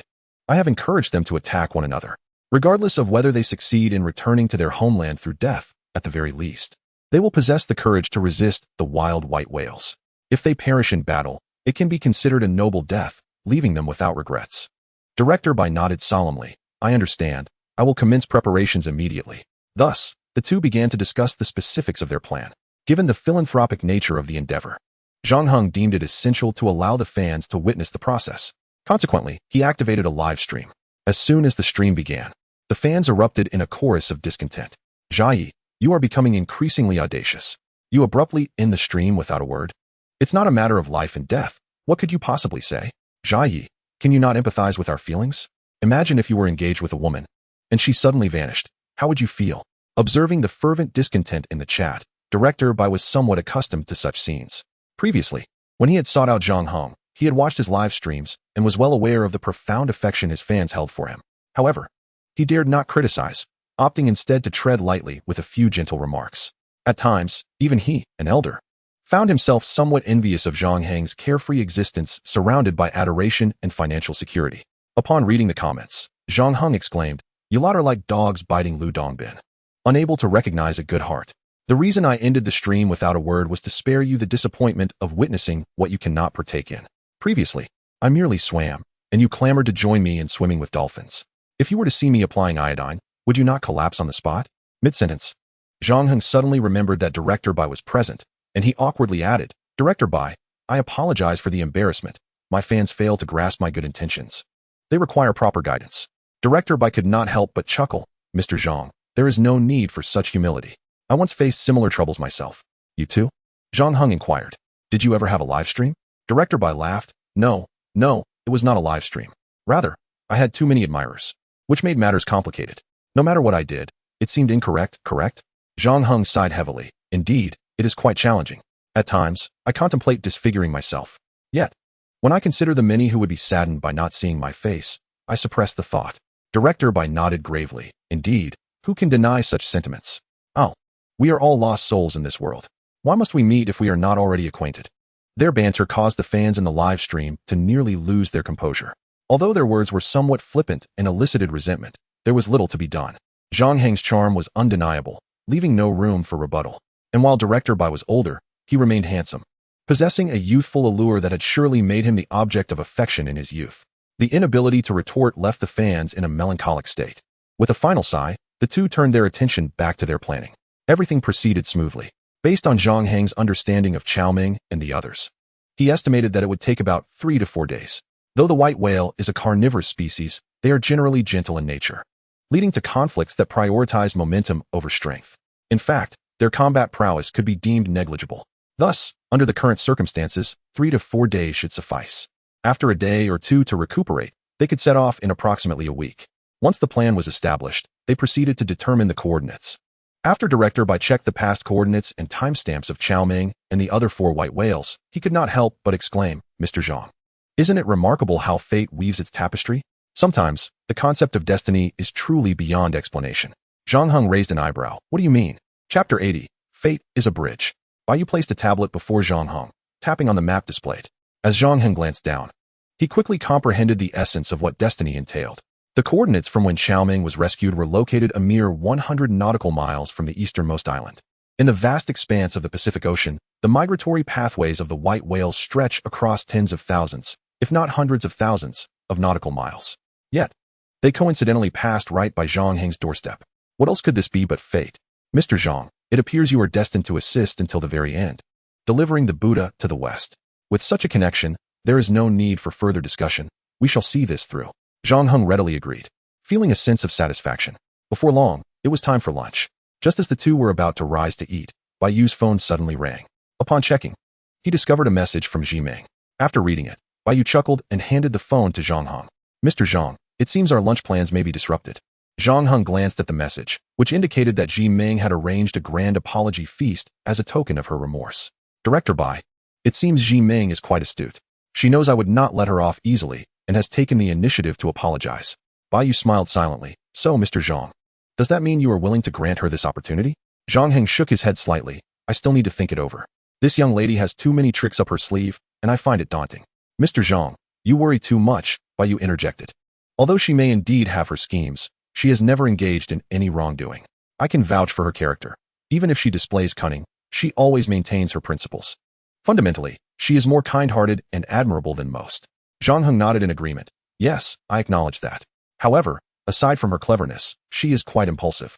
She engages in fights at the slightest disagreement. Once, she bit my thigh during a joke." Bai Yu immediately felt a bit flustered. He too found Ming's impulsiveness to be a source of frustration. Her recklessness was not merely naive, but rather peculiar.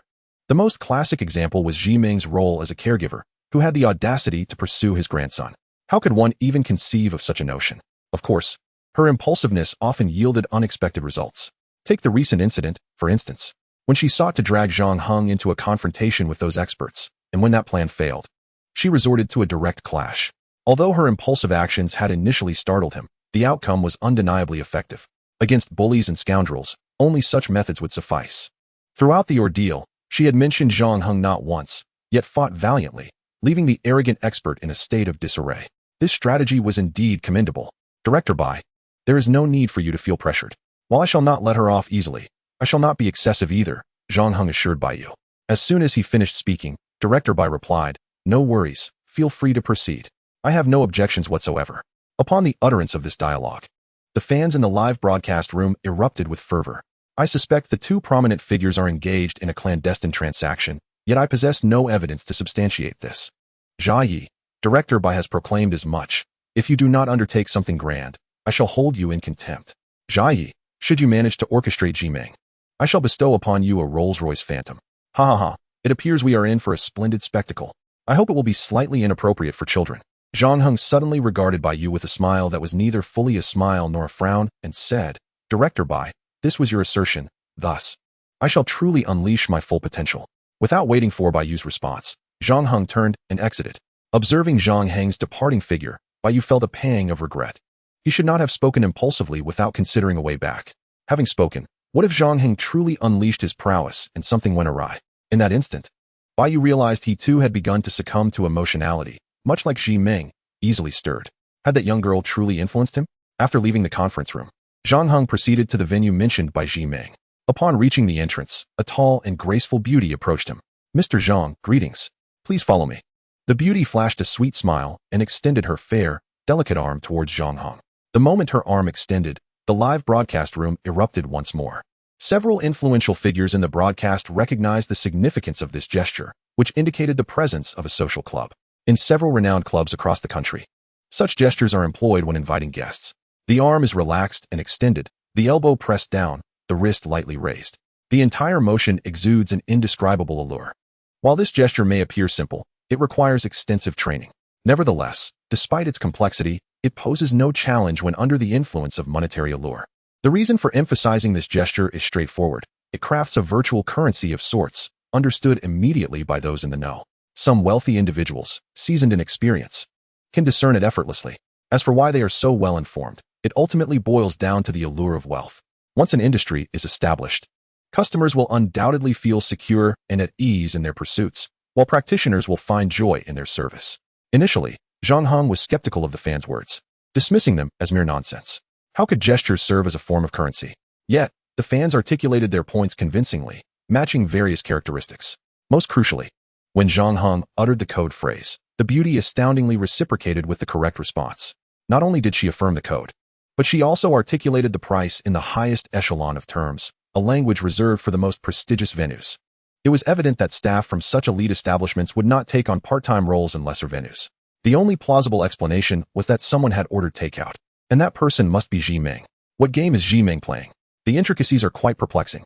Chapter 81. Zhang Heng's Generosity. Upon hearing Zhang Heng declare, "Old man, I want to enjoy myself, you figure it out," he ended the live broadcast. A tall beauty beside Zhi Ming remarked, "Zhi Ming, shall we proceed with the second plan?" "Yes, execute the second plan," Zhi Ming replied with unwavering certainty. "As I stated, if you succeed, I shall offer you double the price." Just as these words left his lips, the beauty firmly declined. "No need. Such a delightful task comes once in a few hundred years. Today it is on the house. You only need to settle the payment for Mama." Upon hearing this, Zhi Ming was rendered speechless. Zhang Heng's charm is indeed boundless. Even a technician, who typically would not spare 100 yuan for taxi fare, is willing to waive the fee. It must be said that Zhang Heng is truly remarkable. Even Zhi Ming found it challenging to maintain control. "Very well, let it be as you say, but if it goes awry," Zhi Ming began, only to be interrupted by the beauty. "If it fails, I shall compensate you double." This statement left Zhi Ming once again at a loss for words. Is he truly that captivating? The beauty winked at Zhi Ming and said, "How could you not know how charming he is?" How could I possibly know?" Zhi Ming retorted. Though her tone was firm, those with even a modicum of perceptiveness could discern her underlying insecurity. "You truly do not know?" The beauty said pointedly. "What is there to hide at this point? We are all women. Can I not see through you?" Zhi Ming fell silent. The beauty noticed the sorrow etched on Zhi Ming's brow, and her previously domineering demeanor softened, replaced by infinite tenderness. "Sister, heed my advice. With a man like this, you may indulge in everything, but there is one thing you must not covet." Zhi Ming instinctively lifted her gaze to the beauty and inquired, "What is it?" The beauty sighed softly and uttered a single word, "Heart."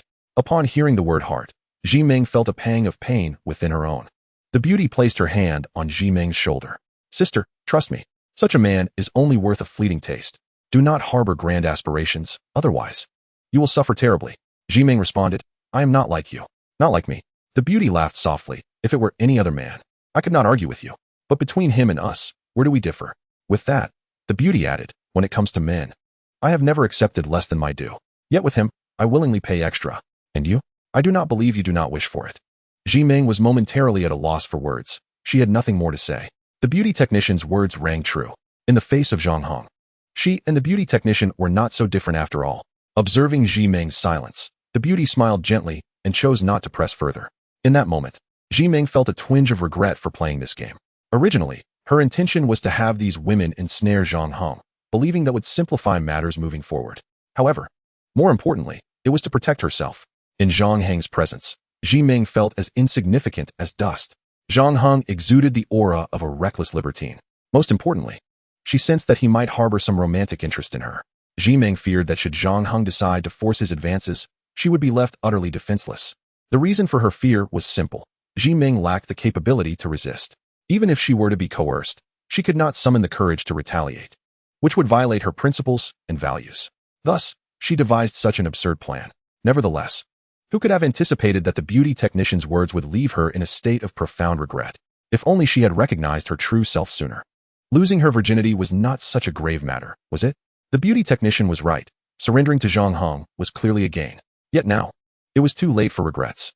Zhi Ming lacked the courage to bid farewell to the beauty technician.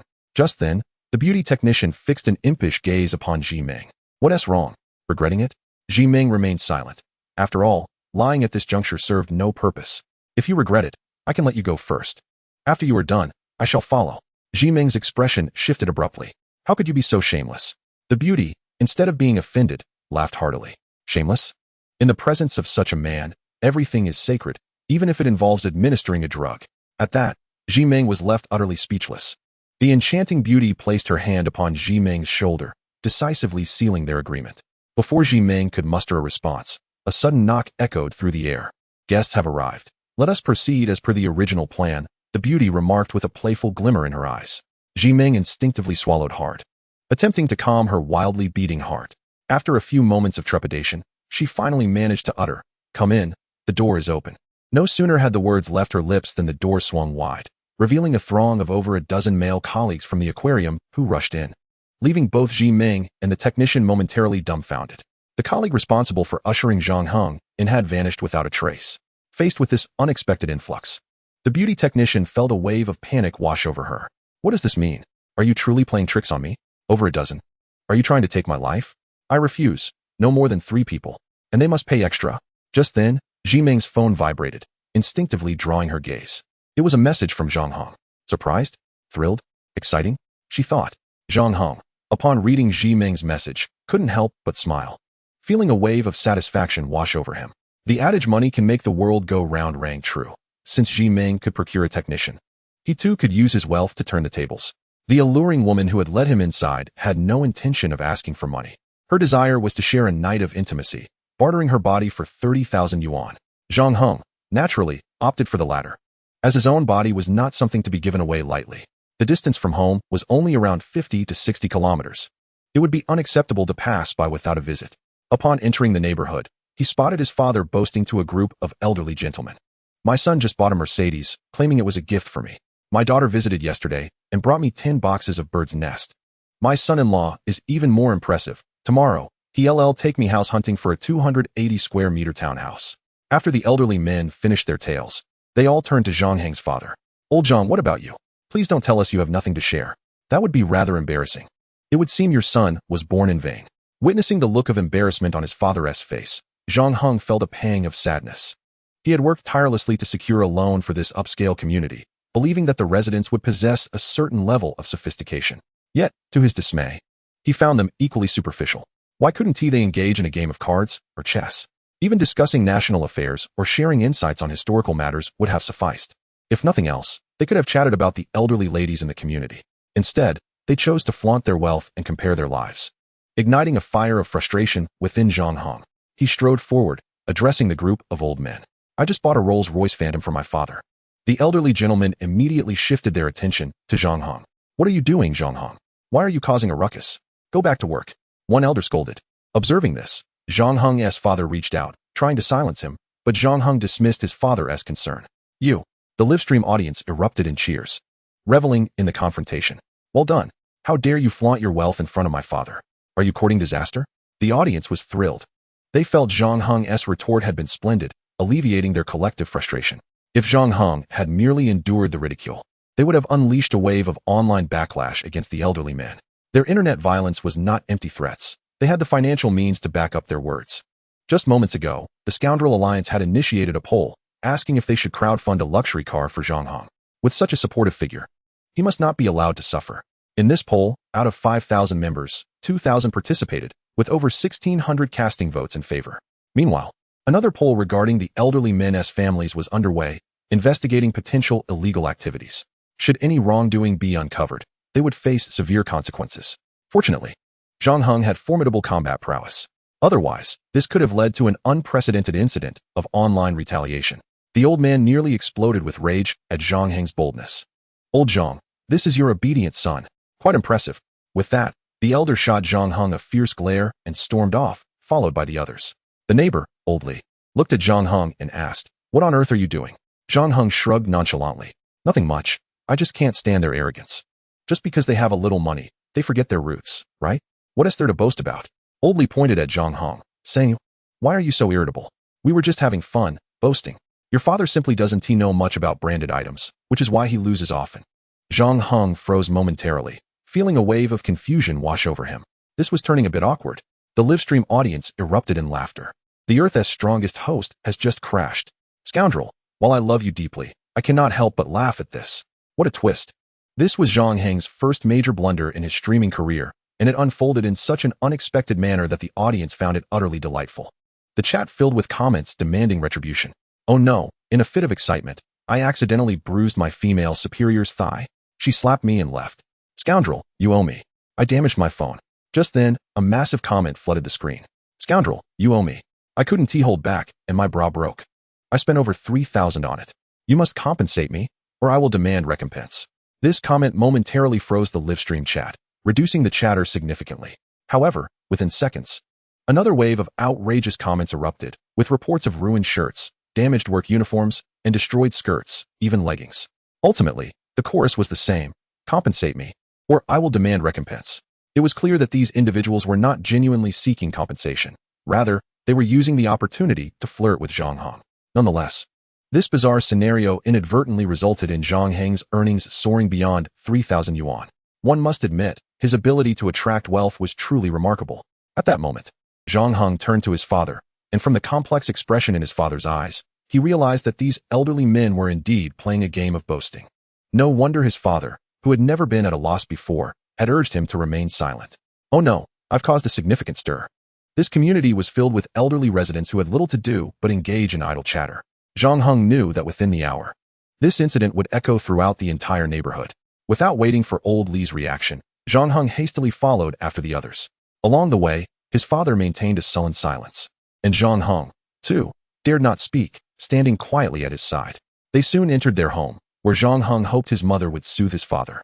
In the presence of his mother, the father has always refrained from showing his teeth. However, to Zhang Heng's astonishment, once the door was closed, his father unexpectedly began to sing Ding Jun Shan, a song he typically reserved for moments of great joy. Zhang Heng was momentarily taken aback, pondering the implications of this behavior. Was it a sign of his father's delight, perhaps in response to Zhang Heng's commendable performance today? This notion left him perplexed. Chapter 83, The Humble Son. Fearing that his father might be expressing his anger through sarcasm, Zhang Heng hurried to offer words of consolation. His father glanced at him and remarked, "What do I have to be angry about? I am quite pleased, in fact. What could possibly upset me?" At that moment, his mother emerged from the house, her face instantly lighting up with a smile upon seeing Zhang Heng. She always prepared his favorite meals without fail, merely asking him what he wished to eat. After they had dined and allowed their food to settle, it was only then that she would inquire about his exams and the events of the day. Once the questions were posed, she seldom elaborated, generally allowing Zhang Heng to reflect on his own performance. How do you feel you did in this exam? Are you satisfied with your interview? If he expressed dissatisfaction, she would encourage him to try harder next time. If he was content, she would simply affirm, "That's good, as long as you are satisfied." She would not delve into anything beyond that. While still on the island, Zhang Heng never perceived the magnitude of his mother's love, viewing her merely as an ordinary fishing woman with limited education. Thus, he underestimated the significance of her approach to life. It was only after leaving the island and encountering the wider world that he began to appreciate her greatness. Nowadays, countless public accounts and short videos extol educational philosophies that mirror his mother's methods, elevating them to a revered status, even treating them as unparalleled secrets. Yet, long before the country's educational system had developed intricately, his mother's approach was already at the forefront of history. In hindsight, Zhang Heng felt unworthy of such an extraordinary mother, seeing himself as just an ordinary child, while she was a remarkable mother, rare in a million. This sentiment was compounded by the fact that he had a father who feared his wife, making it difficult for Zhang Heng to hold his head high at home. For over 20 years, his father had been subservient. It turned out that his father was also a great man, and his fear of his wife stemmed from love. His father's care for him was also ahead of its time, as he understood the importance of balanced nutrition even during the era of semi-starvation. 20 years before the current media and nutritional institutions could catch up. What is this greatness? Humility. Apart from humility, Zhang Heng could think of no other term to describe himself. However, he had no time to ponder what to have for dinner. The pressing issue was addressing his father's feelings. His father was genuinely upset, as indicated by his unexpected laughter. Thus, Zhang Heng recounted the events that had transpired and urged his mother to speak to his father. If necessary, he would issue a direct command. After listening to Zhang Heng, His mother shot a glance at his father, saying, "Look at your lack of ambition. Let others boast if they wish. What does it concern you? Why should you feel inadequate? Honestly, what right does an old fisherman like you have to compare yourself to them?" From his mother's words, Zhang Heng began to understand. His father's joy was genuine, stemming from Zhang Heng's confrontation with that group of people who often flaunted their superiority. His father was not the type to fawn over others. He cared little for their displays of arrogance. Zhang Heng surmised that because his father did not bow down to them, those older men resorted to flaunting even more. Having experienced this scenario too many times, Zhang Heng recognized that he and his father shared a preference for independence. "You can be impressive if you wish. I will focus on my own path." However, some individuals insist on eliciting admiration from others to feel validated. When this admiration is not forthcoming, they become confrontational, leading to a vicious cycle. Throughout his life, Zhang Heng, this humble son, had never truly done anything for his parents. A son wishes to be filial, but the parents are no longer present. From that moment on, Zhang Heng resolved to begin by gifting his father a Rolls-Royce Phantom. His father, however, dismissed the notion entirely. "I will boast if I wish. I am happy. So what? They have been making my life difficult day in and day out. They deserve it." Zhang Heng retorted, "Even if you fight someone with a harpoon, it won't change anything. The words will still come from their mouths." Zhang Heng suggested, "Why not get a driver's license? You're at the perfect age to start. I'll get you a car for leisure." His father looked at him, and his mother added, "Let him deal with his own troubles. Do not concern yourself with him. At his age, does he still need to compete with others? Hasn't he had enough of that in his lifetime?" The matter of spending money on parents is better demonstrated than discussed, so Zhang Heng nodded in silence, refraining from further comment. Following this, he accompanied his mother to the market. During the walk, she began to engage in casual conversation, initially without much effect on Zhang Heng. Yet gradually, he noticed a change in her demeanor. Previously, she spoke little, mostly exchanging banter with his father, but for some unknown reason, she was now more talkative. "Mother, are you unhappy lately?" Zhang Heng inquired. "If something is bothering you, please share it with me. I am your son. You cannot keep secrets from me." His mother hesitated, frowning slightly, before responding, "I am not unhappy. Why do you suddenly ask?" "Really?" Zhang Heng questioned, doubtful. His mother smiled and replied, "What is there to doubt? If I were unhappy, would I not tell you?" Upon reflection, Zhang Heng realized that she typically shared any grievances she had. "No, you must be hiding something from me. Otherwise, you wouldn't be so chatty." Zhang Heng sensed something amiss. "Stop talking nonsense." His mother playfully scolded, "I just feel like I see you less frequently, so I have more to say." His mother shook her head in refusal, yet her reasoning left Zhang Heng puzzled. Chapter 84. Just because one does not particularly like something does not mean there are discounts. He acquired the sea breeze, desiring to distance himself from the ocean. Yet he must heed his father's wishes. "Mother, when will father sing like a liberated surf?" Zhang Heng joked. His mother shot him a sidelong glance. "Stop talking nonsense. I am just a bit more assertive at home, not so much outside." As she spoke, a look of happiness and contentment suddenly graced her features. Although Zhang Heng could not precisely articulate the meaning of her expression, he was certain of one thing. His parents truly loved each other. This love stirred a hint of jealousy within him. Yet, he still could not comprehend why, if they loved each other so deeply. His mother frequently imposed her will upon his father. "It's actually your father's doing.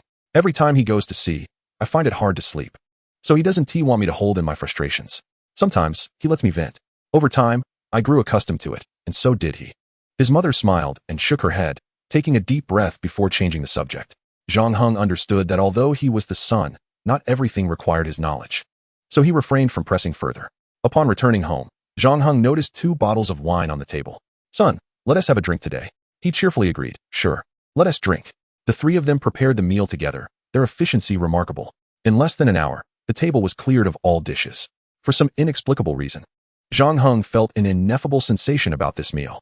After the dishes had been savored and the wine had been consumed, his mother left to partake in square dancing. Only Zhang Heng and his father remained at home. His father lifted his glass, intending to pour wine for Zhang Heng. Just as Zhang Heng moved to take the bottle in order to serve his father instead, his father said, "Don't move, I'll handle it." Observing that his father seemed to have something to express, Zhang Heng refrained from insisting. "Cheers, let's drink." His father clinked glasses with Zhang Heng and downed his drink in one go. It was evident that he indeed had something important to say. Zhang Heng, not one to hesitate, also drank it down in one gulp. Soon, a second cup followed. Zhang Heng understood his father's temperament. He was not one to easily express himself. Once he did, no one could sway him. Thus, since his father wished to drink, Zhang Heng had but one option, to accompany him to the end. After 3 cups, his father looked at Zhang Heng and said, "Son, We are alike. We cannot escape this sea. I won't hold you back. In short, when you marry in the future, ensure that your wife and children do not worry. As long as you uphold this, feel free to traverse the depths of that sea. Whatever happens, we shall not fear it. Zhang Heng was momentarily taken aback, but then he suddenly realized that his father was certainly aware of his live streaming endeavors. Dad, it seems you already know. His father furrowed his brow slightly and replied, "Know what? I don't know anything about your affairs." "Then what do you?" Before he could finish, his father exclaimed, "Oh, you're referring to your venture into the sea? Your father has battled the sea his entire life. I can detect its scent from 800 miles away." Though his father's statement was somewhat exaggerated, one could not deny his profound understanding of the ocean. He dared to venture into waters where others would not, and he faced weather that would deter most. While others advised him to be cautious, he merely smiled and replied, "You go to sea for your family's sustenance. I simply wish to sail." Previously, Zhang Heng had merely regarded his father as impressive, for villagers would consult him on matters related to the sea, but now, he perceived his father as truly magnificent. "Dad, your words resonate with me." The two then began to reminisce about their glorious past, conversing late into the night. Yet, throughout their dialogue, his father never inquired about Zhang Heng's future plans. Having experienced the situation with Lin Ape, Zhang Heng understood why his father refrained from asking. Acceptance, while a form of completion, did not render Zhang Heng capable of accepting the matter without clarity. Before Zhang Heng could articulate his thoughts, his father waved his hand dismissively. Zhang Heng felt that his father had more to say, but just as he was about to inquire, his father rose to leave. "Dad, I've had too much to drink. I'm going to sleep. You can go pick up your mother later." It was evident that his father's words carried deeper meaning. Further questioning would likely yield no clearer answers, given his father's character. So Zhang Heng chose to remain silent. On the way, he asked his mother, but she merely responded nonchalantly. As one ages, they tend to ramble. Don't pay it any mind. When he pressed further, his mother seemed confused by the topic. This only deepened Zhang Heng's perplexity. However, with his parents saying nothing, he felt powerless. What was certain was that both of his parents were in good health. Upon returning home, Zhang Heng commenced a live stream, recounting the day's events to his followers. His audience expressed envy towards the love shared between his parents, while regarding Zhang Heng's uncertainties. They echoed Lin Ape's sentiments, preferring not to interfere in his choices. Yet, they speculated that his father's reluctance to approach the sea might stem from aging, a recognition that he could no longer contend with it, hence his distance. The notion that his old adversary remained unchanged while he himself had aged naturally brought about feelings of repression. Zhang Heng found this explanation plausible. With his heart now unburdened, he resolved to purchase a Rolls-Royce Phantom for his father the next day. His spirits lifted. As he prepared for sleep, his followers erupted in discontent. "How can you just use us and leave?" they lamented. "Can we not chat a little longer?" Unfortunately, regardless of their pleas, Zhang Heng paid them no mind and ended the live stream. The following morning, after breakfast, Zhang Heng visited the Rolls-Royce flagship store. It was a remarkable coincidence. He wished to buy a Phantom, and the Phantom was showcased at the auto exhibition. It felt as though a long-lost relative had arrived. Before entering, Zhang Heng initiated another live stream. He had never harbored any particular feelings towards cars, and even with a driver's license, he had scarcely driven. His knowledge of the Rolls-Royce Phantom was minimal. He simply understood that once he spoke of purchasing it, he must follow through. And he had the funds available. Such was the simplicity of his intention. Upon entering, a beautiful attendant blocked his path. "Excuse me, sir, do you have a ticket for entry?" "A ticket?" Zhang Heng was momentarily taken aback, but quickly regained his composure. "Yes," he replied, producing a 5 yuan voucher for the Rolls-Royce Phantom.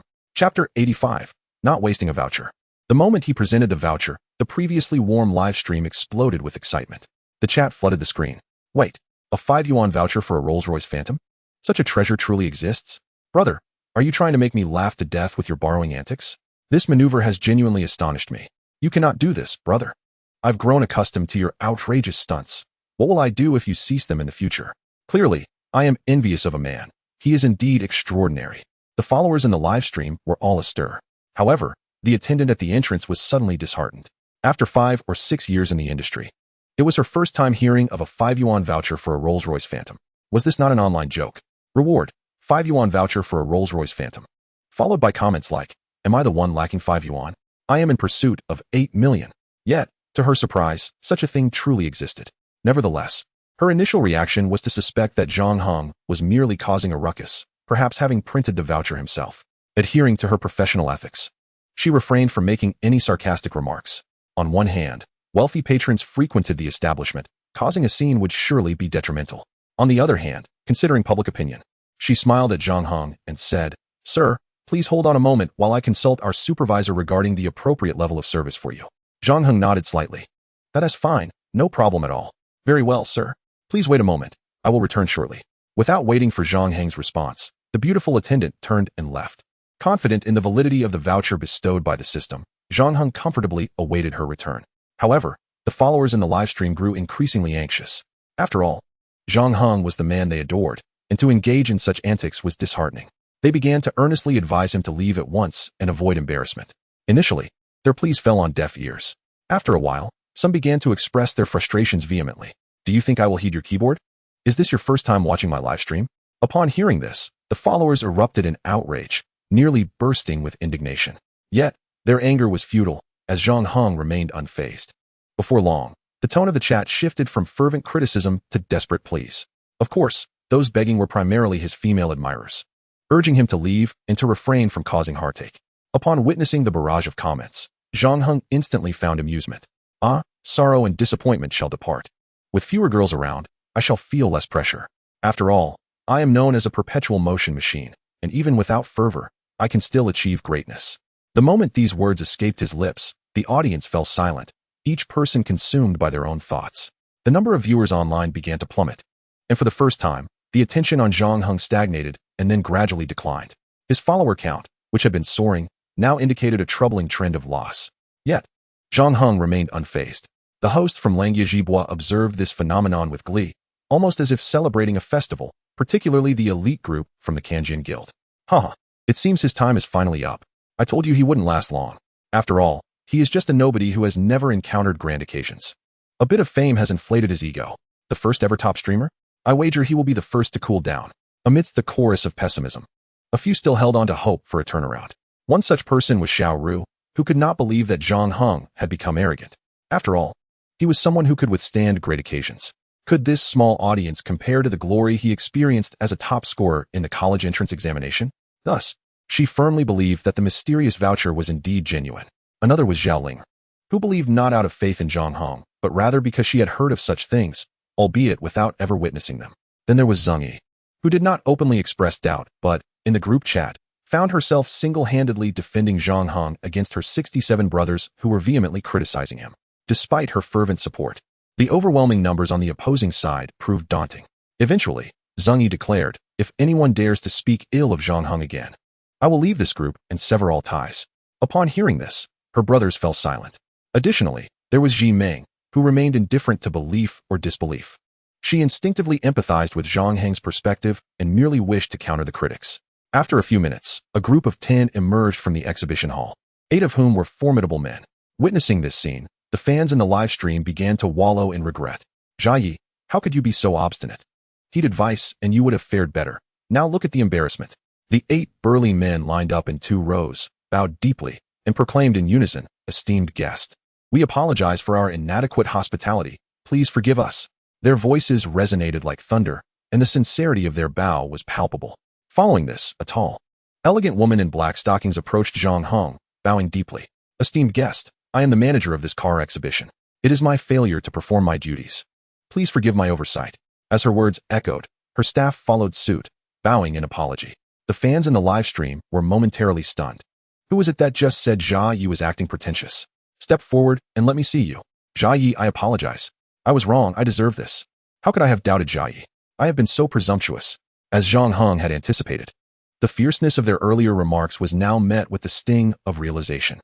Although this outcome was expected, it still filled his heart with satisfaction. He approached the tall manager and said, "Forgive you? On what grounds? Is it merely because of my handsome appearance?" The live stream audience erupted in laughter, taken aback by Zhang Heng's audacious response, which left them with no rebuttal. After all, his appearance was undeniable. He was indeed handsome and charming. The manager was momentarily speechless, unsure of how to respond. She was seasoned and had faced numerous situations, yet Zhang Heng's words left her at a loss, particularly because she had inadvertently dug her own grave. The fault did not lie with her. She had merely sought to preserve her dignity. When a significant figure arrives and utters a phrase of contrition, it serves as an icebreaker for further discussions. However, Zhang Heng was not playing by the rules. With a calm smile, he placed his arm around the manager's shoulder and said, "Of course, if we could become friends, then the matter of forgiveness would be relevant." Upon hearing this, The manager's face lit up with joy. She reciprocated by placing her hand on Zhang Heng's shoulder. Isn't it true? We were already friends when we first met. The reaction of the beautiful manager elicited admiration from those around them in the livestream audience. Her quick thinking to embrace Zhang Heng not only matched his actions, but also dispelled any lingering gossip. Had she not acted thus, she would have faced scrutiny afterward, and her reputation might have been irreparably tarnished. After all, being rumored to have an entanglement with a wealthy individual could jeopardize her chances of marrying a suitable partner in the future. Yet, with her response, all negative news was swept away. What is more natural among friends than a casual embrace?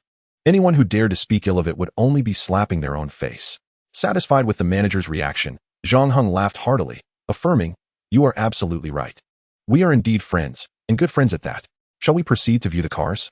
The manager smiled at Zhang Heng, agreeing, "Yes, let us go." As they walked amidst the crowd, the manager introduced herself. "My name is Zhang Wan. I am 23 years old. I became a manager within a year due to my exceptional abilities." "Well then," Zhang Heng interjected, "you can simply call me Zha Gu." "Zha Gu." Zhang Wan paused briefly.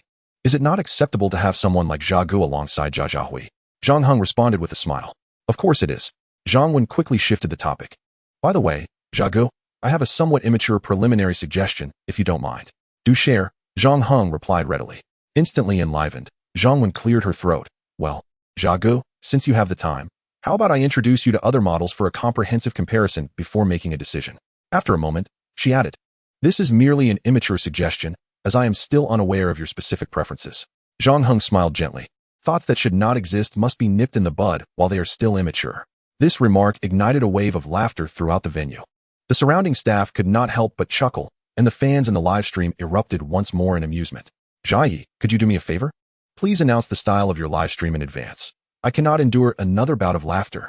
After all, Jiayi, there is nothing more to say. Truly impressive. Jiayi.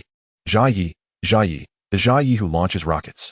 Jiayi, you may not realize that the next sentence you utter will set the entire internet ablaze. At this moment, it is nothing short of a celebration across the digital realm. Even those who were envious of Zhang Heng, like the brothers of Zhang Yi, could not help but commend Zhang Heng's talent. The words he spoke were simply exquisite, beyond description. However, Zhang Wen wore a look of embarrassment. No matter how she listened or perceived it, she felt that Zhang Heng's words carried a double entendre. On one hand, it referred to her thoughts, while on the other, it alluded to her figure.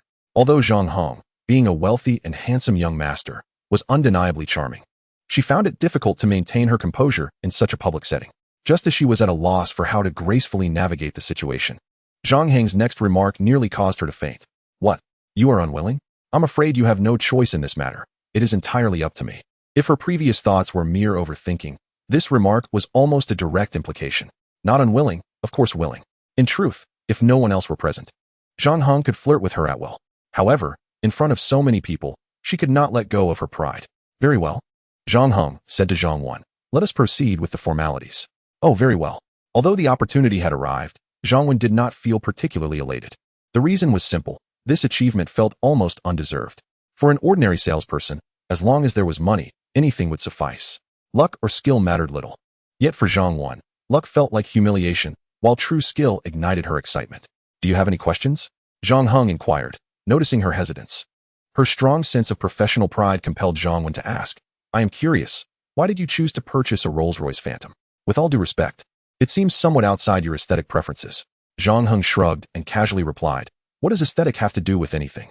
I simply did not want to waste this $5 voucher, buying a luxury car worth nearly 10 million. This left not only Zhang Wan, but everyone around them, including all the viewers in the live stream, in a state of utter disbelief. Is this how wealthy people behave? At that moment, Zhang Heng suddenly appeared enlightened. "All right. There is something important I need you to assist me with." Upon hearing that he needed her help, Zhang Wan instantly perked up. A tycoon like Zhang Heng would likely tip her a fortune even for a glass of water. "Zha Gu, what do you need my assistance with?" "Actually, it's not a big deal. Just..." Chapter 87, No Waste. As Zhang Heng produced 4 additional vouchers, he continued, "Please keep an eye on these vouchers nationwide. When the corresponding goods become available, place an order for me. I will come to inspect them, and if they meet my approval, we will finalize the order." In that moment, Zhang Wen felt an overwhelming urge to call for an ambulance. Her heart felt heavy, as if she could scarcely breathe. The people around her were equally bewildered, unsure of how to express their emotions. The fans in the live stream erupted in laughter. They had seen arrogance before, but never to this extent. Furthermore, The most critical aspect was that this display of arrogance was utterly unassailable. Jia Yi, if there is a realm of arrogance, you must surely be a world-class expert. This audacity is invincible, yet I find it delightful. While you all claim Jia Yi is boastful, can you not recognize his brilliance? Who among the average populace possesses such vouchers? It seems that such vouchers are unattainable even with wealth. The fans quickly grasped the significance behind these vouchers and began to fervently admire Zhang Heng. Noting Zhang Wen's flustered expression, Zhang Heng couldn't help but chuckle. What's wrong? Are you unwilling to help? Don't worry, I won't make you work for free. There will be commission. Zhang Wen suddenly realized, responding eagerly, of course, I am willing. Assisting Jia Gu is an honor, even without commission. No commission? Zhang Heng retorted. Do you not think that sounds unfair? Zhang Wen furrowed her brow. Unfair? What is there to feel unfair about? It is my privilege to help Jia Gu. Well said, Zhang Heng declared. Then I shall not hold back. Upon hearing this, Zhang Wen felt an impulse to slap herself. What was wrong with her? Why pretend to be modest? The sum of all this must be considerable. Even at the current lowest commission rate, it could amount to a substantial sum, perhaps hundreds of thousands, or even millions. While $1 million may not suffice to purchase a home in this city, it could at least cover a down payment. She truly regretted her previous words. Why did she feign humility? The fans in the live stream could not help but laugh at the dismay on Zhang Wen's face. After all, she was young and naive, unaware of Jia Yi's temperament. Jia Yi despises insincerity. Why was she pretending? It appeared she was not pretending, but rather seeking to secure a long-term gain by befriending Jia Yi. Did she really think Jia Yi would be interested in her?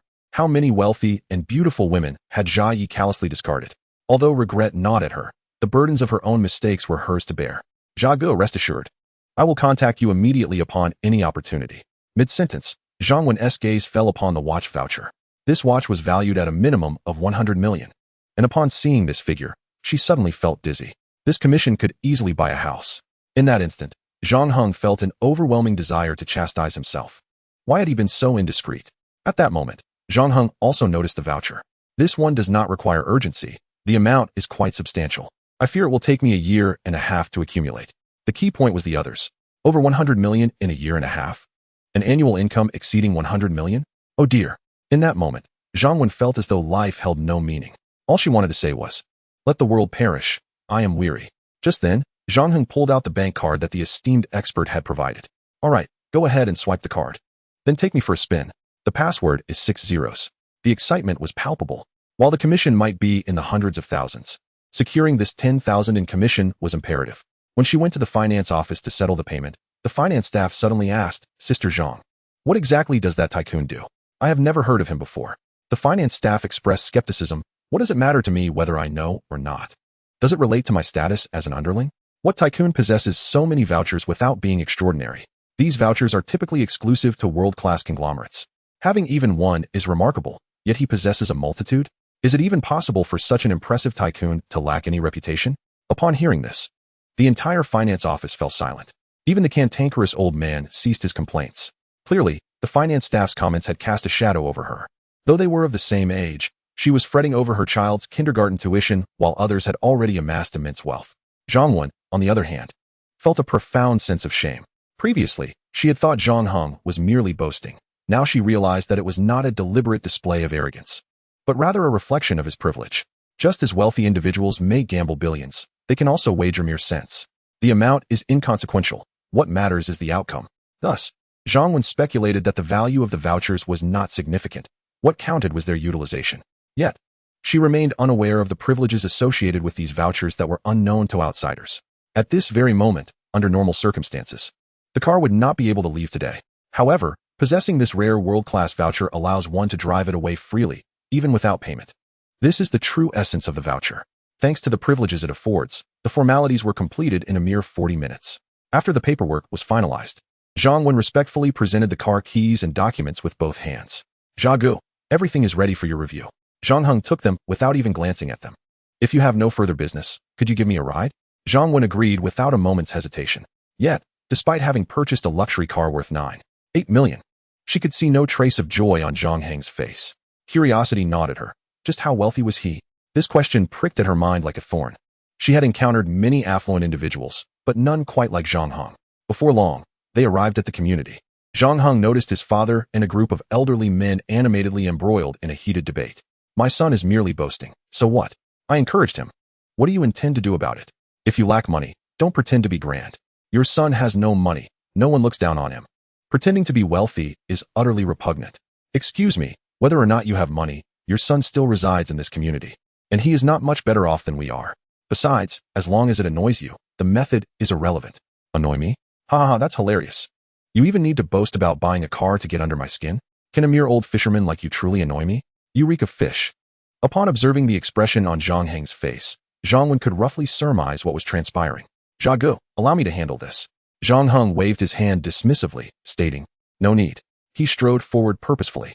The elderly men fell silent upon seeing Zhang Heng approach, especially the elderly man surnamed Ma, who had been the loudest.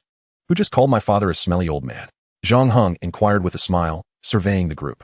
All the elderly men fell silent. Zhang Heng's gaze settled on the elder Ma. Grandpa Ma, you are the most astute in this community. There is nothing you do not know.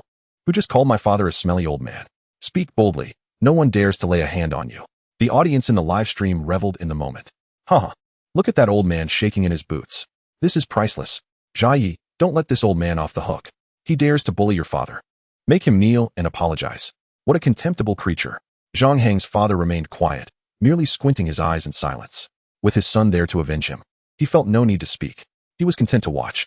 At that moment, all the elderly men focused their attention on Grandpa Ma. Clearly, they did not wish to provoke Zhang Heng, yet they were hesitant to denounce Grandpa Ma. After all, it was his son's position as a vice president in a publicly listed group that lent him such audacity. Grandpa Ma lowered his head and remained silent for a while before suddenly lifting it to confront Zhang Heng. It was I who said it. What can you do about it? I'm old and in poor health. If you harm me, I will not let you off easily. This brazen remark ignited a storm of indignation in the livestream chat. Due to the platform's keyword censorship, the comments flooded in, unleashing a torrent of outrage. If not for the text filters, Grandpa Ma's ancestors would have been thoroughly insulted. Zhang Wen could no longer contain herself and retorted, while hitting you would be inappropriate. I can certainly sue you for defamation. Just wait for the day when you are forced to apologize. I wonder how you will feel then. Grandpa Ma shot back. Who have I defamed? Do you have evidence? If not, stay silent. With that, he turned to leave. However, before he could take a step, Zhang Heng's voice thundered.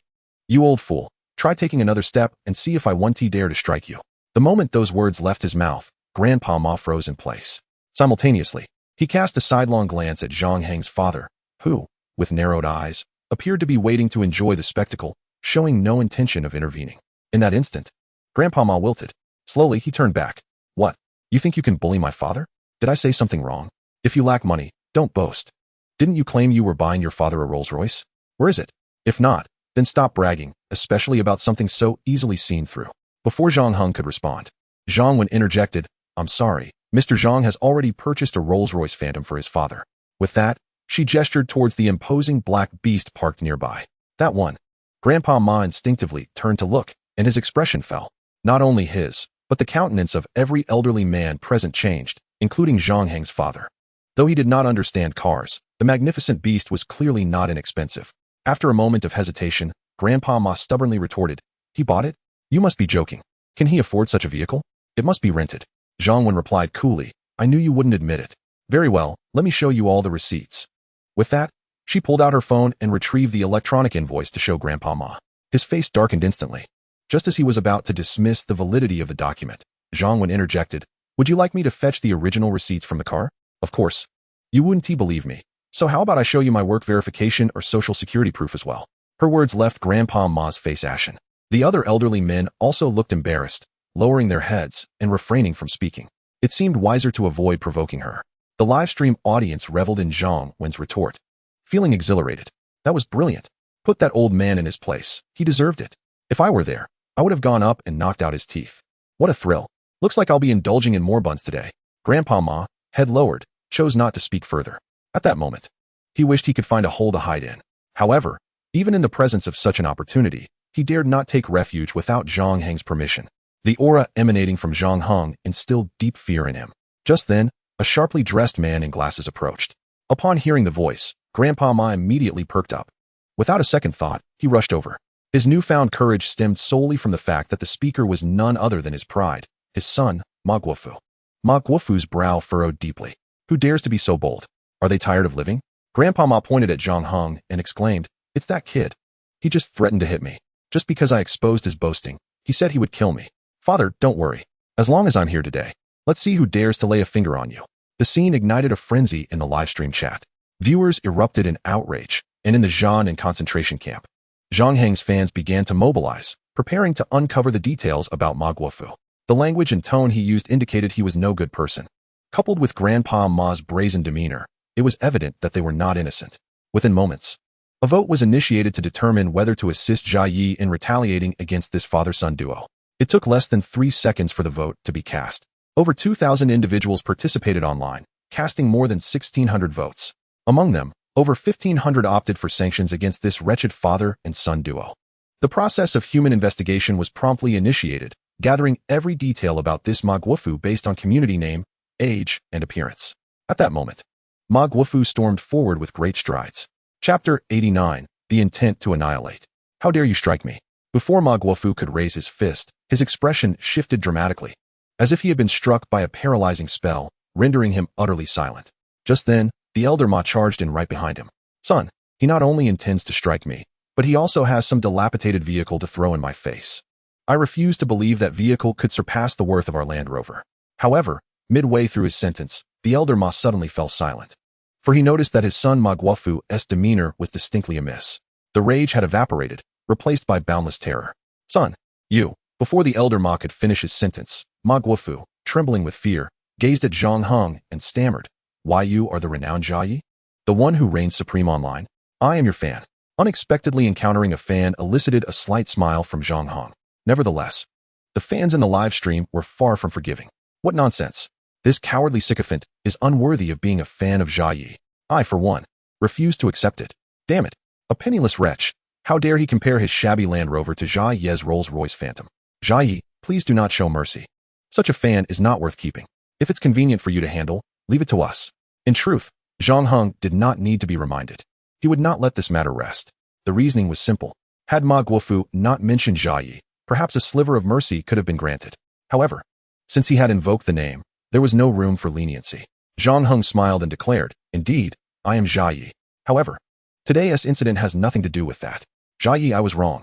I truly was. I beg of you, please do not hold it against me. Just consider me a mere nuisance and let me go. A nuisance? Zhang Heng's lips curled into a slight smirk. Do you presume to emerge from my backside? The phrase elicited laughter from everyone except Ma Guofu and the elder Ma. The fans in the live stream nearly burst from laughter. Jia Yi is indeed formidable. His words are nothing short of brilliant. Only he could spin such a tale. Jia Yi, I bow before you. Ha ha. You've truly made me laugh to the point of tears. The elder Ma, unaware of the gravity of the situation, became enraged. He pointed at Zhang Heng and shouted, What are you to dare insult my son? Do you believe? Before he could finish, Ma Guofu covered his father's mouth, pleading, Please, Dad, stop. If you continue, we will truly be doomed.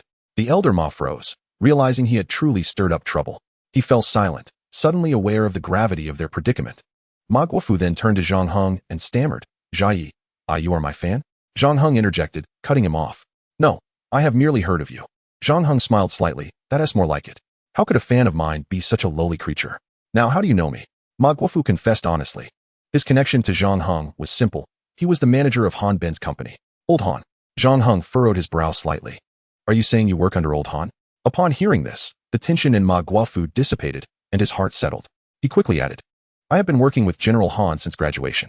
While I cannot claim to have built an empire alongside him, I have been loyal and diligent for over a decade. My contributions may be modest, but I assure you, my hard work is undeniable. At the last annual meeting, I was even awarded the honor of Outstanding Manager. Before Ma Guofu could finish, Zhang Heng's phone rang. He checked the caller ID. It was Han Ben. I'll take this call. Zhang Heng deliberately waved the phone in front of Ma Guofu.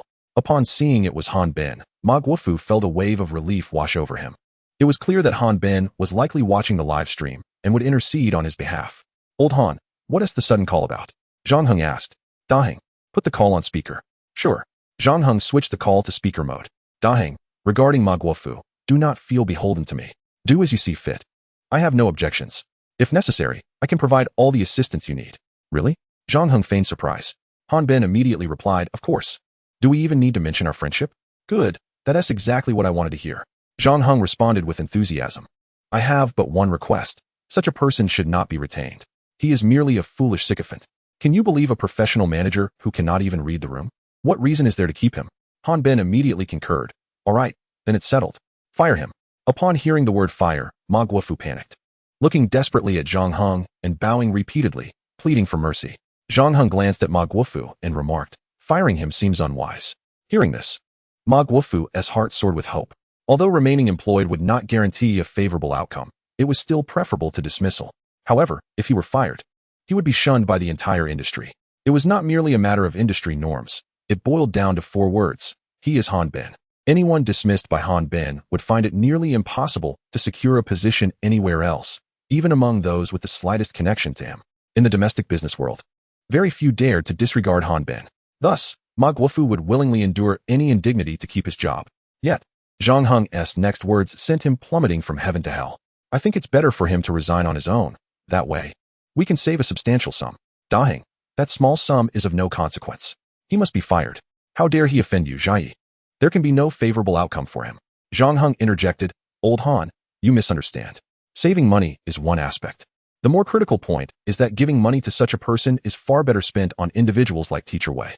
Indeed, you always consider the bigger picture." Han Bin acknowledged. "All right, let us have him resign." After hanging up, Zhang Heng turned to Ma Guofu and stated, "You've lost your job. You should also vacate this community. Sell your house and leave." Ma Guofu was instantly stunned. "Why, you truly intend to annihilate me?" Zhang Heng nodded slightly. "Indeed. What is wrong with that?" Chapter 90. To the hotel. What is wrong with that? This bland yet sarcastic retort ignited another wave of excitement in the live stream. Jia Yi, with his endless repertoire of clever banter, weaves a web of intrigue that leaves everyone astonished. The fans in the live stream were utterly captivated, each more enthralled than the last. The one most spellbound was Xiao Rushi, who felt an overwhelming connection. The trending topics soon became a tangled mess. While others' trending topics were the result of painstaking efforts by public relations teams, generating a single explosive topic seemed a stroke of ancestral luck. The dilemma of choosing one over the other left these PR teams lamenting. For them, this was their first encounter with such a difficult decision. Ultimately, they had no choice but to escalate the matter to Xiao Rushi. Xiao Ru finds it exceedingly difficult to sever ties. After all, everything appears appealing.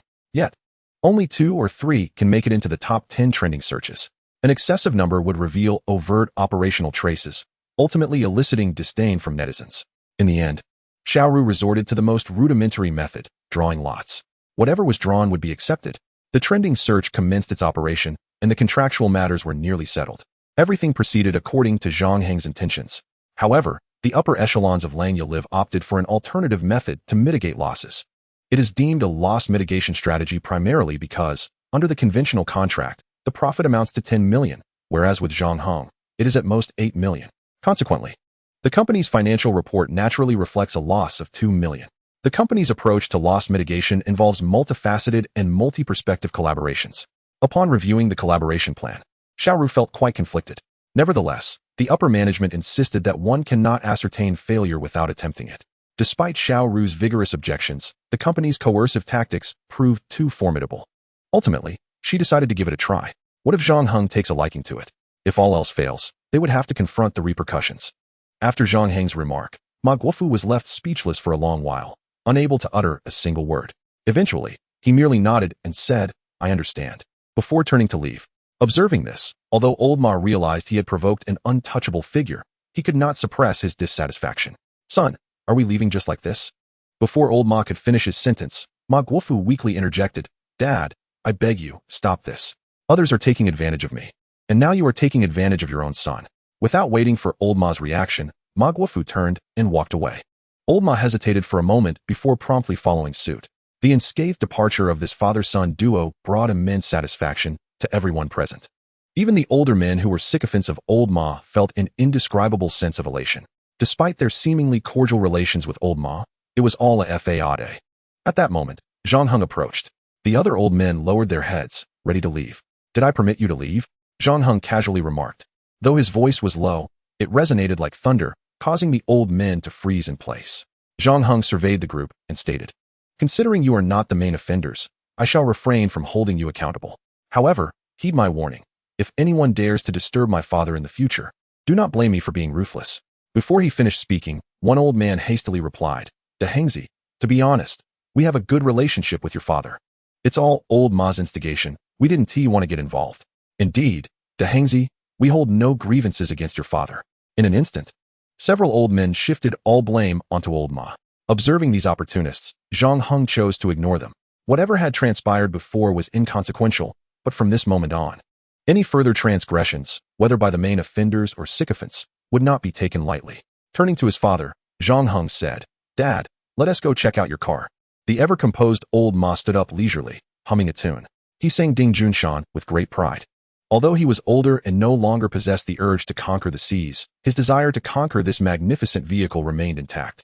Thus, upon seeing the beastly Rolls-Royce Phantom, he could not help but feel exhilarated. As for Zhang Heng's acquisition of the vehicle, old Ma did not pose a single question. Zhang Heng had prepared a comprehensive explanation, but to his surprise, it was entirely unnecessary. After addressing some trivial matters, Zhang Wen intended to arrange driving lessons and registration for old Ma. "Yes, please expedite the driving school arrangements. By the way, regarding my father in this car, you'll need to ensure everything is taken care of." Zhang Heng spoke in a kindly tone, yet it sounded almost like a command. Even if it were not a command, Zhang Wen would still be diligent in her responsibilities. "All right, you go handle it. I won't keep you for a meal." Zhang Wen nodded slightly, saying, "Okay, I'll be off." As she took a step away, Zhang Heng suddenly called out to her again. Zhang Wen felt a wave of embarrassment. After all this time, Zhang Heng had noticed her unease. Given this, there was no need for pleasantries. However, he was determined to showcase his professionalism. From the community's South Small Square, he sang all the way home, repeating the melody. It had been many years since he had seen old Ma so joyful. Zhang Heng's eyes became slightly moist. He realized that the reason his father allowed old Ma to bully him was simple. He did not wish to add trouble to his life, just as he had never wanted to burden his parents during his childhood. Taking a deep breath, Zhang Heng spoke solemnly.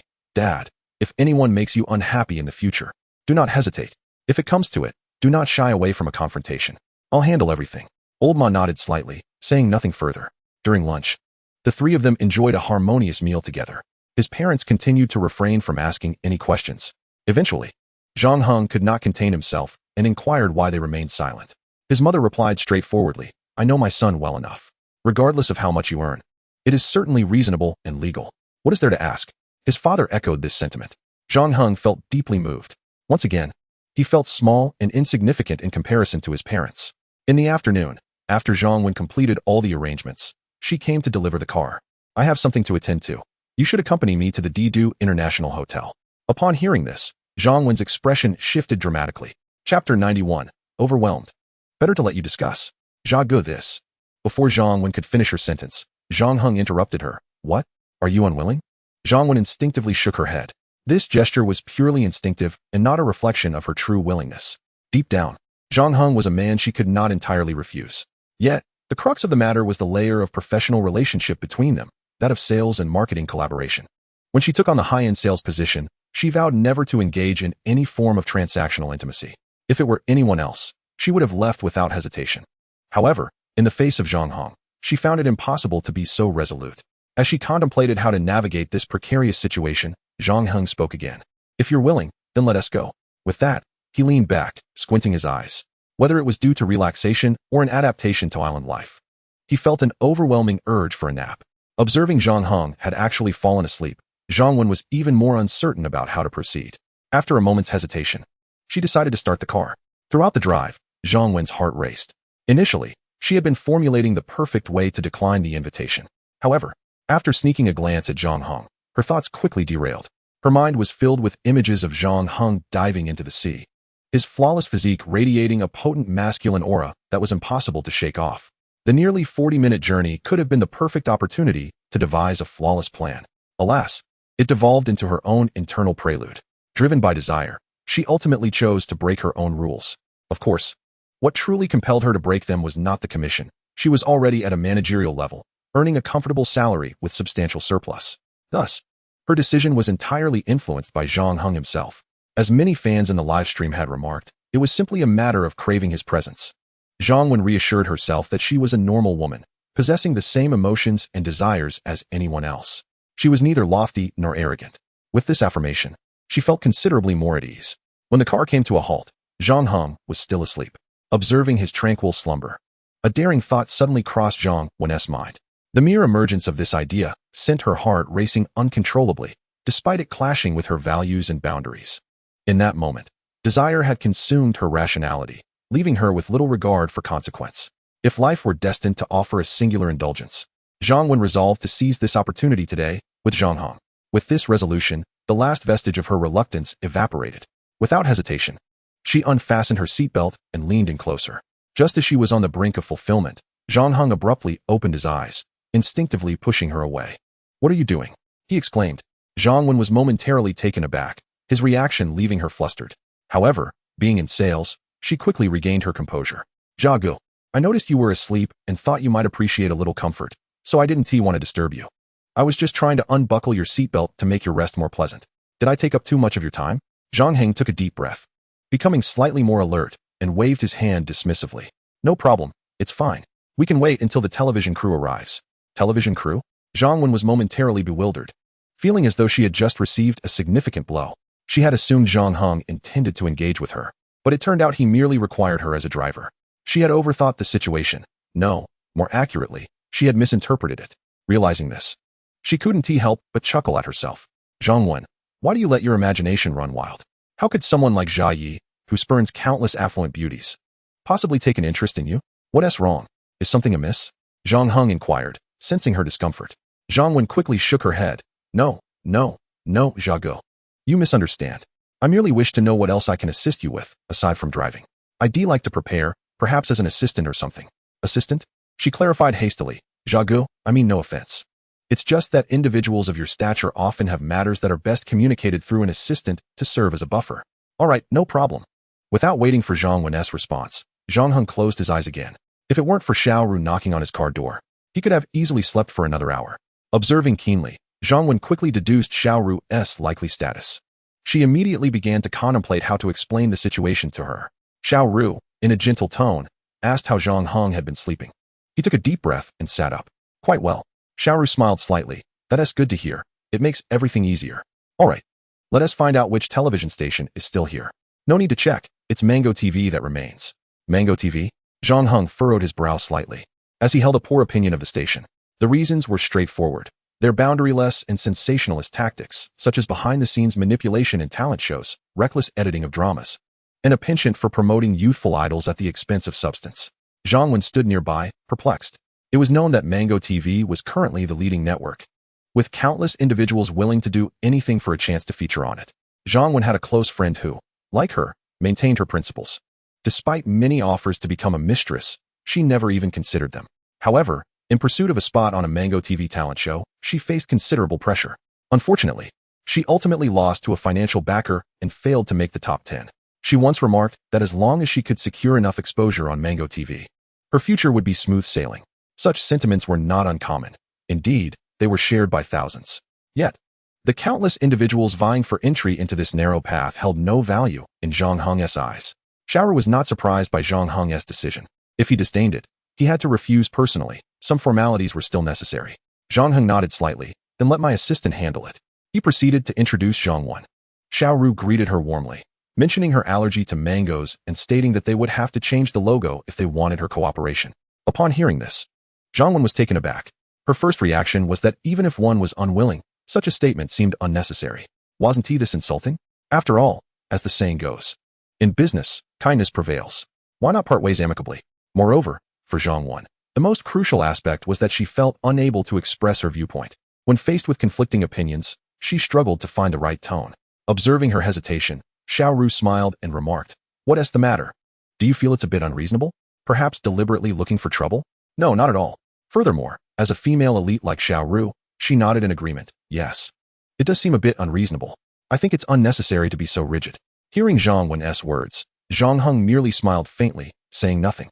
The more silent he remained, the more pressure Zhang Wen felt. Xiao Ru patiently explained, "Zhang Wen, you're viewing this from your perspective. As Jia Yi's assistant, you must adopt his viewpoint. Have you watched his broadcasts? They're quite remarkable." Zhang Wen bit her lip, murmuring, "I've watched around 30 to 40 hours. But I mostly fast-forwarded." "No wonder you don't grasp Jia Yi's thought process." Xiao Ru continued kindly, "It's all right. You'll understand in time. However, from now on, if you wish to be a good assistant to Jia Yi, you must think from his perspective. To put it simply, if a company offers you 5 million for a contract, you'd surely accept, but even if they added 2 zeros later, Jia Yi wouldn't even glance at it. 5 million plus 2 zeros amounts to 500 million, doesn't he? How could he possibly disregard that?" This time, Xiao Ru refrained from further comment, simply smiling faintly.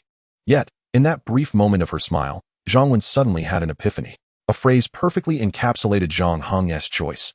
A fortune cannot buy a lord's favor.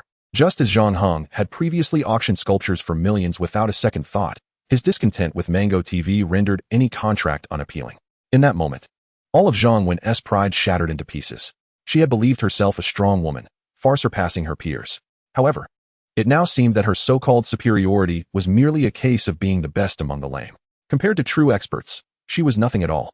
What frightened her the most was the subtle conditioning she had succumbed to. When selling cars, she appeared neither arrogant nor servile, yet subconsciously, she had internalized the idea of how much she could compromise rather than what she truly desired.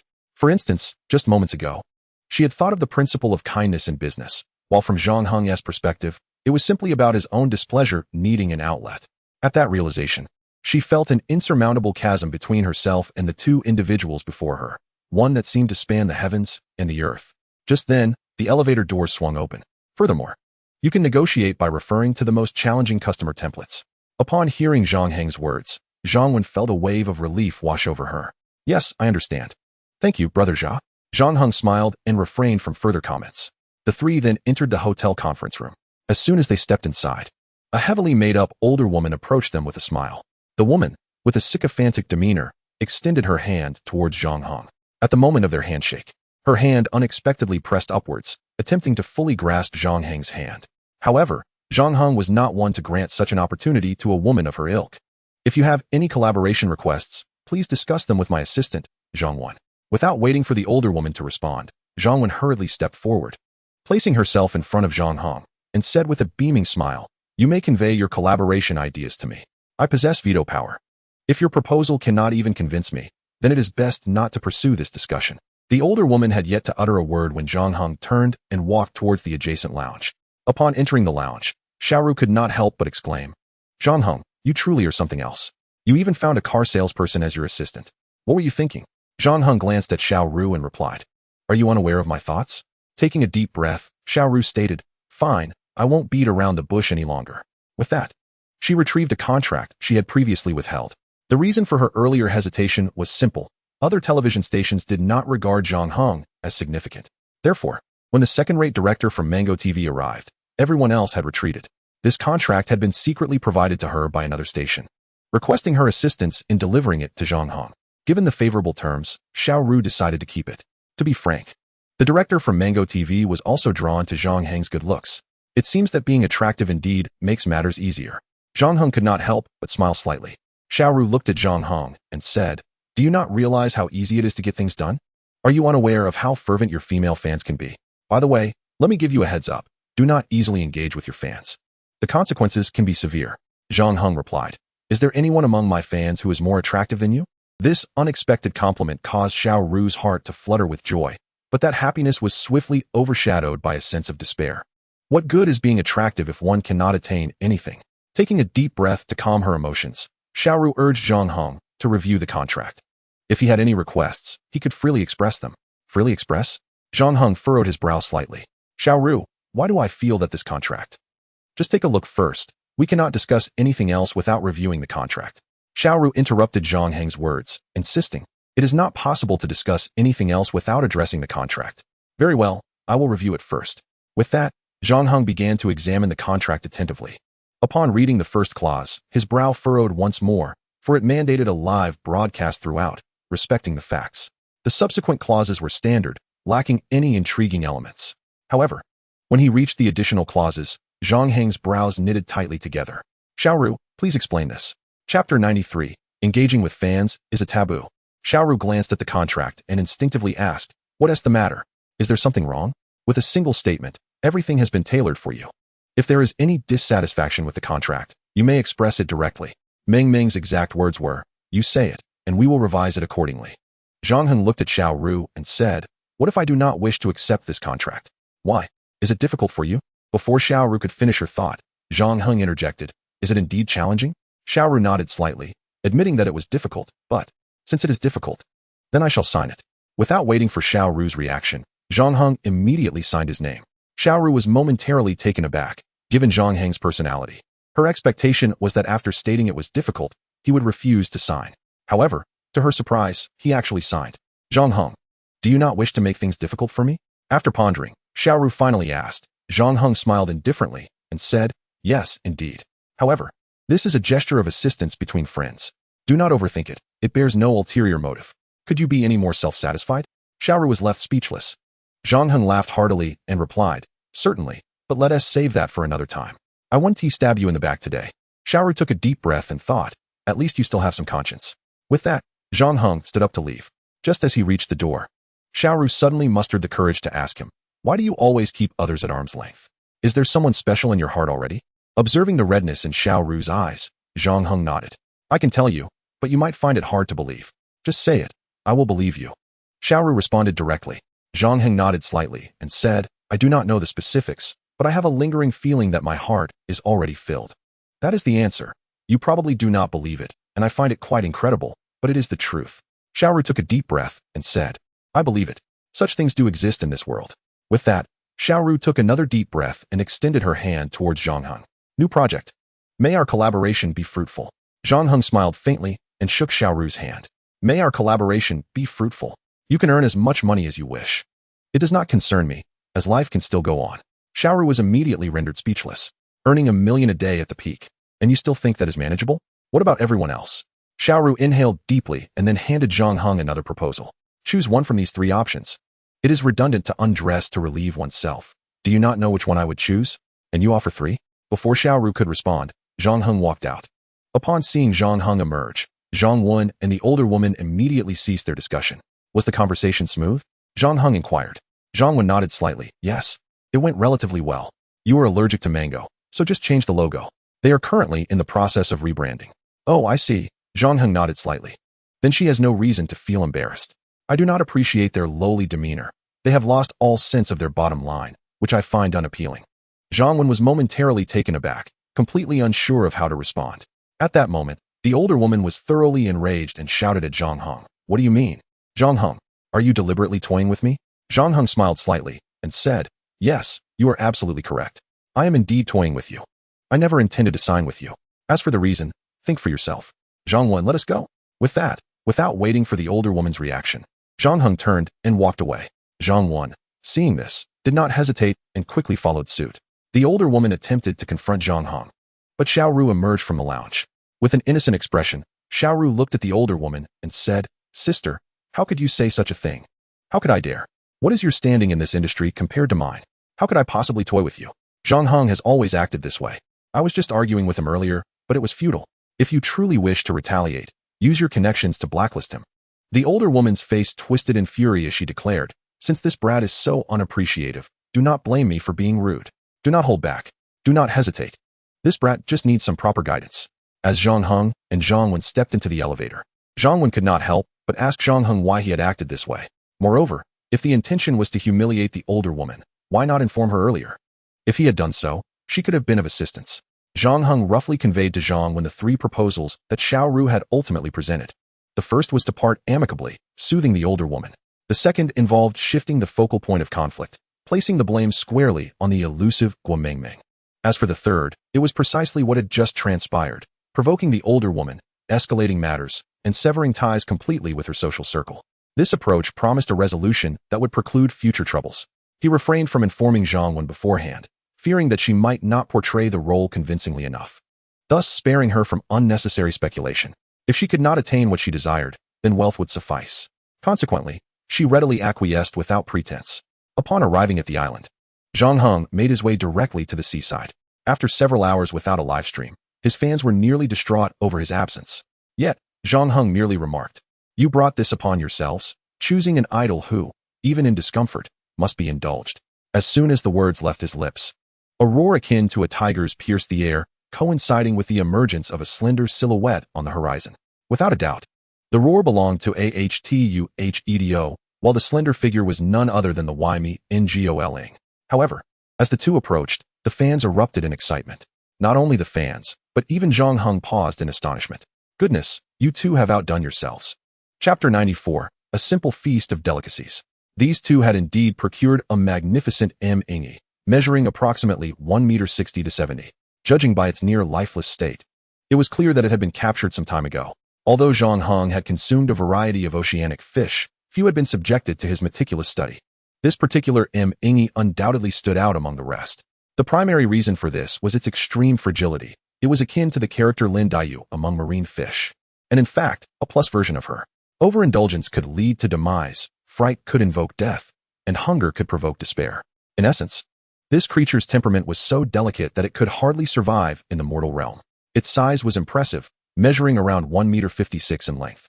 Yet its fins were scarcely larger than a palm. Such absurd proportions rendered it invincible in its own right. The fact that this creature remained extant despite its foolishness was solely attributable to its reproductive capabilities, which were both rapid and abundant. To be frank, this fish was not particularly palatable. Its flesh lacked texture. Of course, those who had never tasted it might find it delightful, as even an occasional indulgence could provide a splendid experience. As the saying goes, after prolonged singleness, even a sow may appear beautiful. However, I digress. I apologize if I struck a nerve. Do not weep. One grows accustomed to pain over time. With that, Zhang Heng chuckled with a hint of pride. In a mere 4 to 5 seconds, the fans unified their sentiments in the comments. Jai, please act like a decent person, it isn't too much to ask. Their lamentations elicited only a faint smile from Zhang Heng, who remained unfazed. He approached, affectionately patting the head of the Ymi Ngol, and then playfully ruffled the feathers of the Htuhedo. Well done, well done. Filial piety. With that, Zhang Heng hoisted the Ingi onto his shoulder and made his way toward the riverbank. Since the two brothers had brought him this gift, it would be remiss not to share a portion with them. Thus, he opted for a longer route to the river. Thus, the trio, one man, one eagle, one serpent, traversed for over 40 minutes, finally reaching the riverbank. Big Eagle, dig a pit for the barbecue, deep enough to bury you. The Htuhedo raised its neck and called out before commencing to excavate with its remarkably sharp talons. For some longtime fans, this was hardly surprising. The Htuhedo, renowned for its intelligence, handled the task with ease. However, for the newcomers, this was an astonishing sight. Among them were numerous raptor experts who recognized the Htuhedo's character, and witnessing such a majestic creature engaged in manual labor was nothing short of awe-inspiring. The gifts began to pour in as a result. Yet for Zhang Heng, these gifts no longer held his attention. Ultimately, all the focus on gifts resulted in nothing more than a series of numbers. While the Htuhedo dug the pit, Zhang Heng began to prepare the Ingi. Given the fish's high fat content, it was ill-suited for soups. Methods such as braising or barbecuing, anything that could render it oily, were more appropriate. However, due to the limitations of the ingredients, culinary techniques alone could not compensate. As the saying goes, high-end ingredients require minimal preparation. Simple blanching is often sufficient. This, however, does not imply that the Ingi was devoid of merit. It possessed an exceptional feature, the most unique part of any oceanic fish, offering an unparalleled flavor. With that, Zhang Heng extracted the fish's intestines. Indeed, many fans had already surmised that it was the intestines.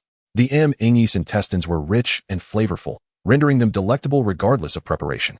Thus, the flesh of the Ingi served merely as a side dish for the day. The true star was the intestines. Upon hearing this, the fans erupted in excitement. After all, for most of them, not only had they never tasted Ingi, but many had never even laid eyes on one.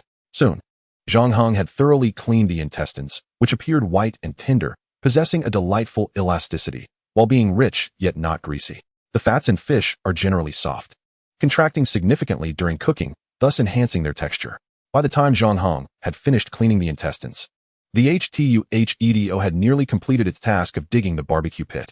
Htuhedo, go find some dry branches, and then we can start the fire for the fish. The Htuhedo raised its neck, called out twice, and then awkwardly waddled towards the woods. Observing the Htuhedo's clumsy form, the fans felt a pang of sympathy. Ah, the Htuhedo is so pitiful. Why must it bear all the dirty work? Jai, have some compassion for it. Truly caring? Then come lend a hand.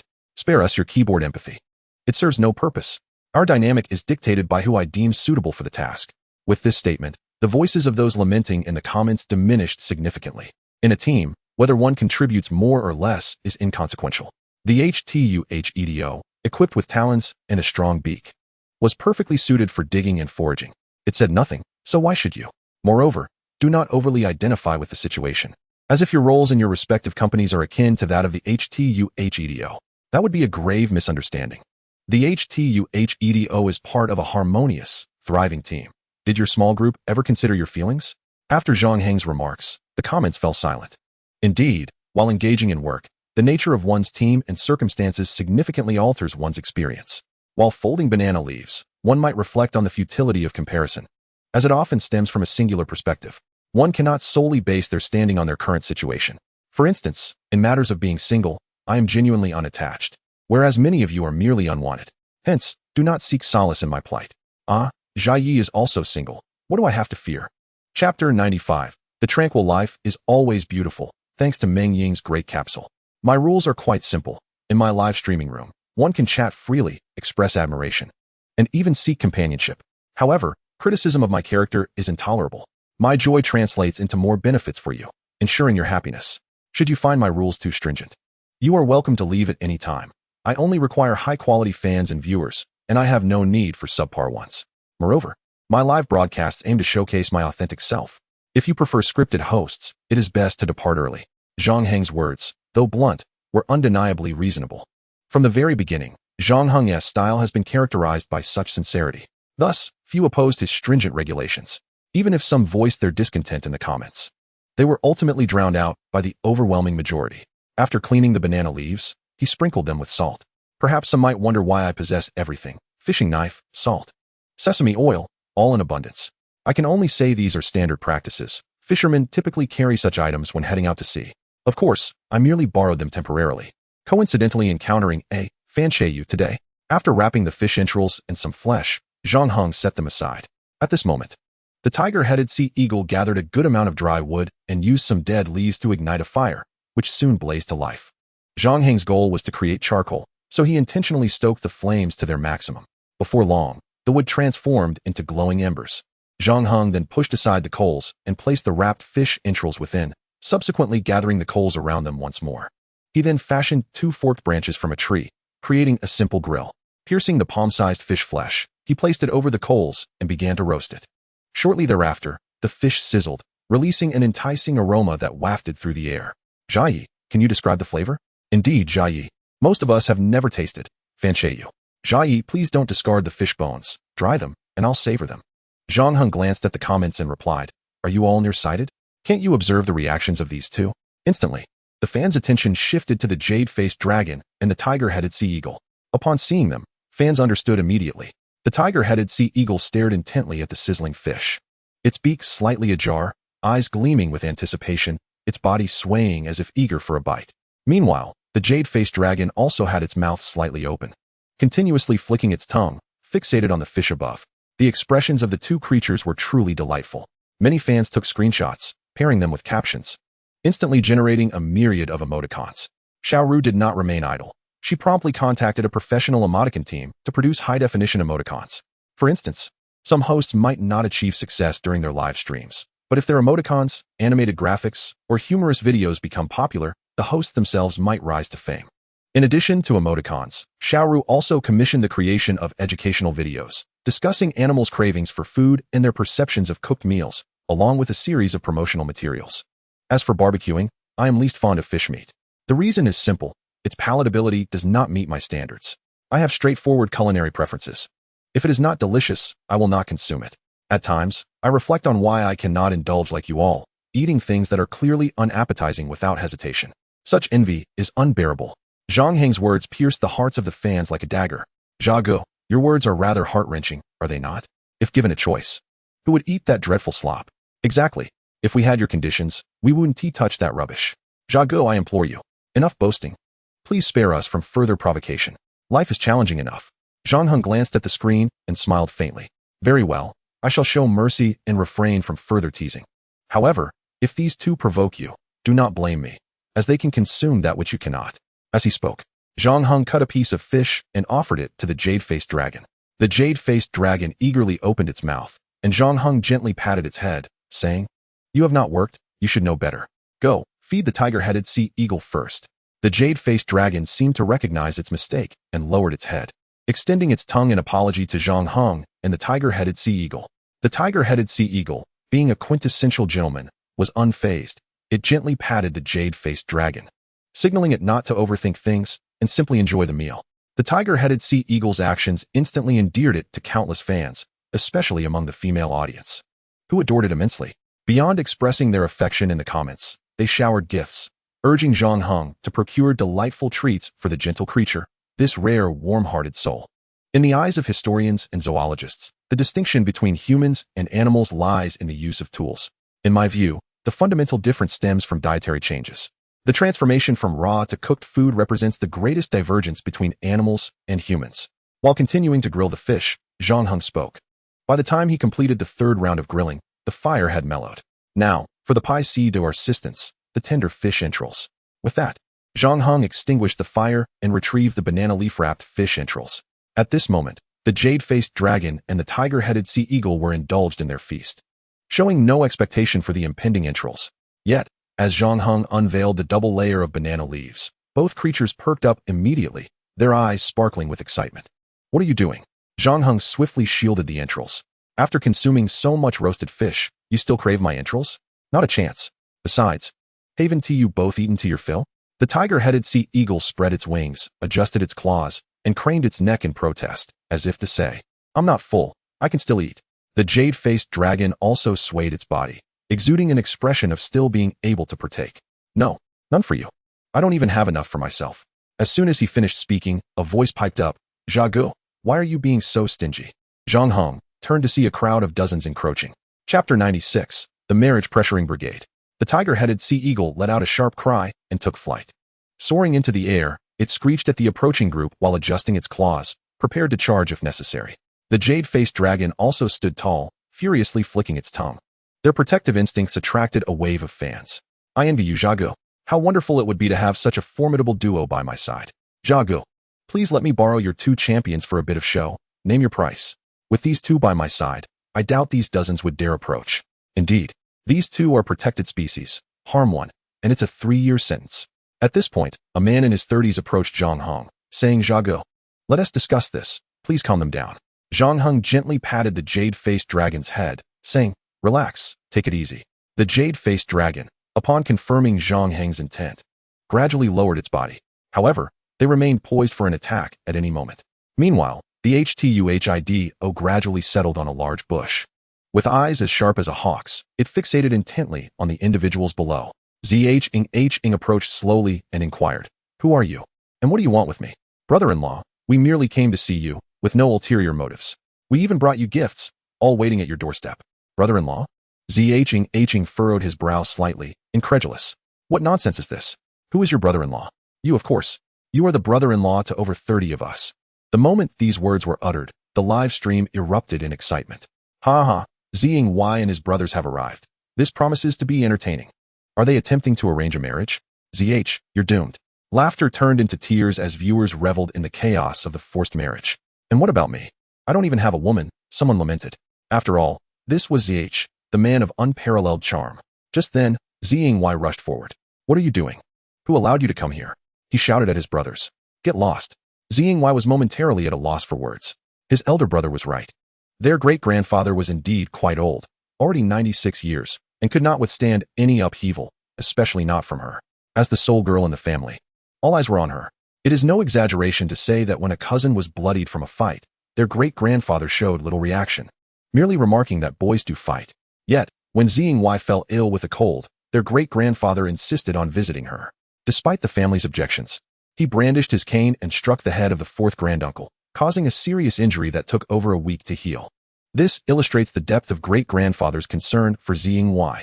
Thus, if anything were to happen to him because of her, she could never forgive herself, let alone the entire family. Little sister, do not worry. We will take care of this for you. Just wait to be a bride, her elder brother declared confidently.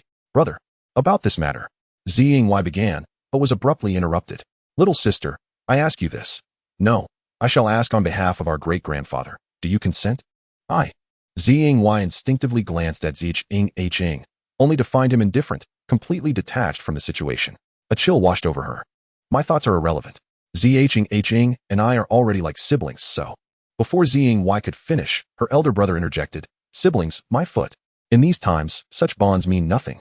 He halted mid-sentence, utterly speechless, as he noticed Zhang casually sitting on the ground, devouring fish intestines. This scene ignited his fury.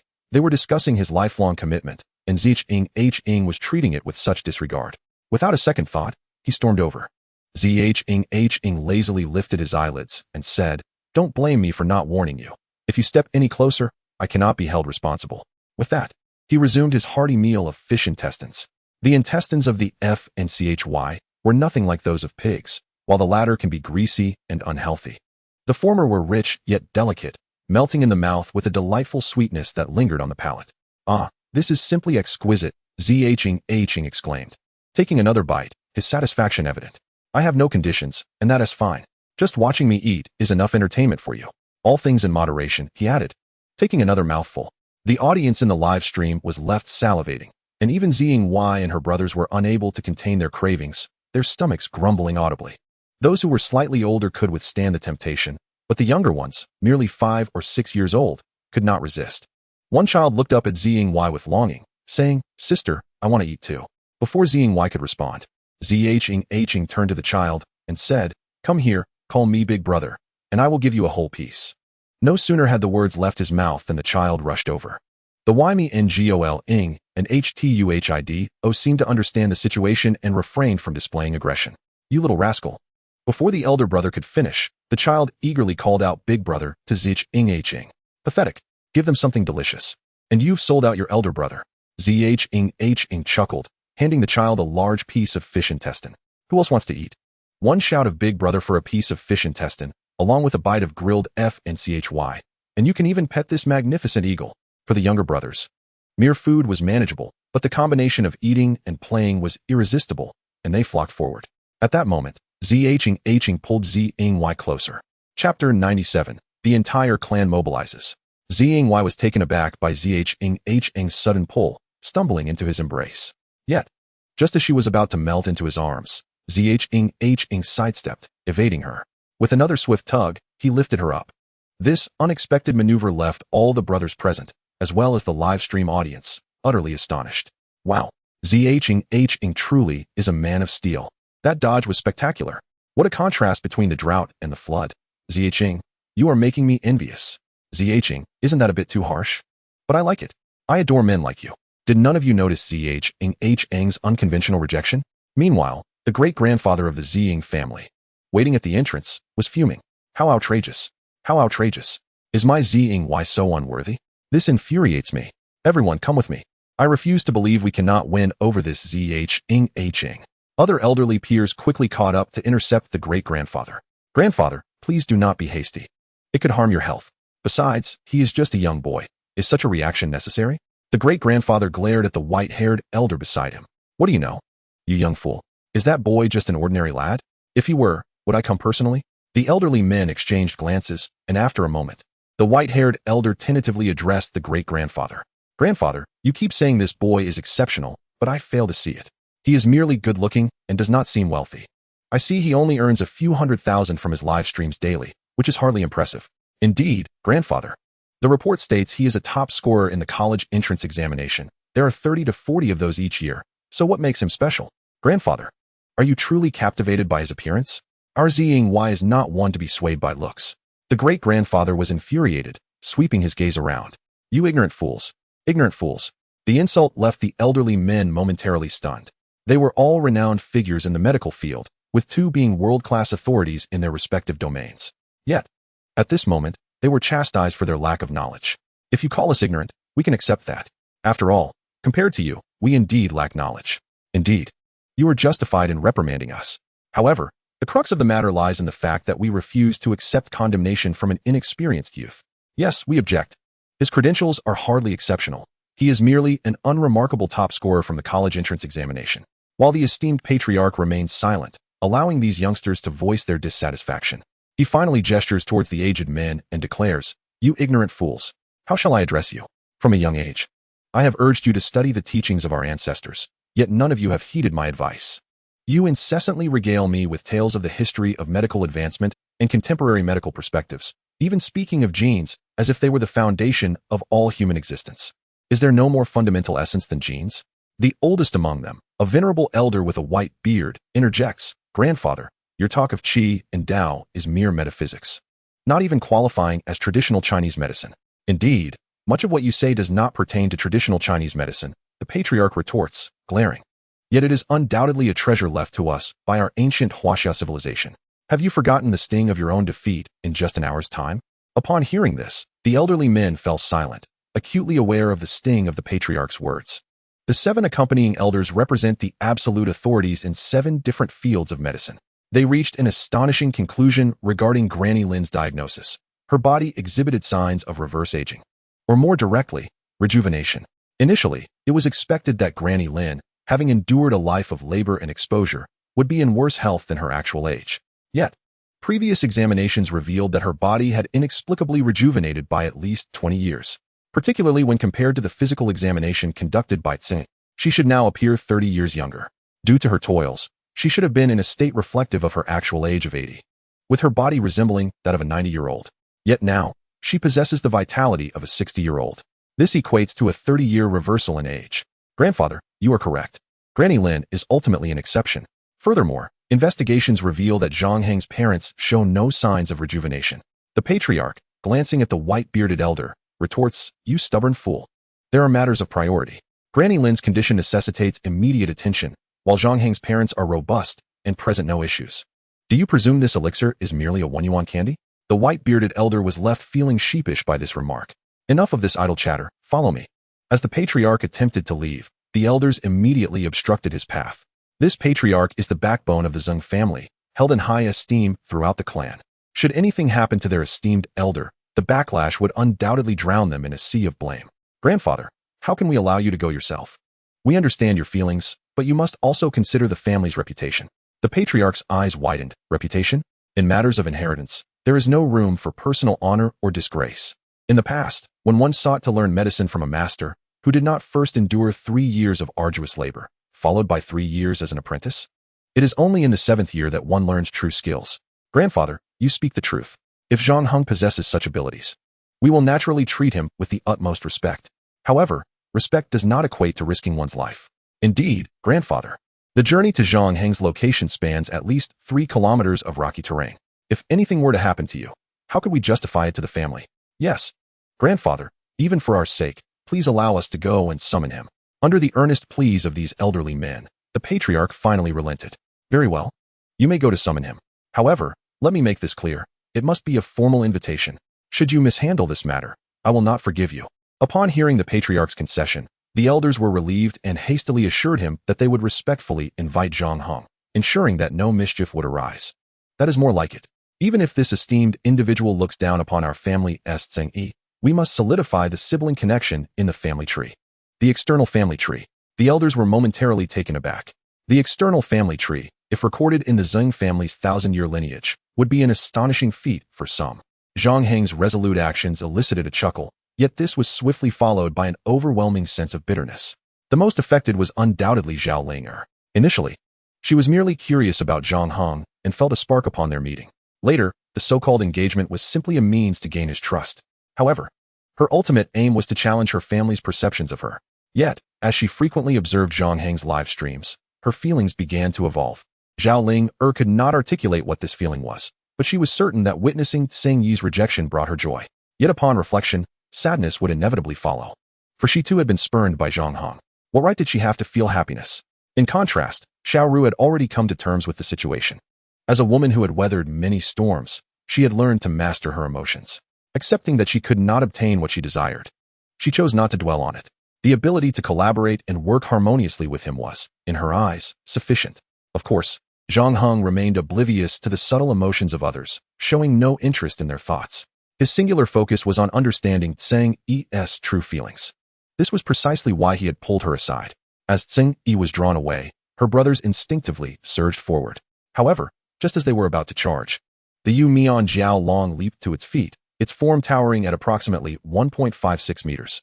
The Hu Tu Hai Jiao followed suit, standing tall and emitting a fierce cry while flapping its wings that spanned nearly 2 meters.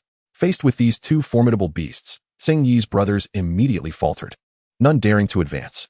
This display of power only served to further endear Zhang Heng to the onlookers, as they marveled at the impressive spectacle.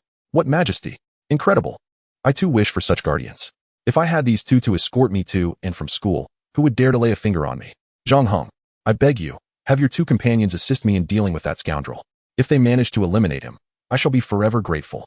At this moment, Zhang Heng remarked, have you both seen them? The Yu Mian Jiao Long, And Hu Tuijiao nodded in response, their eyes suddenly gleaming with intensity as they fixed their gaze upon Tseng Yi's brothers. Having pulled Tseng Yi aside, Zhang Heng had not yet had the chance to inquire further when Tseng Yi abruptly stated, this truly has nothing to do with me. I am unaware of their intentions and am powerless to intervene. Powerless? What do you mean? Zhang Heng asked, somewhat perplexed. We have sworn brotherhood in front of millions. What are you trying to imply? Do not tell me you are being forced. Although the law does not recognize the concept of coercive actions against men, when it comes to personal liberty and marriage, there should be equality between genders. Zhang Heng's words left Tseng Yi momentarily speechless. Indeed, he was quite charming. She believed that marrying him would lead to a life of prosperity. Yet, she had not reached the point of relentless pursuit following rejection. However, she found herself unable to articulate her feelings, as her family had already resorted to pressuring her into marriage. Most importantly, the patriarch had arrived. While the entire family cherished her, the patriarch held the deepest affection. She could not bear to see him saddened or distressed. I have no choice. I can only assist in reason, not in personal matters. With my patriarch present, I must comply with his wishes. Zhang Heng felt a wave of melancholy wash over him. Are you suggesting that whatever your patriarch desires, you must obey, regardless of right or wrong? Tseng Yi nodded affirmatively. Yes, if it were anyone else, I would certainly assist in reason rather than in personal matters. However, in the eyes of my great-grandfather, it is a matter of favoring kin over principles. There is truly no alternative, Zhang Heng. Though I find it quite embarrassing, I advise you to acquiesce. The truth is, you cannot contend with my great-grandfather. Consider this. He may not even attend the weddings of my brothers, citing minor ailments as excuses. Yet, for my sake, he has chosen to come today. Before Zhang Yi could finish her words, Zhang Heng interrupted her. So, if I refuse, will you resort to force? Zhang Yi remained silent, merely nodding slightly. I still refuse today. What can you do about it? Zhang Yi's face flushed deeply, her voice barely above a whisper as she remarked, Zhang Heng. It seems you have forgotten that our family comes from a lineage of physicians, the Zheng family, which has been established for over 5 centuries. And then, your female admirers may wish to do something, and we can easily fulfill that desire. Zhang Heng was momentarily rendered speechless. Is this truly a matter for human intervention? Fans clamoring to use drugs are merely jesting. Who would genuinely resort to such measures? Yet, unexpectedly, this situation has turned into reality. Zhang Heng, I understand that this may seem a bit unfair to you. However, we have no choice. My great-grandfather's orders are not to be defied, and no one dares to oppose them. Rest assured, you will only be subjected to this once. Just once. Zhang Heng immediately replied, not even half a time will suffice. Moreover, even if you were to possess my body, do you think I would marry you? What a joke. You cannot possibly believe that because I have rejected so many, I am truly a paragon of virtue, can you? Zhang Yi sighed softly, of course not. The intention behind the drug is merely to bear your child. Just once. Zhang Heng was about to retort that one time was not sufficient for a child. Who do you think you are? Yet, halfway through his thoughts, he suddenly realized the shallowness of his understanding. The Zheng family is indeed a medical lineage with a history spanning 5 centuries. Conceiving a child is not a matter of mere minutes, let alone one child. Even a set of 10 could be achieved without difficulty. It must be said that having a child is a powerful trump card. Once a child is born, regardless of his reluctance, he would have no choice but to marry. Dr. Zhang, I do not consent to such coercion.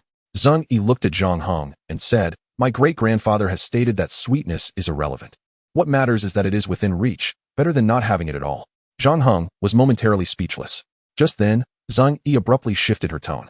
Unless you can persuade my great-grandfather to relent, I will not refrain from taking certain actions. At this point, there is no other option available. All right, where is he? I shall go find him. Seeing Zhang Heng's determination, Zhang Yi felt a pang of sorrow. Though she was averse to coercive tactics, it did not mean she did not harbor feelings for Zhang Heng. Watching his retreating figure, tears streamed down her cheeks. As Zhang Heng vanished from sight, Zhang Yi hurriedly pulled out her phone and dialed her great-grandfather's number. Xiaoyi, how is it? Great-grandfather, I have resolved to claim Zhang Heng. He is on his way to find you now. You must take charge of this matter. No matter what, I must marry him. Otherwise, I shall remain single for life. Good. You have spirit. Rest assured, with your great-grandfather involved, even if Zhang Heng resists, he will have no choice but to marry. Chapter 99, The Marriage Negotiation. Zhang Heng arrived by the riverbank and walked directly up to Zhang Yi's elder brother. As a guest, I have little to offer. You may have the remaining fish. No.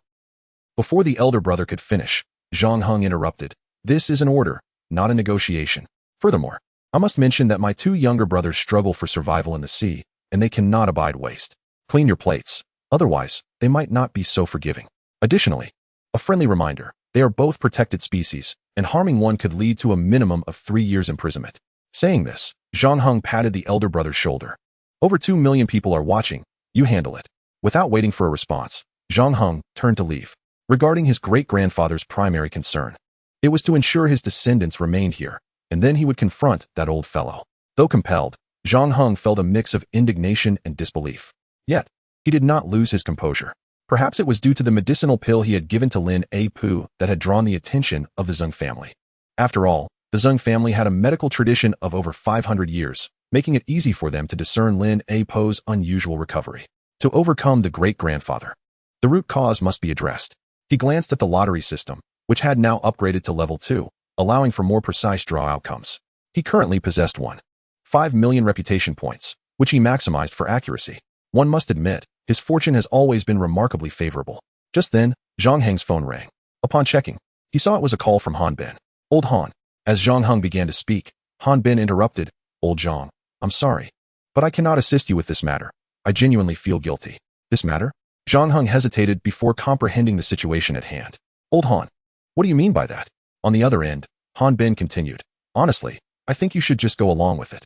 That girl Zhang Yi is quite remarkable, well-educated and beautiful, both in looks and figure, not inferior to first-tier celebrities. Although I do not know her personally, her character is evident even through live broadcasts.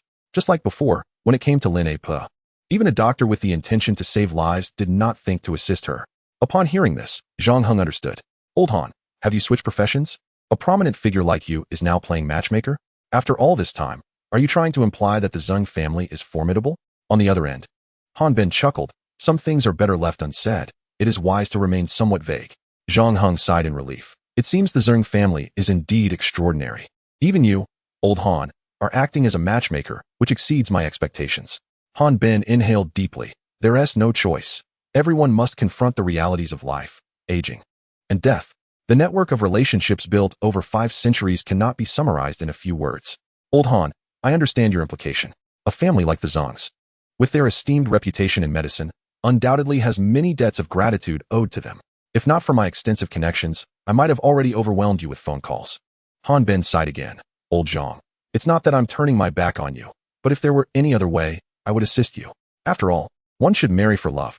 This time, I truly find myself powerless. However, I assure you, my gift on your wedding day will be generous. Zhang Heng chuckled. Good. If I truly marry, I will make sure to take advantage of you. No need for that. I'll handle it myself. It's settled then. After hanging up, Zhang Heng took a deep breath, shook his head, and walked toward his home. He was eager to find out how challenging it would be to confront this formidable lineage steeped in 5 centuries of tradition. Would he, a mere 20-something, prove to be more formidable? Since Zhang Heng took a shortcut, he did not encounter those old fellows along the way. What should have been a 40-minute journey took him less than 20 minutes. When he arrived at the entrance, he spotted an elderly man with flowing white hair and an air of dignified grace seated at the entrance. Undoubtedly, this distinguished elder was Zhang Yi's great-grandfather, Zhang Guanglin. Upon Zhang Heng's arrival, those beside Zhang Guanglin hastily alerted him. Zhang Guanglin opened his eyes immediately, his gaze sharp and imposing. Rising from his seat with the steadiness of a mountain, Zhang Heng could not help but marvel at the extraordinary presence of the man before him. In such a family, who would dare to act recklessly? Even if one begins their journey at the age of 25, they would have practiced medicine for at least 60 years. Countless formidable figures owe him favors, and numerous disciples are scattered throughout Huaxia. However, it is unfortunate that today he encounters Zhang Heng. It seems that his glorious 90-year reign may come to an abrupt end. Upon Zhang Heng's entrance, Zhang Guanglin was the first to speak. Indeed, you are even more spirited and handsome than on screen. My dear Yi did not misjudge you. Speak, when are your parents available? I shall personally come to propose. Personally propose? Zhang Heng could not help but chuckle. Zhang Guanglin nodded slightly, saying, yes, after all, there is only one girl in the Zhang family, and she is my most cherished great-granddaughter. Of course, I must go myself. But do not feel too much pressure, we are all family. I merely wish to express my joy. Zhang Heng smiled again. Allow me to envision the scene. With you, a prominent figure in the medical community, visiting my home. Surely you would be followed by a throng of people, at least 30 to 50, wouldn't you? Wouldn't a convoy of luxury cars block my driveway? And considering the acquaintances you have, wouldn't there be over 100 people? Zhang Guanglin chuckled softly. Indeed, if not more. If it were a grand affair, it could easily reach 1,000 or even 3,000 to 5,000 attendees. But rest assured, if your family prefers a quieter gathering, I can simply go alone. We can negotiate this. How about today? My private jet is in town and ready to depart at any moment. As for the rest, you need not worry. Everything is prepared. I am merely imagining the scenario. Zhang Heng waved his hand. I did not come to discuss these trivial matters, but rather to impart a lesson to you. As the saying goes, no matter the size of the path, there is no distinction in learning. You wouldn't shy away from this, would you? Zhang Guanglin smiled slightly. What you say is true, but at this moment, I am not inclined to discuss such matters. In this place, and at this time, I only wish to talk about marriage. Other topics can wait. The ocean of knowledge is vast, and there is no need to rush. Zhang Heng did not respond immediately. He took a deep breath and looked at Zhang Guanglin. Old man, how is your health? Are you still able to endure? Zhang Guanglin inquired. What do you mean? Nothing much, just inquiring about your well-being and your resilience. Zhang Heng spoke nonchalantly, as if discussing something as mundane as eating or drinking. Zhang Guanglin's expression shifted dramatically, but he soon burst into hearty laughter. How amusing. You actually dare to threaten me? In nearly a century of my life, you were the first to do so. Really? Then you should thank me for completing your life's journey. What is a life without experiencing hardship? Rest assured, I will not hold back. As he spoke, Zhang Heng firmly grasped Zhang Guanglin's collar, insisting that experiencing a beating was a unique pleasure that must be fully savored. Zhang Guanglin faced him without fear, his expression resolute. I do not believe you would dare to harm me. Setting aside my status, my age alone. Before Zhang Guanglin could finish his sentence, Zhang Heng interrupted him. Age? What does age have to do with it? A doctor is meant to heal and save lives. Even if one cannot achieve these, seeking fame for oneself is inconsequential. But using one's knowledge to harm others is a crime deserving of the harshest punishment. Zhang Guanglin's face flushed with embarrassment, momentarily taken aback. He quickly realized that Zhang Yi must have revealed everything to Zhang Heng. Nonetheless, he did not hold it against her, understanding that she had always been innocent and kind-hearted. The shift in her stance was likely due to her initial rejection being met with force, prompting her to disclose everything. Her intention had been to refuse alongside Zhang Heng. But upon realizing his disregard for her feelings, her compassion had compelled her to change her mind. Having nearly lived for a century, Zhang Guanglin had been the center of attention in his youth. He understood the dynamics between men and women well. Young man, do you think that by striking me, I would become furious and abandon the marriage between you and Yi? You underestimate the affection of an elder and, even more so, my capacity for tolerance. Zhang Heng raised an eyebrow. Is that so? I perceive it differently. Perhaps you are underestimating me. You likely do not comprehend my nature. It is true that you have only seen my side through live broadcasts and do not know my entirety. Do not boast about your Zhang family's strong foundation. You may have forgotten one thing. The stronger the populace, the more they will push you down. As soon as your family faces even the slightest disturbance, those who have sought your favor will relish in your downfall. Zhang Guanglin's expression changed instantly. Zhang Heng was correct. Should he stir up trouble recklessly, the Zhang family's 500 years of legacy could indeed be obliterated. However, Zhang Guanglin was a man of experience and would not easily be intimidated by Zhang Heng. What benefit do you gain from this? Is it merely to avoid marriage? To forsake your life for the sake of not marrying? Do you think you are justified in this, given the sacrifices your parents made to raise you? Zhang Heng replied with a calm smile. I only feel guilty towards my parents. What about you? Can you face your 18 generations of ancestors? The Zhang family's heritage of 500 years is no small feat. If it were to perish due to your actions, could you face your ancestors in the afterlife? Zhang Guanglin's expression shifted slightly. He realized he had underestimated Zhang Heng's emotional intelligence and decisiveness. As for facing ancestors, that was a matter for the dead. Indeed, as the saying goes, once a person dies, their light extinguishes and all matters cease to exist. However, your parents would live the latter part of their lives in anguish. I am certain you do not wish to witness such a fate. Therefore, I believe it is prudent to proceed with your second plan.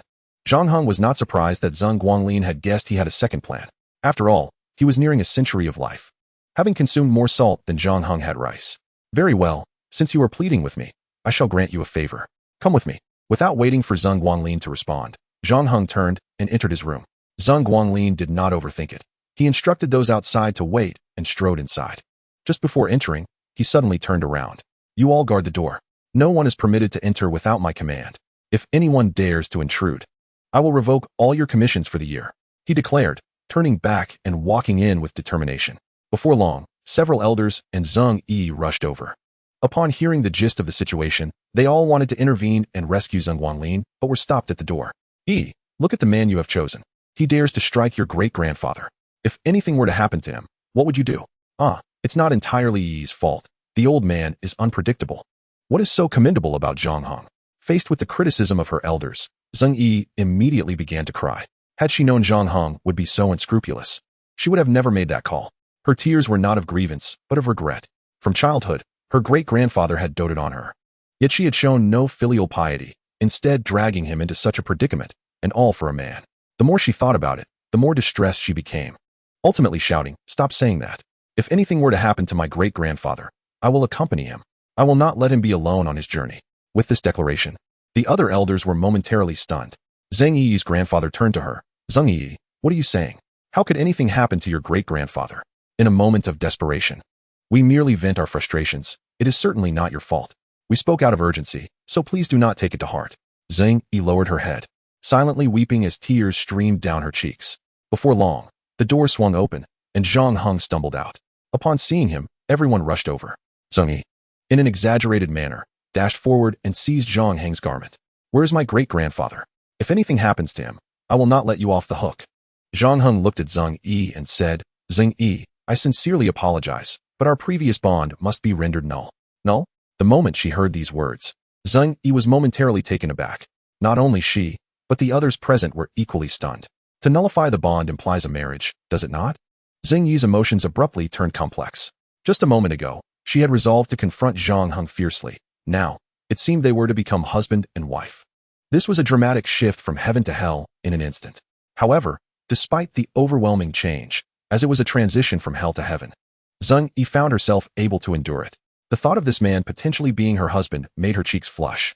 Though she understood she might not be Zhang Heng's ideal partner, after enduring such turmoil, she felt indifferent. The thrill of the situation was enough for her. Other considerations were secondary. "Zhang Yi, why is your face so flushed? Are you feeling shy?" Zhang Heng observed her with a hint of confusion. His words caused Zhang Yi's cheeks to redden further.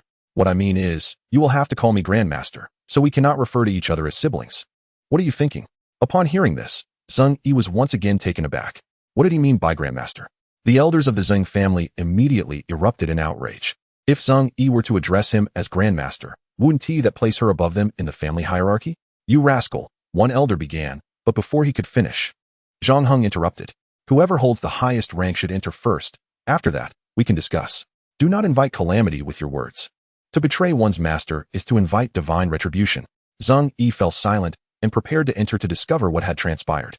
However, as she took a step forward, Zhang Heng blocked her path. "I meant for the one of highest rank to enter. You, as a junior, should not meddle." Zhang Yi glared at him. "What does my family's business have to do with you?" Zhang Heng slightly smirked and then retreated a step. "I have given my warnings. The rest is no longer my concern.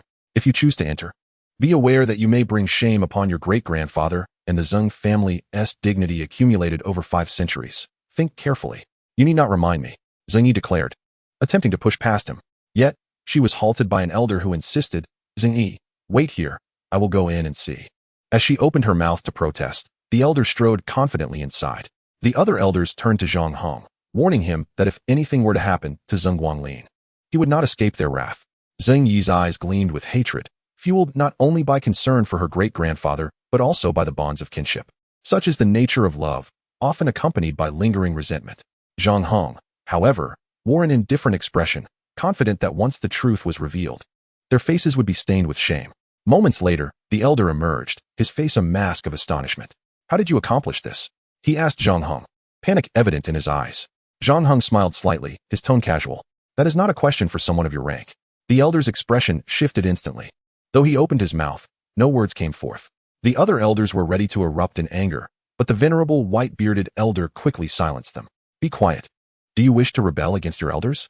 This declaration left everyone in stunned silence. Was it possible that Zhang Heng had truly become Zhang Guanglin's master? "Uncle, you just..." Zhang Yi began, but was cut off by the elder. "I did not misspeak. According to the hierarchy, he is indeed our ancestral master." Ancestral master? Despite the previous revelations of Zhang Heng's identity, hearing it spoken aloud left them all in disbelief. What are we to do with this ambiguity? The white-bearded elder, his expression dark, commanded the others to follow him. They cast complex glances at Zhang Heng before trailing after the elder. Zhang Yi, equally puzzled, stole a glance at Zhang Heng and then followed suit. Yet, as she turned, the elder halted her. "Zhang Yi, wait here, do not follow." Zhang Yi, bewildered, protested. "Why can't I hear about my great-grandfather's affairs? You must not come. There are matters you need not know." However, before she could respond, The elder had already turned away, heading towards a nearby tree, with the other elders hastily following. Zhang Yi shot another complex look at Zhang Heng, her mouth opening and closing as she struggled to find words, but ultimately remained silent. Resolute, she decided to stride into the courtyard. Yet, just as she took a step forward, Zhang Heng's languid voice echoed behind her. Think it over. If you enter, my disciple's century-long reputation may be ruined. Zhang Yi halted abruptly, spinning around to glare at Zhang Heng. What have you done to my grandfather? Zhang Heng smirked slightly. The specifics are inconsequential. What matters is that your grandfather is now my disciple. You may either call me Grandmaster or refer to me as Grandfather Master. The choice is yours. You. Zhang Yi's facial muscles twitched violently. After much hesitation, she resolved to barge in. She refused to believe that her great-grandfather had any secrets that should remain hidden from her. However, just as she was about to enter, a group of elders rushed forward. Oh dear, my little ancestor, you cannot go in there. Zhang Yi, looking distressed, protested. Why can't I enter? Children need not question so much, the white-bearded elder interrupted. Tears of frustration welled in Zhang Yi's eyes. The more they refused to explain, the more she yearned to know what had transpired with her great-grandfather.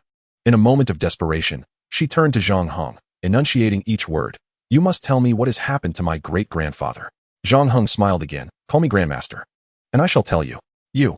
Zhang Yi glared at him, raising her voice in defiance. Not a chance. Even if I don't listen. I want to call you that. Zhang Heng laughed heartily. You want to listen? Is this a challenge? Oh, I thrive on challenges. It's quite simple, your great-grandfather. Before he could complete his thought, the other elders rushed to intervene, knowing that revealing such information would lead to disgrace. Nonetheless, Zhang Heng maintained his cheerful demeanor. Zhang Yi, considering our previous bond, I can only tell you this. Your great-grandfather is also a man. No further comments. Zhang Yi was left wanting to inquire more.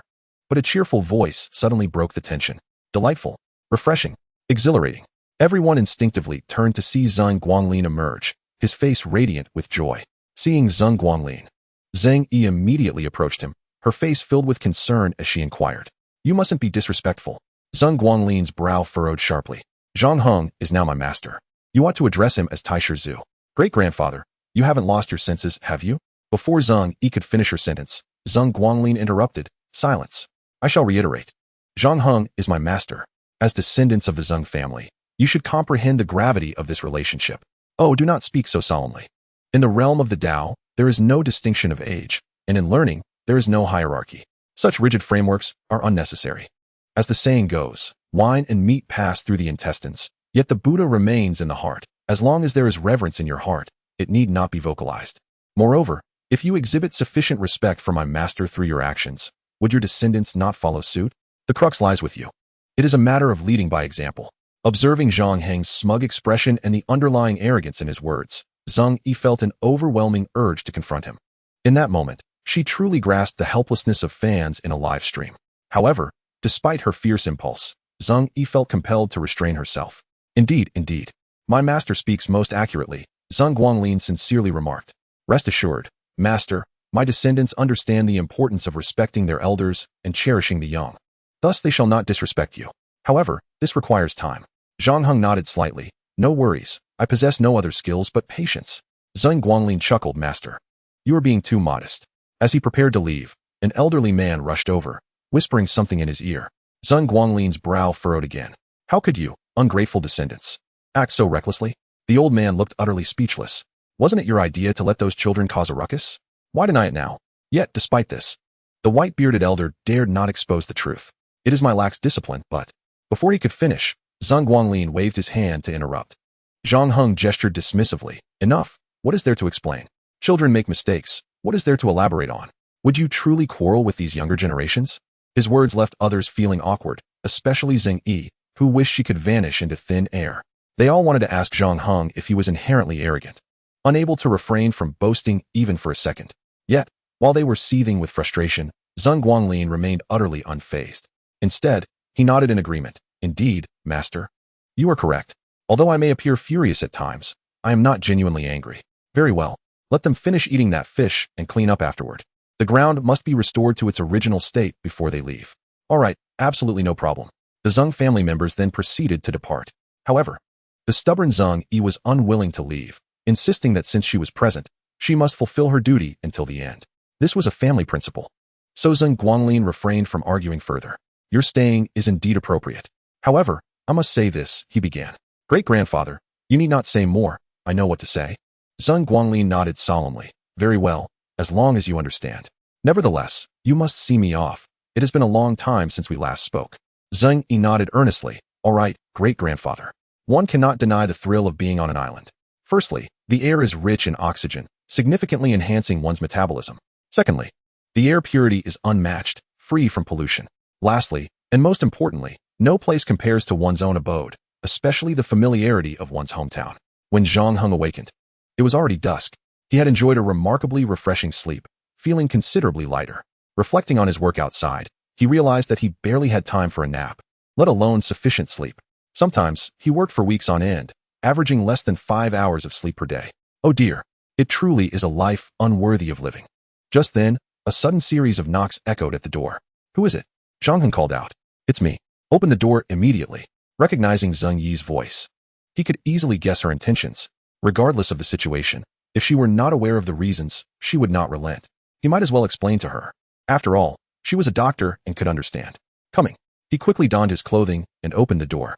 Upon entering, Zheng Yi, her eyes slightly red, bluntly asked Zhang Heng for the reason behind his actions. It seems I must explain, or you will not relent, Zhang Heng observed. Fine, since you insist on knowing. I shall tell you. This matter.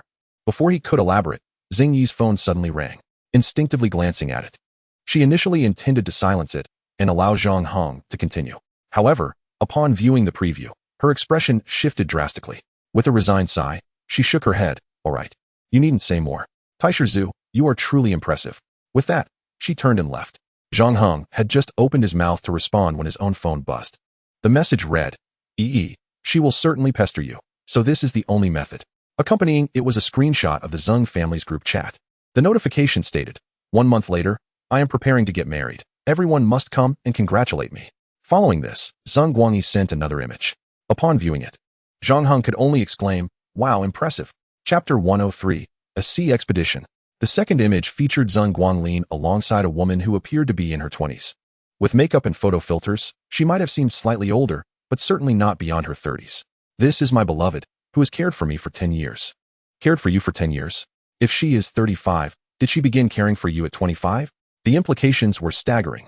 To put it plainly, had Zhang Heng imparted the rejuvenation technique to Zhang Guanglin earlier, they might have already registered their marriage. It was precisely because of physical limitations that they maintained their distance. This old fellow certainly knew how to play the game. However, considering Zhang Guanglin's nature, it was clear he would not easily accept Zhang Heng as his master. Zhang Heng's initial aspiration was that the ultimate pursuit of medicine, throughout history and across cultures, lies in rejuvenation. This was the fundamental reason Zhang Guanglin insisted on bringing him into the Zheng family. Yet, even with a lottery system, such miraculous outcomes were improbable. The elixir given to Lin Apa merely restored her health to a significant extent, but it did not achieve true rejuvenation. Then, Zhang Heng suddenly realized that for men, the essence of rejuvenation pertains primarily to certain capabilities. Thus, he utilized the prestige he had accumulated over the past few days to draw the technique of rejuvenation. He never anticipated that it would unwittingly yield such results. However, in retrospect, it was not particularly shocking. Throughout history, tales of relationships between grandfathers and granddaughters abound among formidable figures. Whether Zheng Yi could accept this fact remained a question. Just then, Zhang Heng's phone rang once more. Checking the caller ID, he found it was Han Ben calling. As soon as the call connected, Han Ben exclaimed, Old Zhang, you are incredible. I am utterly impressed. I knew you were no ordinary person. Hearing Han Ben praise him, Zhang Heng was momentarily taken aback. His first thought was whether he had dialed the wrong number.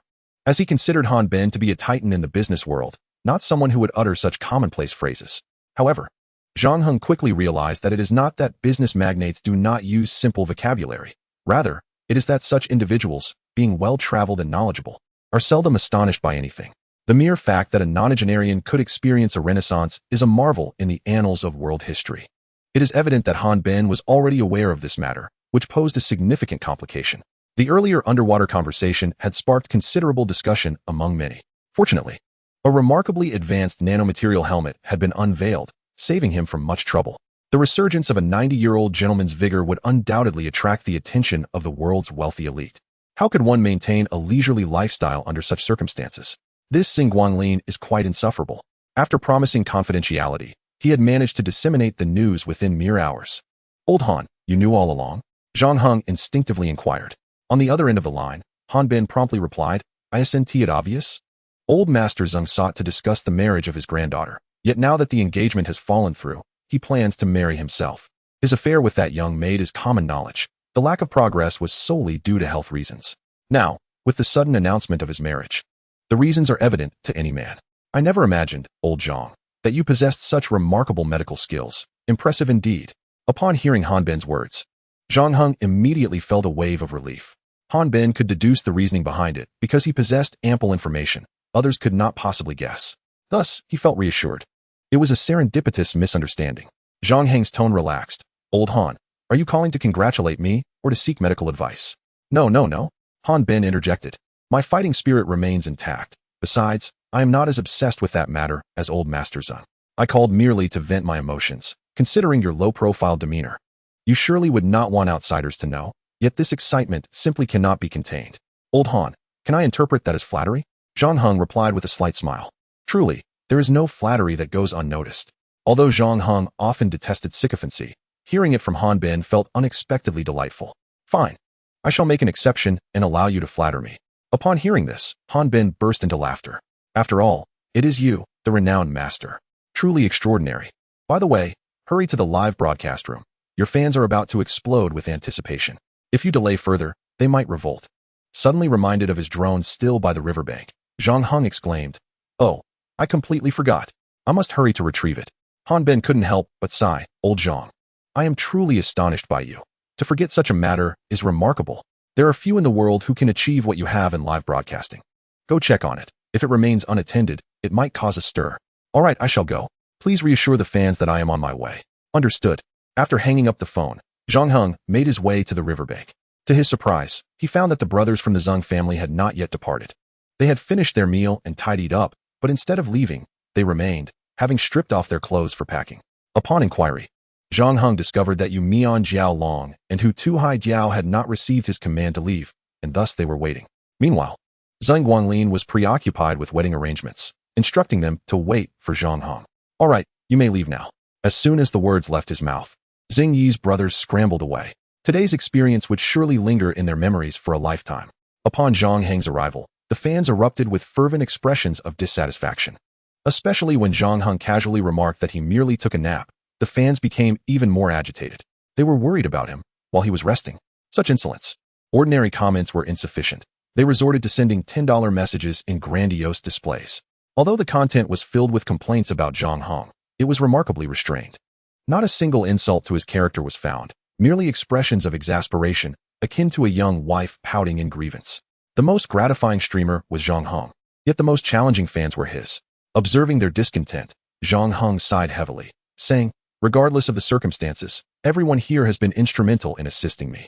Enough of the pleasantries, let us proceed with the benefits. With that, he pulled out his phone and displayed a photograph. The moment the image appeared, chaos ensued. Chapter 104. The Expedition to the Starry Sea. The fans went wild for a simple reason. The photo depicted a fishing boat. Zhang Heng shared this image simply to announce his upcoming sea voyage. The purpose of this journey was straightforward, to seize the opportunity of the fishing season and provide some benefits for everyone. As for the outcomes, that was left to fate. In short, do your best and leave the rest to destiny. I believe the ocean will not disappoint me, nor will it let anyone down. This time, our goal is the Starry Sea. The reason it is called the Starry Sea will soon be revealed to all. Upon hearing this, the live broadcast room erupted. Master, you are finally making your grand return. We have waited far too long for this moment. Master, you are incredible. Legendary. Master, no more words are needed. Here S.A. Rolls-Royce. This month S private funds are all here. The enthusiasm of the fans surged explosively, and the gifts skyrocketed to unprecedented heights. At the very moment Zhang Heng concluded his statement, within 30 seconds, gifts worth 300,000 had been generated. Yes, that is correct. 300,000 before taxes. It shattered Zhang Heng's previous records. Simultaneously, the viewership soared to 350,000. While 350,000 may not seem significant in isolation, when compared to previous records, it can only be described as miraculous. Half of the viewers on the nation's top 3 live broadcast platforms were tuned in to Zhang Heng's stream. What does this mean? It signifies that such an occurrence has never transpired before. Moreover, the most crucial aspect is that this number continues to rise. Zhang Heng was neither the first nor the second to broadcast from the sea. but this record is unlikely to be surpassed. Ultimately, it all comes down to Zhang Heng's charismatic persona. Following the announcement of the sea expedition, Xiaoru also promptly began crafting a special feature for the voyage. The continuous miracles created by Zhang Heng solidified his absolute status within the Wolf Fong live broadcasting platform. Consequently, various resources became readily available with just a word. Even the homepage's random traffic promotions were tailored to secure a fixed recommendation slot for Zhang Heng. Meanwhile, Zhang Heng was not idle. This voyage was a significant undertaking. He could not embark alone. First and foremost, he required crew members, and the foremost among them was Xiao Peng. Despite having lost a leg, Xiao Peng's yearning for the sea was no less than that of any able-bodied individual. Most importantly, his expertise as a helmsman was precisely what Zhang Heng needed. However, before Zhang Heng could arrange to discuss it with Xiao Peng, the latter was already waiting at his doorstep. It turned out he had been following Zhang Heng's broadcasts for some time, but out of respect for Zhang Heng's silence, he refrained from mentioning it, quietly observing instead. Without needing to speak, the moment their eyes met, everything became clear. "Get ready, we depart at 4 this afternoon," Xiao Peng promptly replied. "I'm all set and can depart at any moment." With the helmsman secured, the next step was to find the first mate. This position was crucial for netting fish, requiring someone tall and robust, and the only individual who fit the bill was Li Kuei-yong.